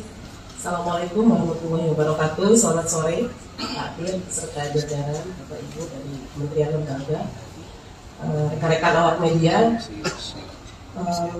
Rasa duka dan empati tentu kami sampaikan kepada korban sampai saat ini dalam pengawasan kami yang disampaikan medis dan keluarga baru sampai bisa respon dan itu pun secara medis. Tentu ini merupakan kekerasan yang sangat serius dan KPAI mengutuk tindakan kekerasan yang dilakukan karena ini sangat mencederai martabat terutama hak dasar asasi manusia. Ini yang kami lihat sebagai tindakan pidana yang luar biasa sehingga pengawasan kami tentu terhadap korban ingin lebih memastikan bagaimana situasi dan kondisi Ananda D ini dalam perawatan intensif segera dipulihkan dan Allah segera angkat penyakitnya sehingga Ananda bisa kembali pulih dan menikmati masa anak-anaknya secara normal, secara wajar. Ini doa kita setiap saat. Yang kedua, terkait rilis hari ini, tentu KPAI memberikan apresiasi atas upaya kerja keras, kerjasama, kerja koordinatif yang terus dilakukan oleh Polres Jakarta Selatan dan kemudian hari ini dilakukan di tingkat Polda Metro Jaya. Ini menunjukkan keseriusan terhadap langkah-langkah profesionalitas yang dilakukan kepolisian melihat situasi dan kondisi tindak pidana terhadap seorang anak. Sehingga kami dengan mendengarkan apa yang disampaikan oleh Pak Direktur tadi, ada konstruksi yang baru memberikan sebuah apresiasi dan sebuah pembelajaran publik bahwa anak-anak Indonesia harus terbebas dari situasi kekerasan yang hari ini dialami oleh salah satu anak kita. Berikutnya, pengawasan kami tentu bukan hanya melihat situasi dan kondisi dan bertemu korban serta keluarganya, kami juga memastikan berbagai hak yang harus didapatkan ketika kita melihat dalam aturan perundangan bahwa anak yang menjadi korban kekerasan ini tentu dipastikan siapa yang berperan secara sentral untuk memberikan perlindungan. Di antaranya adalah KPAI melihat ada hak-hak yang harus dilewati dalam proses hukumnya. Tentu kalau rekan-rekan media yang saya hormati, pada hari ini, tepatnya hari Kamis, tanggal 2 Maret 2023, Polda Metro Jaya melakukan press conference terkait dengan perkembangan update yang menjadi perhatian kita bersama. Dan tentunya pertama-tama kami di sini turut prihatin, turut mendoakan kepada Adinda D agar segera diberikan kesembuhan, dipulihkan, serta keluarganya diberikan kekuatan dan ketabahan. Kemudian rekan-rekan kami dari Polda Metro Jaya, ada dari Bapak Direktur Reserse Kriminal Umum Polda Metro Jaya, ada Bapak Kapolres Metro Jakarta Selatan, ada Kasubdit Renata, kemudian kami dari stakeholder, karena penyidikan ini sifatnya interprofesi, ya, berkolaborasi. Yang pertama hadir di sini ada Ketua KPAI, dalam hal ini adalah Ibu Ai Mariati Soliha MSI. Kemudian juga ada Deputi Kementerian PPA Bapak Nahar Esa MSI, dan kemudian juga ada Kepala Dinas PPAP Provinsi DKI Insinyur Tuti Kusumawati MM, dan satu lagi kami juga mendampingi ada ahli pidana anak dari Kementerian PPA Bapak Dr. Ahmad Sofyan SHM. Rekan-rekan, pada hari ini akan ada update terkait dengan proses penyidikan yang dilakukan oleh Polda Metro Jaya. Untuk waktu, kami persilakan kepada Bapak Direktur Reserse Kriminal Umum Polda Metro Jaya. Baik, Assalamualaikum warahmatullahi wabarakatuh. Salam sejahtera buat kita semua. Yang terhormat Bapak Deputi Menteri Pemberdayaan Perempuan dan Perlindungan Anak, Bapak Nahar SHMSI. Yang kami hormati Ibu Kepala Dinas PPAPP Provinsi DKI Insinyur Tuti Kusumawati MM. Yang kami hormati Ketua KPRI Ibu Ai Mariati Soliha MSI. Kemudian yang saya hormati ahli pidana anak dari Kementerian Pemberdayaan Perempuan dan Perlindungan Anak Indonesia, Bapak Dr. Ahmad Sofyan SHMA. Jadi pada kesempatan sore hari ini kami akan menjelaskan update penanganan penyidikan pada kasus yang saat ini menjadi pusat perhatian secara nasional, yaitu penganiayaan terhadap korban atas nama D.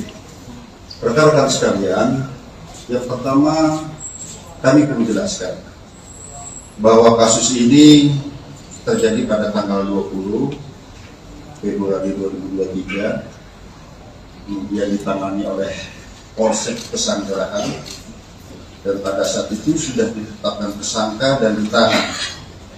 Namun kemudian karena di Polsek tidak ada unit khusus PPA, maka dilimpahkan ke Polres Jakarta Selatan, dan kemudian dilaksanakan penyidikan dengan asistensi dan supervisi dari Direktorat Kriminal Umum Polda Metro Jaya, di mana kami mengirimkan tim penyidik Renata dan juga personil daripada pengawasan penyidikan.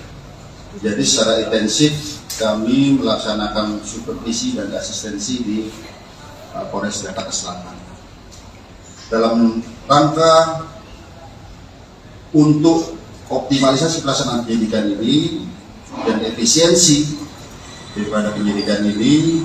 Hari ini kami tarik ke Polda Metro Jaya. Mengapa? Karena memang kita menerapkan pola kolaborasi interprofesi untuk memudahkan koordinasi, dan juga kami memiliki penyidik yang lebih banyak yang khusus menangani kasus-kasus yang melibatkan perempuan dan anak. Rekan-rekan sekalian, pada proses penyidikan ini yang ada di Jakarta Selatan, pada 3 hari pertama penyidik sudah menentukan tersangka dan juga menahan, yaitu 2 tersangka. Kemudian 7 hari terakhir kita adakan pendalaman terhadap proses penyidikan ini. Ya. Kami perlu jelaskan bahwa dalam proses penyidikan ini kita menghadapi 2 kelompok subjek hukum. Yang pertama adalah dewasa, orang dewasa yang sudah kita tentukan tersangkanya ini. Kemudian kita juga menghadapi dua subjek hukum, yaitu anak yang berhadapan dengan hukum, yaitu pertama anak sebagai korban, yang kedua adalah anak sebagai saksi. Ini keduanya adalah anak yang berhadapan dengan hukum. Oleh karenanya kami perlu kehati-hatian, kami perlu rigid dalam penanganan kasus ini, dan kami perlu mengundang mitra untuk menjamin bahwa pemenuhan daripada hak-hak anak ini bisa tetap terjaga. Oleh karenanya kami menggandeng dari KPAI dari awal, kami mengundang stakeholder dari awal, PPD, PPA, Provinsi DKI, kami melibatkan dari Kementerian Pemberdayaan Perempuan dan Perlindungan Anak sejak awal. Kami juga melibatkan ahli pidana anak sejak awal dan juga ahli pidana. Dan juga kami perlu sampaikan rekan-rekan sekalian bahwa dalam proses penyidikan kami tetap melaksanakan penyidikan dengan menggunakan pola scientific crime investigation. Oleh karenanya rekan-rekan sekalian, dalam proses penyidikan kami telah memeriksa 10 orang saksi. Kemudian juga kami melibatkan saksi ahli di sini, ahli pidana, ahli dari digital forensik, ahli dari psikologi. Kami melibatkan tim dari Apsikor, psikologi untuk memeriksa psikologi forensik maupun psikologi klinis terhadap anak ini, sekali lagi dalam menjamin hak-hak anak tersebut. Nah, kemudian kami perlu jelaskan rekan-rekan sekalian bahwa pada awalnya kami menerapkan dalam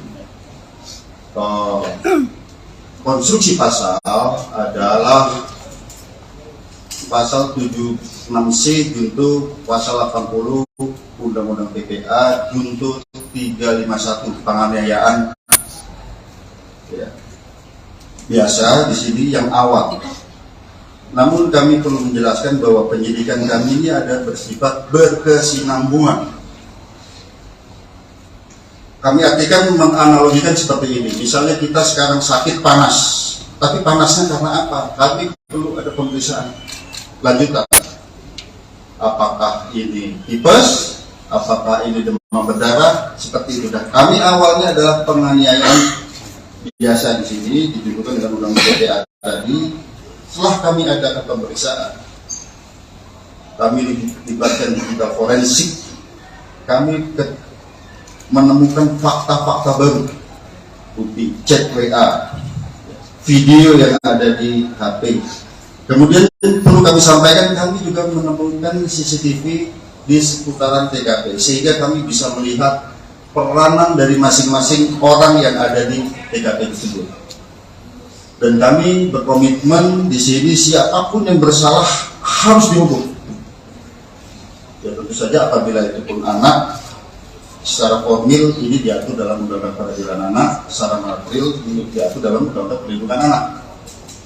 Oleh karenanya rekan-rekan sekalian, pada kesempatan gelar pada siang hari ini, pagi sampai dengan siang hari ini, kami menambah konstruksi pasal baru terhadap tersangka-tersangka ini. Ya. Kemudian yang kedua, ada perubahan status dari AG yang awalnya adalah anak yang berhadapan dengan hukum, berubah menjadi atau meningkat statusnya menjadi anak yang berkonflik dengan hukum, atau dengan kata lain berubah menjadi pelaku atau anak. Jadi terhadap anak di bawah umur itu tidak boleh dibilang tersangka. Jadi yang kami perlu jelaskan. Kemudian dari fakta hukum yang kami peroleh, baik itu dari chat WA, baik itu dari video, kemudian baik itu dari CCTV yang ada di TKP, kemudian keterangan saksi-saksi, kami mengonstruksikan konstruksi pasal yang baru. Nah, sebelum kami jelaskan, kami juga perlu menjelaskan di sini, ternyata pada awalnya para tersangka ini ataupun orang yang ada di TKP tidak memberikan keterangan yang sebenarnya. Setelah kami sesuaikan dengan CCTV, kami sesuaikan dengan alat bukti yang lain, kami sesuaikan dengan chat WA, tergambar semua peranannya di situ. Oleh karenanya, yang kami sampaikan tadi, ada peningkatan status dari anak yang berhadapan dengan hukum berubah menjadi anak yang berkonflik dengan hukum ataupun pelaku. Kemudian ada perubahan konstruksi pasal. Yang pertama terhadap tersangka MDS. Konstruksi pasalnya adalah 355 KUHP ayat 1, subsidiar 354 ayat 1 KUHP, lebih subsidiar 353 ayat 2 KUHP, lebih subsidiar 351 ayat 2 KUHP, dan atau 76C junto 80 Undang-Undang Perlindungan Anak dengan ancaman maksimal 12 tahun penjara. Itu MDS. Ya. Kemudian terhadap tersangka SL, yaitu 355 ayat 1 junto 56 KUHP, subsidiar 354 ayat 1 junto 56 KUHP, lebih subsidiar 353 ayat 2 junto 56 KUHP, lebih subsidiar 351 ayat 2 junto 56 KUHP.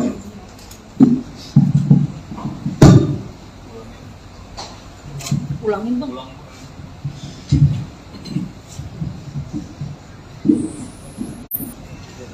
Ya, jadi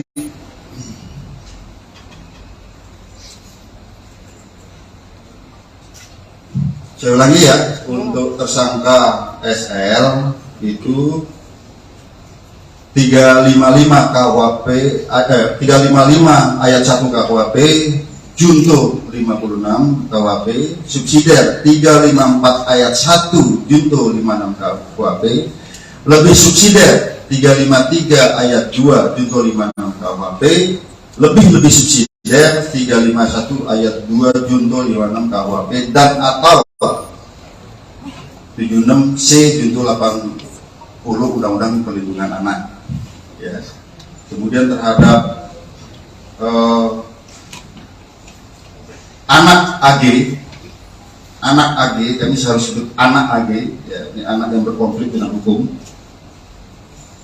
Itu pasalnya adalah 76C junto 8 pasal 80 Undang-Undang Perlindungan Anak, dan atau 355 ayat 1 junto 56, subsidiar 354 ayat 1 junto 56 KUHP, lebih subsidiar 353 ayat 2 junto 56 KUHP, lebih subsidiar 351 ayat 2 junto 56 KUHP. Tentang ancaman maksimal nanti ahli pidana yang akan menyampaikan, karena di sini sekali lagi rekan-rekan sekalian, secara formil terhadap anak di bawah umur itu ada perlakuan yang berbeda. Demikian juga apabila anak sebagai korban, ada secara material dalam Undang-Undang Perlindungan Anak.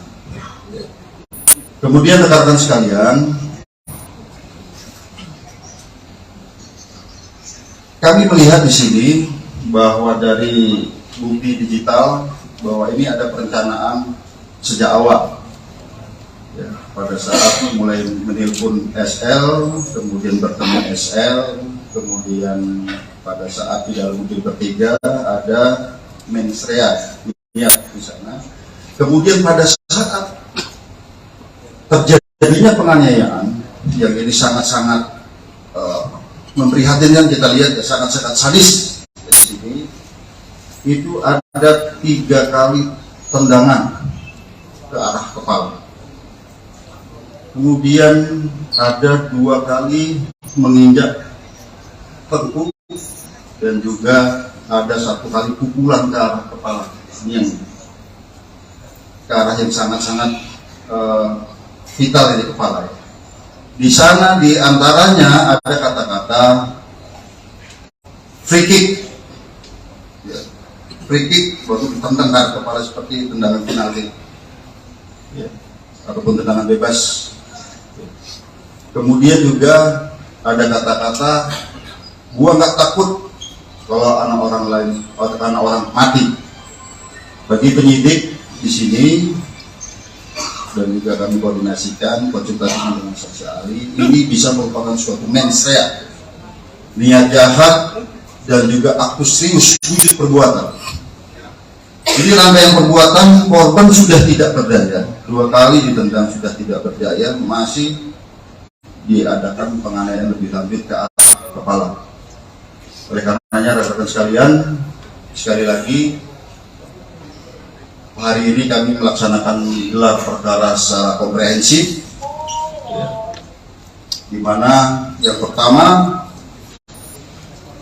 sebagai wujud penyidikan kami yang berkesinambungan dengan melihat alat bukti yang ada, dengan melihat digital forensik, hasil digital forensik, bukti chat WA, video, kemudian bukti digital forensik dari CCTV, TKP, keterangan saksi, beberapa orang saksi, 10 orang saksi yang saling bersesuaian, sehingga kami menemukan fakta hukum dan bisa menemukan peranan dari masing-masing tersangka.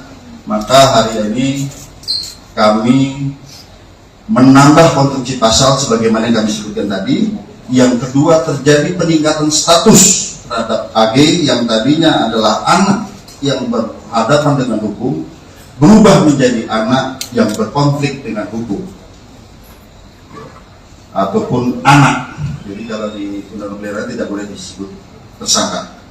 Ya, kemudian untuk efisiensi penyidikan, karena saat ini kami mengirim tim wasidik dan penyidik Menak dari Polres Jakarta Selatan, kami mintakan ke Polda Metro Jaya. Yang kedua, rekan-rekan sekalian, yang kami perlu tekankan, mengapa terhadap peningkatan status ini membutuhkan waktu yang lama? Kami harus mengikuti prosedur yang diatur dalam Undang-Undang Perlindungan Anak, Undang-Undang Peradilan Anak. Kami harus melibatkan pekerja sosial untuk melaksanakan penelitian. Kami harus melibatkan tim psikologi untuk melaksanakan pemeriksaan, ya, kemudian tes dan serangkaian kegiatan yang membutuhkan waktu tidak sebentar. Saya kira demikian penjelasan dari kami. Selanjutnya kami persilakan pada Pak Kabid. Baik rekan-rekan, sebelum ke ahli pidana dan lainnya, mungkin dari Pak Deputi Kementerian PPA yang akan menyampaikan.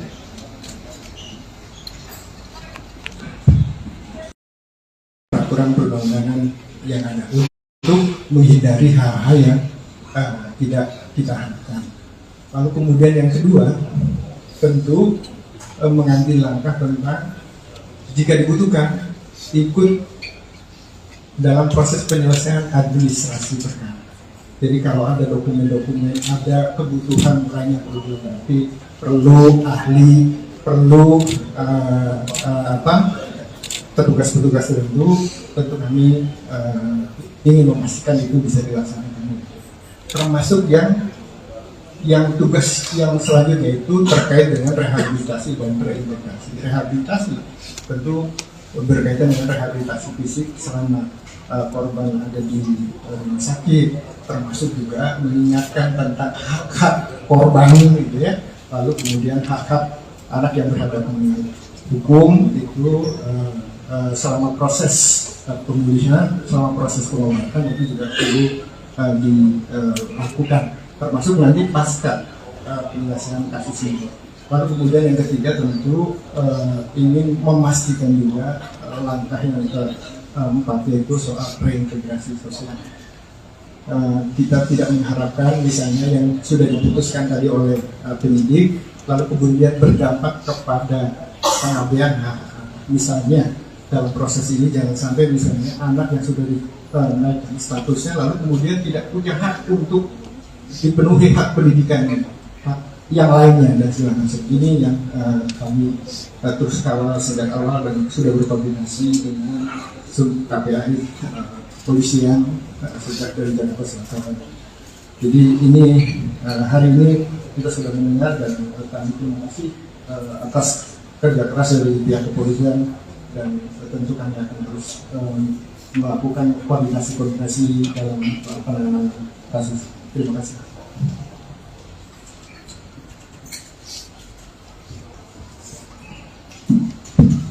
Baik, terima kasih.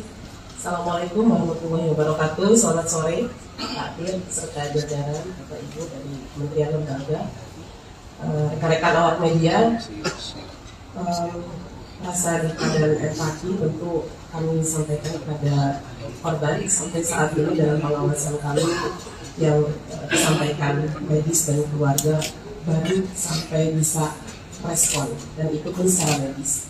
Tentu ini merupakan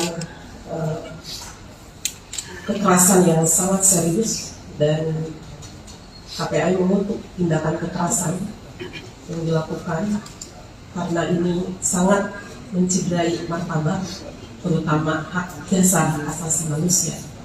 Ini yang kami lihat sebagai tindakan pidana yang luar biasa, sehingga pengawasan kami tentu terhadap korban ingin lebih memastikan bagaimana situasi dan kondisi Ananda D ini dalam perawatan intensif segera dipulihkan dan Allah segera angkat penyakitnya sehingga Ananda bisa kembali pulih dan menikmati masa anak-anaknya secara normal, secara wajar. Ini doa kita setiap saat. Yang kedua, terkait rilis hari ini, tentu KPAI memberikan apresiasi atas upaya kerja keras, kerjasama, kerja koordinatif yang terus dilakukan oleh Polres Jakarta Selatan dan kemudian hari ini dilakukan di tingkat Polda Metro Jaya. Ini menunjukkan keseriusan terhadap langkah-langkah profesionalitas yang dilakukan kepolisian melihat situasi dan kondisi tindak pidana terhadap seorang anak. Sehingga kami dengan mendengarkan apa yang disampaikan oleh Pak Direktur tadi, ada konstruksi yang baru memberikan sebuah apresiasi dan sebuah pembelajaran publik bahwa anak-anak Indonesia harus terbebas dari situasi kekerasan yang hari ini dialami oleh salah satu anak kita. Berikutnya, pengawasan kami tentu bukan hanya melihat situasi dan kondisi dan bertemu korban serta keluarganya, kami juga memastikan berbagai hak yang harus didapatkan ketika kita melihat dalam aturan perundangan bahwa anak yang menjadi korban kekerasan ini tentu dipastikan siapa yang berperan secara sentral untuk memberikan perlindungan. Di antaranya adalah KPAI melihat ada hak-hak yang harus dilewati dalam proses hukumnya. Tentu kalau rekan-rekan media yang saya hormati, pada hari ini, tepatnya hari Kamis tanggal 2 Maret 2023, Polda Metro Jaya melakukan press conference terkait dengan perkembangan update yang menjadi perhatian kita bersama. Dan tentunya pertama-tama kami di sini turut prihatin, turut mendoakan kepada Adinda D agar segera diberikan kesembuhan, dipulihkan, serta keluarganya diberikan kekuatan dan ketabahan. Kemudian rekan-rekan kami dari Polda Metro Jaya, ada dari Bapak Direktur Reserse Kriminal Polda Metro Jaya, ada Bapak Kapolres Metro Jakarta Selatan, ada Kasubdit Renata, kemudian kami dari stakeholder, karena penyidikan ini sifatnya interprofesi, berkolaborasi. Yang pertama hadir di sini ada Ketua KPAI, dalam hal ini adalah Ibu Ai Mariati Seliha MSI. Kemudian juga ada Deputi Kementerian PPA Bapak Nahar Esa MSI, dan kemudian juga ada Kepala Dinas PPAP Provinsi DKI Insinyur Tuti Kusumawati MM, dan satu lagi kami juga didampingi ada ahli pidana anak dari Kementerian PPA, Bapak Dr. Ahmad Sofyan SHM. Rekan-rekan, pada hari ini akan ada update terkait dengan proses penyidikan yang dilakukan oleh Polda Metro Jaya. Untuk waktu, kami persilakan kepada Bapak Direktur Reserse Kriminal Polda Metro Jaya. Baik, Assalamualaikum warahmatullahi wabarakatuh. Salam sejahtera buat kita semua. Yang terhormat Bapak Deputi Menteri Pemberdayaan Perempuan dan Perlindungan Anak, Bapak Nahar SHMSI.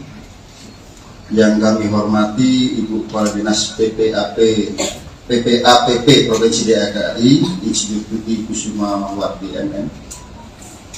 Yang kami hormati Ketua KPRI Ibu Ayu Mariati Solihah MSI.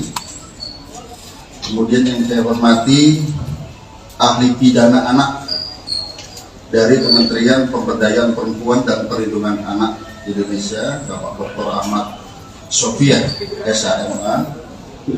Jadi pada kesempatan sore hari ini kami akan menjelaskan update penanganan penyidikan pada kasus yang saat ini menjadi pusat perhatian secara nasional, yaitu penganiayaan terhadap korban atas nama D.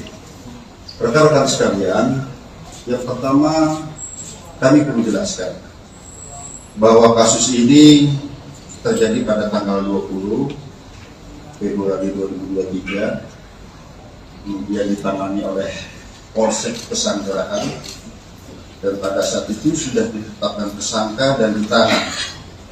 Namun kemudian karena di Polsek tidak ada unit khusus PPA, maka dilimpahkan ke Polres Jakarta Selatan dan kemudian dilaksanakan penyidikan dengan asistensi dan supervisi dari Direktorat Kriminal Umum Polda Metro Jaya, di mana kami mengirimkan tim penyidik Renata dan juga personil daripada pengawasan penyidikan. Jadi secara intensif kami melaksanakan supervisi dan asistensi di Polres Jakarta Selatan dalam rangka untuk optimalisasi pelaksanaan penyidikan ini dan efisiensi daripada penyidikan ini. Hari ini kami tarik ke Polda Metro Jaya. Mengapa? Karena memang kita menerapkan pola kolaborasi intervensi untuk memudahkan koordinasi, dan juga kami memiliki penyidik yang lebih banyak yang khusus menangani kasus-kasus yang melibatkan perempuan dan anak. Rekan-rekan sekalian, pada proses penyidikan ini yang ada di Jakarta Selatan, pada 3 hari pertama penyidik sudah menentukan tersangka dan juga menahan, yaitu 2 tersangka. Kemudian 7 hari terakhir kita adakan pendalaman terhadap proses penyidikan ini. Ya. Kami perlu jelaskan bahwa dalam proses penyidikan ini kita menghadapi 2 kelompok subjek hukum. Yang pertama adalah dewasa, orang dewasa yang sudah kita tentukan tersangkanya ini. Kemudian kita juga menghadapi 2 subjek hukum, yaitu anak yang berhadapan dengan hukum, yaitu pertama anak sebagai korban, yang kedua adalah anak sebagai saksi. Ini keduanya adalah anak yang berhadapan dengan hukum. Oleh karenanya kami perlu kehati-hatian, kami perlu rigid dalam penanganan kasus ini, dan kami perlu mengundang mitra untuk menjamin bahwa pemenuhan daripada hak-hak anak ini bisa tetap terjaga. Oleh karenanya kami menggandeng dari KPAI dari awal, kami mengundang stakeholder dari awal, PPD, PPA Provinsi DKI, kami melibatkan dari Kementerian Pemberdayaan Perempuan dan Perlindungan Anak sejak awal, Kami juga melibatkan ahli pidana anak sejak awal dan juga ahli pidana. Dan juga kami perlu sampaikan rekan-rekan sekalian bahwa dalam proses penyidikan kami tetap melaksanakan penyidikan dengan menggunakan pola scientific crime investigation. Oleh karenanya rekan-rekan sekalian, dalam proses penyidikan kami telah memeriksa 10 orang saksi. Kemudian juga kami melibatkan saksi ahli di sini, ahli pidana, ahli dari digital forensik, ahli dari psikologi. Kami melibatkan tim dari Apsikor, psikologi untuk memeriksa psikologi forensik maupun psikologi klinis terhadap anak ini, sekali lagi dalam menjamin hak-hak anak tersebut.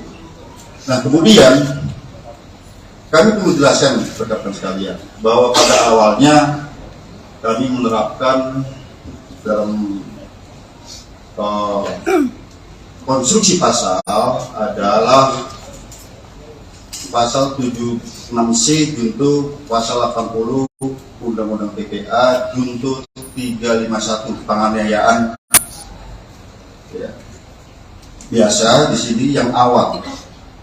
Namun kami perlu menjelaskan bahwa penyidikan kami ini ada bersifat berkesinambungan. Kami artikan menganalogikan seperti ini. Misalnya kita sekarang sakit panas, tapi panasnya karena apa? Kami perlu ada pemeriksaan lanjutan. Apakah ini tipes? Apakah ini demam berdarah? Seperti itu. Dan kami awalnya adalah penganiayaan biasa di sini dituduhkan dengan undang-undang PPA tadi. Setelah kami adakan pemeriksaan, kami dilibatkan digital forensik, kami menemukan fakta-fakta baru, bukti chat WA, video yang ada di HP. Kemudian perlu kami sampaikan, kami juga menemukan CCTV di seputaran TKP, sehingga kami bisa melihat peranan dari masing-masing orang yang ada di TKP tersebut. Dan kami berkomitmen di sini siapapun yang bersalah harus dihukum. Ya tentu saja apabila itu pun anak, secara formil ini diatur dalam Undang-Undang Peradilan Anak, secara material ini diatur dalam Undang-Undang Perlindungan Anak. Oleh karenanya rekan-rekan sekalian, pada kesempatan gelar pada siang hari ini, pagi sampai dengan siang hari ini, kami menambah konstruksi pasal baru terhadap tersangka-tersangka ini. Ya. Kemudian yang kedua, ada perubahan status dari AG yang awalnya adalah anak yang berhadapan dengan hukum, berubah menjadi atau meningkat statusnya menjadi anak yang berkonflik dengan hukum. Atau dengan kata lain, berubah menjadi pelaku atau anak. Jadi terhadap anak di bawah umur itu tidak boleh dibilang tersangka. Jadi yang kami perlu jelaskan. Kemudian dari fakta hukum yang kami peroleh, baik itu dari chat WA, baik itu dari video, kemudian baik itu dari CCTV yang ada di TKP, kemudian keterangan saksi-saksi, kami mengonstruksikan konstruksi pasal yang baru. Nah, sebelum kami jelaskan, kami juga perlu menjelaskan di sini, ternyata pada awalnya para tersangka ini ataupun orang yang ada di TKP tidak memberikan keterangan yang sebenarnya. Setelah kami sesuaikan dengan CCTV, kami sesuaikan dengan alat bukti yang lain, kami sesuaikan dengan chat WA, tergambar semua peranannya di situ. Oleh karenanya, yang kami sampaikan tadi, ada peningkatan status dari anak yang berhadapan dengan hukum berubah menjadi anak yang berkonflik dengan hukum ataupun pelaku. Kemudian ada perubahan konstruksi pasal. Yang pertama, terhadap tersangka MDS. Konstruksi pasalnya adalah 355 KUHP ayat 1, subsidiar 354 ayat 1 KUHP, lebih subsidiar 353 ayat 2 KUHP, lebih-lebih subsidiar 351 ayat 2 KUHP dan atau 76C junto 80 Undang-Undang Perlindungan Anak dengan ancaman maksimal 12 tahun penjara, itu MDS. Ya. Kemudian terhadap tersangka SL yaitu 355 ayat 1 junto 56 KUHP, subsidiar 354 ayat 1 junto 56 KUHP, lebih subsidiar 353 ayat 2 junto 56 KUHP, lebih subsidiar 351 ayat 2 junto 56 KUHP.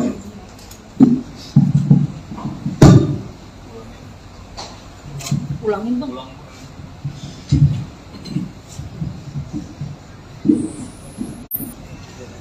Ya, jadi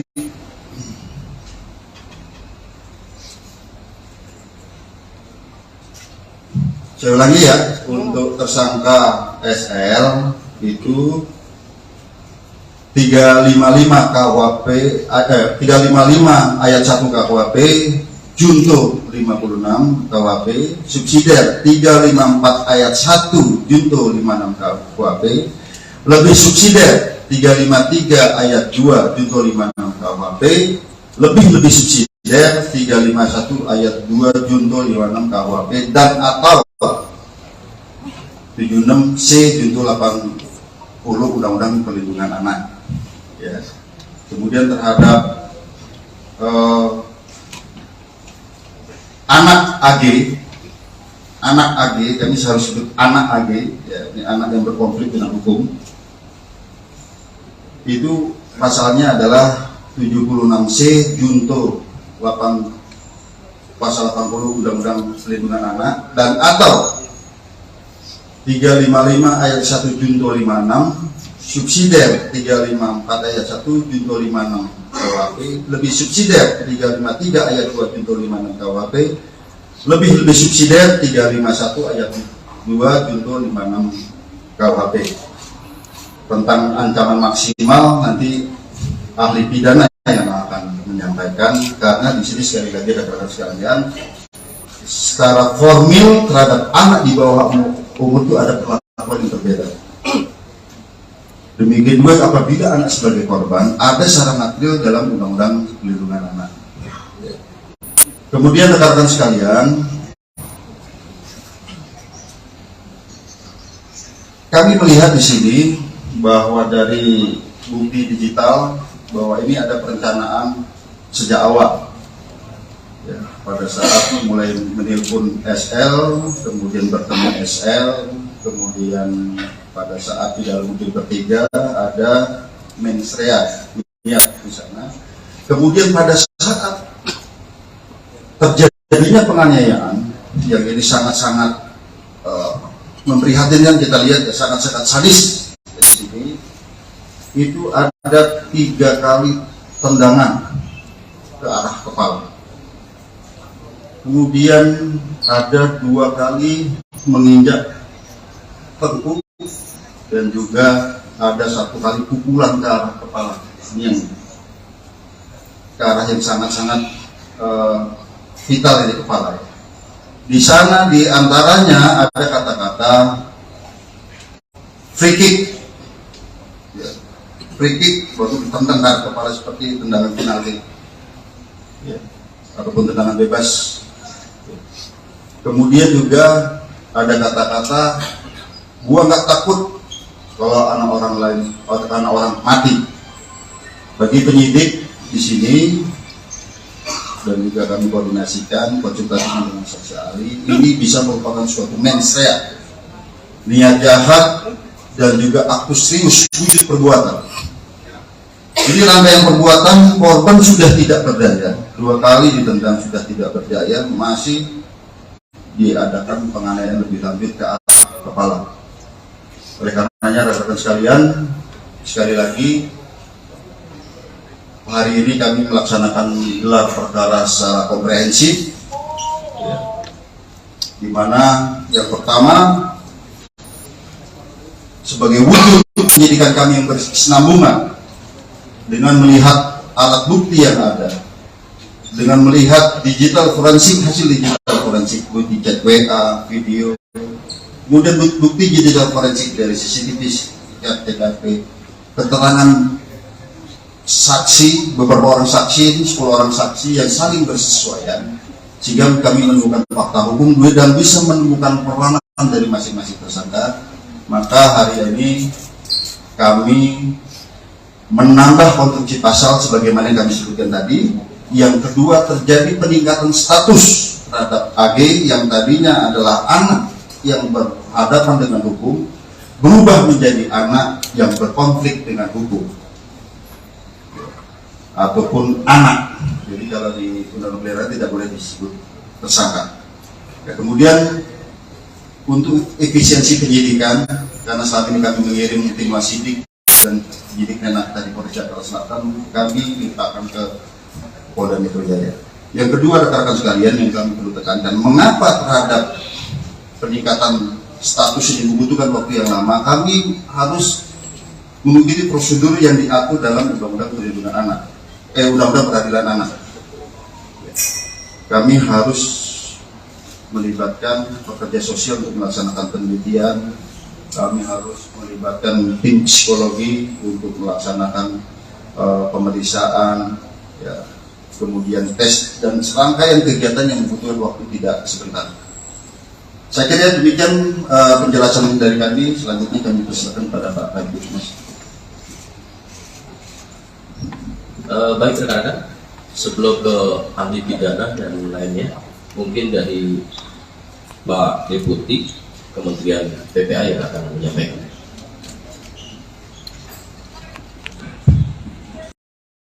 Peraturan perundang-undangan yang ada untuk menghindari hal-hal yang tidak kita harapkan. Lalu kemudian yang kedua, tentu mengambil langkah tentang jika dibutuhkan ikut dalam proses penyelesaian administrasi perkara. Jadi kalau ada dokumen-dokumen, ada kebutuhan lain yang perlu dilengkapi, perlu ahli, perlu petugas-petugas tertentu, tentu kami ingin memastikan itu bisa dilaksanakan.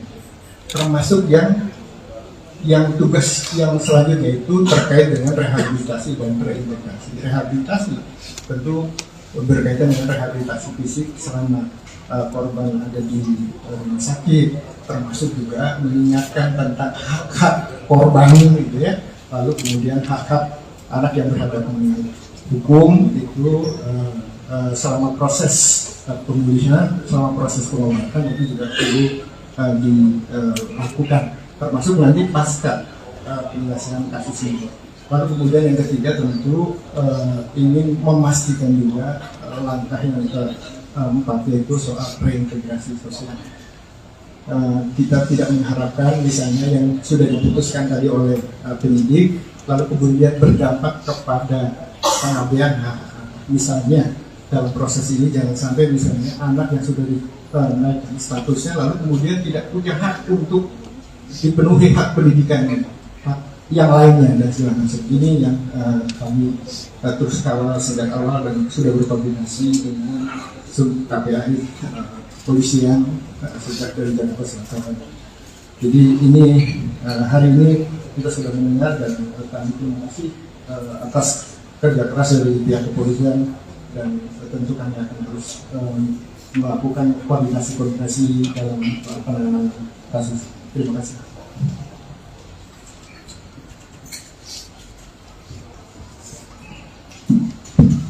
Baik, terima kasih.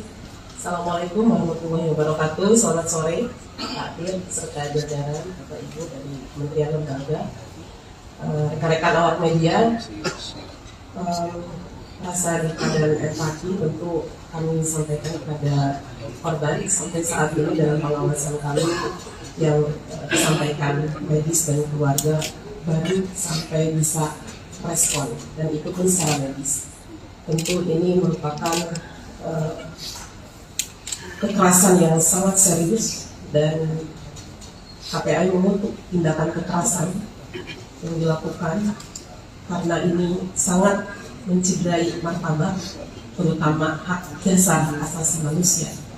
Ini yang kami lihat sebagai tindakan pidana yang luar biasa, sehingga pengawasan kami tentu terhadap korban ingin lebih memastikan bagaimana situasi dan kondisi Ananda D ini dalam perawatan intensif segera dipulihkan dan Allah segera angkat penyakitnya, sehingga Ananda bisa kembali pulih dan menikmati masa anak-anaknya secara normal, secara wajar. Ini doa kita setiap saat.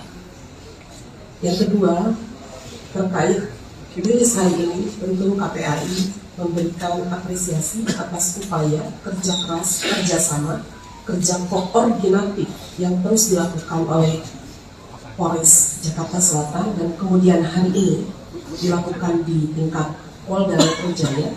Ini menunjukkan keseriusan terhadap langkah-langkah profesionalitas yang dilakukan kepolisian melihat situasi dan kondisi tindak pidana terhadap seorang anak.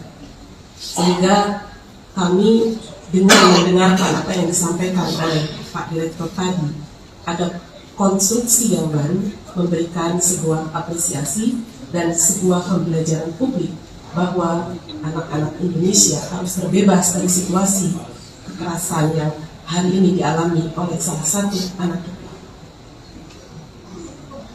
Berikutnya, pengawasan kami tentu bukan hanya melihat situasi dan kondisi dan bertemu korban serta keluarganya, kami juga memastikan berbagai hak yang harus didapatkan ketika kita melihat di dalam aturan perundangan bahwa anak yang menjadi korban kekerasan ini tentu dipastikan siapa yang berperan secara sentral untuk memberikan perlindungan.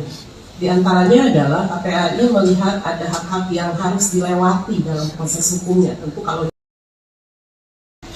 rekan-rekan media yang saya hormati, pada hari ini, tepatnya hari Kamis, tanggal 2 Maret 2023, Polda Metro Jaya melakukan press conference terkait dengan perkembangan update yang menjadi perhatian kita bersama. Dan tentunya pertama-tama kami di sini turut prihatin, turut mendoakan kepada Adinda D agar segera diberikan kesembuhan, dipulihkan, serta keluarganya diberikan kekuatan dan ketabahan. Kemudian rekan-rekan kami dari Polda Metro Jaya, ada dari Bapak Direktur Reserse Kriminal Umum Polda Metro Jaya, ada Bapak Kapolres Metro Jakarta Selatan, ada Kasubdit Renata, kemudian kami dari stakeholder, karena penyidikan ini sifatnya interprofesi, ya, berkolaborasi. Yang pertama hadir di sini ada Ketua KPAI, dalam hal ini adalah Ibu Ai Mariati Solihah MSI. Kemudian juga ada Deputi Kementerian PPA Bapak Nahar Esa MSI, dan kemudian juga ada Kepala Dinas PPAP Provinsi DKI Insinyur Tuti Kusumawati MM, dan satu lagi kami juga didampingi ada ahli pidana anak dari Kementerian PPA Bapak Dr. Ahmad Sofyan SHM. Rekan-rekan, pada hari ini akan ada update terkait dengan proses penyidikan yang dilakukan oleh Polda Metro Jaya. Untuk waktu, kami persilakan kepada Bapak Direktur Reserse Kriminal Umum Polda Metro Jaya. Baik, Assalamualaikum warahmatullahi wabarakatuh. Salam sejahtera buat kita semua. Yang terhormat Bapak Deputi Menteri Pemberdayaan Perempuan dan Perlindungan Anak, Bapak Nahar SHMSI. Yang kami hormati Ibu Kepala Dinas PPAPP Provinsi DKI Insinyur Tuti Kusumawati MM. Yang kami hormati Ketua KPAI Ibu Ai Mariati Solihah MSI. Kemudian yang saya hormati ahli pidana anak dari Kementerian Pemberdayaan Perempuan dan Perlindungan Anak Indonesia, Bapak Dr. Ahmad Sofyan, SHMA. Jadi pada kesempatan sore hari ini kami akan menjelaskan update penanganan penyidikan pada kasus yang saat ini menjadi pusat perhatian secara nasional, yaitu penganiayaan terhadap korban atas nama D. Rekan-rekan sekalian, yang pertama kami perlu jelaskan bahwa kasus ini terjadi pada tanggal 20 Februari 2023, kemudian ditangani oleh Polsek Pesanggerahan, dan pada saat itu sudah ditetapkan tersangka dan ditahan.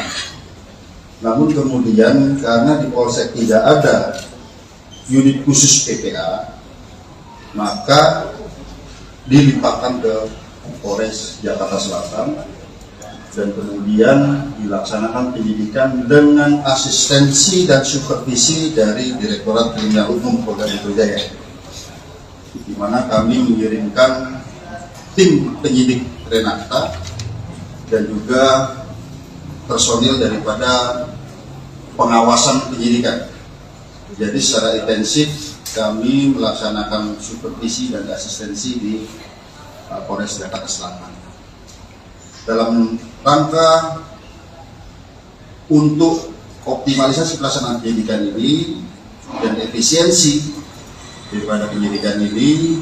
Hari ini kami tarik ke Polda Metro Jaya. Mengapa?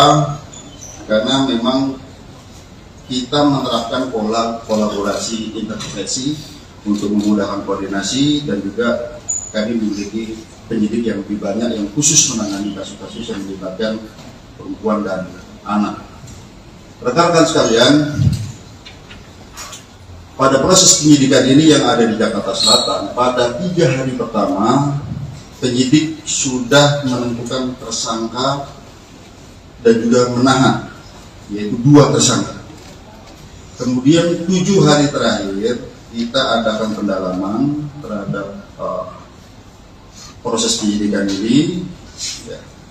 Kami perlu jelaskan bahwa dalam proses penyidikan ini kita menghadapi 2 kelompok subjek hukum. Yang pertama adalah orang dewasa yang sudah kita tentukan tersangkanya ini. Kemudian kita juga menghadapi 2 subjek hukum, yaitu anak yang berhadapan dengan hukum, yaitu pertama anak sebagai korban, yang kedua adalah anak sebagai saksi. Ini keduanya adalah anak yang berhadapan dengan hukum. Oleh karenanya kami perlu kehati-hatian, kami perlu rigid dalam penanganan kasus ini, dan kami perlu mengundang mitra untuk menjamin bahwa pemenuhan daripada hak-hak anak ini bisa tetap terjaga. Oleh karenanya kami menggandeng dari KPAI dari awal, kami mengundang stakeholder dari awal, PPD, PPA Provinsi DKI, kami melibatkan dari Kementerian Pemberdayaan Perempuan dan Perlindungan Anak sejak awal. Kami juga melibatkan ahli pidana anak sejak awal dan juga ahli pidana. Dan juga kami perlu sampaikan rekan-rekan sekalian bahwa dalam proses penyidikan kami tetap melaksanakan penyidikan dengan menggunakan pola scientific crime investigation. Oleh karenanya rekan-rekan sekalian, dalam proses penyidikan kami telah memeriksa 10 orang saksi. Kemudian juga kami melibatkan saksi ahli di sini, ahli pidana, ahli dari digital forensik, ahli dari psikologi. Kami melibatkan tim dari Apsikor, psikologi untuk memeriksa psikologi forensik maupun psikologi klinis terhadap anak ini, sekali lagi dalam menjamin hak-hak anak tersebut. Nah kemudian kami perlu jelaskan rekan-rekan sekalian bahwa pada awalnya kami menerapkan dalam konstruksi pasal adalah pasal 76C junto pasal 80 Undang-Undang PPA junto 351 penganiayaan. Ya. Biasa di sini yang awal. Namun kami perlu menjelaskan bahwa penyidikan kami ini ada bersifat berkesinambungan. Kami artikan menganalogikan seperti ini. Misalnya kita sekarang sakit panas, tapi panasnya karena apa? Kami perlu ada pemeriksaan lanjutan.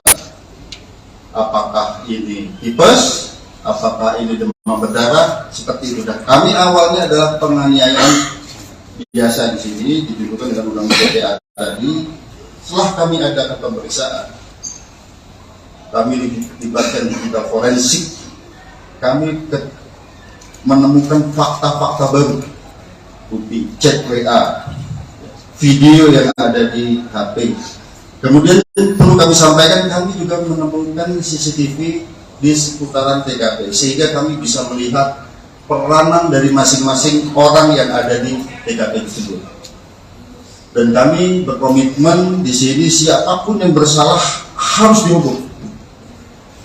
Ya tentu saja apabila itu pun anak, secara formil ini diatur dalam Undang-Undang Peradilan Anak, secara material ini diatur dalam Undang-Undang Perlindungan Anak. Oleh karenanya rekan-rekan sekalian, pada kesempatan gelar pada siang hari ini, pagi sampai dengan siang hari ini, kami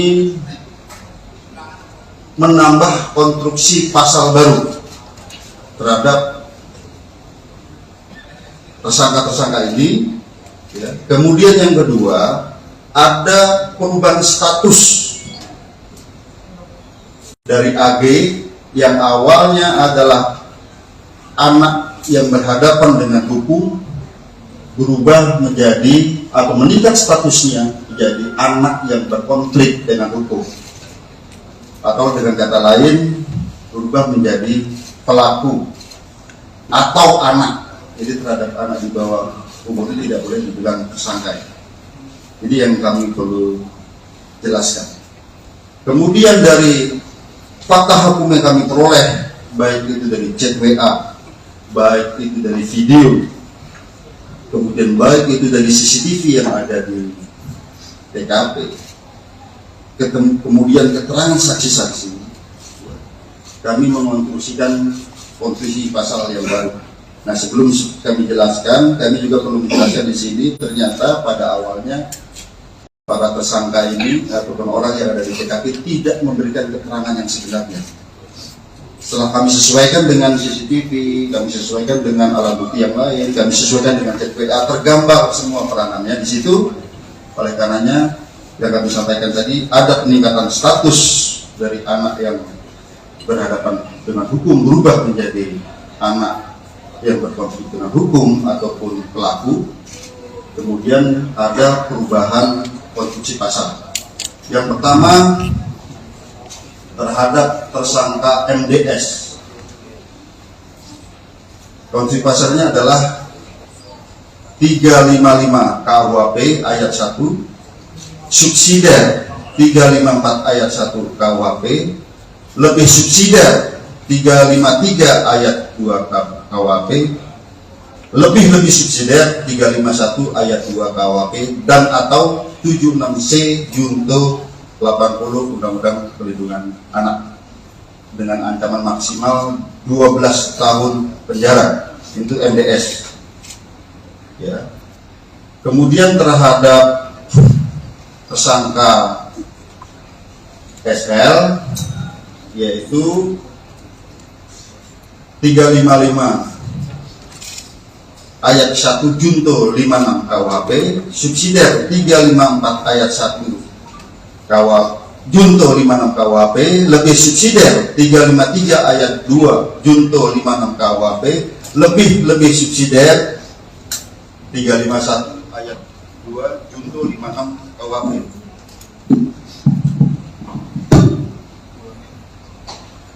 Ulangin bang.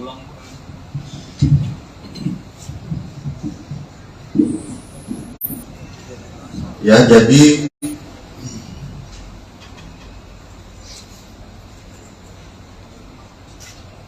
saya ulangi ya, untuk tersangka SL itu 355 KUHP 355 ayat 1 KUHP, junto 56 KUHP, subsidiar 354 ayat 1 junto 56 KUHP, lebih subsidiar 353 ayat 2 junto 56 KUHP, lebih subsidiar 351 ayat 2 junto 56 KUHP, dan atau 76C junto 80 Undang-Undang Perlindungan Anak. Ya. Kemudian terhadap anak AG, kami harus sebut anak AG, ya, ini anak yang berkonflik dengan hukum. Itu pasalnya adalah 76C junto 8 pasal 80 Undang-Undang Perlindungan Anak, dan atau 355 ayat 1 junto 56, subsidiar 354 ayat 1 junto 56 KUHP, lebih subsidiar 353 ayat 2 junto 56 KUHP, lebih subsidiar 351 ayat 2 junto 56 KUHP. Tentang ancaman maksimal nanti ahli pidana yang akan menyampaikan, karena di sini sekali lagi rekan-rekan sekalian, secara formil terhadap anak di bawah umur itu ada perlakuan yang berbeda. Demikian juga apabila anak sebagai korban ada secara material dalam Undang-Undang Perlindungan Anak. Kemudian rekan-rekan sekalian, kami melihat di sini bahwa dari bukti digital bahwa ini ada perencanaan sejak awal. Ya, pada saat mulai menelpon SL, kemudian bertemu SL, kemudian pada saat di dalam mobil bertiga ada mensrea di sana. Kemudian pada saat terjadinya penganiayaan yang ini sangat-sangat memprihatinkan, kita lihat ya, sangat-sangat sadis di sini, itu ada 3 kali tendangan ke arah kepala. Kemudian ada 2 kali menginjak tengkuk, dan juga ada 1 kali pukulan ke arah kepala, ini yang ke arah yang sangat-sangat vital di kepala. Di sana di antaranya ada kata-kata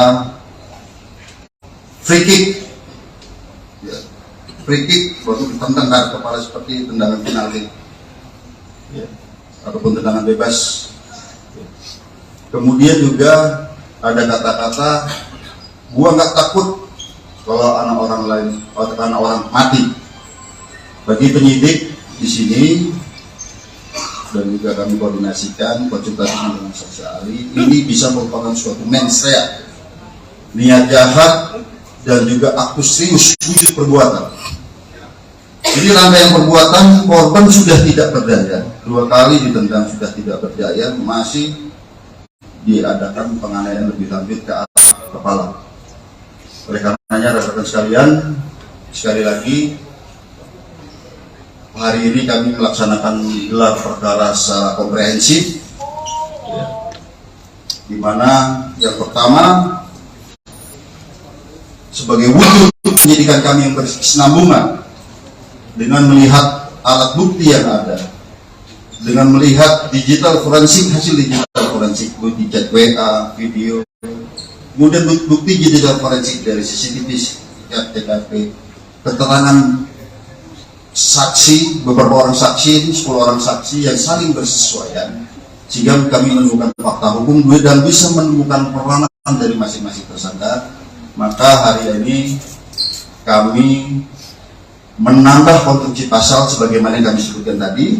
Yang kedua, terjadi peningkatan status terhadap AG yang tadinya adalah anak yang berhadapan dengan hukum, berubah menjadi anak yang berkonflik dengan hukum,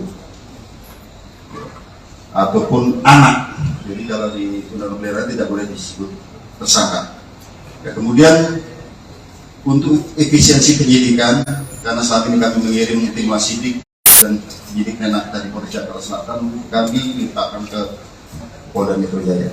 Yang kedua, rekan-rekan sekalian, yang kami perlu tekankan, mengapa terhadap peningkatan status ini membutuhkan waktu yang lama? Kami harus mengikuti prosedur yang diatur dalam Undang-Undang Perlindungan Anak, Undang-Undang Peradilan Anak. Kami harus melibatkan pekerja sosial untuk melaksanakan penelitian. Kami harus melibatkan tim psikologi untuk melaksanakan pemeriksaan, ya, kemudian tes dan serangkaian kegiatan yang membutuhkan waktu tidak sebentar. Saya kira demikian penjelasan dari kami. Selanjutnya kami persilakan pada Pak Kabid Mas. Baik rekan-rekan, sebelum ke ahli pidana dan lainnya, mungkin dari Pak Deputi Kementerian PPA yang akan menyampaikan.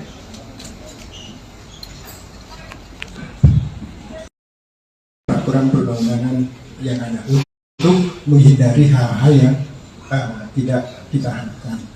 Lalu kemudian yang kedua, tentu mengambil langkah tentang jika dibutuhkan ikut dalam proses penyelesaian administrasi perkara. Jadi kalau ada dokumen-dokumen, ada kebutuhan lain yang perlu dilengkapi, perlu ahli, perlu petugas-petugas tertentu, tentu kami ingin memastikan itu bisa dilaksanakan. Termasuk yang tugas yang selanjutnya itu terkait dengan rehabilitasi dan reintegrasi. Rehabilitasi tentu berkaitan dengan rehabilitasi fisik selama korban ada di rumah sakit, termasuk juga mengingatkan tentang hak-hak korban gitu ya. Lalu kemudian hak-hak anak yang berhadapan dengan hukum itu selama proses pemulihan, selama proses pengobatan itu juga perlu dilakukan, termasuk nanti pasca penyelesaian kasus ini. Lalu kemudian yang ketiga tentu ingin memastikan juga langkah yang keempat yaitu soal reintegrasi sosial. Kita tidak mengharapkan misalnya yang sudah diputuskan tadi oleh penyidik lalu kemudian berdampak kepada pengabaian hak. Misalnya dalam proses ini jangan sampai misalnya anak yang sudah dinaikkan statusnya lalu kemudian tidak punya hak untuk dipenuhi hak pendidikan yang lainnya dan segala macam. Ini yang kami terus kawal sejak awal dan sudah berkoordinasi dengan KPAI polisian sejak dari Jakarta Selatan. Jadi ini hari ini kita sudah mendengar dan kami terima kasih atas kerja keras dari pihak kepolisian dan tentu kami akan terus melakukan koordinasi dalam penanganan kasus. Terima kasih.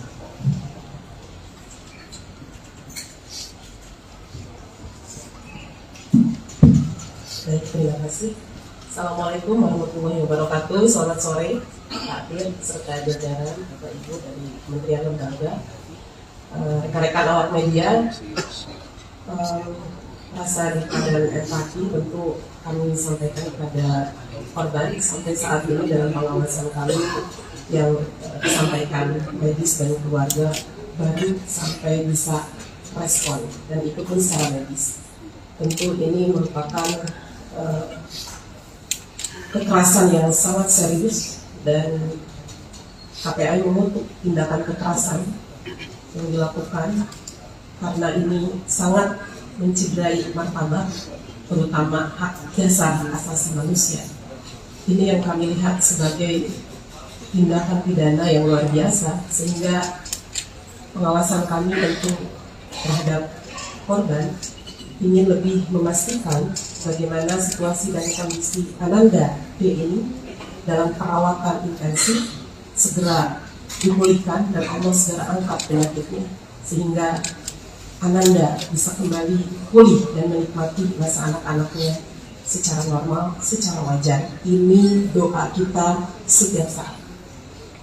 Yang kedua, terkait rilis hari ini, tentu KPAI memberikan apresiasi atas upaya kerja keras, kerjasama, kerja koordinatif yang terus dilakukan oleh Polres Jakarta Selatan dan kemudian hari ini dilakukan di tingkat Polda Metro Jaya. Ini menunjukkan keseriusan terhadap langkah-langkah profesionalitas yang dilakukan kepolisian melihat situasi dan kondisi tindak pidana terhadap seorang anak. Sehingga kami dengan mendengarkan apa yang disampaikan oleh Pak Direktur tadi, ada konstruksi yang baru memberikan sebuah apresiasi dan sebuah pembelajaran publik bahwa anak-anak Indonesia harus terbebas dari situasi kekerasan yang hari ini dialami oleh salah satu anak kita. Berikutnya, pengawasan kami tentu bukan hanya melihat situasi dan kondisi dan bertemu korban serta keluarganya, kami juga memastikan berbagai hak yang harus didapatkan ketika kita melihat dalam aturan perundangan bahwa anak yang menjadi korban kekerasan ini tentu dipastikan siapa yang berperan secara sentral untuk memberikan perlindungan. Di antaranya adalah KPAI melihat ada hak-hak yang harus dilewati dalam proses hukumnya. Tentu kalau rekan-rekan media yang saya hormati, pada hari ini, tepatnya hari Kamis, tanggal 2 Maret 2023, Polda Metro Jaya melakukan press conference terkait dengan perkembangan update yang menjadi perhatian kita bersama.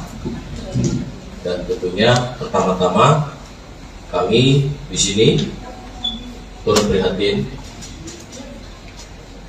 turut mendoakan kepada Adinda D agar segera diberikan kesembuhan, dipulihkan, serta keluarganya diberikan kekuatan dan ketabahan.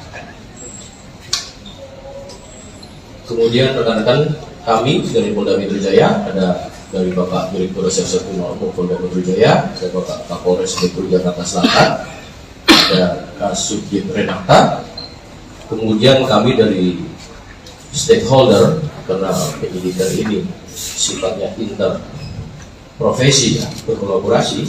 Yang pertama hadir di sini ada Ketua KPAI, dalam hal ini adalah Ibu Ai Mariati Solihah MSI.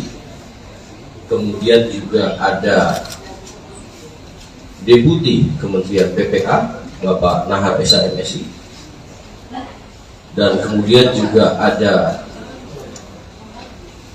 Kepala Dinas PPAP Provinsi DKI Insinyur Tuti Kusumawati MM, dan satu lagi kami juga didampingi ada ahli pidana anak dari Kementerian PPA Bapak Dr. Ahmad Sofyan Esa MA. Rekan-rekan, pada hari ini akan ada update terkait dengan proses penyidikan yang dilakukan oleh Polda Metro Jaya. Untuk waktu, kami persilakan kepada Bapak Direktur Reserse Kriminal Umum Polda Metro Jaya. Baik, Assalamualaikum warahmatullahi wabarakatuh. Salam sejahtera buat kita semua. Yang terhormat Bapak Deputi Menteri Pemberdayaan Perempuan dan Perlindungan Anak, Bapak Nahar SH MSI. Yang kami hormati Ibu Kepala Dinas PPAPP Provinsi DKI Insinyur Tuti Kusumawati MM. Yang kami hormati Ketua KPAI Ibu Ai Mariati Solihah MSI. Kemudian yang saya hormati ahli pidana anak dari Kementerian Pemberdayaan Perempuan dan Perlindungan Anak Indonesia, Bapak Dr. Ahmad Sofyan SHMA. Jadi pada kesempatan sore hari ini kami akan menjelaskan update penanganan penyidikan pada kasus yang saat ini menjadi pusat perhatian secara nasional, yaitu penganiayaan terhadap korban atas nama D. Rekan-rekan sekalian, yang pertama kami perlu jelaskan bahwa kasus ini terjadi pada tanggal 20 Februari 2023, kemudian ditangani oleh Polsek Pesanggerahan, dan pada saat itu sudah ditetapkan tersangka dan ditahan. Namun kemudian karena di Polsek tidak ada unit khusus PPA, maka dilimpahkan ke Polres Jakarta Selatan dan kemudian dilaksanakan penyidikan dengan asistensi dan supervisi dari Direktorat Kriminal Umum Polda Metro Jaya, di mana kami mengirimkan tim penyidik Renata dan juga personil daripada pengawasan penyidikan. Jadi secara intensif kami melaksanakan supervisi dan asistensi di Polres Jakarta Selatan dalam rangka untuk optimalisasi pelaksanaan penyidikan ini dan efisiensi daripada penyidikan ini. Hari ini kami tarik ke Polda Metro Jaya. Mengapa? Karena memang kita menerapkan pola kolaborasi intervensi untuk memudahkan koordinasi, dan juga kami memiliki penyidik yang lebih banyak yang khusus menangani kasus-kasus yang melibatkan perempuan dan anak. Rekan-rekan sekalian, pada proses penyidikan ini yang ada di Jakarta Selatan, pada 3 hari pertama penyidik sudah menentukan tersangka dan juga menahan, yaitu 2 tersangka. Kemudian 7 hari terakhir kita adakan pendalaman terhadap proses penyidikan ini. Ya. Kami perlu jelaskan bahwa dalam proses penyidikan ini kita menghadapi 2 kelompok subjek hukum. Yang pertama adalah orang dewasa yang sudah kita tentukan tersangkanya ini. Kemudian kita juga menghadapi 2 subjek hukum, yaitu anak yang berhadapan dengan hukum, yaitu pertama anak sebagai korban, yang kedua adalah anak sebagai saksi. Ini keduanya adalah anak yang berhadapan dengan hukum. Oleh karenanya kami perlu kehati-hatian, kami perlu rigid dalam penanganan kasus ini, dan kami perlu mengundang mitra untuk menjamin bahwa pemenuhan daripada hak-hak anak ini bisa tetap terjaga. Oleh karenanya kami menggandeng dari KPAI dari awal, kami mengundang stakeholder dari awal, PPD, PPA Provinsi DKI, kami melibatkan dari Kementerian Pemberdayaan Perempuan dan Perlindungan Anak sejak awal. Kami juga melibatkan ahli pidana anak sejak awal dan juga ahli pidana. Dan juga kami perlu sampaikan rekan-rekan sekalian bahwa dalam proses penyidikan kami tetap melaksanakan penyidikan dengan menggunakan pola scientific crime investigation. Oleh karenanya rekan-rekan sekalian, dalam proses penyidikan kami telah memeriksa 10 orang saksi. Kemudian juga kami melibatkan saksi ahli di sini, ahli pidana, ahli dari digital forensik, ahli dari psikologi. Kami melibatkan tim dari Apsikor, psikologi untuk memeriksa psikologi forensik maupun psikologi klinis terhadap anak ini, sekali lagi dalam menjamin hak-hak anak tersebut. Nah, kemudian kami perlu jelaskan rekan-rekan sekalian bahwa pada awalnya kami menerapkan dalam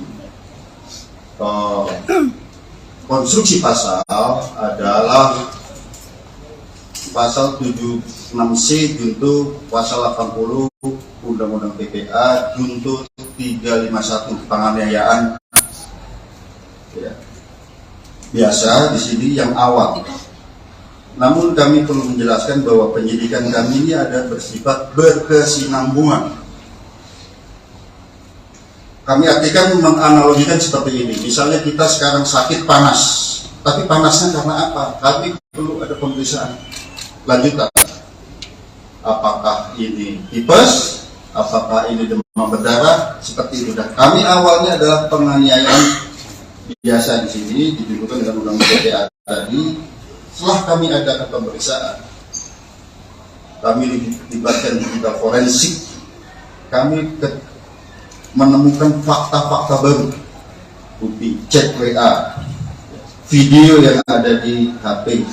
Kemudian perlu kami sampaikan, kami juga menemukan CCTV di seputaran TKP, sehingga kami bisa melihat peranan dari masing-masing orang yang ada di TKP tersebut. Dan kami berkomitmen di sini siapapun yang bersalah harus dihukum. Ya tentu saja apabila itu pun anak, secara formil ini diatur dalam Undang-Undang Peradilan Anak, secara material ini diatur dalam Undang-Undang Perlindungan Anak. Oleh karenanya rekan-rekan sekalian, pada kesempatan gelar pada siang hari ini, pagi sampai dengan siang hari ini, kami menambah konstruksi pasal baru terhadap tersangka-tersangka ini. Ya. Kemudian yang kedua, ada perubahan status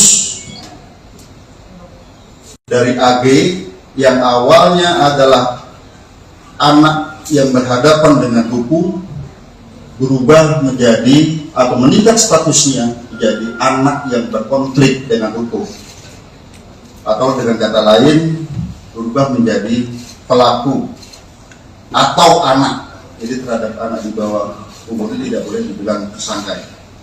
Jadi yang kami perlu jelaskan. Kemudian dari fakta hukum yang kami peroleh, baik itu dari chat WA, baik itu dari video, kemudian baik itu dari CCTV yang ada di TKP, kemudian keterangan saksi-saksi, kami mengonstruksikan konstruksi pasal yang baru. Nah, sebelum kami jelaskan, kami juga perlu menjelaskan di sini, ternyata pada awalnya para tersangka ini ataupun orang yang ada di TKP tidak memberikan keterangan yang sebenarnya. Setelah kami sesuaikan dengan CCTV, kami sesuaikan dengan alat bukti yang lain, kami sesuaikan dengan chat WA, tergambar semua peranannya di situ. Oleh karenanya, yang kami sampaikan tadi, ada peningkatan status dari anak yang berhadapan dengan hukum berubah menjadi anak yang berkonflik dengan hukum ataupun pelaku. Kemudian ada perubahan konstruksi pasal. Yang pertama, terhadap tersangka MDS, konstruksi pasalnya adalah 355 KUHP ayat 1, subsidiar 354 ayat 1 KUHP, lebih subsidiar 353 ayat 2 KUHP, lebih subsidiar 351 ayat 2 KUHP, dan atau 76C junto 80 Undang-Undang Perlindungan Anak dengan ancaman maksimal 12 tahun penjara. Itu MDS. Ya. Kemudian terhadap tersangka SL, yaitu 355 ayat 1 junto 56 KUHP, subsidiar 354 ayat 1 junto 56 KUHP, lebih subsidiar 353 ayat 2 junto 56 KUHP, lebih subsidiar 351 ayat 2 junto 56 KUHP.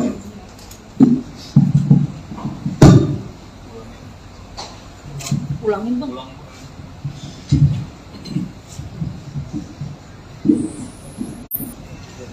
Ya, jadi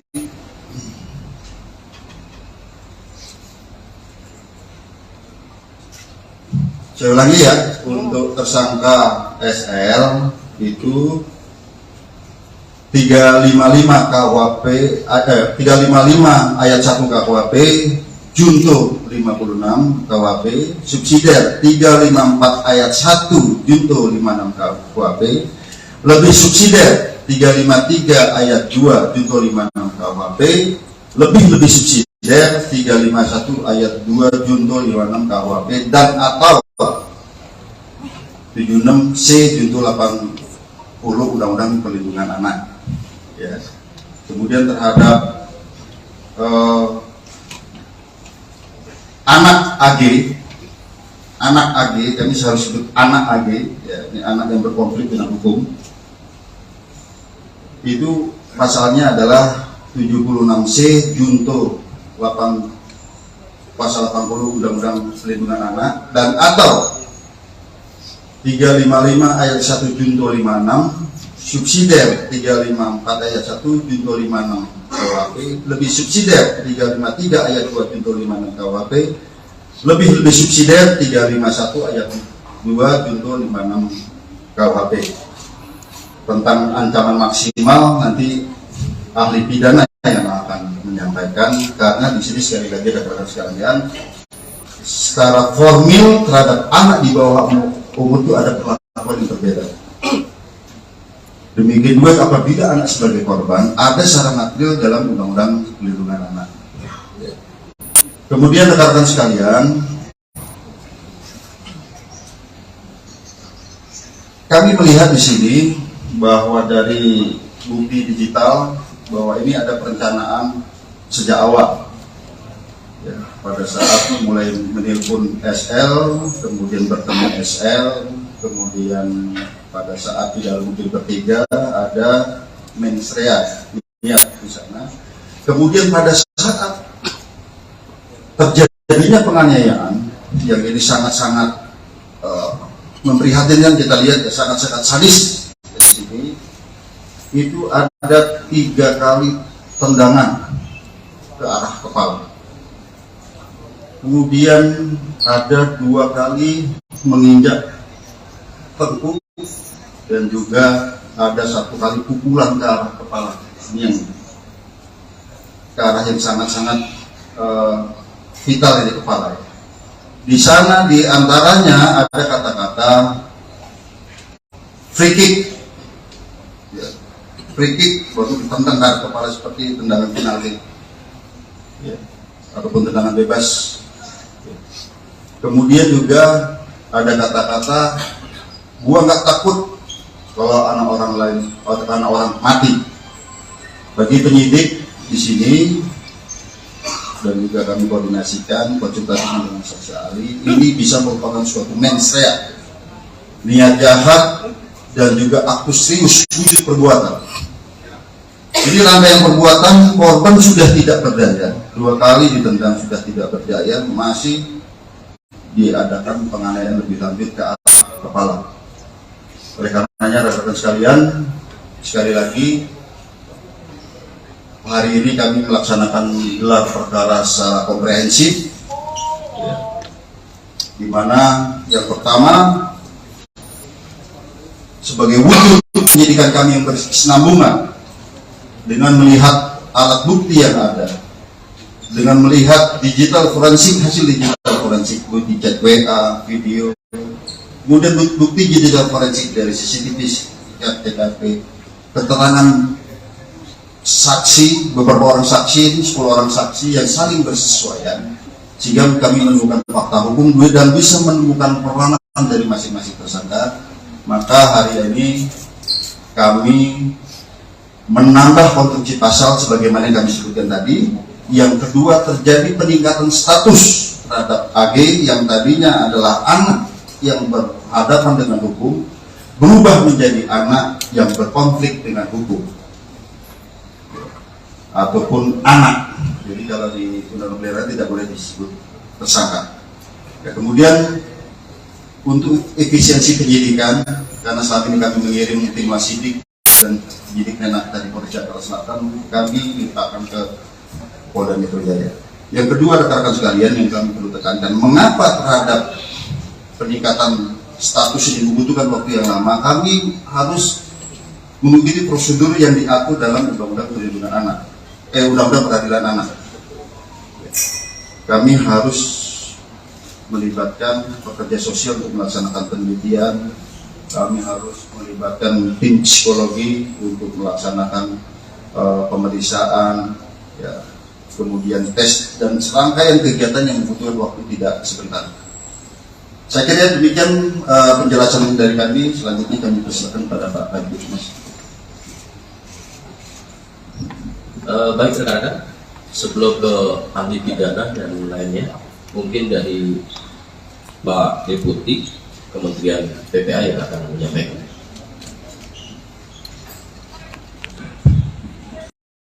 Peraturan perundang-undangan yang ada.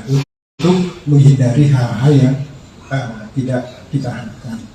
Lalu kemudian yang kedua, tentu mengambil langkah tentang jika dibutuhkan ikut dalam proses penyelesaian administrasi perkara.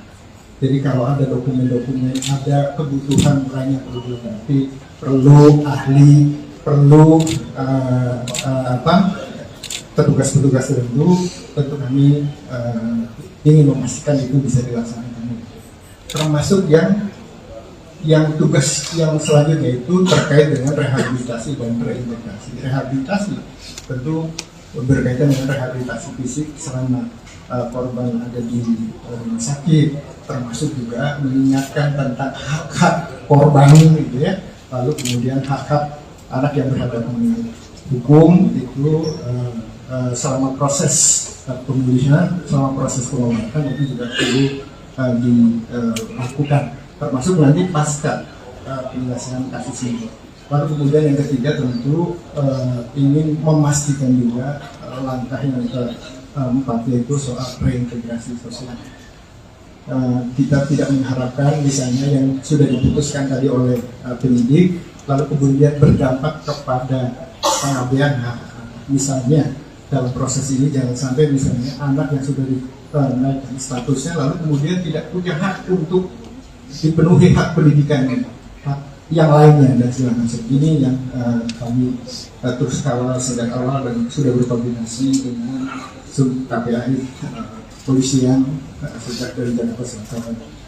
Jadi ini hari ini kita sudah mendengar dan kami terima kasih atas kerja keras dari pihak kepolisian dan tentu kami akan terus melakukan koordinasi dalam penanganan kasus. Terima kasih.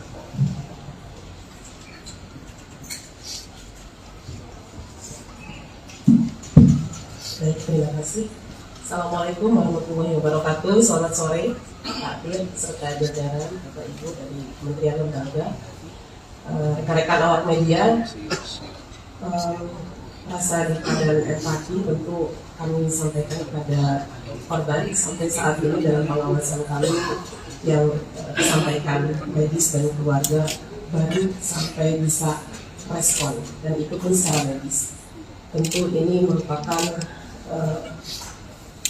kekerasan yang sangat serius dan KPAI mengutuk tindakan kekerasan yang dilakukan karena ini sangat mencederai martabat terutama hak dasar asasi manusia.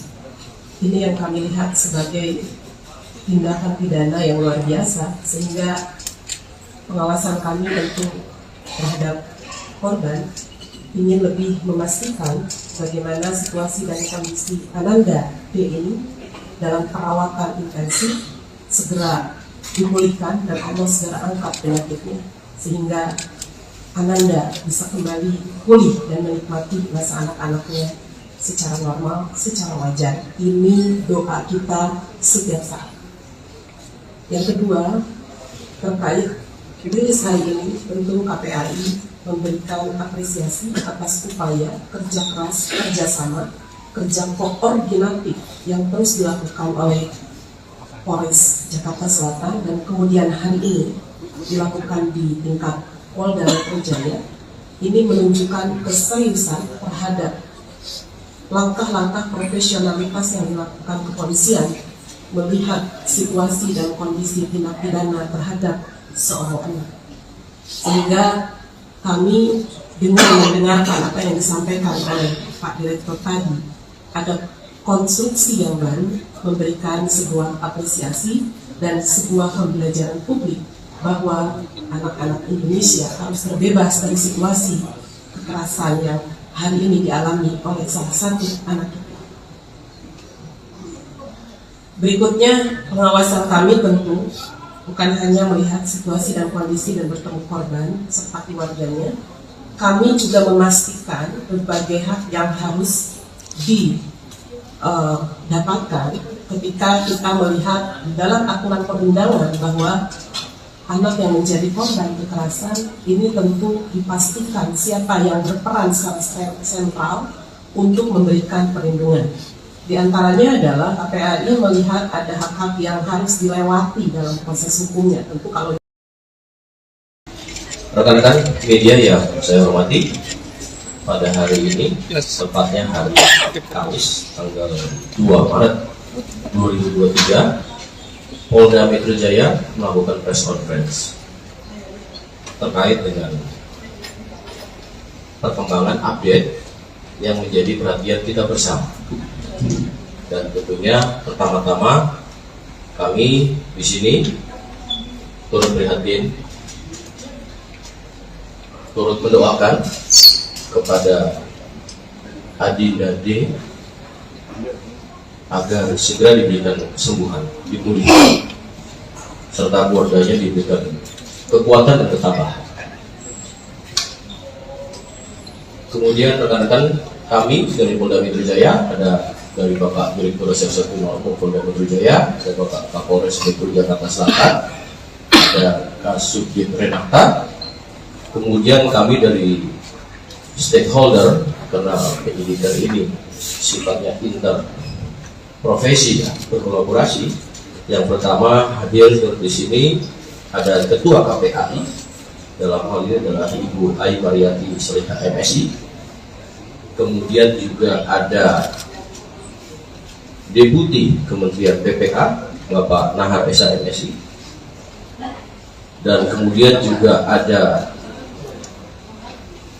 Kepala Dinas PPAP Provinsi DKI Insinyur Tuti Kusumawati MM, dan satu lagi kami juga mendampingi ada ahli pidana anak dari Kementerian PPA Bapak Dr. Ahmad Sofyan SHM. Rekan-rekan, pada hari ini akan ada update terkait dengan proses penyidikan yang dilakukan oleh Polda Metro Jaya. Untuk waktu, kami persilakan kepada Bapak Direktur Reserse Kriminal Umum Polda Metro Jaya. Baik, Assalamualaikum warahmatullahi wabarakatuh. Salam sejahtera buat kita semua. Yang terhormat Bapak Deputi Menteri Pemberdayaan Perempuan dan Perlindungan Anak, Bapak Nahar SHMSI. Yang kami hormati Ibu Kepala Dinas PPAPP Provinsi DKI Insinyur Tuti Kusumawati MM. Yang kami hormati Ketua KPAI Ibu Ai Mariati Soliha MSI. Kemudian yang saya hormati ahli pidana anak dari Kementerian Pemberdayaan Perempuan dan Perlindungan Anak Indonesia, Bapak Dr. Ahmad Sofyan SHMA. Jadi pada kesempatan sore hari ini kami akan menjelaskan update penanganan penyidikan pada kasus yang saat ini menjadi pusat perhatian secara nasional, yaitu penganiayaan terhadap korban atas nama D. Rekan-rekan sekalian, yang pertama kami perlu jelaskan bahwa kasus ini terjadi pada tanggal 20 Februari 2023, kemudian ditangani oleh Polsek Pesanggerahan, dan pada saat itu sudah ditetapkan tersangka dan ditahan. Namun kemudian karena di Polsek tidak ada unit khusus PPA, maka dilimpahkan ke Polres Jakarta Selatan dan kemudian dilaksanakan penyidikan dengan asistensi dan supervisi dari Direktorat Kriminal Umum Polda Metro Jaya, di mana kami mengirimkan tim penyidik Renata dan juga personil daripada pengawasan penyidikan. Jadi secara intensif kami melaksanakan supervisi dan asistensi di Polres Jakarta Selatan dalam rangka untuk optimalisasi pelaksanaan penyidikan ini dan efisiensi daripada penyidikan ini. Hari ini kami tarik ke Polda Metro Jaya. Mengapa? Karena memang kita menerapkan pola kolaborasi interprofesi untuk memudahkan koordinasi, dan juga kami memiliki penyidik yang lebih banyak yang khusus menangani kasus-kasus yang melibatkan perempuan dan anak. Rekan-rekan sekalian, pada proses penyidikan ini yang ada di Jakarta Selatan, pada 3 hari pertama, penyidik sudah menentukan tersangka dan juga menahan, yaitu 2 tersangka. Kemudian 7 hari terakhir, kita adakan pendalaman terhadap proses penyidikan ini. Ya. Kami perlu jelaskan bahwa dalam proses penyidikan ini kita menghadapi 2 kelompok subjek hukum. Yang pertama adalah orang dewasa yang sudah kita tentukan tersangkanya ini. Kemudian kita juga menghadapi 2 subjek hukum, yaitu anak yang berhadapan dengan hukum. Yaitu pertama anak sebagai korban, yang kedua adalah anak sebagai saksi. Ini keduanya adalah anak yang berhadapan dengan hukum. Oleh karenanya kami perlu kehati-hatian, kami perlu rigid dalam penanganan kasus ini, dan kami perlu mengundang mitra untuk menjamin bahwa pemenuhan daripada hak-hak anak ini bisa tetap terjaga. Oleh karenanya kami menggandeng dari KPAI dari awal, kami mengundang stakeholder dari awal, PPD, PPA, Provinsi DKI, kami melibatkan dari Kementerian Pemberdayaan Perempuan dan Perlindungan Anak sejak awal. Kami juga melibatkan ahli pidana anak sejak awal dan juga ahli pidana. Dan juga kami perlu sampaikan rekan-rekan sekalian bahwa dalam proses penyidikan kami tetap melaksanakan penyidikan dengan menggunakan pola scientific crime investigation. Oleh karenanya rekan-rekan sekalian, dalam proses penyidikan kami telah memeriksa 10 orang saksi. Kemudian juga kami melibatkan saksi ahli di sini, ahli pidana, ahli dari digital forensik, ahli dari psikologi. Kami melibatkan tim dari Apsikor, psikologi untuk memeriksa psikologi forensik maupun psikologi klinis terhadap anak ini, sekali lagi dalam menjamin hak-hak anak tersebut. Nah, kemudian kami perlu jelaskan rekan-rekan sekalian bahwa pada awalnya kami menerapkan dalam konstruksi pasal adalah pasal 76C junto pasal 80 Undang-Undang PPA junto 351 penganiayaan. Ya. Biasa di sini yang awal. Namun kami perlu menjelaskan bahwa penyidikan kami ini ada bersifat berkesinambungan. Kami artikan menganalogikan seperti ini. Misalnya kita sekarang sakit panas, tapi panasnya karena apa? Kami perlu ada pemeriksaan lanjutan. Apakah ini tipes? Apakah ini demam berdarah? Seperti itu. Dan kami awalnya adalah penganiayaan biasa di sini ditentukan dengan undang-undang PPA tadi. Setelah kami adakan pemeriksaan, kami dilibatkan digital forensik, kami menemukan fakta-fakta baru, bukti chat WA, video yang ada di HP. Kemudian perlu kami sampaikan, kami juga menemukan CCTV di seputaran TKP, sehingga kami bisa melihat peranan dari masing-masing orang yang ada di TKP tersebut. Dan kami berkomitmen di sini siapapun yang bersalah harus dihukum. Ya tentu saja apabila itu pun anak, secara formil ini diatur dalam Undang-Undang Peradilan Anak, secara material ini diatur dalam Undang-Undang Perlindungan Anak. Oleh karenanya rekan-rekan sekalian, pada kesempatan gelar pada siang hari ini, pagi sampai dengan siang hari ini, kami menambah konstruksi pasal baru terhadap tersangka-tersangka ini. Ya. Kemudian yang kedua, ada perubahan status dari AG yang awalnya adalah anak yang berhadapan dengan hukum berubah menjadi atau meningkat statusnya menjadi anak yang berkonflik dengan hukum, atau dengan kata lain berubah menjadi pelaku atau anak. Jadi terhadap anak di bawah umur itu tidak boleh dibilang tersangka. Jadi yang kami perlu jelaskan. Kemudian dari fakta hukum yang kami peroleh, baik itu dari chat WA, baik itu dari video, kemudian baik itu dari CCTV yang ada di TKP, kemudian keterangan saksi-saksi, kami mengonstruksikan konstruksi pasal yang baru. Nah, sebelum kami jelaskan, kami juga perlu menjelaskan di sini, ternyata pada awalnya para tersangka ini ataupun orang yang ada di TKP tidak memberikan keterangan yang sebenarnya. Setelah kami sesuaikan dengan CCTV, kami sesuaikan dengan alat bukti yang lain, kami sesuaikan dengan chat WA, tergambar semua peranannya di situ. Oleh karenanya, yang kami sampaikan tadi, ada peningkatan status dari anak yang berhadapan dengan hukum berubah menjadi anak yang berkonflik dengan hukum ataupun pelaku.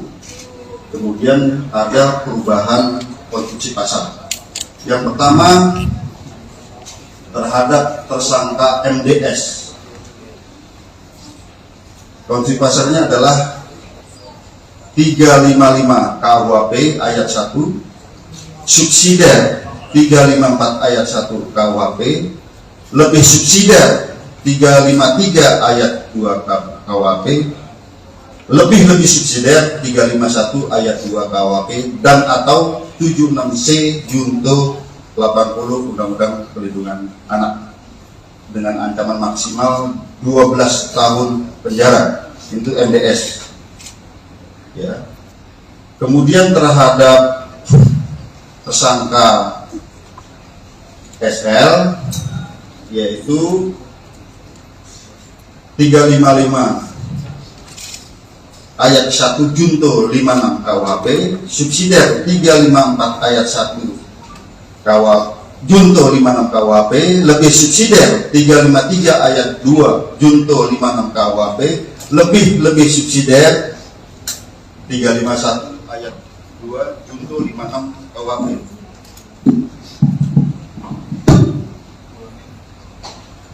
Ulangin bang.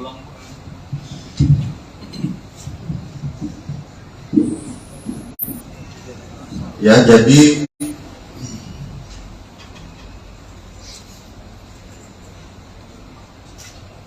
saya ulangi ya, untuk tersangka SL itu 355 KUHP 355 ayat 1 KUHP junto 56 KUHP, subsidiar 354 ayat 1 junto 56 KUHP, lebih subsidiar 353 ayat 2 junto 56 KUHP, lebih subsidiar 351 ayat 2 junto 56 KUHP, dan atau 76C junto 80 Undang-Undang Perlindungan Anak. Ya. Kemudian terhadap anak AG, kami harus sebut anak AG, ya, ini anak yang berkonflik dengan hukum. Itu pasalnya adalah 76C junto 8 pasal 80 Undang-Undang Perlindungan Anak, dan atau 355 ayat 1 junto 56, subsidiar 354 ayat 1 junto 56 KUHP, lebih subsidiar 353 ayat 2 junto 56 KUHP, lebih subsidiar 351 ayat 2 junto 56 KUHP. Tentang ancaman maksimal nanti ahli pidana yang akan menyampaikan, karena di sini sekali lagi rekan-rekan sekalian, secara formil terhadap anak di bawah umur itu ada perlakuan yang berbeda. Demikian juga apabila anak sebagai korban, ada secara material dalam Undang-Undang Perlindungan Anak. Kemudian rekan-rekan sekalian, kami melihat di sini bahwa dari bukti digital bahwa ini ada perencanaan sejak awal. Ya, pada saat mulai menelpon SL, kemudian bertemu SL, kemudian pada saat di dalam mobil bertiga ada mensrea di sana. Kemudian pada saat terjadinya penganiayaan yang ini sangat-sangat memprihatinkan, kita lihat ya, sangat-sangat sadis di sini, itu ada 3 kali tendangan ke arah kepala. Kemudian ada 2 kali menginjak tengkuk dan juga ada 1 kali pukulan ke arah kepala. Ini yang ke arah yang sangat-sangat vital di kepala.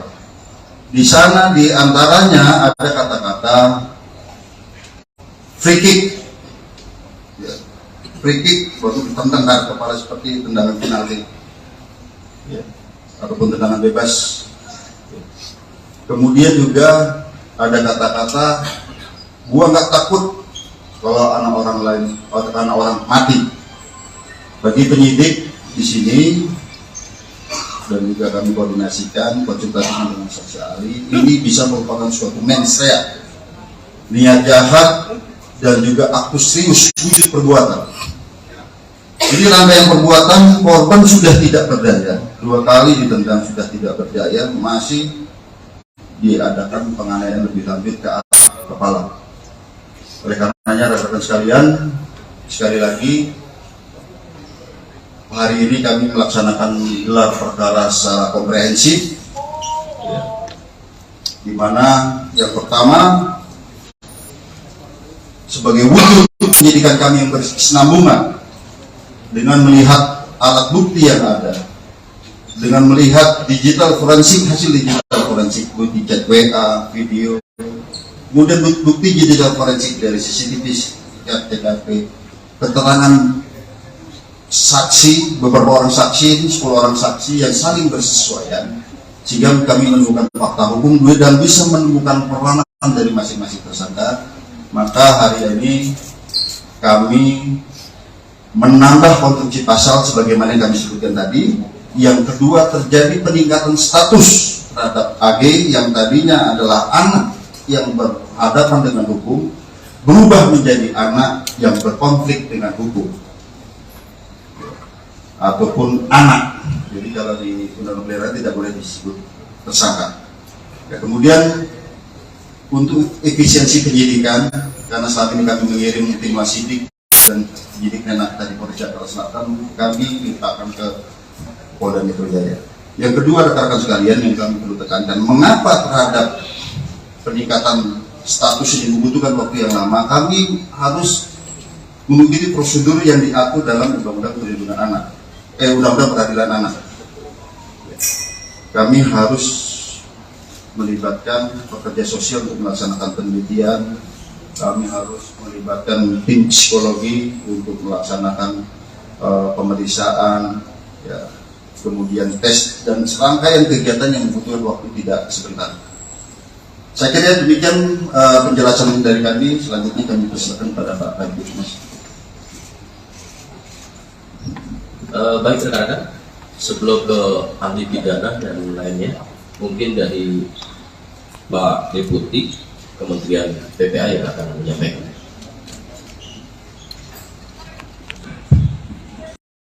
Peraturan perundang-undangan yang ada untuk menghindari hal-hal yang tidak kita harapkan.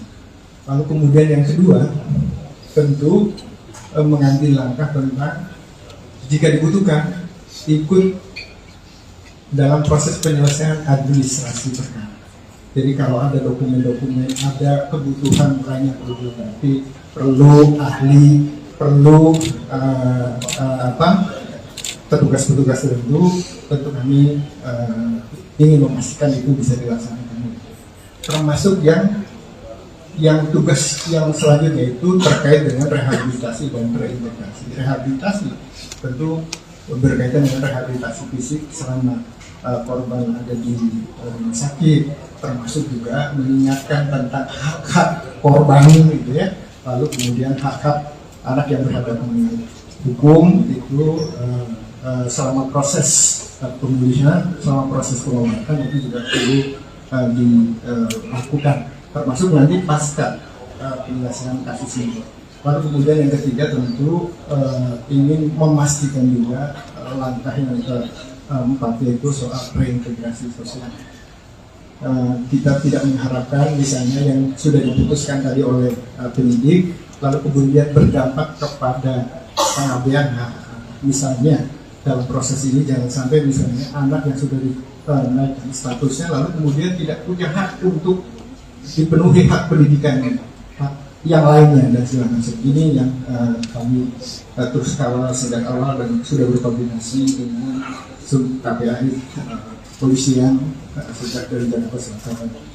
Jadi ini hari ini kita sudah mendengar dan kami terima kasih atas kerja keras dari pihak kepolisian dan tentu kami akan terus melakukan koordinasi dalam penanganan kasus. Terima kasih.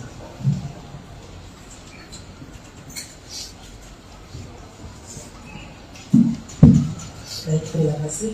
Assalamualaikum warahmatullahi wabarakatuh. Selamat sore, Pak Dir, serta jajaran Bapak Ibu dari Kementerian Lembaga, rekan-rekan awak media. Rasa duka dan empati tentu kami sampaikan kepada korban sampai saat ini dalam pengawasan kami yang disampaikan medis dan keluarga baru sampai bisa respon dan itu pun secara medis. Tentu ini merupakan kekerasan yang sangat serius dan KPAI mengutuk tindakan kekerasan yang dilakukan karena ini sangat mencederai martabat terutama hak dasar asasi manusia. Ini yang kami lihat sebagai tindakan pidana yang luar biasa sehingga pengawasan kami tentu terhadap korban ingin lebih memastikan bagaimana situasi dan kondisi Ananda D ini dalam perawatan intensif segera dipulihkan dan Allah segera angkat penyakitnya sehingga Ananda bisa kembali pulih dan menikmati masa anak-anaknya secara normal, secara wajar. Ini doa kita setiap saat. Yang kedua, terkait rilis hari ini, tentu KPAI memberikan apresiasi atas upaya kerja keras, kerjasama, kerja koordinatif yang terus dilakukan oleh Polres Jakarta Selatan dan kemudian hari ini dilakukan di tingkat Polda Metro Jaya.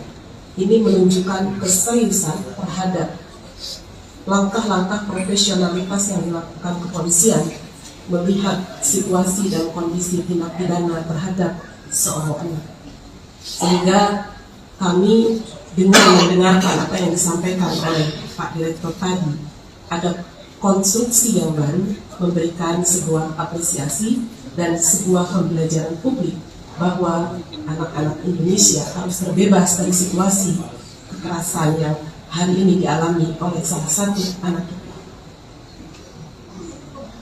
Berikutnya, pengawasan kami tentu bukan hanya melihat situasi dan kondisi dan bertemu korban serta keluarganya, kami juga memastikan berbagai hak yang harus didapatkan ketika kita melihat dalam aturan perundangan bahwa anak yang menjadi korban kekerasan ini tentu dipastikan siapa yang berperan secara sentral untuk memberikan perlindungan. Di antaranya adalah KPAI melihat ada hak-hak yang harus dilewati dalam proses hukumnya. Tentu kalau rekan-rekan media yang saya hormati, pada hari ini, tepatnya hari Kamis, tanggal 2 Maret 2023, Polda Metro Jaya melakukan press conference terkait dengan perkembangan update yang menjadi perhatian kita bersama. Dan tentunya pertama-tama kami di sini turut prihatin, turut mendoakan kepada Adinda D agar segera diberikan kesembuhan, dipulihkan, serta keluarganya diberikan kekuatan dan ketabahan. Kemudian rekan-rekan kami dari Polda Metro Jaya ada dari Bapak Direktur Reserse Kriminal Polda Metro Jaya, ada Bapak Kapolres Metro Jakarta Selatan, ada Kasubdit Renata, kemudian kami dari stakeholder, karena penyidikan ini sifatnya interprofesi ya, berkolaborasi. Yang pertama hadir di sini ada Ketua KPAI, dalam hal ini adalah Ibu Ai Mariati Solihah MSI. Kemudian juga ada Deputi Kementerian PPA Bapak Nahar Esa MSI, dan kemudian juga ada Kepala Dinas PPAP Provinsi DKI Insinyur Tuti Kusumawati MM, dan satu lagi kami juga mendampingi ada ahli pidana anak dari Kementerian PPA Bapak Dr. Ahmad Sofyan SHM.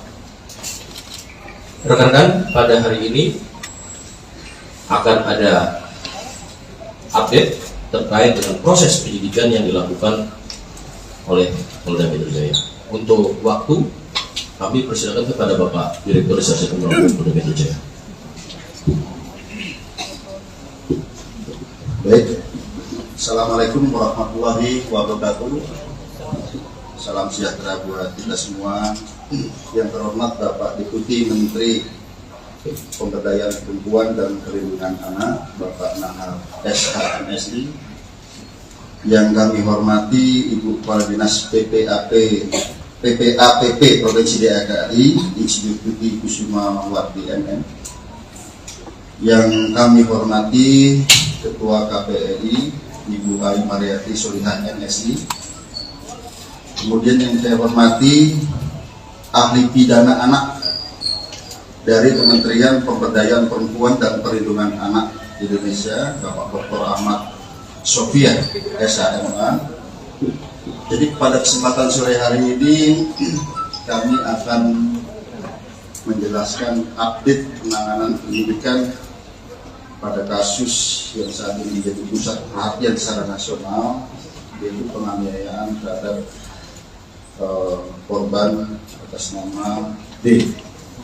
Rekan-rekan sekalian, yang pertama kami perlu jelaskan bahwa kasus ini terjadi pada tanggal 20 Februari 2023, kemudian ditangani oleh Polsek Pesanggerahan, dan pada saat itu sudah ditetapkan tersangka dan ditahan. Namun kemudian karena di Polsek tidak ada unit khusus PPA, maka dilimpahkan ke Polres Jakarta Selatan dan kemudian dilaksanakan penyidikan dengan asistensi dan supervisi dari Direktorat Kriminal Umum Polda Metro Jaya, di mana kami mengirimkan tim penyidik Renata dan juga personil daripada pengawasan penyidikan. Jadi secara intensif kami melaksanakan supervisi dan asistensi di Polres Jakarta Selatan dalam rangka untuk optimalisasi pelaksanaan penyidikan ini dan efisiensi daripada penyidikan ini. Hari ini kami tarik ke Polda Metro Jaya. Mengapa? Karena memang kita menerapkan pola kolaborasi interprofesi untuk memudahkan koordinasi, dan juga kami memiliki penyidik yang lebih banyak yang khusus menangani kasus-kasus yang melibatkan perempuan dan anak. Rekan-rekan sekalian, pada proses penyidikan ini yang ada di Jakarta Selatan, pada 3 hari pertama penyidik sudah menentukan tersangka dan juga menahan, yaitu 2 tersangka.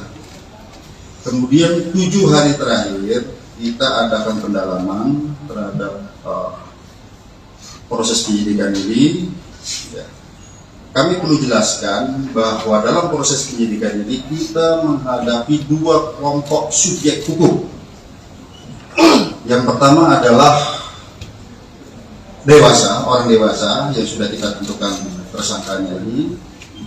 Kemudian kita juga menghadapi 2 subjek hukum, yaitu anak yang berhadapan dengan hukum. yaitu pertama anak sebagai korban, yang kedua adalah anak sebagai saksi. Ini keduanya adalah anak yang berhadapan dengan hukum. Oleh karenanya kami perlu kehati-hatian, kami perlu rigid dalam penanganan kasus ini, dan kami perlu mengundang mitra untuk menjamin bahwa pemenuhan daripada hak-hak anak ini bisa tetap terjaga. Oleh karenanya kami menggandeng dari KPAI dari awal, kami mengundang stakeholder dari awal, PPD, PPA Provinsi DKI, kami melibatkan dari Kementerian Pemberdayaan Perempuan dan Perlindungan Anak sejak awal. Kami juga melibatkan ahli pidana anak sejak awal dan juga ahli pidana. Dan juga kami perlu sampaikan rekan-rekan sekalian bahwa dalam proses penyidikan kami tetap melaksanakan penyidikan dengan menggunakan pola scientific crime investigation. Oleh karenanya rekan-rekan sekalian, dalam proses penyidikan kami telah memeriksa 10 orang saksi. Kemudian juga kami melibatkan saksi ahli di sini, ahli pidana, ahli dari digital forensik, ahli dari psikologi. Kami melibatkan tim dari Apsikor, psikologi untuk memeriksa psikologi forensik maupun psikologi klinis terhadap anak ini, sekali lagi dalam menjamin hak-hak anak tersebut. Nah, kemudian kami perlu jelaskan rekan-rekan sekalian bahwa pada awalnya kami menerapkan dalam konstruksi pasal adalah pasal 76C junto pasal 80 Undang-Undang PPA junto 351 penganiayaan. Ya. Biasa di sini yang awal. Namun kami perlu menjelaskan bahwa penyidikan kami ini ada bersifat berkesinambungan.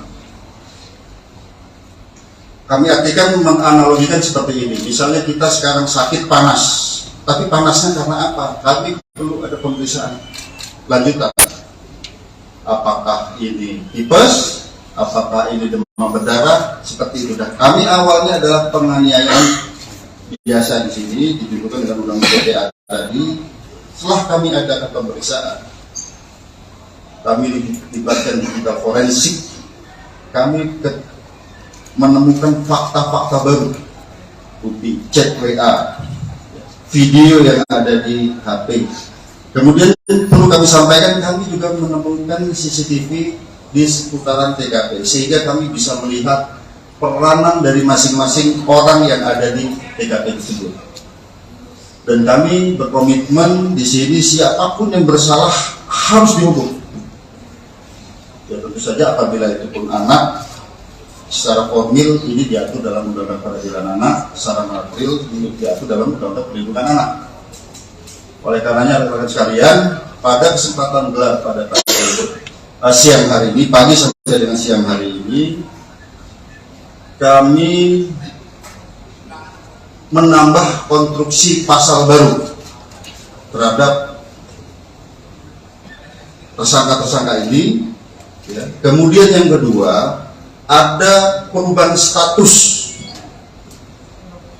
dari AG yang awalnya adalah anak yang berhadapan dengan hukum, berubah menjadi atau meningkat statusnya menjadi anak yang berkonflik dengan hukum. Atau dengan kata lain berubah menjadi pelaku atau anak. Jadi terhadap anak di bawah umur itu tidak boleh dibilang tersangka. Jadi yang kami perlu jelaskan. Kemudian dari fakta hukum yang kami peroleh, baik itu dari chat WA, baik itu dari video, kemudian baik itu dari CCTV yang ada di TKP, kemudian keterangan saksi-saksi, kami mengonstruksikan konstruksi pasal yang baru. Nah, sebelum kami jelaskan, kami juga perlu menjelaskan di sini, ternyata pada awalnya para tersangka ini ataupun orang yang ada di TKP tidak memberikan keterangan yang sebenarnya. Setelah kami sesuaikan dengan CCTV, kami sesuaikan dengan alat bukti yang lain, kami sesuaikan dengan chat WA, tergambar semua peranannya di situ.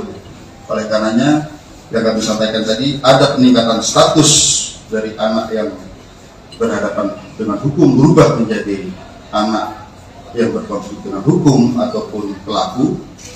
Kemudian ada perubahan konstruksi pasal. Yang pertama, terhadap tersangka MDS. Konstruksi pasalnya adalah 355 KUHP ayat 1, subsidiar 354 ayat 1 KUHP, lebih subsidiar 353 ayat 2 KUHP, lebih subsidiar 351 ayat 2 KUHP, dan atau 76C junto 80 Undang-Undang Perlindungan Anak dengan ancaman maksimal 12 tahun penjara. Itu MDS. Ya. Kemudian terhadap tersangka SL, yaitu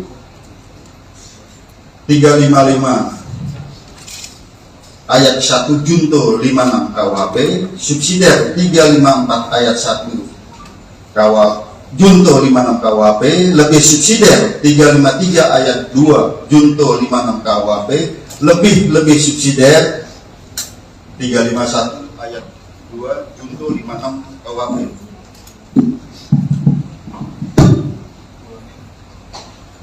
Ulangin bang.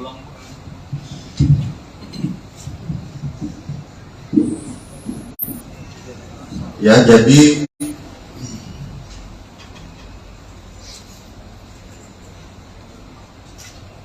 saya ulangi ya, untuk tersangka SL itu 355 KUHP 355 ayat 1 KUHP junto 56 KUHP, subsidiar 354 ayat 1 junto 56 KUHP, lebih subsidiar 353 ayat 2 junto 56 KUHP, lebih subsidiar 351 ayat 2 junto 56 KUHP, dan atau 76C junto 80 Undang-Undang Perlindungan Anak. Ya. Kemudian terhadap anak AG, kami selalu sebut anak AG, ya, ini anak yang berkonflik dengan hukum. Itu pasalnya adalah 76C junto 8 pasal 80 Undang-Undang Perlindungan Anak, dan atau 355 ayat 1 junto 56, subsidiar 354 ayat 1 junto 56 KUHP, lebih subsidiar 353 ayat 2 junto 56 KUHP, lebih subsidiar 351 ayat 2 junto 56 KUHP. Tentang ancaman maksimal nanti ahli pidana yang akan menyampaikan, karena di sini sekali lagi rekan-rekan sekalian, secara formil terhadap anak di bawah umur itu ada perlakuan yang berbeda.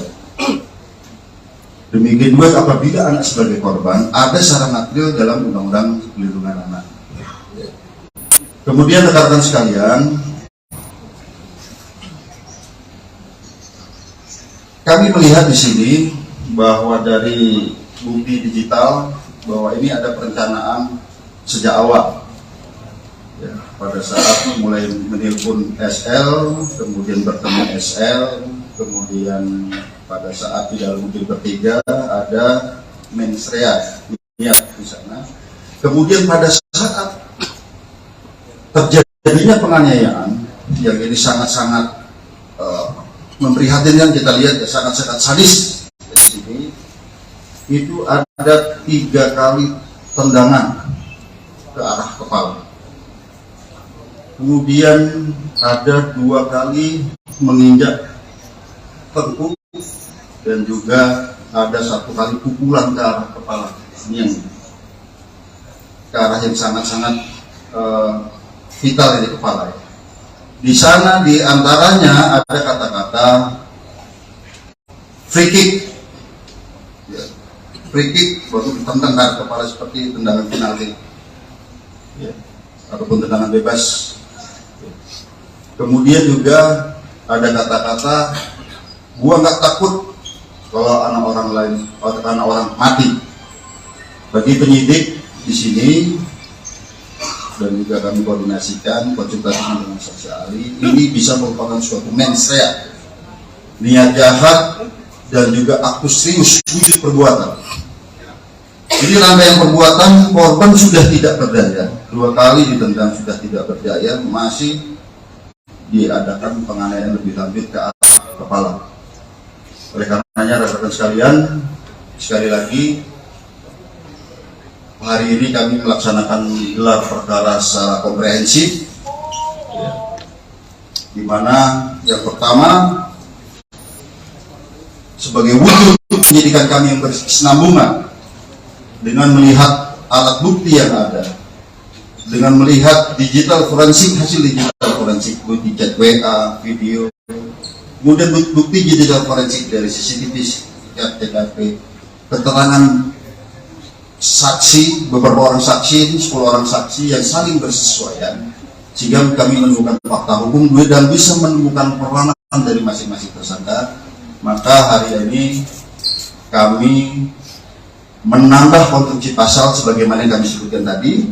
Yang kedua, terjadi peningkatan status terhadap AG yang tadinya adalah anak yang berhadapan dengan hukum, berubah menjadi anak yang berkonflik dengan hukum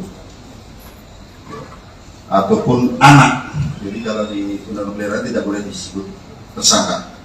Ya, kemudian untuk efisiensi penyidikan, karena saat ini kami mengirim tim wasidik dan penyidik Menak dari Polres Jakarta Selatan, kami limpahkan ke Polda Metro Jaya.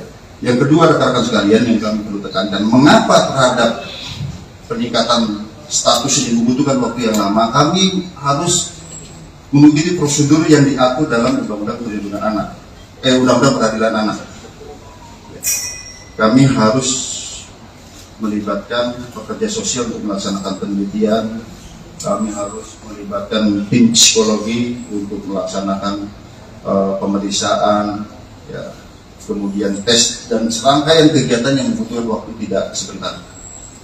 Saya kira demikian penjelasan dari kami. Selanjutnya kami persilakan pada Pak Kabid.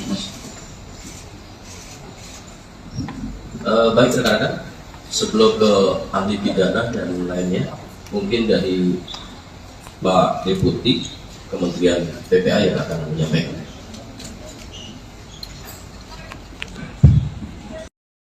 Peraturan perundang-undangan yang ada untuk menghindari hal-hal yang tidak kita harapkan.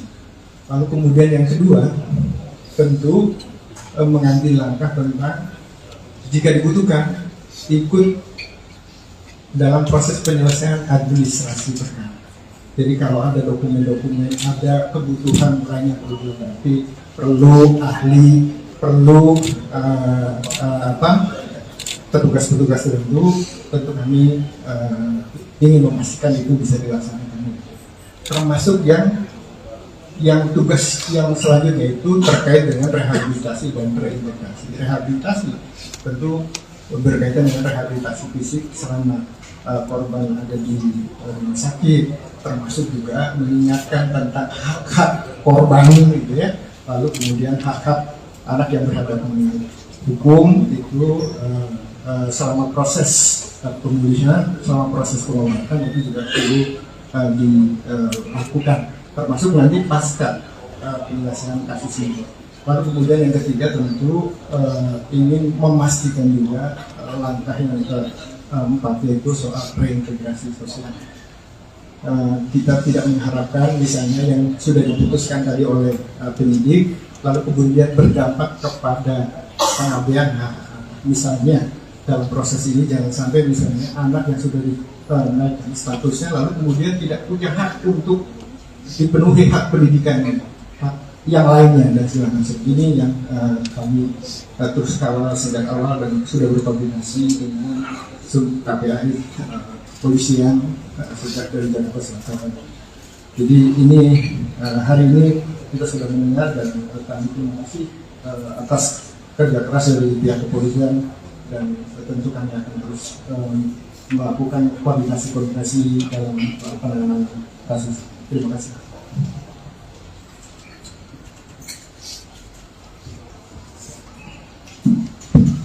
Baik, terima kasih. Assalamualaikum warahmatullahi wabarakatuh. Selamat sore, Pak Dir, serta jajaran Bapak Ibu dari Kementerian Lembaga, rekan-rekan awak media. Rasa duka dan empati tentu kami sampaikan kepada korban sampai saat ini dalam pengawasan kami yang disampaikan medis dan keluarga baru sampai bisa respon dan itu pun secara medis. Tentu ini merupakan kekerasan yang sangat serius dan KPAI mengutuk tindakan kekerasan yang dilakukan karena ini sangat mencederai martabat, terutama hak dasar asasi manusia. Ini yang kami lihat sebagai tindakan pidana yang luar biasa, sehingga pengawasan kami tentu terhadap korban ingin lebih memastikan bagaimana situasi dan kondisi Ananda D ini dalam perawatan intensif segera dipulihkan dan Allah segera angkat penyakitnya sehingga Ananda bisa kembali pulih dan menikmati masa anak-anaknya secara normal, secara wajar. Ini doa kita setiap saat. Yang kedua, terkait rilis hari ini, tentu KPAI memberikan apresiasi atas upaya kerja keras, kerjasama, kerja koordinatif yang terus dilakukan oleh Polres Jakarta Selatan dan kemudian hari ini dilakukan di tingkat Polda Metro Jaya. Ini menunjukkan keseriusan terhadap langkah-langkah profesionalitas yang dilakukan kepolisian melihat situasi dan kondisi tindak pidana terhadap seorang anak. Sehingga kami dengan mendengarkan apa yang disampaikan oleh Pak Direktur tadi, ada konstruksi yang baru memberikan sebuah apresiasi dan sebuah pembelajaran publik bahwa anak-anak Indonesia harus terbebas dari situasi kekerasan yang hari ini dialami oleh salah satu anak kita. Berikutnya, pengawasan kami tentu bukan hanya melihat situasi dan kondisi dan bertemu korban serta keluarganya, kami juga memastikan berbagai hak yang harus didapatkan ketika kita melihat dalam aturan perundangan bahwa anak yang menjadi korban kekerasan ini tentu dipastikan siapa yang berperan secara sentral untuk memberikan perlindungan. Di antaranya adalah KPAI melihat ada hak-hak yang harus dilewati dalam proses hukumnya. Tentu kalau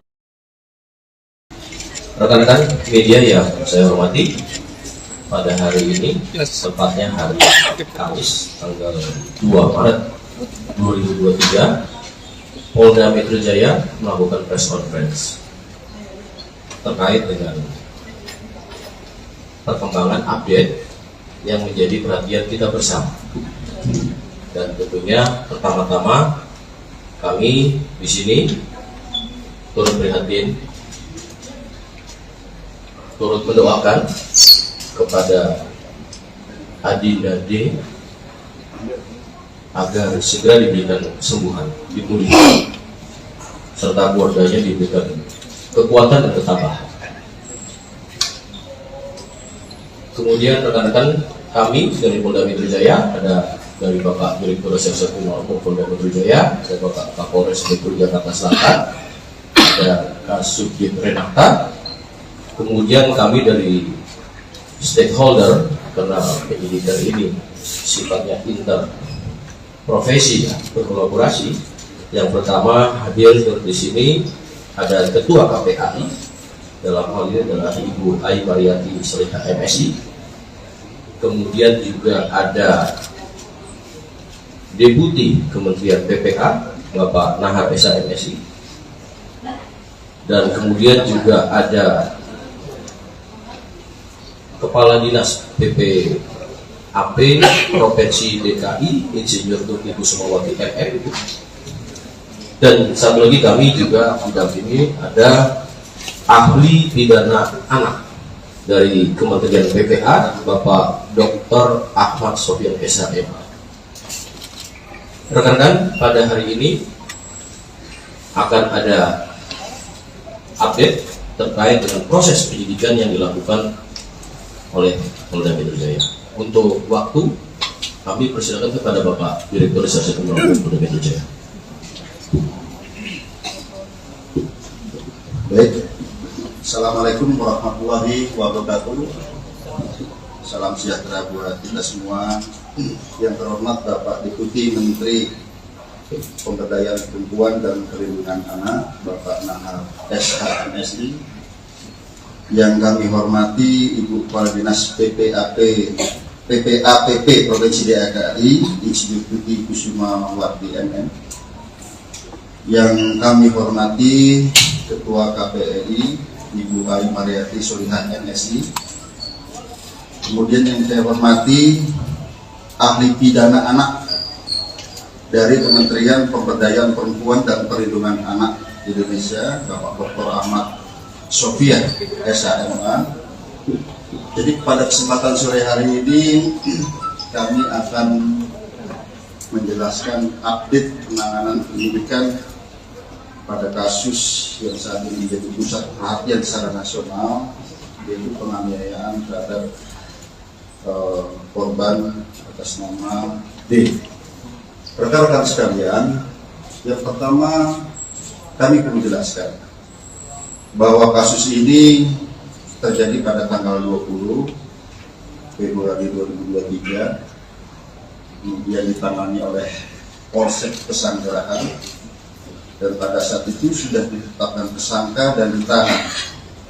Namun kemudian karena di Polsek tidak ada unit khusus PPA, maka dilimpahkan ke Polres Jakarta Selatan dan kemudian dilaksanakan penyidikan dengan asistensi dan supervisi dari Direktorat Kriminal Umum Polda Metro Jaya, di mana kami mengirimkan tim penyidik Renata dan juga personil daripada pengawasan penyidikan.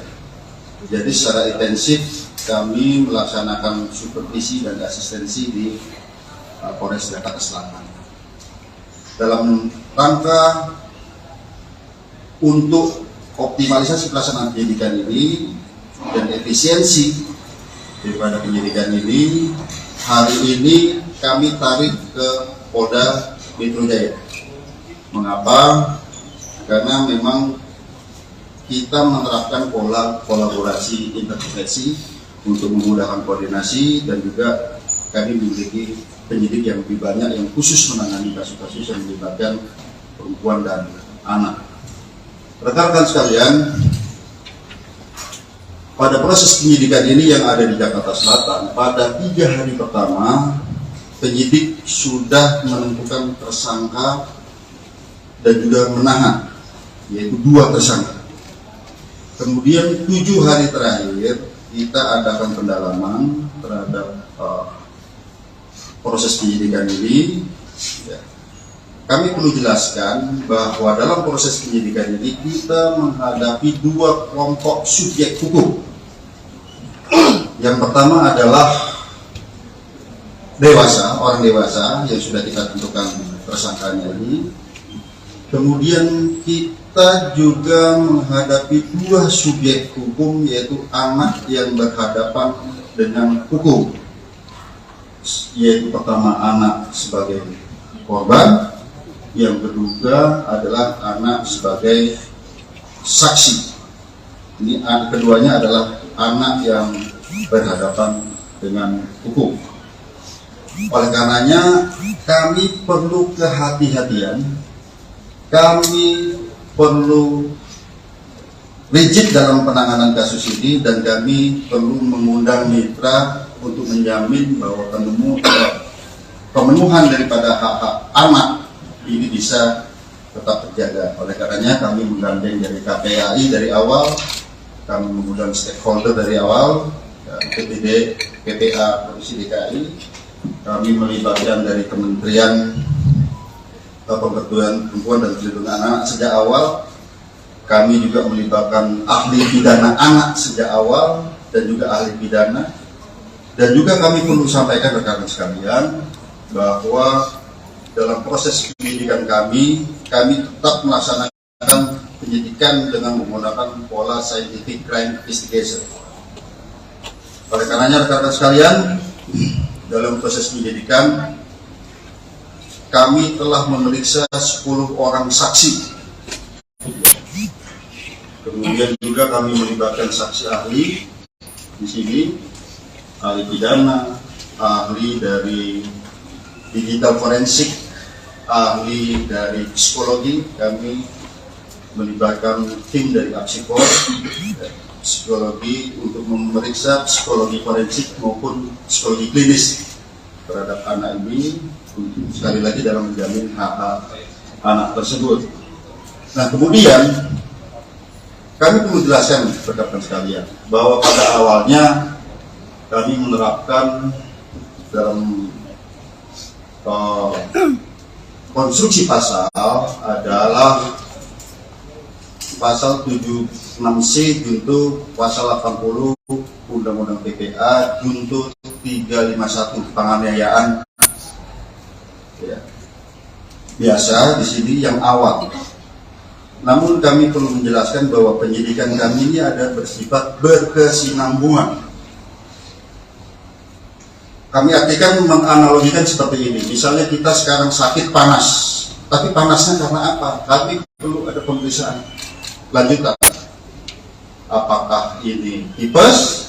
Apakah ini demam berdarah? Seperti itu. Dan kami awalnya adalah penganiayaan biasa di sini ditunjukkan dengan undang-undang PPA tadi. Setelah kami adakan pemeriksaan, kami dilibatkan digital forensik, kami menemukan fakta-fakta baru, bukti chat WA, video yang ada di HP. Kemudian perlu kami sampaikan, kami juga menemukan CCTV di seputaran TKP, sehingga kami bisa melihat peranan dari masing-masing orang yang ada di TKP tersebut. Dan kami berkomitmen di sini siapapun yang bersalah harus dihukum. Ya tentu saja apabila itu pun anak, secara formil ini diatur dalam Undang-Undang Peradilan Anak, secara material ini diatur dalam Undang-Undang Perlindungan Anak. Oleh karenanya rekan-rekan sekalian, pada kesempatan gelar pada siang hari ini, pagi sampai dengan siang hari ini, kami menambah konstruksi pasal baru terhadap tersangka-tersangka ini. Ya. Kemudian yang kedua, ada perubahan status dari AG yang awalnya adalah anak yang berhadapan dengan hukum, berubah menjadi atau meningkat statusnya menjadi anak yang berkonflik dengan hukum. Atau dengan kata lain, berubah menjadi pelaku atau anak. Jadi terhadap anak di bawah umur ini tidak boleh dibilang tersangka. Jadi yang kami perlu jelaskan. Kemudian dari fakta hukum yang kami peroleh, baik itu dari chat WA, baik itu dari video, kemudian baik itu dari CCTV yang ada di TKP, kemudian keterangan saksi-saksi, kami mengonstruksikan konstruksi pasal yang baru. Nah, sebelum kami jelaskan, kami juga perlu menjelaskan di sini, ternyata pada awalnya para tersangka ini ataupun orang yang ada di TKP tidak memberikan keterangan yang sebenarnya. Setelah kami sesuaikan dengan CCTV, kami sesuaikan dengan alat bukti yang lain, kami sesuaikan dengan chat WA, tergambar semua peranannya di situ. Oleh karenanya, yang kami sampaikan tadi, ada peningkatan status dari anak yang berhadapan dengan hukum berubah menjadi anak yang berkonflik dengan hukum ataupun pelaku. Kemudian ada perubahan konstruksi pasal. Yang pertama, terhadap tersangka MDS.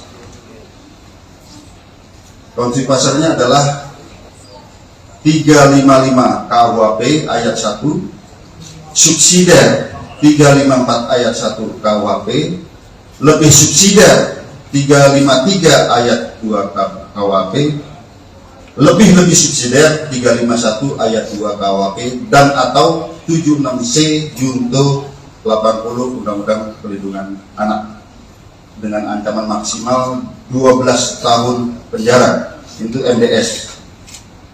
Ya. Kemudian terhadap tersangka SL yaitu 355 ayat 1 junto 56 KUHP, subsidiar 354 ayat 1 junto 56 KUHP, lebih subsidiar 353 ayat 2 junto 56 KUHP, lebih subsidiar 351 ayat 2 junto 56 KUHP.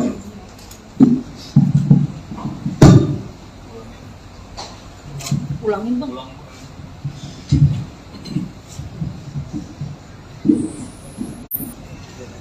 Ya, jadi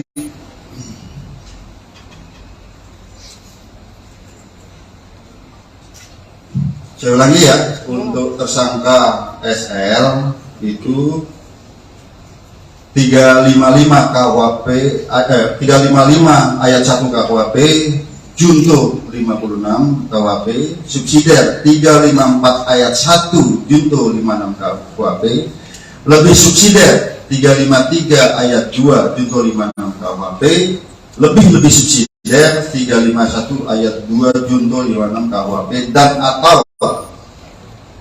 76C junto 80 Undang-Undang Perlindungan Anak. Ya. Kemudian terhadap anak AG,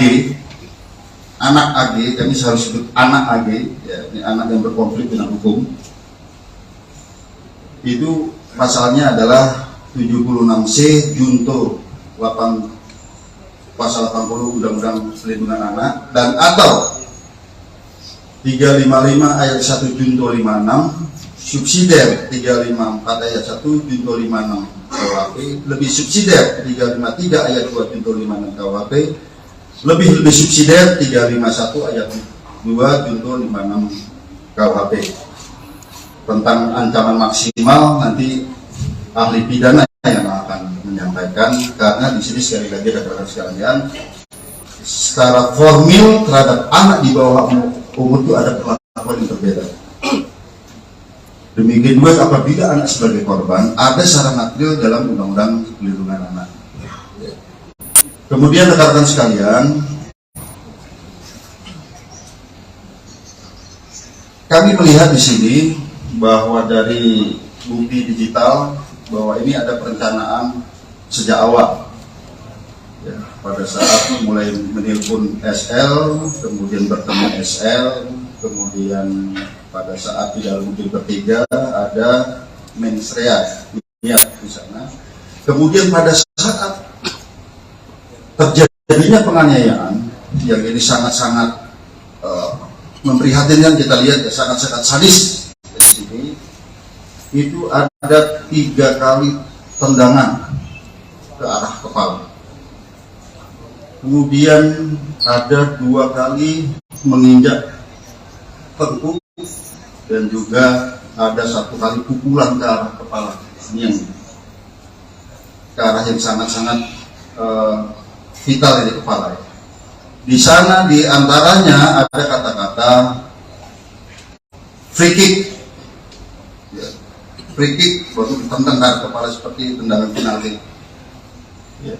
Ataupun tendangan bebas. Kemudian juga ada kata-kata, gua nggak takut kalau anak orang lain, anak orang mati. Bagi penyidik di sini dan juga kami koordinasikan konsultasi dengan saksi ahli, ini bisa merupakan suatu mensrea, niat jahat dan juga aktus serius wujud perbuatan. Jadi rangkaian perbuatan, korban sudah tidak berdaya, 2 kali ditendang sudah tidak berdaya, masih diadakan penganiayaan lebih lanjut ke arah kepala. Oleh karenanya rekan-rekan sekalian, sekali lagi hari ini kami melaksanakan gelar perkara secara komprehensif, ya, di mana yang pertama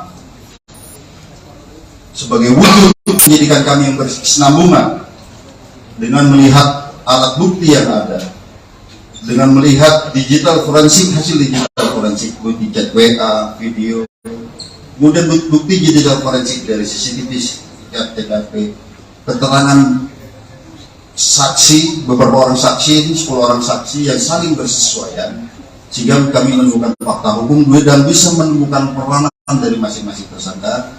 Maka hari ini kami menambah konstruksi pasal sebagaimana yang kami sebutkan tadi. Yang kedua, terjadi peningkatan status terhadap AG yang tadinya adalah anak yang berhadapan dengan hukum, berubah menjadi anak yang berkonflik dengan hukum ataupun anak. Jadi kalau di undang-undang peliharaan tidak boleh disebut tersangka. Ya, kemudian untuk efisiensi penyidikan, karena saat ini kami mengirim tim Wasidik dan penyidik Menak dari Polres Jakarta Selatan, kami limpahkan ke Polda Metro Jaya. Yang kedua, rekan-rekan sekalian, yang kami perlu tekankan, mengapa terhadap peningkatan status ini membutuhkan waktu yang lama? Kami harus mengikuti prosedur yang diatur dalam Undang-Undang Perlindungan Anak, Undang-Undang Peradilan Anak. Kami harus melibatkan pekerja sosial untuk melaksanakan penelitian. Kami harus melibatkan tim psikologi untuk melaksanakan pemeriksaan, ya, kemudian tes dan serangkaian kegiatan yang membutuhkan waktu tidak sebentar. Saya kira demikian penjelasan dari kami. Selanjutnya kami persilakan pada Pak Kabid, Mas. Baik rekan-rekan, sebelum ke ahli pidana dan lainnya, mungkin dari Pak Deputi Kementerian PPA yang akan menyampaikan.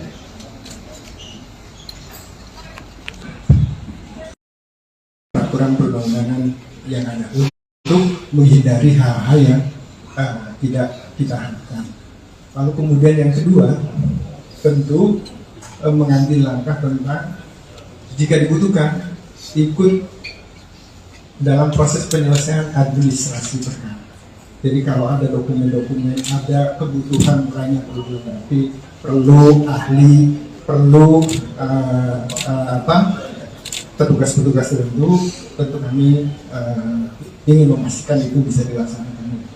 Termasuk yang tugas yang selanjutnya itu terkait dengan rehabilitasi dan reintegrasi. Rehabilitasi tentu berkaitan dengan rehabilitasi fisik selama korban ada di rumah sakit, termasuk juga mengingatkan tentang hak-hak korban gitu ya. Lalu kemudian hak-hak anak yang berhadapan dengan hukum itu selama proses pemulihan, selama proses pengobatan itu juga perlu dilakukan, termasuk nanti pasca penyelesaian kasus ini. Lalu kemudian yang ketiga tentu ingin memastikan juga langkah yang keempat yaitu soal reintegrasi sosial. Kita tidak mengharapkan misalnya yang sudah diputuskan tadi oleh penyidik lalu kemudian berdampak kepada pengabaian hak. Misalnya dalam proses ini jangan sampai misalnya anak yang sudah dinaikkan statusnya lalu kemudian tidak punya hak untuk dipenuhi hak pendidikan yang lainnya dan segala macam. Ini yang kami terus kawal sejak awal dan sudah berkoordinasi dengan sub KPAI polisian sejak dari Jakarta Selatan. Jadi ini hari ini kita sudah mendengar dan kami terima kasih atas kerja keras dari pihak kepolisian dan tentu kami akan terus melakukan koordinasi dalam penanganan kasus. Terima kasih.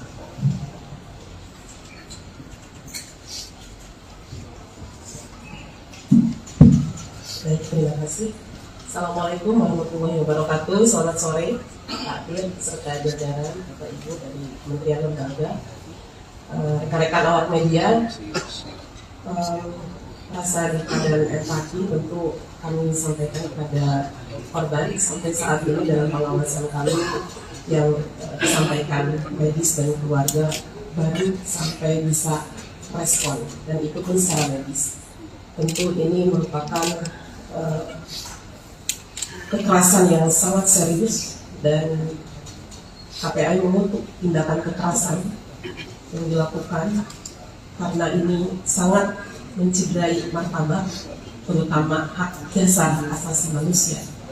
Ini yang kami lihat sebagai tindakan pidana yang luar biasa, sehingga pengawasan kami tentu terhadap korban ingin lebih memastikan bagaimana situasi dan kondisi Ananda D ini dalam perawatan intensif segera dipulihkan dan Allah segera angkat penyakitnya sehingga Ananda bisa kembali pulih dan menikmati masa anak-anaknya secara normal, secara wajar. Ini doa kita setiap saat. Yang kedua, terkait rilis hari ini, tentu KPAI memberikan apresiasi atas upaya kerja keras, kerjasama, kerja koordinatif yang terus dilakukan oleh Polres Jakarta Selatan dan kemudian hari ini dilakukan di tingkat Polda Metro Jaya. Ini menunjukkan keseriusan terhadap langkah-langkah profesionalitas yang dilakukan kepolisian melihat situasi dan kondisi tindak pidana terhadap seorang anak. Sehingga kami dengan mendengarkan apa yang disampaikan oleh Pak Direktur tadi, ada konstruksi yang baru memberikan sebuah apresiasi dan sebuah pembelajaran publik bahwa anak-anak Indonesia harus terbebas dari situasi kekerasan yang hari ini dialami oleh salah satu anak kita.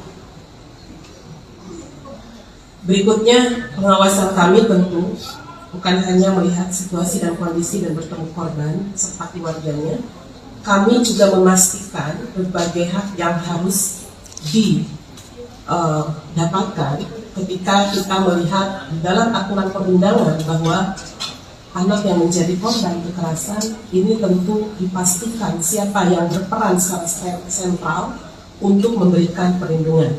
Di antaranya adalah KPAI melihat ada hak-hak yang harus dilewati dalam proses hukumnya. Tentu kalau rekan-rekan media yang saya hormati, pada hari ini, tepatnya hari Kamis, tanggal 2 Maret 2023, Polda Metro Jaya melakukan press conference terkait dengan perkembangan update yang menjadi perhatian kita bersama. Dan tentunya pertama-tama kami di sini turut prihatin, turut mendoakan kepada Adinda D agar segera diberikan kesembuhan, dipulihkan, serta keluarganya diberikan kekuatan dan ketabahan. Kemudian rekan-rekan kami dari Polda Metro Jaya, ada dari Bapak Direktur Reserse Kriminal Polda Metro Jaya, ada Bapak Kapolres Metro Jakarta Selatan, ada Kasubdit Renata, kemudian kami dari stakeholder, karena penyidikan ini sifatnya interprofesi ya, berkolaborasi. Yang pertama hadir di sini ada Ketua KPAI, dalam hal ini adalah Ibu Ai Mariati Soliha MSI. Kemudian juga ada Deputi Kementerian PPA Bapak Nahar Esa MSI, dan kemudian juga ada Kepala Dinas PPAP Provinsi DKI Insinyur Tuti Kusumawati MM, dan satu lagi kami juga didampingi ada ahli pidana anak dari Kementerian PPA Bapak Dr. Ahmad Sofian Esa MA. Rekan-rekan, pada hari ini akan ada update terkait dengan proses penyidikan yang dilakukan oleh Polda Metro Jaya. Untuk waktu, kami persilakan kepada Bapak Direktur Reserse Kriminal Polda Metro Jaya. Baik, Assalamualaikum warahmatullahi wabarakatuh. Salam sejahtera buat kita semua. Yang terhormat Bapak Deputi Menteri Pemberdayaan Perempuan dan Perlindungan Anak, Bapak Nahar SH MSI. Yang kami hormati Ibu Kepala Dinas PPAPP Provinsi DKI Insinyur Tuti Kusumawati MM. Yang kami hormati Ketua KPAI Ibu Ai Mariati Soliha MSI. Kemudian yang saya hormati ahli pidana anak dari Kementerian Pemberdayaan Perempuan dan Perlindungan Anak Indonesia, Bapak Dr. Ahmad Sofia, SHMA. Jadi pada kesempatan sore hari ini kami akan menjelaskan update penanganan penyidikan pada kasus yang saat ini menjadi pusat perhatian secara nasional, yaitu penganiayaan terhadap korban atas nama D. Rekan-rekan sekalian, yang pertama kami perlu jelaskan bahwa kasus ini terjadi pada tanggal 20 Februari 2023, kemudian ditangani oleh Polsek Pesanggerahan, dan pada saat itu sudah ditetapkan tersangka dan ditahan.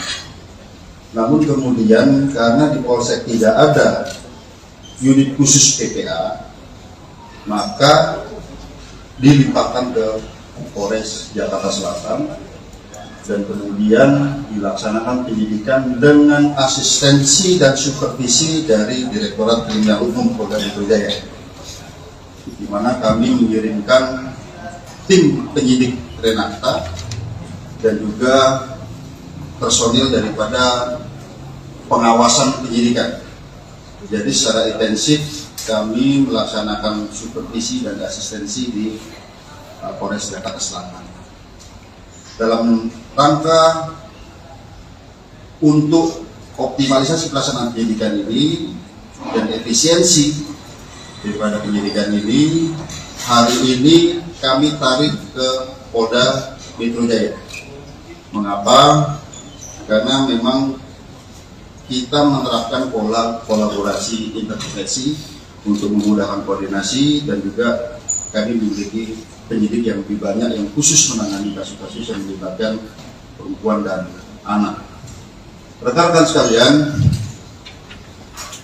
pada proses penyidikan ini yang ada di Jakarta Selatan, pada 3 hari pertama penyidik sudah menentukan tersangka dan juga menahan, yaitu 2 tersangka. Kemudian 7 hari terakhir kita adakan pendalaman terhadap proses penyidikan ini. Ya. Kami perlu jelaskan bahwa dalam proses penyidikan ini kita menghadapi 2 kelompok subjek hukum. Yang pertama adalah orang dewasa yang sudah kita tentukan tersangkanya ini. Kemudian kita juga menghadapi 2 subjek hukum, yaitu anak yang berhadapan dengan hukum, yaitu pertama anak sebagai korban, yang kedua adalah anak sebagai saksi. Ini keduanya adalah anak yang berhadapan dengan hukum.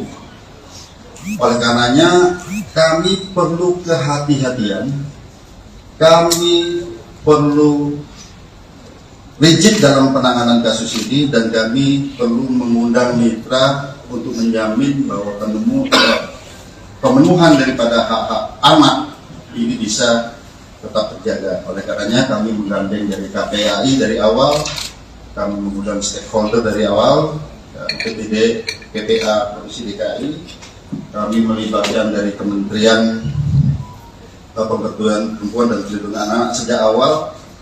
Kami juga melibatkan ahli pidana anak sejak awal dan juga ahli pidana. Dan juga kami perlu sampaikan rekan-rekan sekalian bahwa dalam proses penyidikan kami tetap melaksanakan penyidikan dengan menggunakan pola scientific crime investigation. Oleh karenanya rekan-rekan sekalian, dalam proses penyidikan kami telah memeriksa 10 orang saksi. Kemudian juga kami melibatkan saksi ahli di sini, ahli pidana, ahli dari digital forensik, ahli dari psikologi. Kami melibatkan tim dari Apsikor, psikologi untuk memeriksa psikologi forensik maupun psikologi klinis terhadap anak ini, sekali lagi dalam menjamin hak-hak anak tersebut.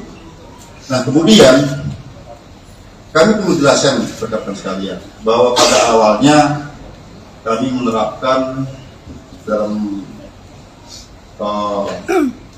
konstruksi pasal adalah pasal 76C junto pasal 80 Undang-Undang PPA junto 351 penganiayaan. Ya. Biasa di sini yang awal. Namun kami perlu menjelaskan bahwa penyidikan kami ini ada bersifat berkesinambungan. Kami artikan menganalogikan seperti ini. Misalnya kita sekarang sakit panas, tapi panasnya karena apa? Kami perlu ada pemeriksaan lanjutan. Apakah ini tipes? Apakah ini demam berdarah? Seperti itu. Dan kami awalnya adalah penganiayaan biasa di sini dituduhkan dengan undang-undang PPA tadi. Setelah kami adakan pemeriksaan, kami dilibatkan digital forensik, kami menemukan fakta-fakta baru, bukti chat WA, video yang ada di HP. Kemudian perlu kami sampaikan, kami juga menemukan CCTV di seputaran TKP, sehingga kami bisa melihat peranan dari masing-masing orang yang ada di TKP tersebut. Dan kami berkomitmen di sini siapapun yang bersalah harus dihukum. Ya tentu saja apabila itu pun anak, secara formil ini diatur dalam Undang-Undang Peradilan Anak, secara material ini diatur dalam Undang-Undang Perlindungan Anak. Oleh karenanya rekan-rekan sekalian, pada kesempatan gelar pada siang hari ini, pagi sampai dengan siang hari ini, kami menambah konstruksi pasal baru terhadap tersangka-tersangka ini. Ya. Kemudian yang kedua, ada perubahan status dari AG yang awalnya adalah anak yang berhadapan dengan hukum, berubah menjadi atau meningkat statusnya menjadi anak yang berkonflik dengan hukum, atau dengan kata lain berubah menjadi pelaku atau anak. Jadi terhadap anak di bawah umur itu tidak boleh dibilang tersangka. Jadi yang kami perlu jelaskan. Kemudian dari fakta hukum yang kami peroleh, baik itu dari chat WA, baik itu dari video, kemudian baik itu dari CCTV yang ada di TKP, kemudian keterangan saksi-saksi, kami mengonstruksikan konstruksi pasal yang baru. Nah, sebelum kami jelaskan, kami juga perlu menjelaskan di sini, ternyata pada awalnya para tersangka ini ataupun orang yang ada di TKP tidak memberikan keterangan yang sebenarnya. Setelah kami sesuaikan dengan CCTV, kami sesuaikan dengan alat bukti yang lain, kami sesuaikan dengan chat WA, tergambar semua peranannya di situ. Oleh karenanya, yang kami sampaikan tadi, ada peningkatan status dari anak yang berhadapan dengan hukum berubah menjadi anak yang berkonflik dengan hukum ataupun pelaku. Kemudian ada perubahan konstruksi pasal. Yang pertama terhadap tersangka MDS.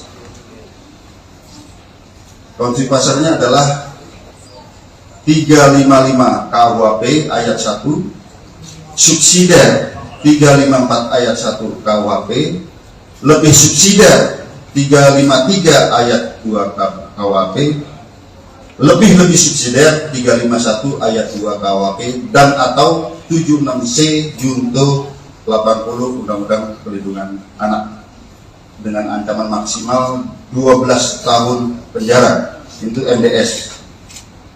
Ya.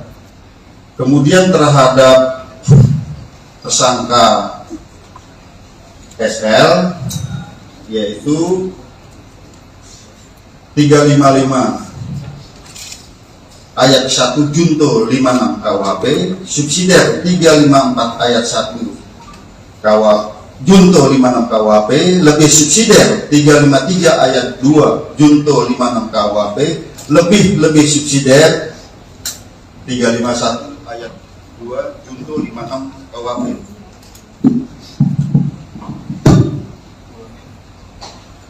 Ulangin bang.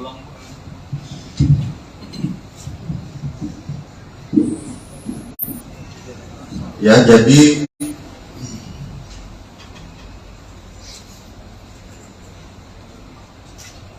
saya ulangi ya, untuk tersangka SL itu 355 KUHP 355 ayat 1 KUHP, junto 56 KUHP, subsidiar 354 ayat 1 junto 56 KUHP, lebih subsidiar 353 ayat 2 junto 56 KUHP, lebih subsidiar 351 ayat 2 junto 56 KUHP, dan atau 76C junto 80 Undang-Undang Perlindungan Anak.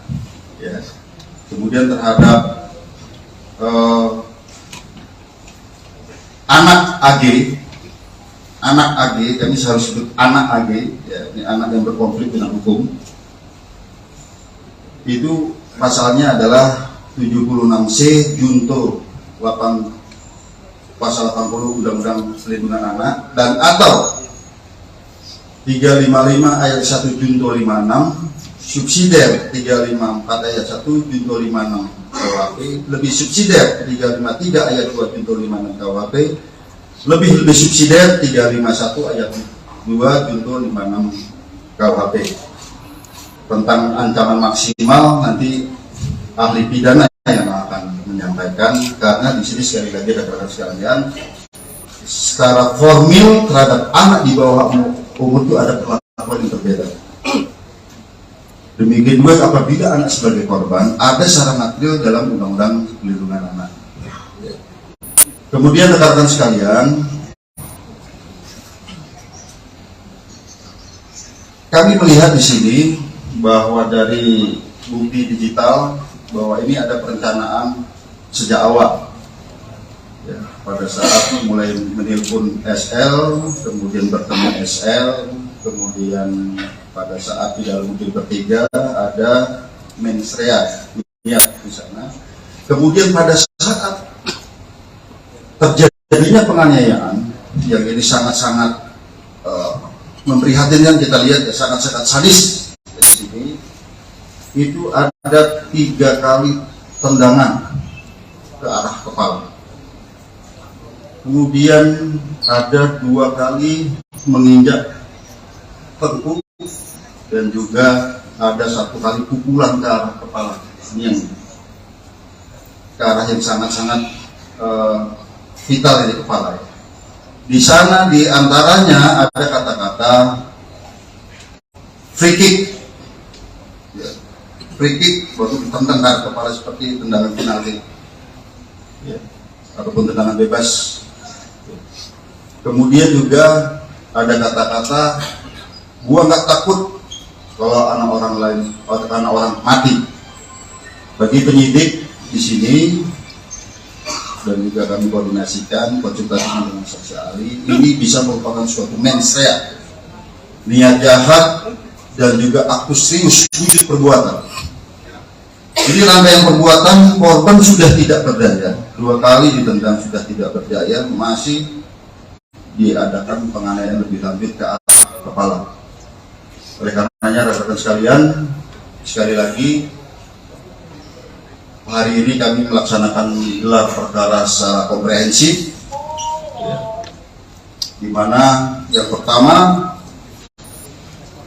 sebagai wujud penyidikan kami yang berkesinambungan dengan melihat alat bukti yang ada, dengan melihat digital forensik, hasil digital forensik, bukti chat WA, video, kemudian bukti digital forensik dari CCTV, TKP, keterangan saksi, beberapa orang saksi, 10 orang saksi yang saling bersesuaian, sehingga kami menemukan fakta hukum dan bisa menemukan peranan dari masing-masing tersangka. Maka hari ini kami menambah konstruksi pasal sebagaimana yang kami sebutkan tadi. Yang kedua, terjadi peningkatan status terhadap AG yang tadinya adalah anak yang berhadapan dengan hukum, berubah menjadi anak yang berkonflik dengan hukum ataupun anak. Jadi kalau di Undang-Undang Pelindungan tidak boleh disebut tersangka. Ya, kemudian untuk efisiensi penyidikan, karena saat ini kami mengirim tim wasidik dan penyidik Menak tadi Polres Jakarta Selatan, kami limpahkan ke Polda Metro Jaya. Yang kedua, rekan-rekan sekalian, yang kami perlu tekankan, mengapa terhadap peningkatan status ini membutuhkan waktu yang lama? Kami harus mengikuti prosedur yang diatur dalam Undang-Undang Perlindungan Anak, Undang-Undang Peradilan Anak. Kami harus melibatkan pekerja sosial untuk melaksanakan penelitian. Kami harus melibatkan tim psikologi untuk melaksanakan pemeriksaan, ya, kemudian tes dan serangkaian kegiatan yang membutuhkan waktu tidak sebentar. Saya kira demikian penjelasan dari kami. Selanjutnya kami persilakan pada Pak Kabid Mas. Baik rekan-rekan, sebelum ke ahli pidana dan lainnya, mungkin dari Pak Deputi Kementerian PPA yang akan menyampaikan.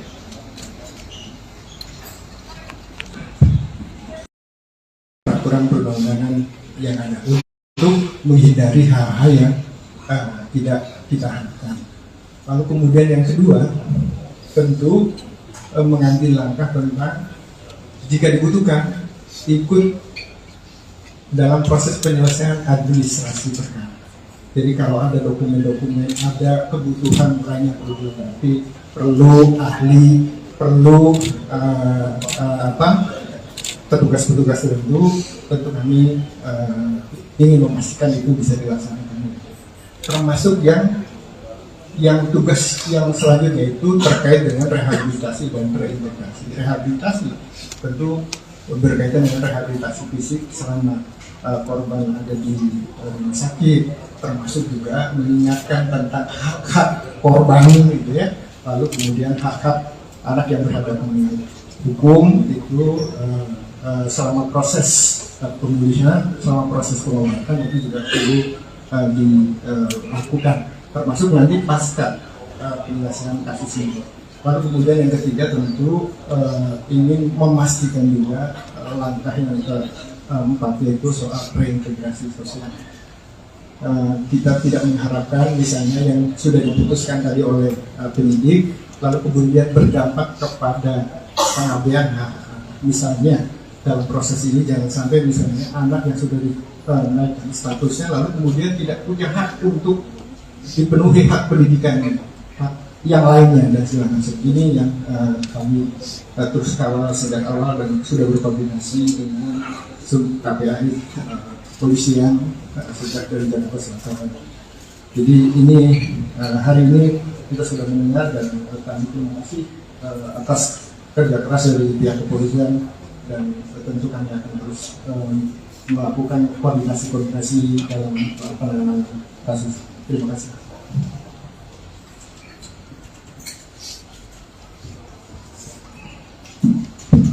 Baik, terima kasih. Assalamualaikum warahmatullahi wabarakatuh. Selamat sore, Pak Dir, serta jajaran Bapak Ibu dari Kementerian Lembaga, rekan-rekan awak media. Rasa duka dan empati tentu kami sampaikan kepada korban sampai saat ini dalam pengawasan kami yang disampaikan medis dan keluarga baru sampai bisa respon dan itu pun secara medis. Tentu ini merupakan kekerasan yang sangat serius dan KPAI mengutuk tindakan kekerasan yang dilakukan karena ini sangat mencederai martabat terutama hak dasar asasi manusia. Ini yang kami lihat sebagai tindakan pidana yang luar biasa sehingga pengawasan kami tentu terhadap korban ingin lebih memastikan bagaimana situasi dan kondisi Ananda D ini dalam perawatan intensif segera dipulihkan dan Allah segera angkat penyakitnya sehingga Ananda bisa kembali pulih dan menikmati masa anak-anaknya secara normal, secara wajar. Ini doa kita setiap saat.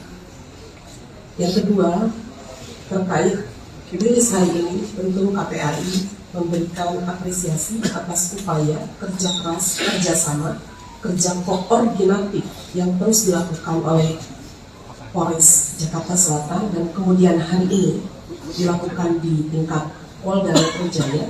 Ini menunjukkan keseriusan terhadap langkah-langkah profesionalitas yang dilakukan kepolisian melihat situasi dan kondisi tindak pidana terhadap seorang anak. Sehingga kami dengan mendengarkan apa yang disampaikan oleh Pak Direktur tadi, ada konstruksi yang baru memberikan sebuah apresiasi dan sebuah pembelajaran publik bahwa anak-anak Indonesia harus terbebas dari situasi kekerasan yang hari ini dialami oleh salah satu anak kita.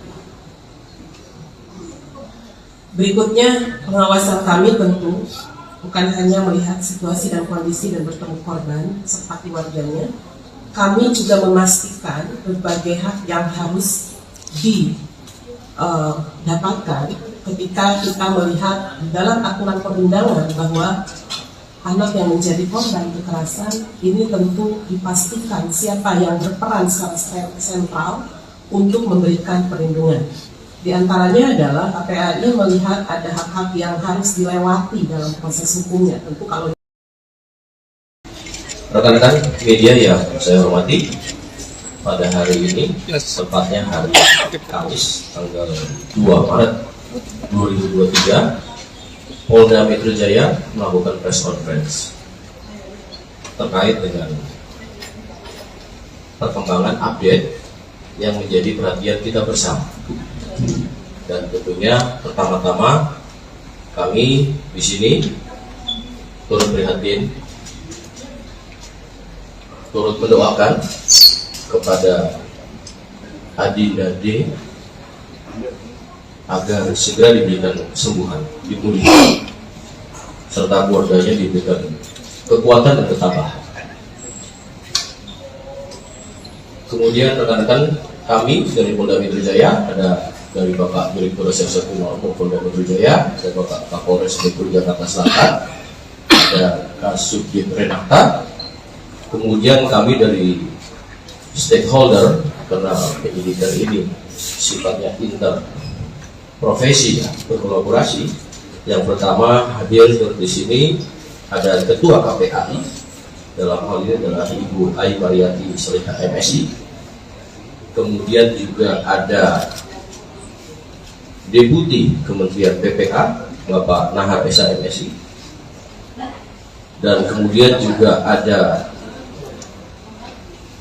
Kepala Dinas PPAP Provinsi DKI Insinyur Tuti Kusumawati MM, dan satu lagi kami juga didampingi ada ahli pidana anak dari Kementerian PPA Bapak Dr. Ahmad Sofyan Esa MA. Rekan-rekan, pada hari ini akan ada update terkait dengan proses penyidikan yang dilakukan oleh Polda Metro Jaya. Untuk waktu, kami persilakan kepada Bapak Direktur Reserse Kriminal Polda Metro Jaya. Baik, Assalamualaikum warahmatullahi wabarakatuh. Salam sejahtera buat kita semua.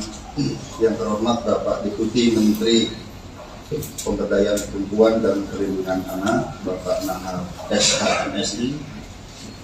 Yang kami hormati Ibu Kepala Dinas PPAPP Provinsi DKI Insinyur Tuti Kusumawati MM.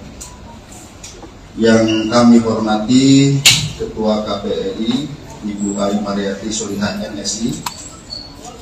Kemudian yang saya hormati ahli pidana anak dari Kementerian Pemberdayaan Perempuan dan Perlindungan Anak Indonesia, Bapak Dr. Ahmad Sofyan SHMA.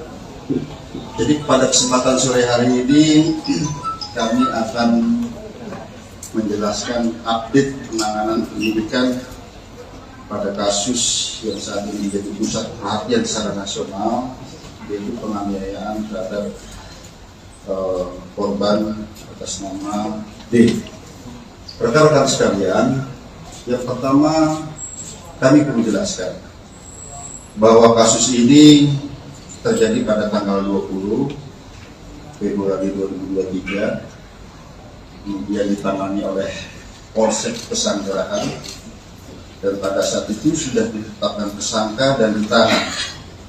Namun kemudian karena di Polsek tidak ada unit khusus PPA, maka dilimpahkan ke Polres Jakarta Selatan dan kemudian dilaksanakan penyidikan dengan asistensi dan supervisi dari Direktorat Kriminal Umum Polda Metro Jaya, di mana kami mengirimkan tim penyidik Renata dan juga personil daripada pengawasan penyidikan.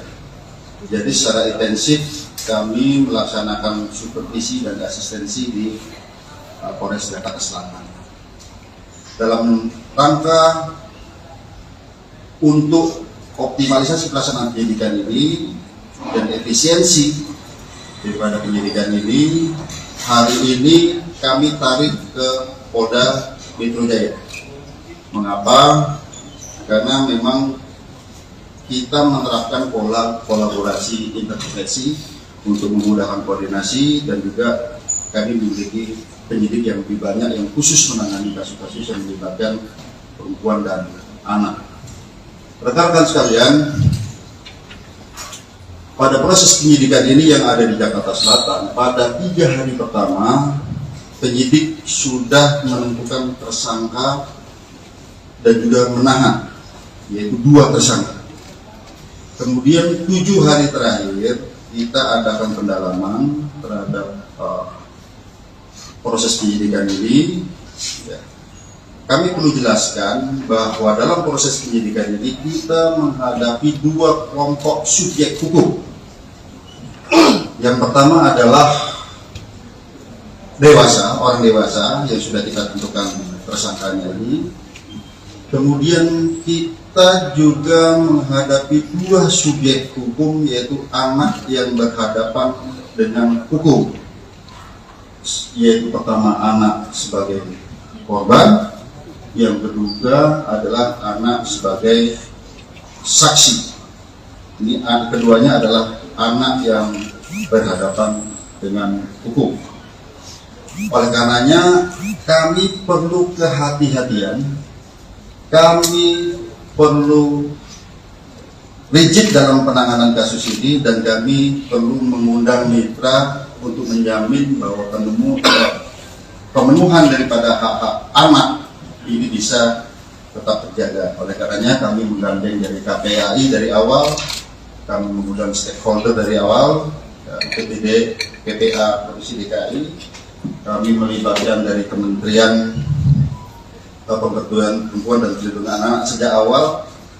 Kami juga melibatkan ahli pidana anak sejak awal dan juga ahli pidana. Dan juga kami perlu sampaikan rekan-rekan sekalian bahwa dalam proses penyidikan kami tetap melaksanakan penyidikan dengan menggunakan pola scientific crime investigation. Oleh karenanya rekan-rekan sekalian, dalam proses penyidikan kami telah memeriksa 10 orang saksi. Kemudian juga kami melibatkan saksi ahli di sini, ahli pidana, ahli dari digital forensik, ahli dari psikologi. Kami melibatkan tim dari Apsikor, psikologi untuk memeriksa psikologi forensik maupun psikologi klinis terhadap anak ini, sekali lagi dalam menjamin hak anak tersebut. Nah, kemudian kami perlu jelaskan rekan-rekan sekalian bahwa pada awalnya kami menerapkan dalam konstruksi pasal adalah pasal 76C junto pasal 80 Undang-Undang PPA junto 351 penganiayaan. Ya. Biasa di sini yang awal. Namun kami perlu menjelaskan bahwa penyidikan kami ini ada bersifat berkesinambungan. Kami artikan menganalogikan seperti ini. Misalnya kita sekarang sakit panas, tapi panasnya karena apa? Kami perlu ada pemeriksaan lanjutan. Apakah ini tipes? Apakah ini demam berdarah? Seperti itu. Dan kami awalnya adalah penganiayaan biasa di sini ditentukan dengan undang-undang PPA tadi. Setelah kami adakan pemeriksaan, kami dilibatkan digital forensik, kami menemukan fakta-fakta baru, bukti chat WA, video yang ada di HP. Kemudian perlu kami sampaikan, kami juga menemukan CCTV di seputaran TKP, sehingga kami bisa melihat peranan dari masing-masing orang yang ada di TKP tersebut. Dan kami berkomitmen di sini siapapun yang bersalah harus dihukum. Ya tentu saja apabila itu pun anak, secara formil ini diatur dalam Undang-Undang Peradilan Anak, secara material ini diatur dalam Undang-Undang Perlindungan Anak. Oleh karenanya rekan-rekan sekalian, pada kesempatan gelar pada siang hari ini, pagi sampai dengan siang hari ini, kami menambah konstruksi pasal baru terhadap tersangka-tersangka ini. Ya. Kemudian yang kedua, ada perubahan status dari AG yang awalnya adalah anak yang berhadapan dengan hukum, berubah menjadi atau meningkat statusnya menjadi anak yang berkonflik dengan hukum, atau dengan kata lain berubah menjadi pelaku atau anak. Jadi terhadap anak di bawah umur itu tidak boleh dibilang tersangka. Jadi yang kami perlu jelaskan. Kemudian dari fakta hukum yang kami peroleh, baik itu dari chat WA, baik itu dari video, kemudian baik itu dari CCTV yang ada di TKP, kemudian keterangan saksi-saksi, kami mengonstruksikan konstruksi pasal yang baru. Nah, sebelum kami jelaskan, kami juga perlu menjelaskan di sini, ternyata pada awalnya para tersangka ini ataupun orang yang ada di TKP tidak memberikan keterangan yang sebenarnya. Setelah kami sesuaikan dengan CCTV, kami sesuaikan dengan alat bukti yang lain, kami sesuaikan dengan chat WA, tergambar semua peranannya di situ. Oleh karenanya, yang kami sampaikan tadi, ada peningkatan status dari anak yang berhadapan dengan hukum berubah menjadi anak yang berkonflik dengan hukum ataupun pelaku. Kemudian ada perubahan konstruksi pasal. Yang pertama, terhadap tersangka MDS,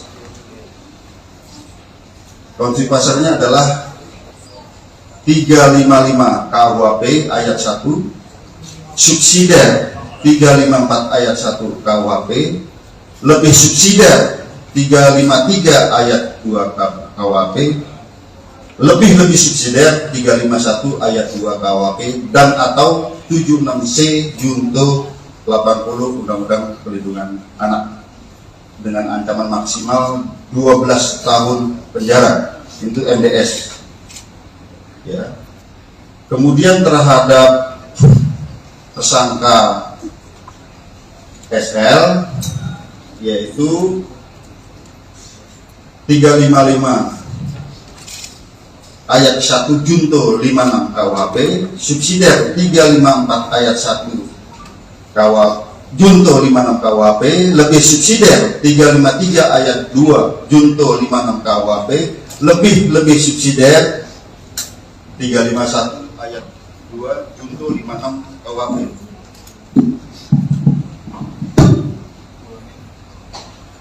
Ulangin bang.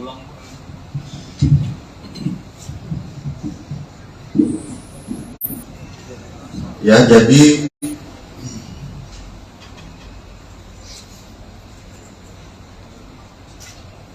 saya ulangi ya, untuk tersangka SL itu 355 KUHP 355 ayat 1 KUHP junto 56 KUHP, subsidiar 354 ayat 1 junto 56 KUHP, lebih subsidiar 353 ayat 2 junto 56 KUHP, lebih subsidiar 351 ayat 2 junto 56 KUHP, dan atau 76C junto 80 Undang-Undang Perlindungan Anak.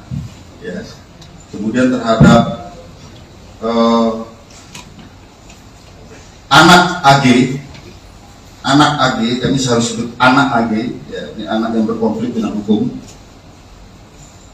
Itu pasalnya adalah 76C junto pasal 80 Undang-Undang Perlindungan Anak dan atau 355 ayat 1 Junto 56 subsidiar 354 ayat 1 Junto 56 KUHP lebih subsidiar 353 ayat 2 Junto 56 KUHP lebih subsidiar 351 ayat 2 Junto 56 KUHP tentang ancaman maksimal. Nanti ahli pidana yang akan menyampaikan, karena di sini sekali lagi rekan-rekan sekalian, secara formil terhadap anak di bawah umur itu ada perlakuan yang berbeda. Demikian juga apabila anak sebagai korban ada secara material dalam Undang-Undang Perlindungan Anak. Kemudian rekan-rekan sekalian, kami melihat di sini bahwa dari bukti digital bahwa ini ada perencanaan sejak awal. Ya, pada saat mulai menelpon SL, kemudian bertemu SL, kemudian pada saat di dalam mobil bertiga ada mensrea di sana. Kemudian pada saat terjadinya penganiayaan yang ini sangat-sangat memprihatinkan, kita lihat ya, sangat-sangat sadis di sini.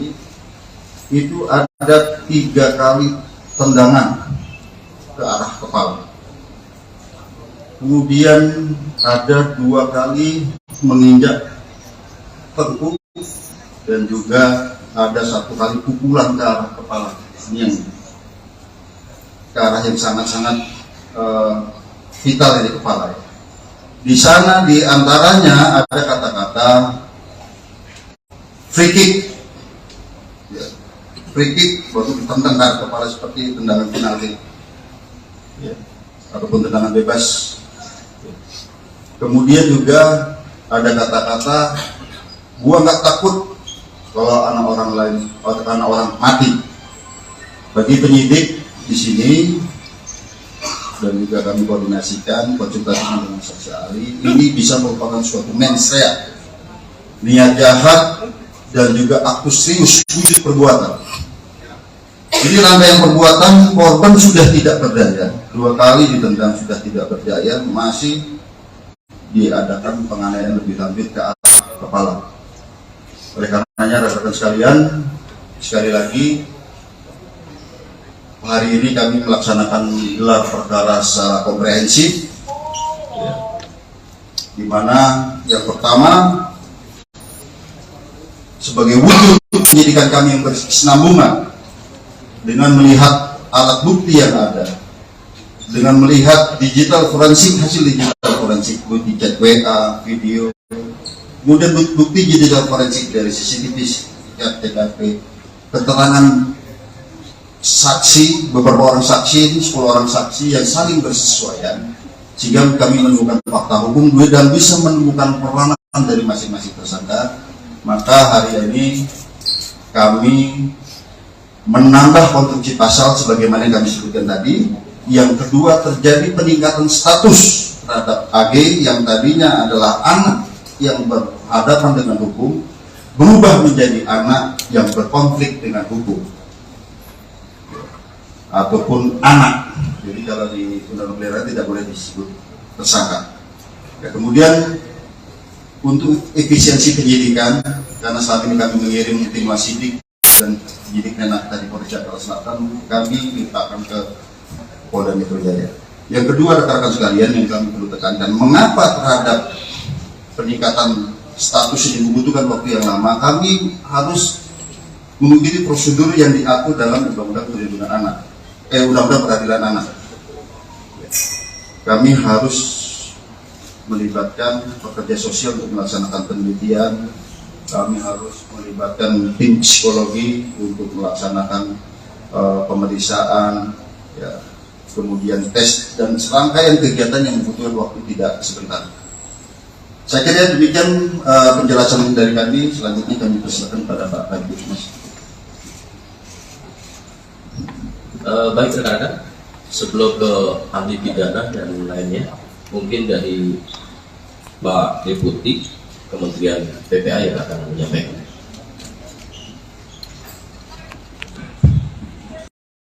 Peraturan perundang-undangan yang ada menghindari hal-hal yang tidak kita harapkan. Lalu kemudian yang kedua, tentu mengambil langkah tentang jika dibutuhkan ikut dalam proses penyelesaian administrasi perkara. Jadi kalau ada dokumen-dokumen, ada kebutuhan lain yang perlu dilengkapi, perlu ahli, perlu petugas-petugas tertentu, tentu kami ingin memastikan itu bisa dilaksanakan.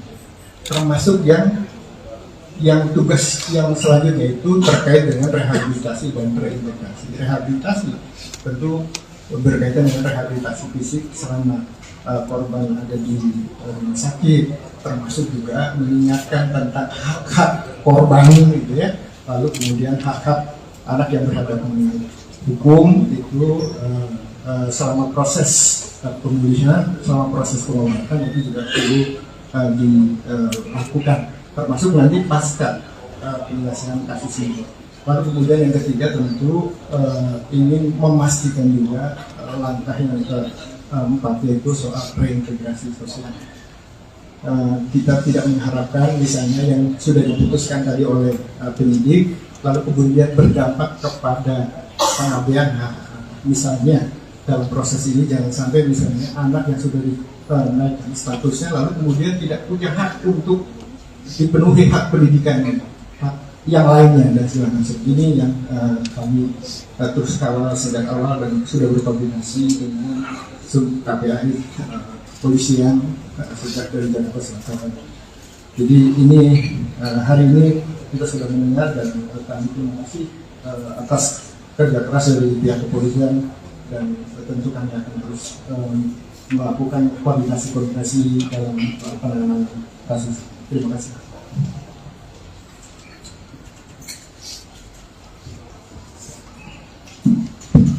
Baik, terima kasih. Assalamualaikum warahmatullahi wabarakatuh. Selamat sore, Pak Dir, serta jajaran Bapak Ibu dari Kementerian Lembaga, rekan-rekan awak media. Rasa duka dan empati tentu kami sampaikan kepada korban sampai saat ini dalam pengawasan kami yang disampaikan medis dan keluarga baru sampai bisa respon dan itu pun secara medis. Tentu ini merupakan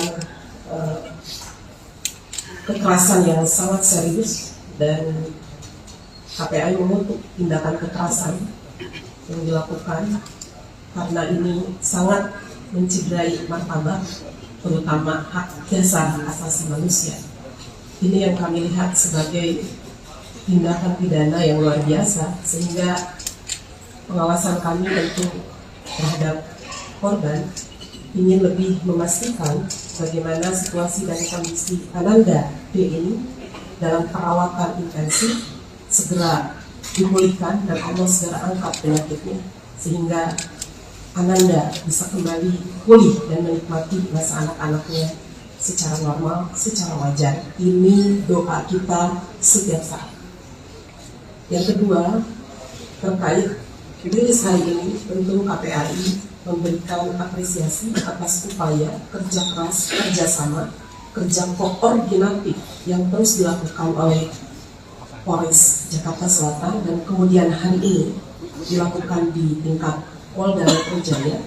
Ini menunjukkan keseriusan terhadap langkah-langkah profesionalitas yang dilakukan kepolisian melihat situasi dan kondisi tindak pidana terhadap seorang anak.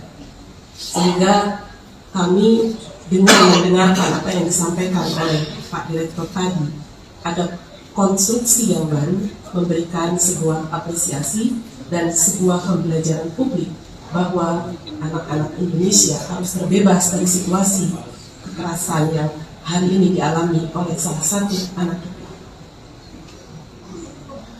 Berikutnya, pengawasan kami tentu bukan hanya melihat situasi dan kondisi dan bertemu korban serta keluarganya, kami juga memastikan berbagai hak yang harus didapatkan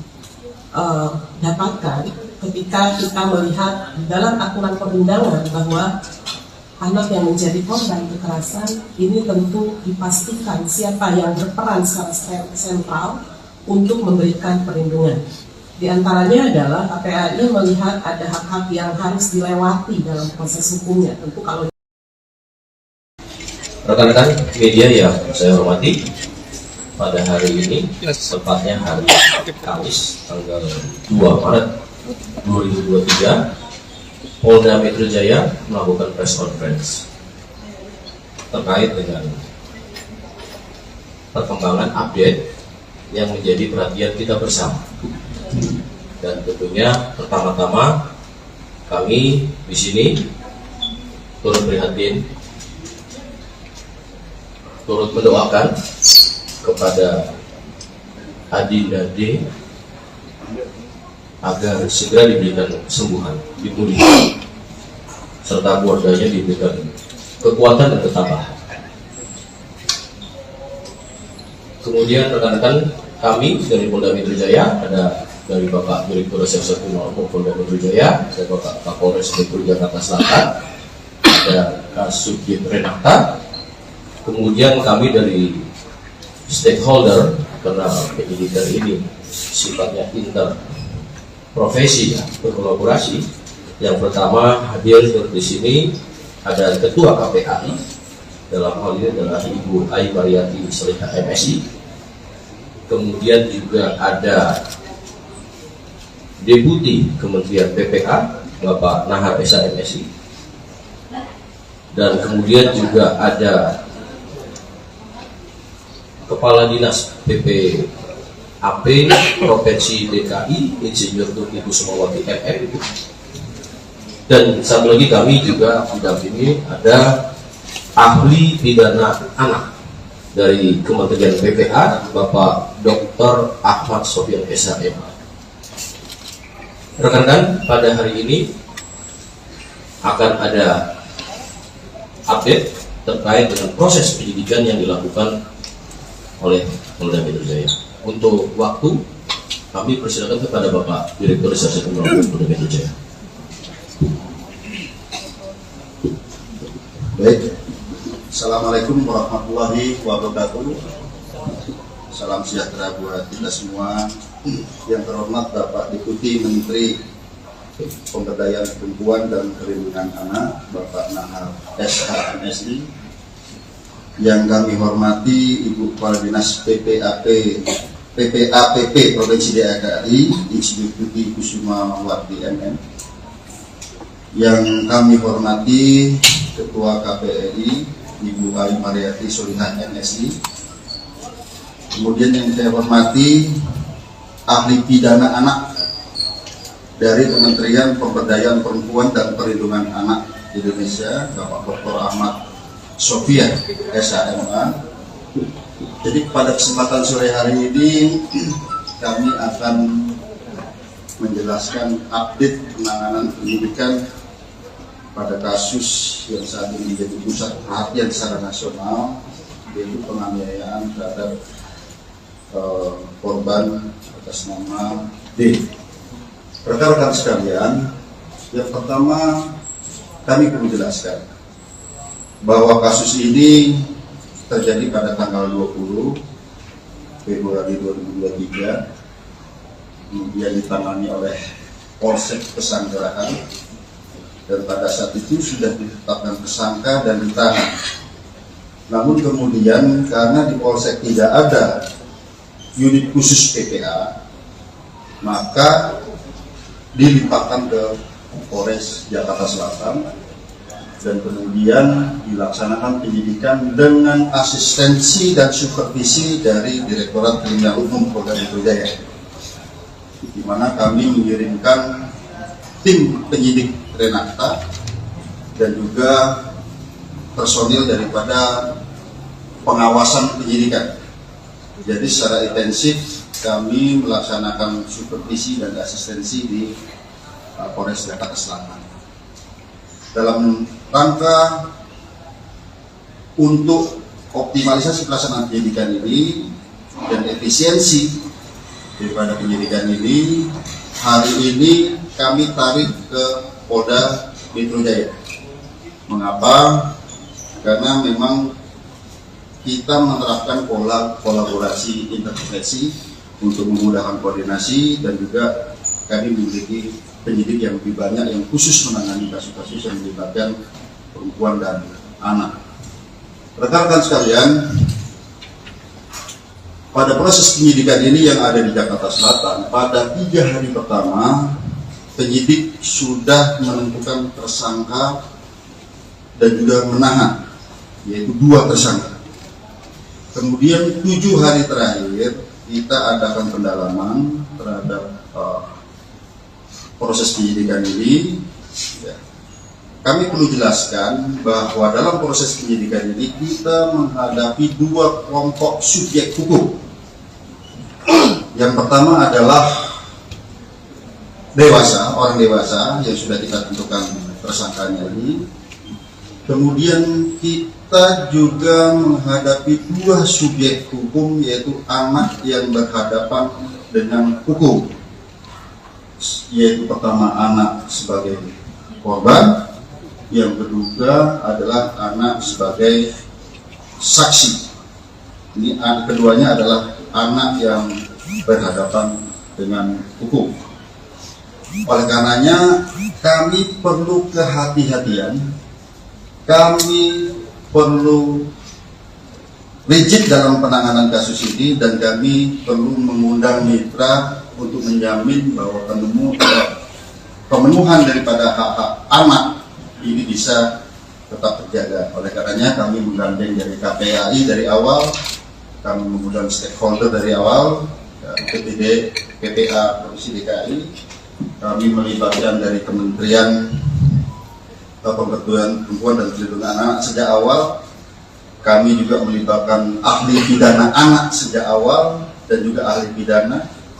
Dan juga kami perlu sampaikan rekan-rekan sekalian bahwa dalam proses penyidikan kami tetap melaksanakan penyidikan dengan menggunakan pola scientific crime investigation. Oleh karenanya rekan-rekan sekalian, dalam proses penyidikan kami telah memeriksa 10 orang saksi. Kemudian juga kami melibatkan saksi ahli di sini, ahli pidana, ahli dari digital forensik, ahli dari psikologi. Kami melibatkan tim dari Apsikor, psikologi untuk memeriksa psikologi forensik maupun psikologi klinis terhadap anak ini, sekali lagi dalam menjamin hak-hak anak tersebut. Nah, kemudian kami perlu jelaskan rekan-rekan sekalian bahwa pada awalnya kami menerapkan dalam konstruksi pasal adalah pasal 76C junto pasal 80 Undang-Undang PPA junto 351 penganiayaan. Ya. Biasa di sini yang awal. Namun kami perlu menjelaskan bahwa penyidikan kami ini ada bersifat berkesinambungan. Kami artikan menganalogikan seperti ini. Misalnya kita sekarang sakit panas, tapi panasnya karena apa? Kami perlu ada pemeriksaan lanjutan. Apakah ini tipes? Apakah ini demam berdarah? Seperti itu. Dan kami awalnya adalah penganiayaan biasa di sini ditunjukkan dengan undang-undang PPA tadi. Setelah kami adakan pemeriksaan, kami dilibatkan digital forensik, kami menemukan fakta-fakta baru, bukti chat WA, video yang ada di HP. Kemudian perlu kami sampaikan, kami juga menemukan CCTV di seputaran TKP, sehingga kami bisa melihat peranan dari masing-masing orang yang ada di TKP tersebut. Dan kami berkomitmen di sini siapapun yang bersalah harus dihukum. Ya tentu saja apabila itu pun anak, secara formil ini diatur dalam Undang-Undang Peradilan Anak, secara material ini diatur dalam Undang-Undang Perlindungan Anak. Oleh karenanya rekan-rekan sekalian, pada kesempatan gelar pada siang hari ini, pagi sampai dengan siang hari ini, kami menambah konstruksi pasal baru terhadap tersangka-tersangka ini. Ya. Kemudian yang kedua, ada perubahan status dari AG yang awalnya adalah anak yang berhadapan dengan hukum, berubah menjadi atau meningkat statusnya menjadi anak yang berkonflik dengan hukum, atau dengan kata lain berubah menjadi pelaku atau anak. Jadi terhadap anak di bawah umur itu tidak boleh dibilang tersangka. Jadi yang kami perlu jelaskan. Kemudian dari fakta hukum yang kami peroleh, baik itu dari chat WA, baik itu dari video, kemudian baik itu dari CCTV yang ada di TKP, kemudian keterangan saksi-saksi, kami mengonstruksikan konstruksi pasal yang baru. Nah, sebelum kami jelaskan, kami juga perlu menjelaskan di sini, ternyata pada awalnya para tersangka ini ataupun orang yang ada di TKP tidak memberikan keterangan yang sebenarnya. Setelah kami sesuaikan dengan CCTV, kami sesuaikan dengan alat bukti yang lain, kami sesuaikan dengan chat WA, tergambar semua peranannya di situ.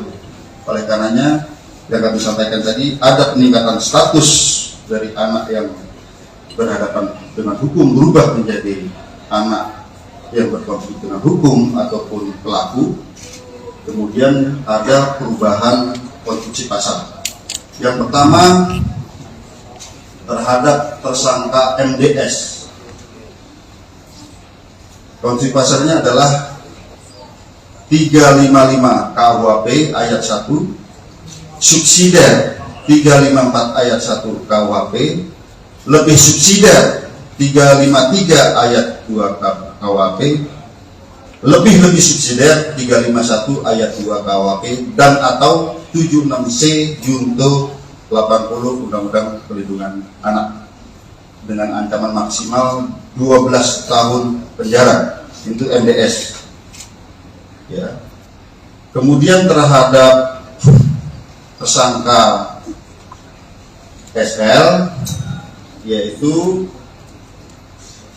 355 ayat 1 junto 56 KUHP, subsidiar 354 ayat 1 junto 56 KUHP, lebih subsidiar 353 ayat 2 junto 56 KUHP, lebih subsidiar 351 ayat 2 junto 56 KUHP.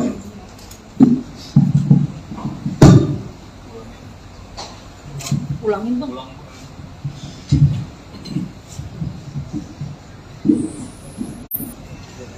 Ya, jadi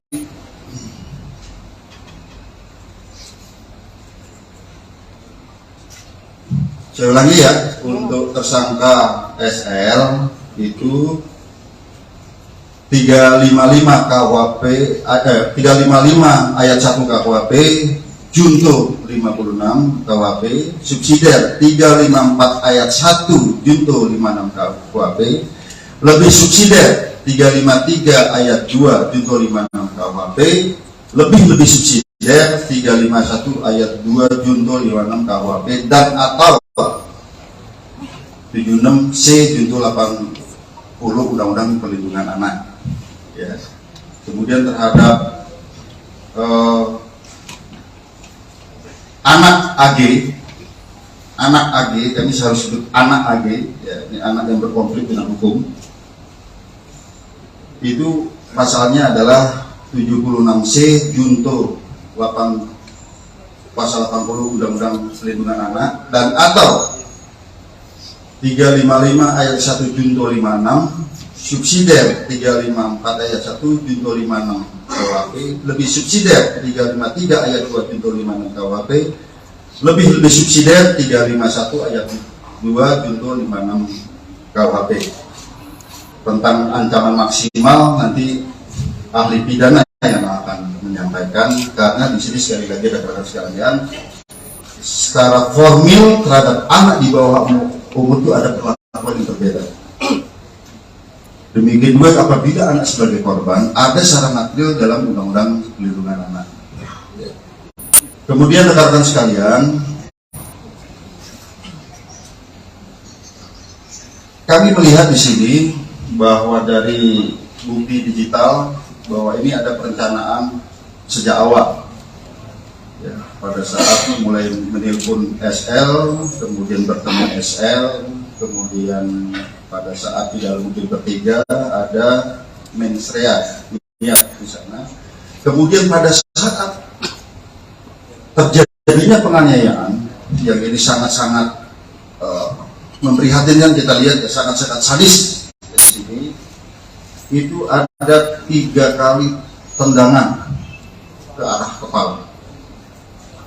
Kemudian ada 2 kali menginjak tengkuk dan juga ada 1 kali pukulan ke arah kepala, yang ke arah yang sangat-sangat vital di kepala.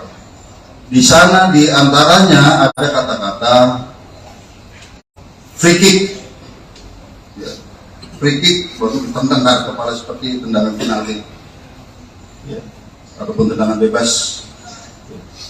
Kemudian juga ada kata-kata, gua nggak takut kalau anak orang lain, anak orang mati. Bagi penyidik di sini dan juga kami koordinasikan konsultasi dengan saksi ahli, ini bisa merupakan suatu mensrea, niat jahat dan juga aktus serius wujud perbuatan. Ini rangkaian perbuatan, korban sudah tidak berdaya, 2 kali ditendang sudah tidak berdaya, masih diadakan penganiayaan lebih lanjut ke arah kepala. Oleh karenanya rekan-rekan sekalian, sekali lagi hari ini kami melaksanakan gelar perkara secara komprehensif, ya, di mana yang pertama sebagai wujud penyidikan kami yang berkesinambungan dengan melihat alat bukti yang ada, dengan melihat digital forensik, hasil digital forensik, bukti chat WA, video, kemudian bukti digital forensik dari CCTV, TKP, keterangan saksi, beberapa orang saksi, 10 orang saksi yang saling bersesuaian, sehingga kami menemukan fakta hukum dan bisa menemukan peranan dari masing-masing tersangka. Maka hari ini kami menambah konstruksi pasal sebagaimana yang kami sebutkan tadi.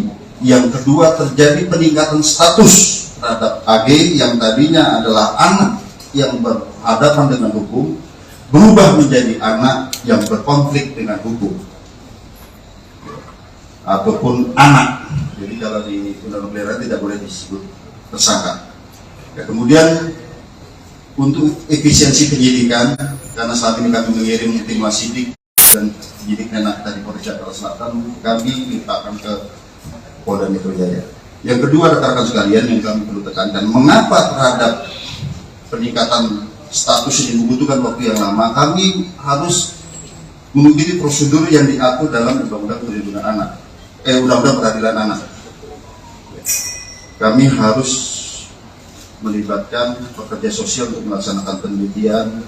Kami harus melibatkan tim psikologi untuk melaksanakan pemeriksaan, ya, kemudian tes dan serangkaian kegiatan yang membutuhkan waktu tidak sebentar. Saya kira demikian penjelasan dari kami. Selanjutnya kami persilakan pada Pak Kabid Mas. Baik rekan-rekan, sebelum ke ahli pidana dan lainnya, mungkin dari Pak Deputi Kementerian PPA yang akan menyampaikan.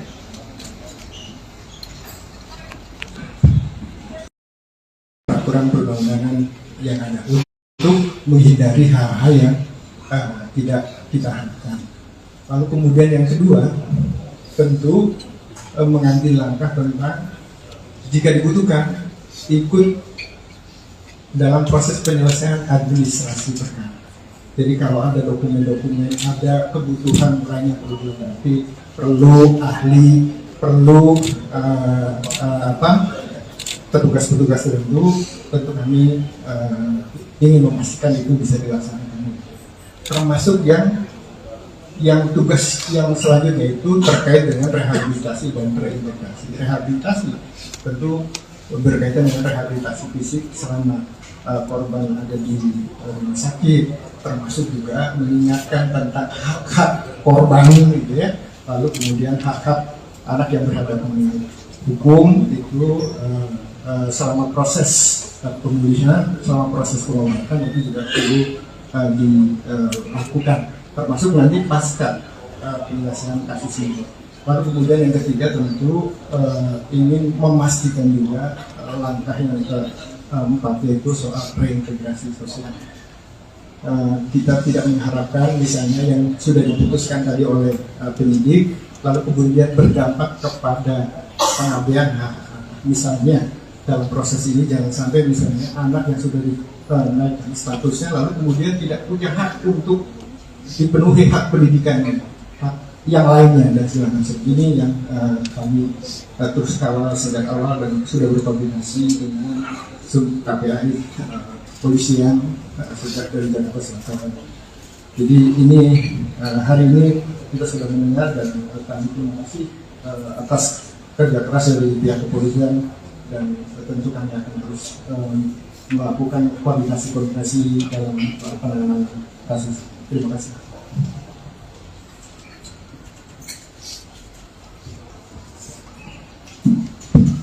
Baik, terima kasih. Assalamualaikum warahmatullahi wabarakatuh. Selamat sore, Pak Dir, serta jajaran Bapak Ibu dari Kementerian Lembaga, rekan-rekan awak media.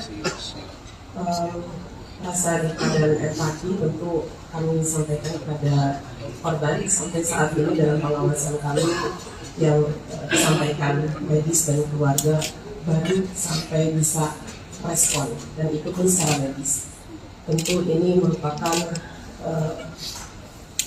kekerasan yang sangat serius dan KPAI mengutuk tindakan kekerasan yang dilakukan karena ini sangat mencederai martabat terutama hak dasar asasi manusia. Ini yang kami lihat sebagai tindakan pidana yang luar biasa sehingga pengawasan kami tentu terhadap korban ingin lebih memastikan bagaimana situasi dan kondisi Ananda D ini dalam perawatan intensif segera dipulihkan dan Allah segera angkat penyakitnya sehingga Ananda bisa kembali pulih dan menikmati masa anak-anaknya secara normal, secara wajar. Ini doa kita setiap saat. Yang kedua, terkait rilis hari ini, tentu KPAI memberikan apresiasi atas upaya kerja keras, kerjasama, kerja koordinatif yang terus dilakukan oleh Polres Jakarta Selatan dan kemudian hari ini dilakukan di tingkat Polda Metro Jaya. Ini menunjukkan keseriusan terhadap langkah-langkah profesionalitas yang dilakukan kepolisian melihat situasi dan kondisi tindak pidana terhadap seorang anak. Sehingga kami dengan mendengarkan apa yang disampaikan oleh Pak Direktur tadi, ada konstruksi yang baru memberikan sebuah apresiasi dan sebuah pembelajaran publik bahwa anak-anak Indonesia harus terbebas dari situasi kekerasan yang hari ini dialami oleh salah satu anak kita. Berikutnya, pengawasan kami tentu bukan hanya melihat situasi dan kondisi dan bertemu korban serta keluarganya, kami juga memastikan berbagai hak yang harus didapatkan ketika kita melihat dalam aturan perundangan bahwa anak yang menjadi korban kekerasan ini tentu dipastikan siapa yang berperan secara sentral untuk memberikan perlindungan. Di antaranya adalah KPAI melihat ada hak-hak yang harus dilewati dalam proses hukumnya. Tentu kalau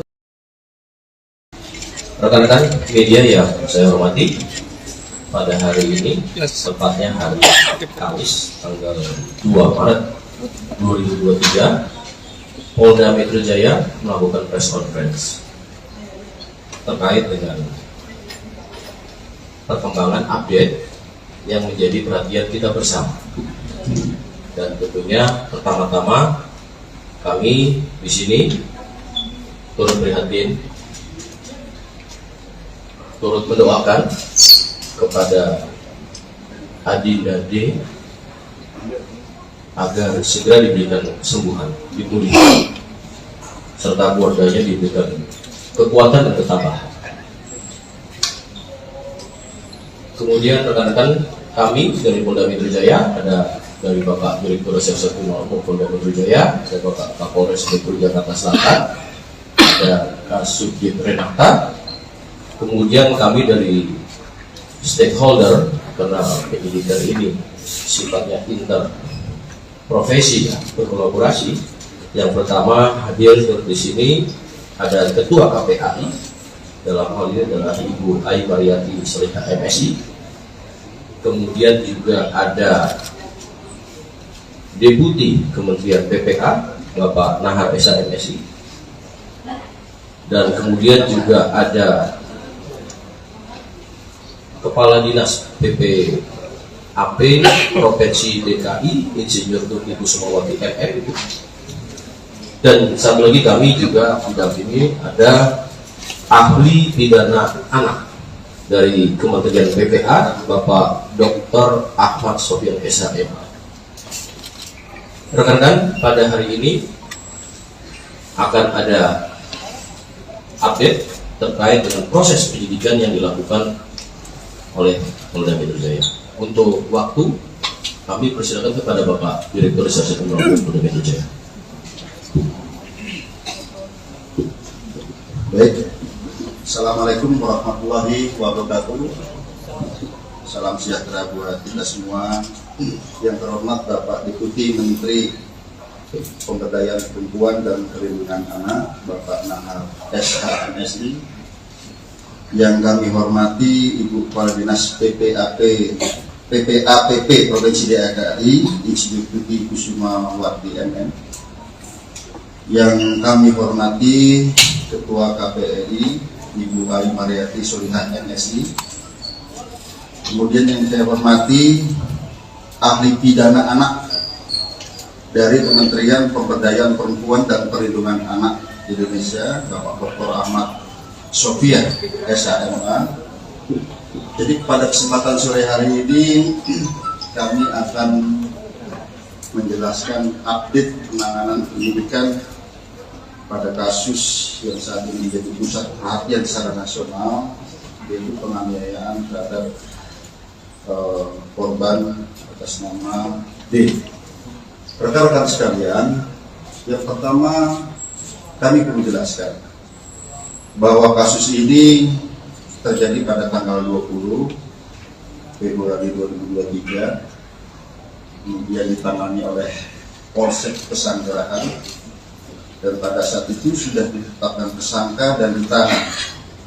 Namun kemudian karena di Polsek tidak ada unit khusus PPA, maka dilimpahkan ke Polres Jakarta Selatan dan kemudian dilaksanakan penyidikan dengan asistensi dan supervisi dari Direktorat Kriminal Umum Polda Metro Jaya, di mana kami mengirimkan tim penyidik Renata dan juga personil daripada pengawasan penyidikan.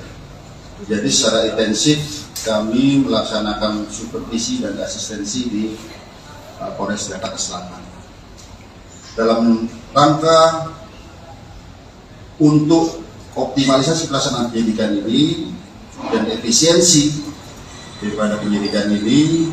Hari ini kami tarik ke Polda Metro Jaya. Mengapa? Karena memang kita menerapkan pola kolaborasi interprofesi untuk memudahkan koordinasi, dan juga kami memiliki penyidik yang lebih banyak yang khusus menangani kasus-kasus yang melibatkan perempuan dan anak. Rekan-rekan sekalian, pada proses penyidikan ini yang ada di Jakarta Selatan, pada 3 hari pertama penyidik sudah menentukan tersangka dan juga menahan, yaitu 2 tersangka. Kemudian 7 hari terakhir kita adakan pendalaman terhadap proses penyidikan ini. Ya. Kami perlu jelaskan bahwa dalam proses penyidikan ini kita menghadapi 2 kelompok subjek hukum. Yang pertama adalah orang dewasa yang sudah kita tentukan tersangkanya ini. Kemudian kita kita juga menghadapi dua subjek hukum, yaitu anak yang berhadapan dengan hukum, yaitu pertama anak sebagai korban, yang kedua adalah anak sebagai saksi. Ini keduanya adalah anak yang berhadapan dengan hukum. Oleh karenanya kami perlu kehati-hatian, kami perlu rigid dalam penanganan kasus ini, dan kami perlu mengundang mitra untuk menjamin bahwa pemenuhan daripada hak-hak anak ini bisa tetap terjaga. Oleh karenanya kami menggandeng dari KPAI dari awal, kami mengundang stakeholder dari awal, PPD, PPA Provinsi DKI, kami melibatkan dari Kementerian Pemberdayaan Perempuan dan Perlindungan Anak sejak awal. Kami juga melibatkan ahli pidana anak sejak awal dan juga ahli pidana. Dan juga kami perlu sampaikan rekan-rekan sekalian bahwa dalam proses penyidikan kami tetap melaksanakan penyidikan dengan menggunakan pola scientific crime investigation. Oleh karenanya rekan-rekan sekalian, dalam proses penyidikan kami telah memeriksa 10 orang saksi. Kemudian juga kami melibatkan saksi ahli di sini, ahli pidana, ahli dari digital forensik, ahli dari psikologi. Kami melibatkan tim dari Apsikor, psikologi untuk memeriksa psikologi forensik maupun psikologi klinis terhadap anak ini, sekali lagi dalam menjamin hak-hak anak tersebut. Nah, kemudian kami perlu jelaskan rekan-rekan sekalian bahwa pada awalnya kami menerapkan dalam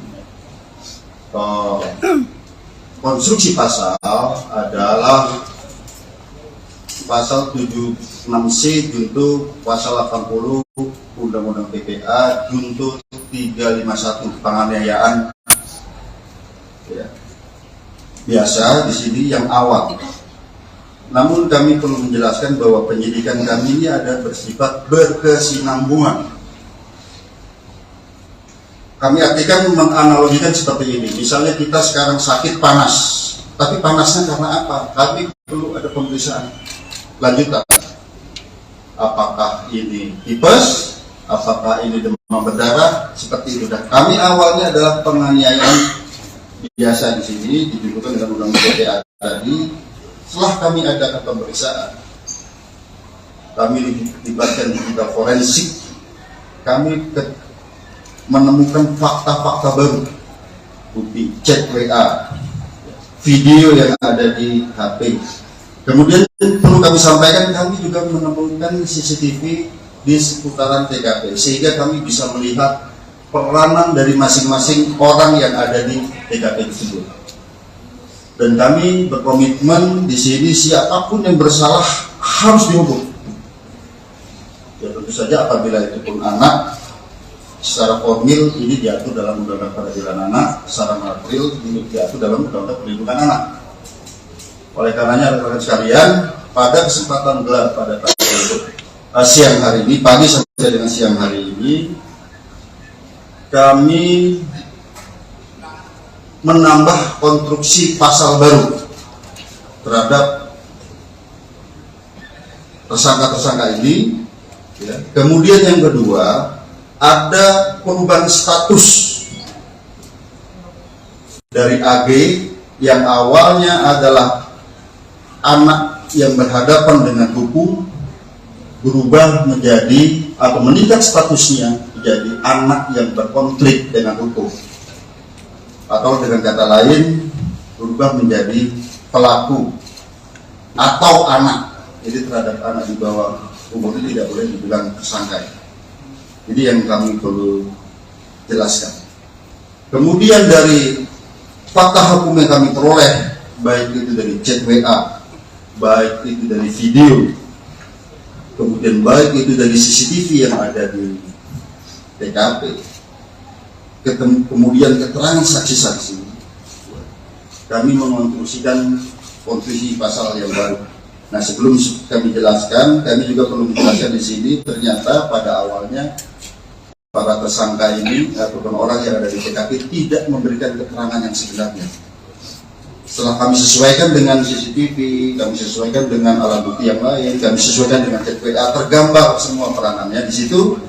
Oleh karenanya, yang kami sampaikan tadi, ada peningkatan status dari anak yang berhadapan dengan hukum berubah menjadi anak yang berkonflik dengan hukum ataupun pelaku. Kemudian ada perubahan konstruksi pasal. Yang pertama terhadap tersangka MDS.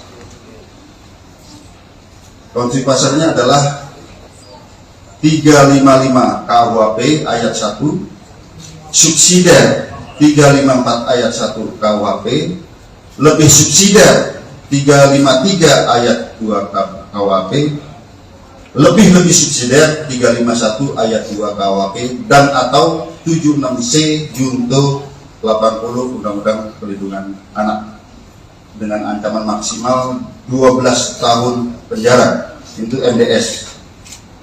Ya. Kemudian terhadap tersangka SL, yaitu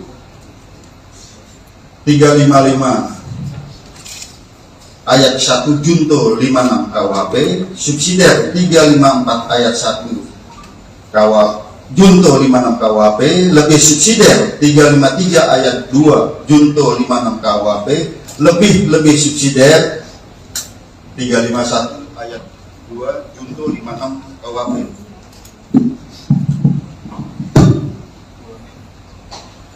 Ulangin bang.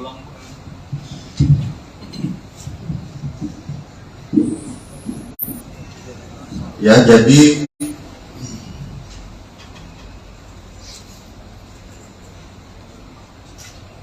saya ulangi ya, untuk tersangka SL itu 355 KUHP 355 ayat 1 KUHP junto 56 KUHP, subsidiar 354 ayat 1 junto 56 KUHP, lebih subsidiar 353 ayat 2 junto 56 KUHP, lebih subsidiar 351 ayat 2 junto 56 KUHP, dan atau 76C junto 80 Undang-Undang Perlindungan Anak.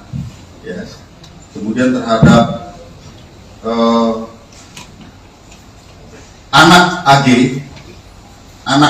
kami harus sebut anak AG, ya, ini anak yang berkonflik dengan hukum.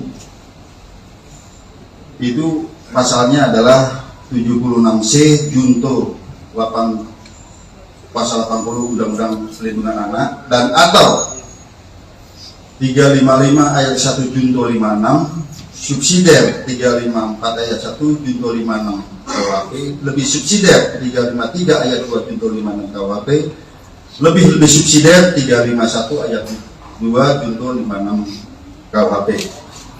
Tentang ancaman maksimal nanti ahli pidana yang akan menyampaikan, karena di sini sekali lagi rekan-rekan sekalian, secara formil terhadap anak di bawah umur itu ada perlakuan yang berbeda. Demikian juga apabila anak sebagai korban, ada secara material dalam Undang-Undang Perlindungan Anak. Kemudian rekan-rekan sekalian, kami melihat di sini bahwa dari bukti digital bahwa ini ada perencanaan sejak awal. Ya, pada saat mulai menelpon SL, kemudian bertemu SL, kemudian pada saat di dalam mobil bertiga ada mensrea di sana. Kemudian pada saat terjadinya penganiayaan yang ini sangat-sangat memprihatinkan, kita lihat ya, sangat-sangat sadis di sini, itu ada 3 kali tendangan ke arah kepala.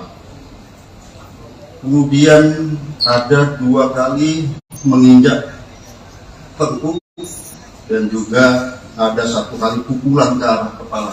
Ini yang ke arah yang sangat-sangat vital di kepala.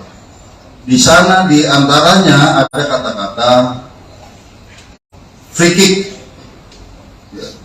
Free kick waktu ditendang ke kepala seperti tendangan penalti, ya. Ataupun tendangan bebas. Kemudian juga ada kata-kata, gua nggak takut kalau anak orang lain, anak orang mati. Bagi penyidik di sini dan juga kami koordinasikan konsultasi dengan saksi ahli, ini bisa merupakan suatu mens rea, niat jahat dan juga aktus serius wujud perbuatan. Jadi rangkaian perbuatan, korban sudah tidak berdaya, 2 kali ditendang sudah tidak berdaya, masih diadakan penganiayaan lebih lanjut ke arah kepala. Oleh karenanya rekan-rekan sekalian, sekali lagi hari ini kami melaksanakan gelar perkara secara komprehensif, ya, di mana yang pertama sebagai wujud penyidikan kami yang berkesinambungan dengan melihat alat bukti yang ada, dengan melihat digital forensik, hasil digital forensik, bukti chat WA, video, kemudian bukti digital forensik dari CCTV, TKP, keterangan saksi, beberapa orang saksi, 10 orang saksi yang saling bersesuaian, sehingga kami menemukan fakta hukum dan bisa menemukan peranan dari masing-masing tersangka. Maka hari ini kami menambah konstruksi pasal sebagaimana yang kami sebutkan tadi. Yang kedua, terjadi peningkatan status terhadap AG yang tadinya adalah anak yang berhadapan dengan hukum, berubah menjadi anak yang berkonflik dengan hukum ataupun anak. Jadi kalau di undang-undang tidak boleh disebut tersangka. Ya, kemudian untuk efisiensi penyidikan, karena saat ini kami mengirim tim wasidik dan penyidik Menak dari Polres Jakarta Selatan, kami limpahkan ke Polda Metro Jaya. Yang kedua, rekan-rekan sekalian, yang kami perlu tekankan, mengapa terhadap peningkatan status ini membutuhkan waktu yang lama? Kami harus mengikuti prosedur yang diatur dalam Undang-Undang Perlindungan Anak, Undang-Undang Peradilan Anak. Kami harus melibatkan pekerja sosial untuk melaksanakan penelitian. Kami harus melibatkan tim psikologi untuk melaksanakan pemeriksaan, ya, kemudian tes dan serangkaian kegiatan yang membutuhkan waktu tidak sebentar. Saya kira demikian penjelasan dari kami. Selanjutnya kami persilakan pada Pak Kabid Mas. Baik rekan-rekan, sebelum ke ahli pidana dan lainnya, mungkin dari Pak Deputi Kementerian PPA yang akan menyampaikan.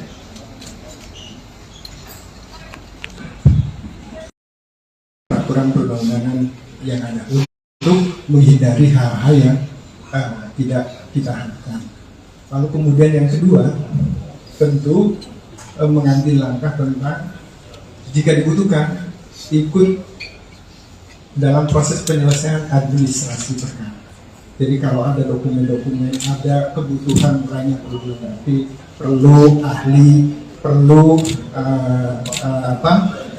petugas-petugas tertentu, tentu kami ingin memastikan itu bisa dilaksanakan.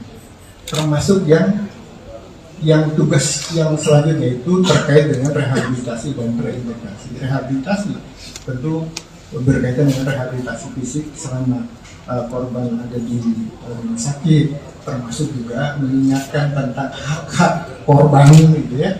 Lalu kemudian hak-hak anak yang berhadapan dengan hukum itu selama proses pemulihan, selama proses pengobatan itu juga perlu dilakukan, termasuk nanti pasca penyelesaian kasus ini. Lalu kemudian yang ketiga tentu ingin memastikan juga langkah yang keempat yaitu soal reintegrasi sosial. Kita tidak mengharapkan misalnya yang sudah diputuskan tadi oleh penyidik lalu kemudian berdampak kepada pengabaian hak.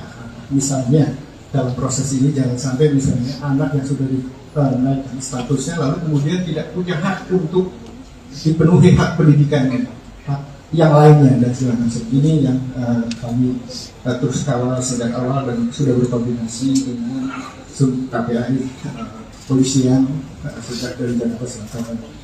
Jadi ini hari ini kita sudah mendengar dan kami terima kasih atas kerja keras dari pihak kepolisian, dan tentu kami akan terus melakukan koordinasi dalam penanganan kasus. Terima kasih.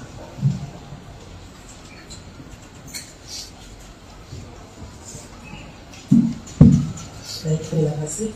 Assalamualaikum warahmatullahi wabarakatuh. Selamat sore, Pak Dir, serta jajaran Bapak Ibu dari Kementerian Lembaga, rekan-rekan awak media. Rasa duka dan empati tentu kami sampaikan kepada korban sampai saat ini dalam pengawasan kami yang disampaikan medis dan keluarga baru sampai bisa respon, dan itu pun secara medis. Tentu ini merupakan kekerasan yang sangat serius, dan KPAI mengutuk tindakan kekerasan yang dilakukan karena ini sangat mencederai martabat, terutama hak dasar asasi manusia. Ini yang kami lihat sebagai tindakan pidana yang luar biasa, sehingga pengawasan kami tentu terhadap korban ingin lebih memastikan bagaimana situasi dan kondisi Ananda D ini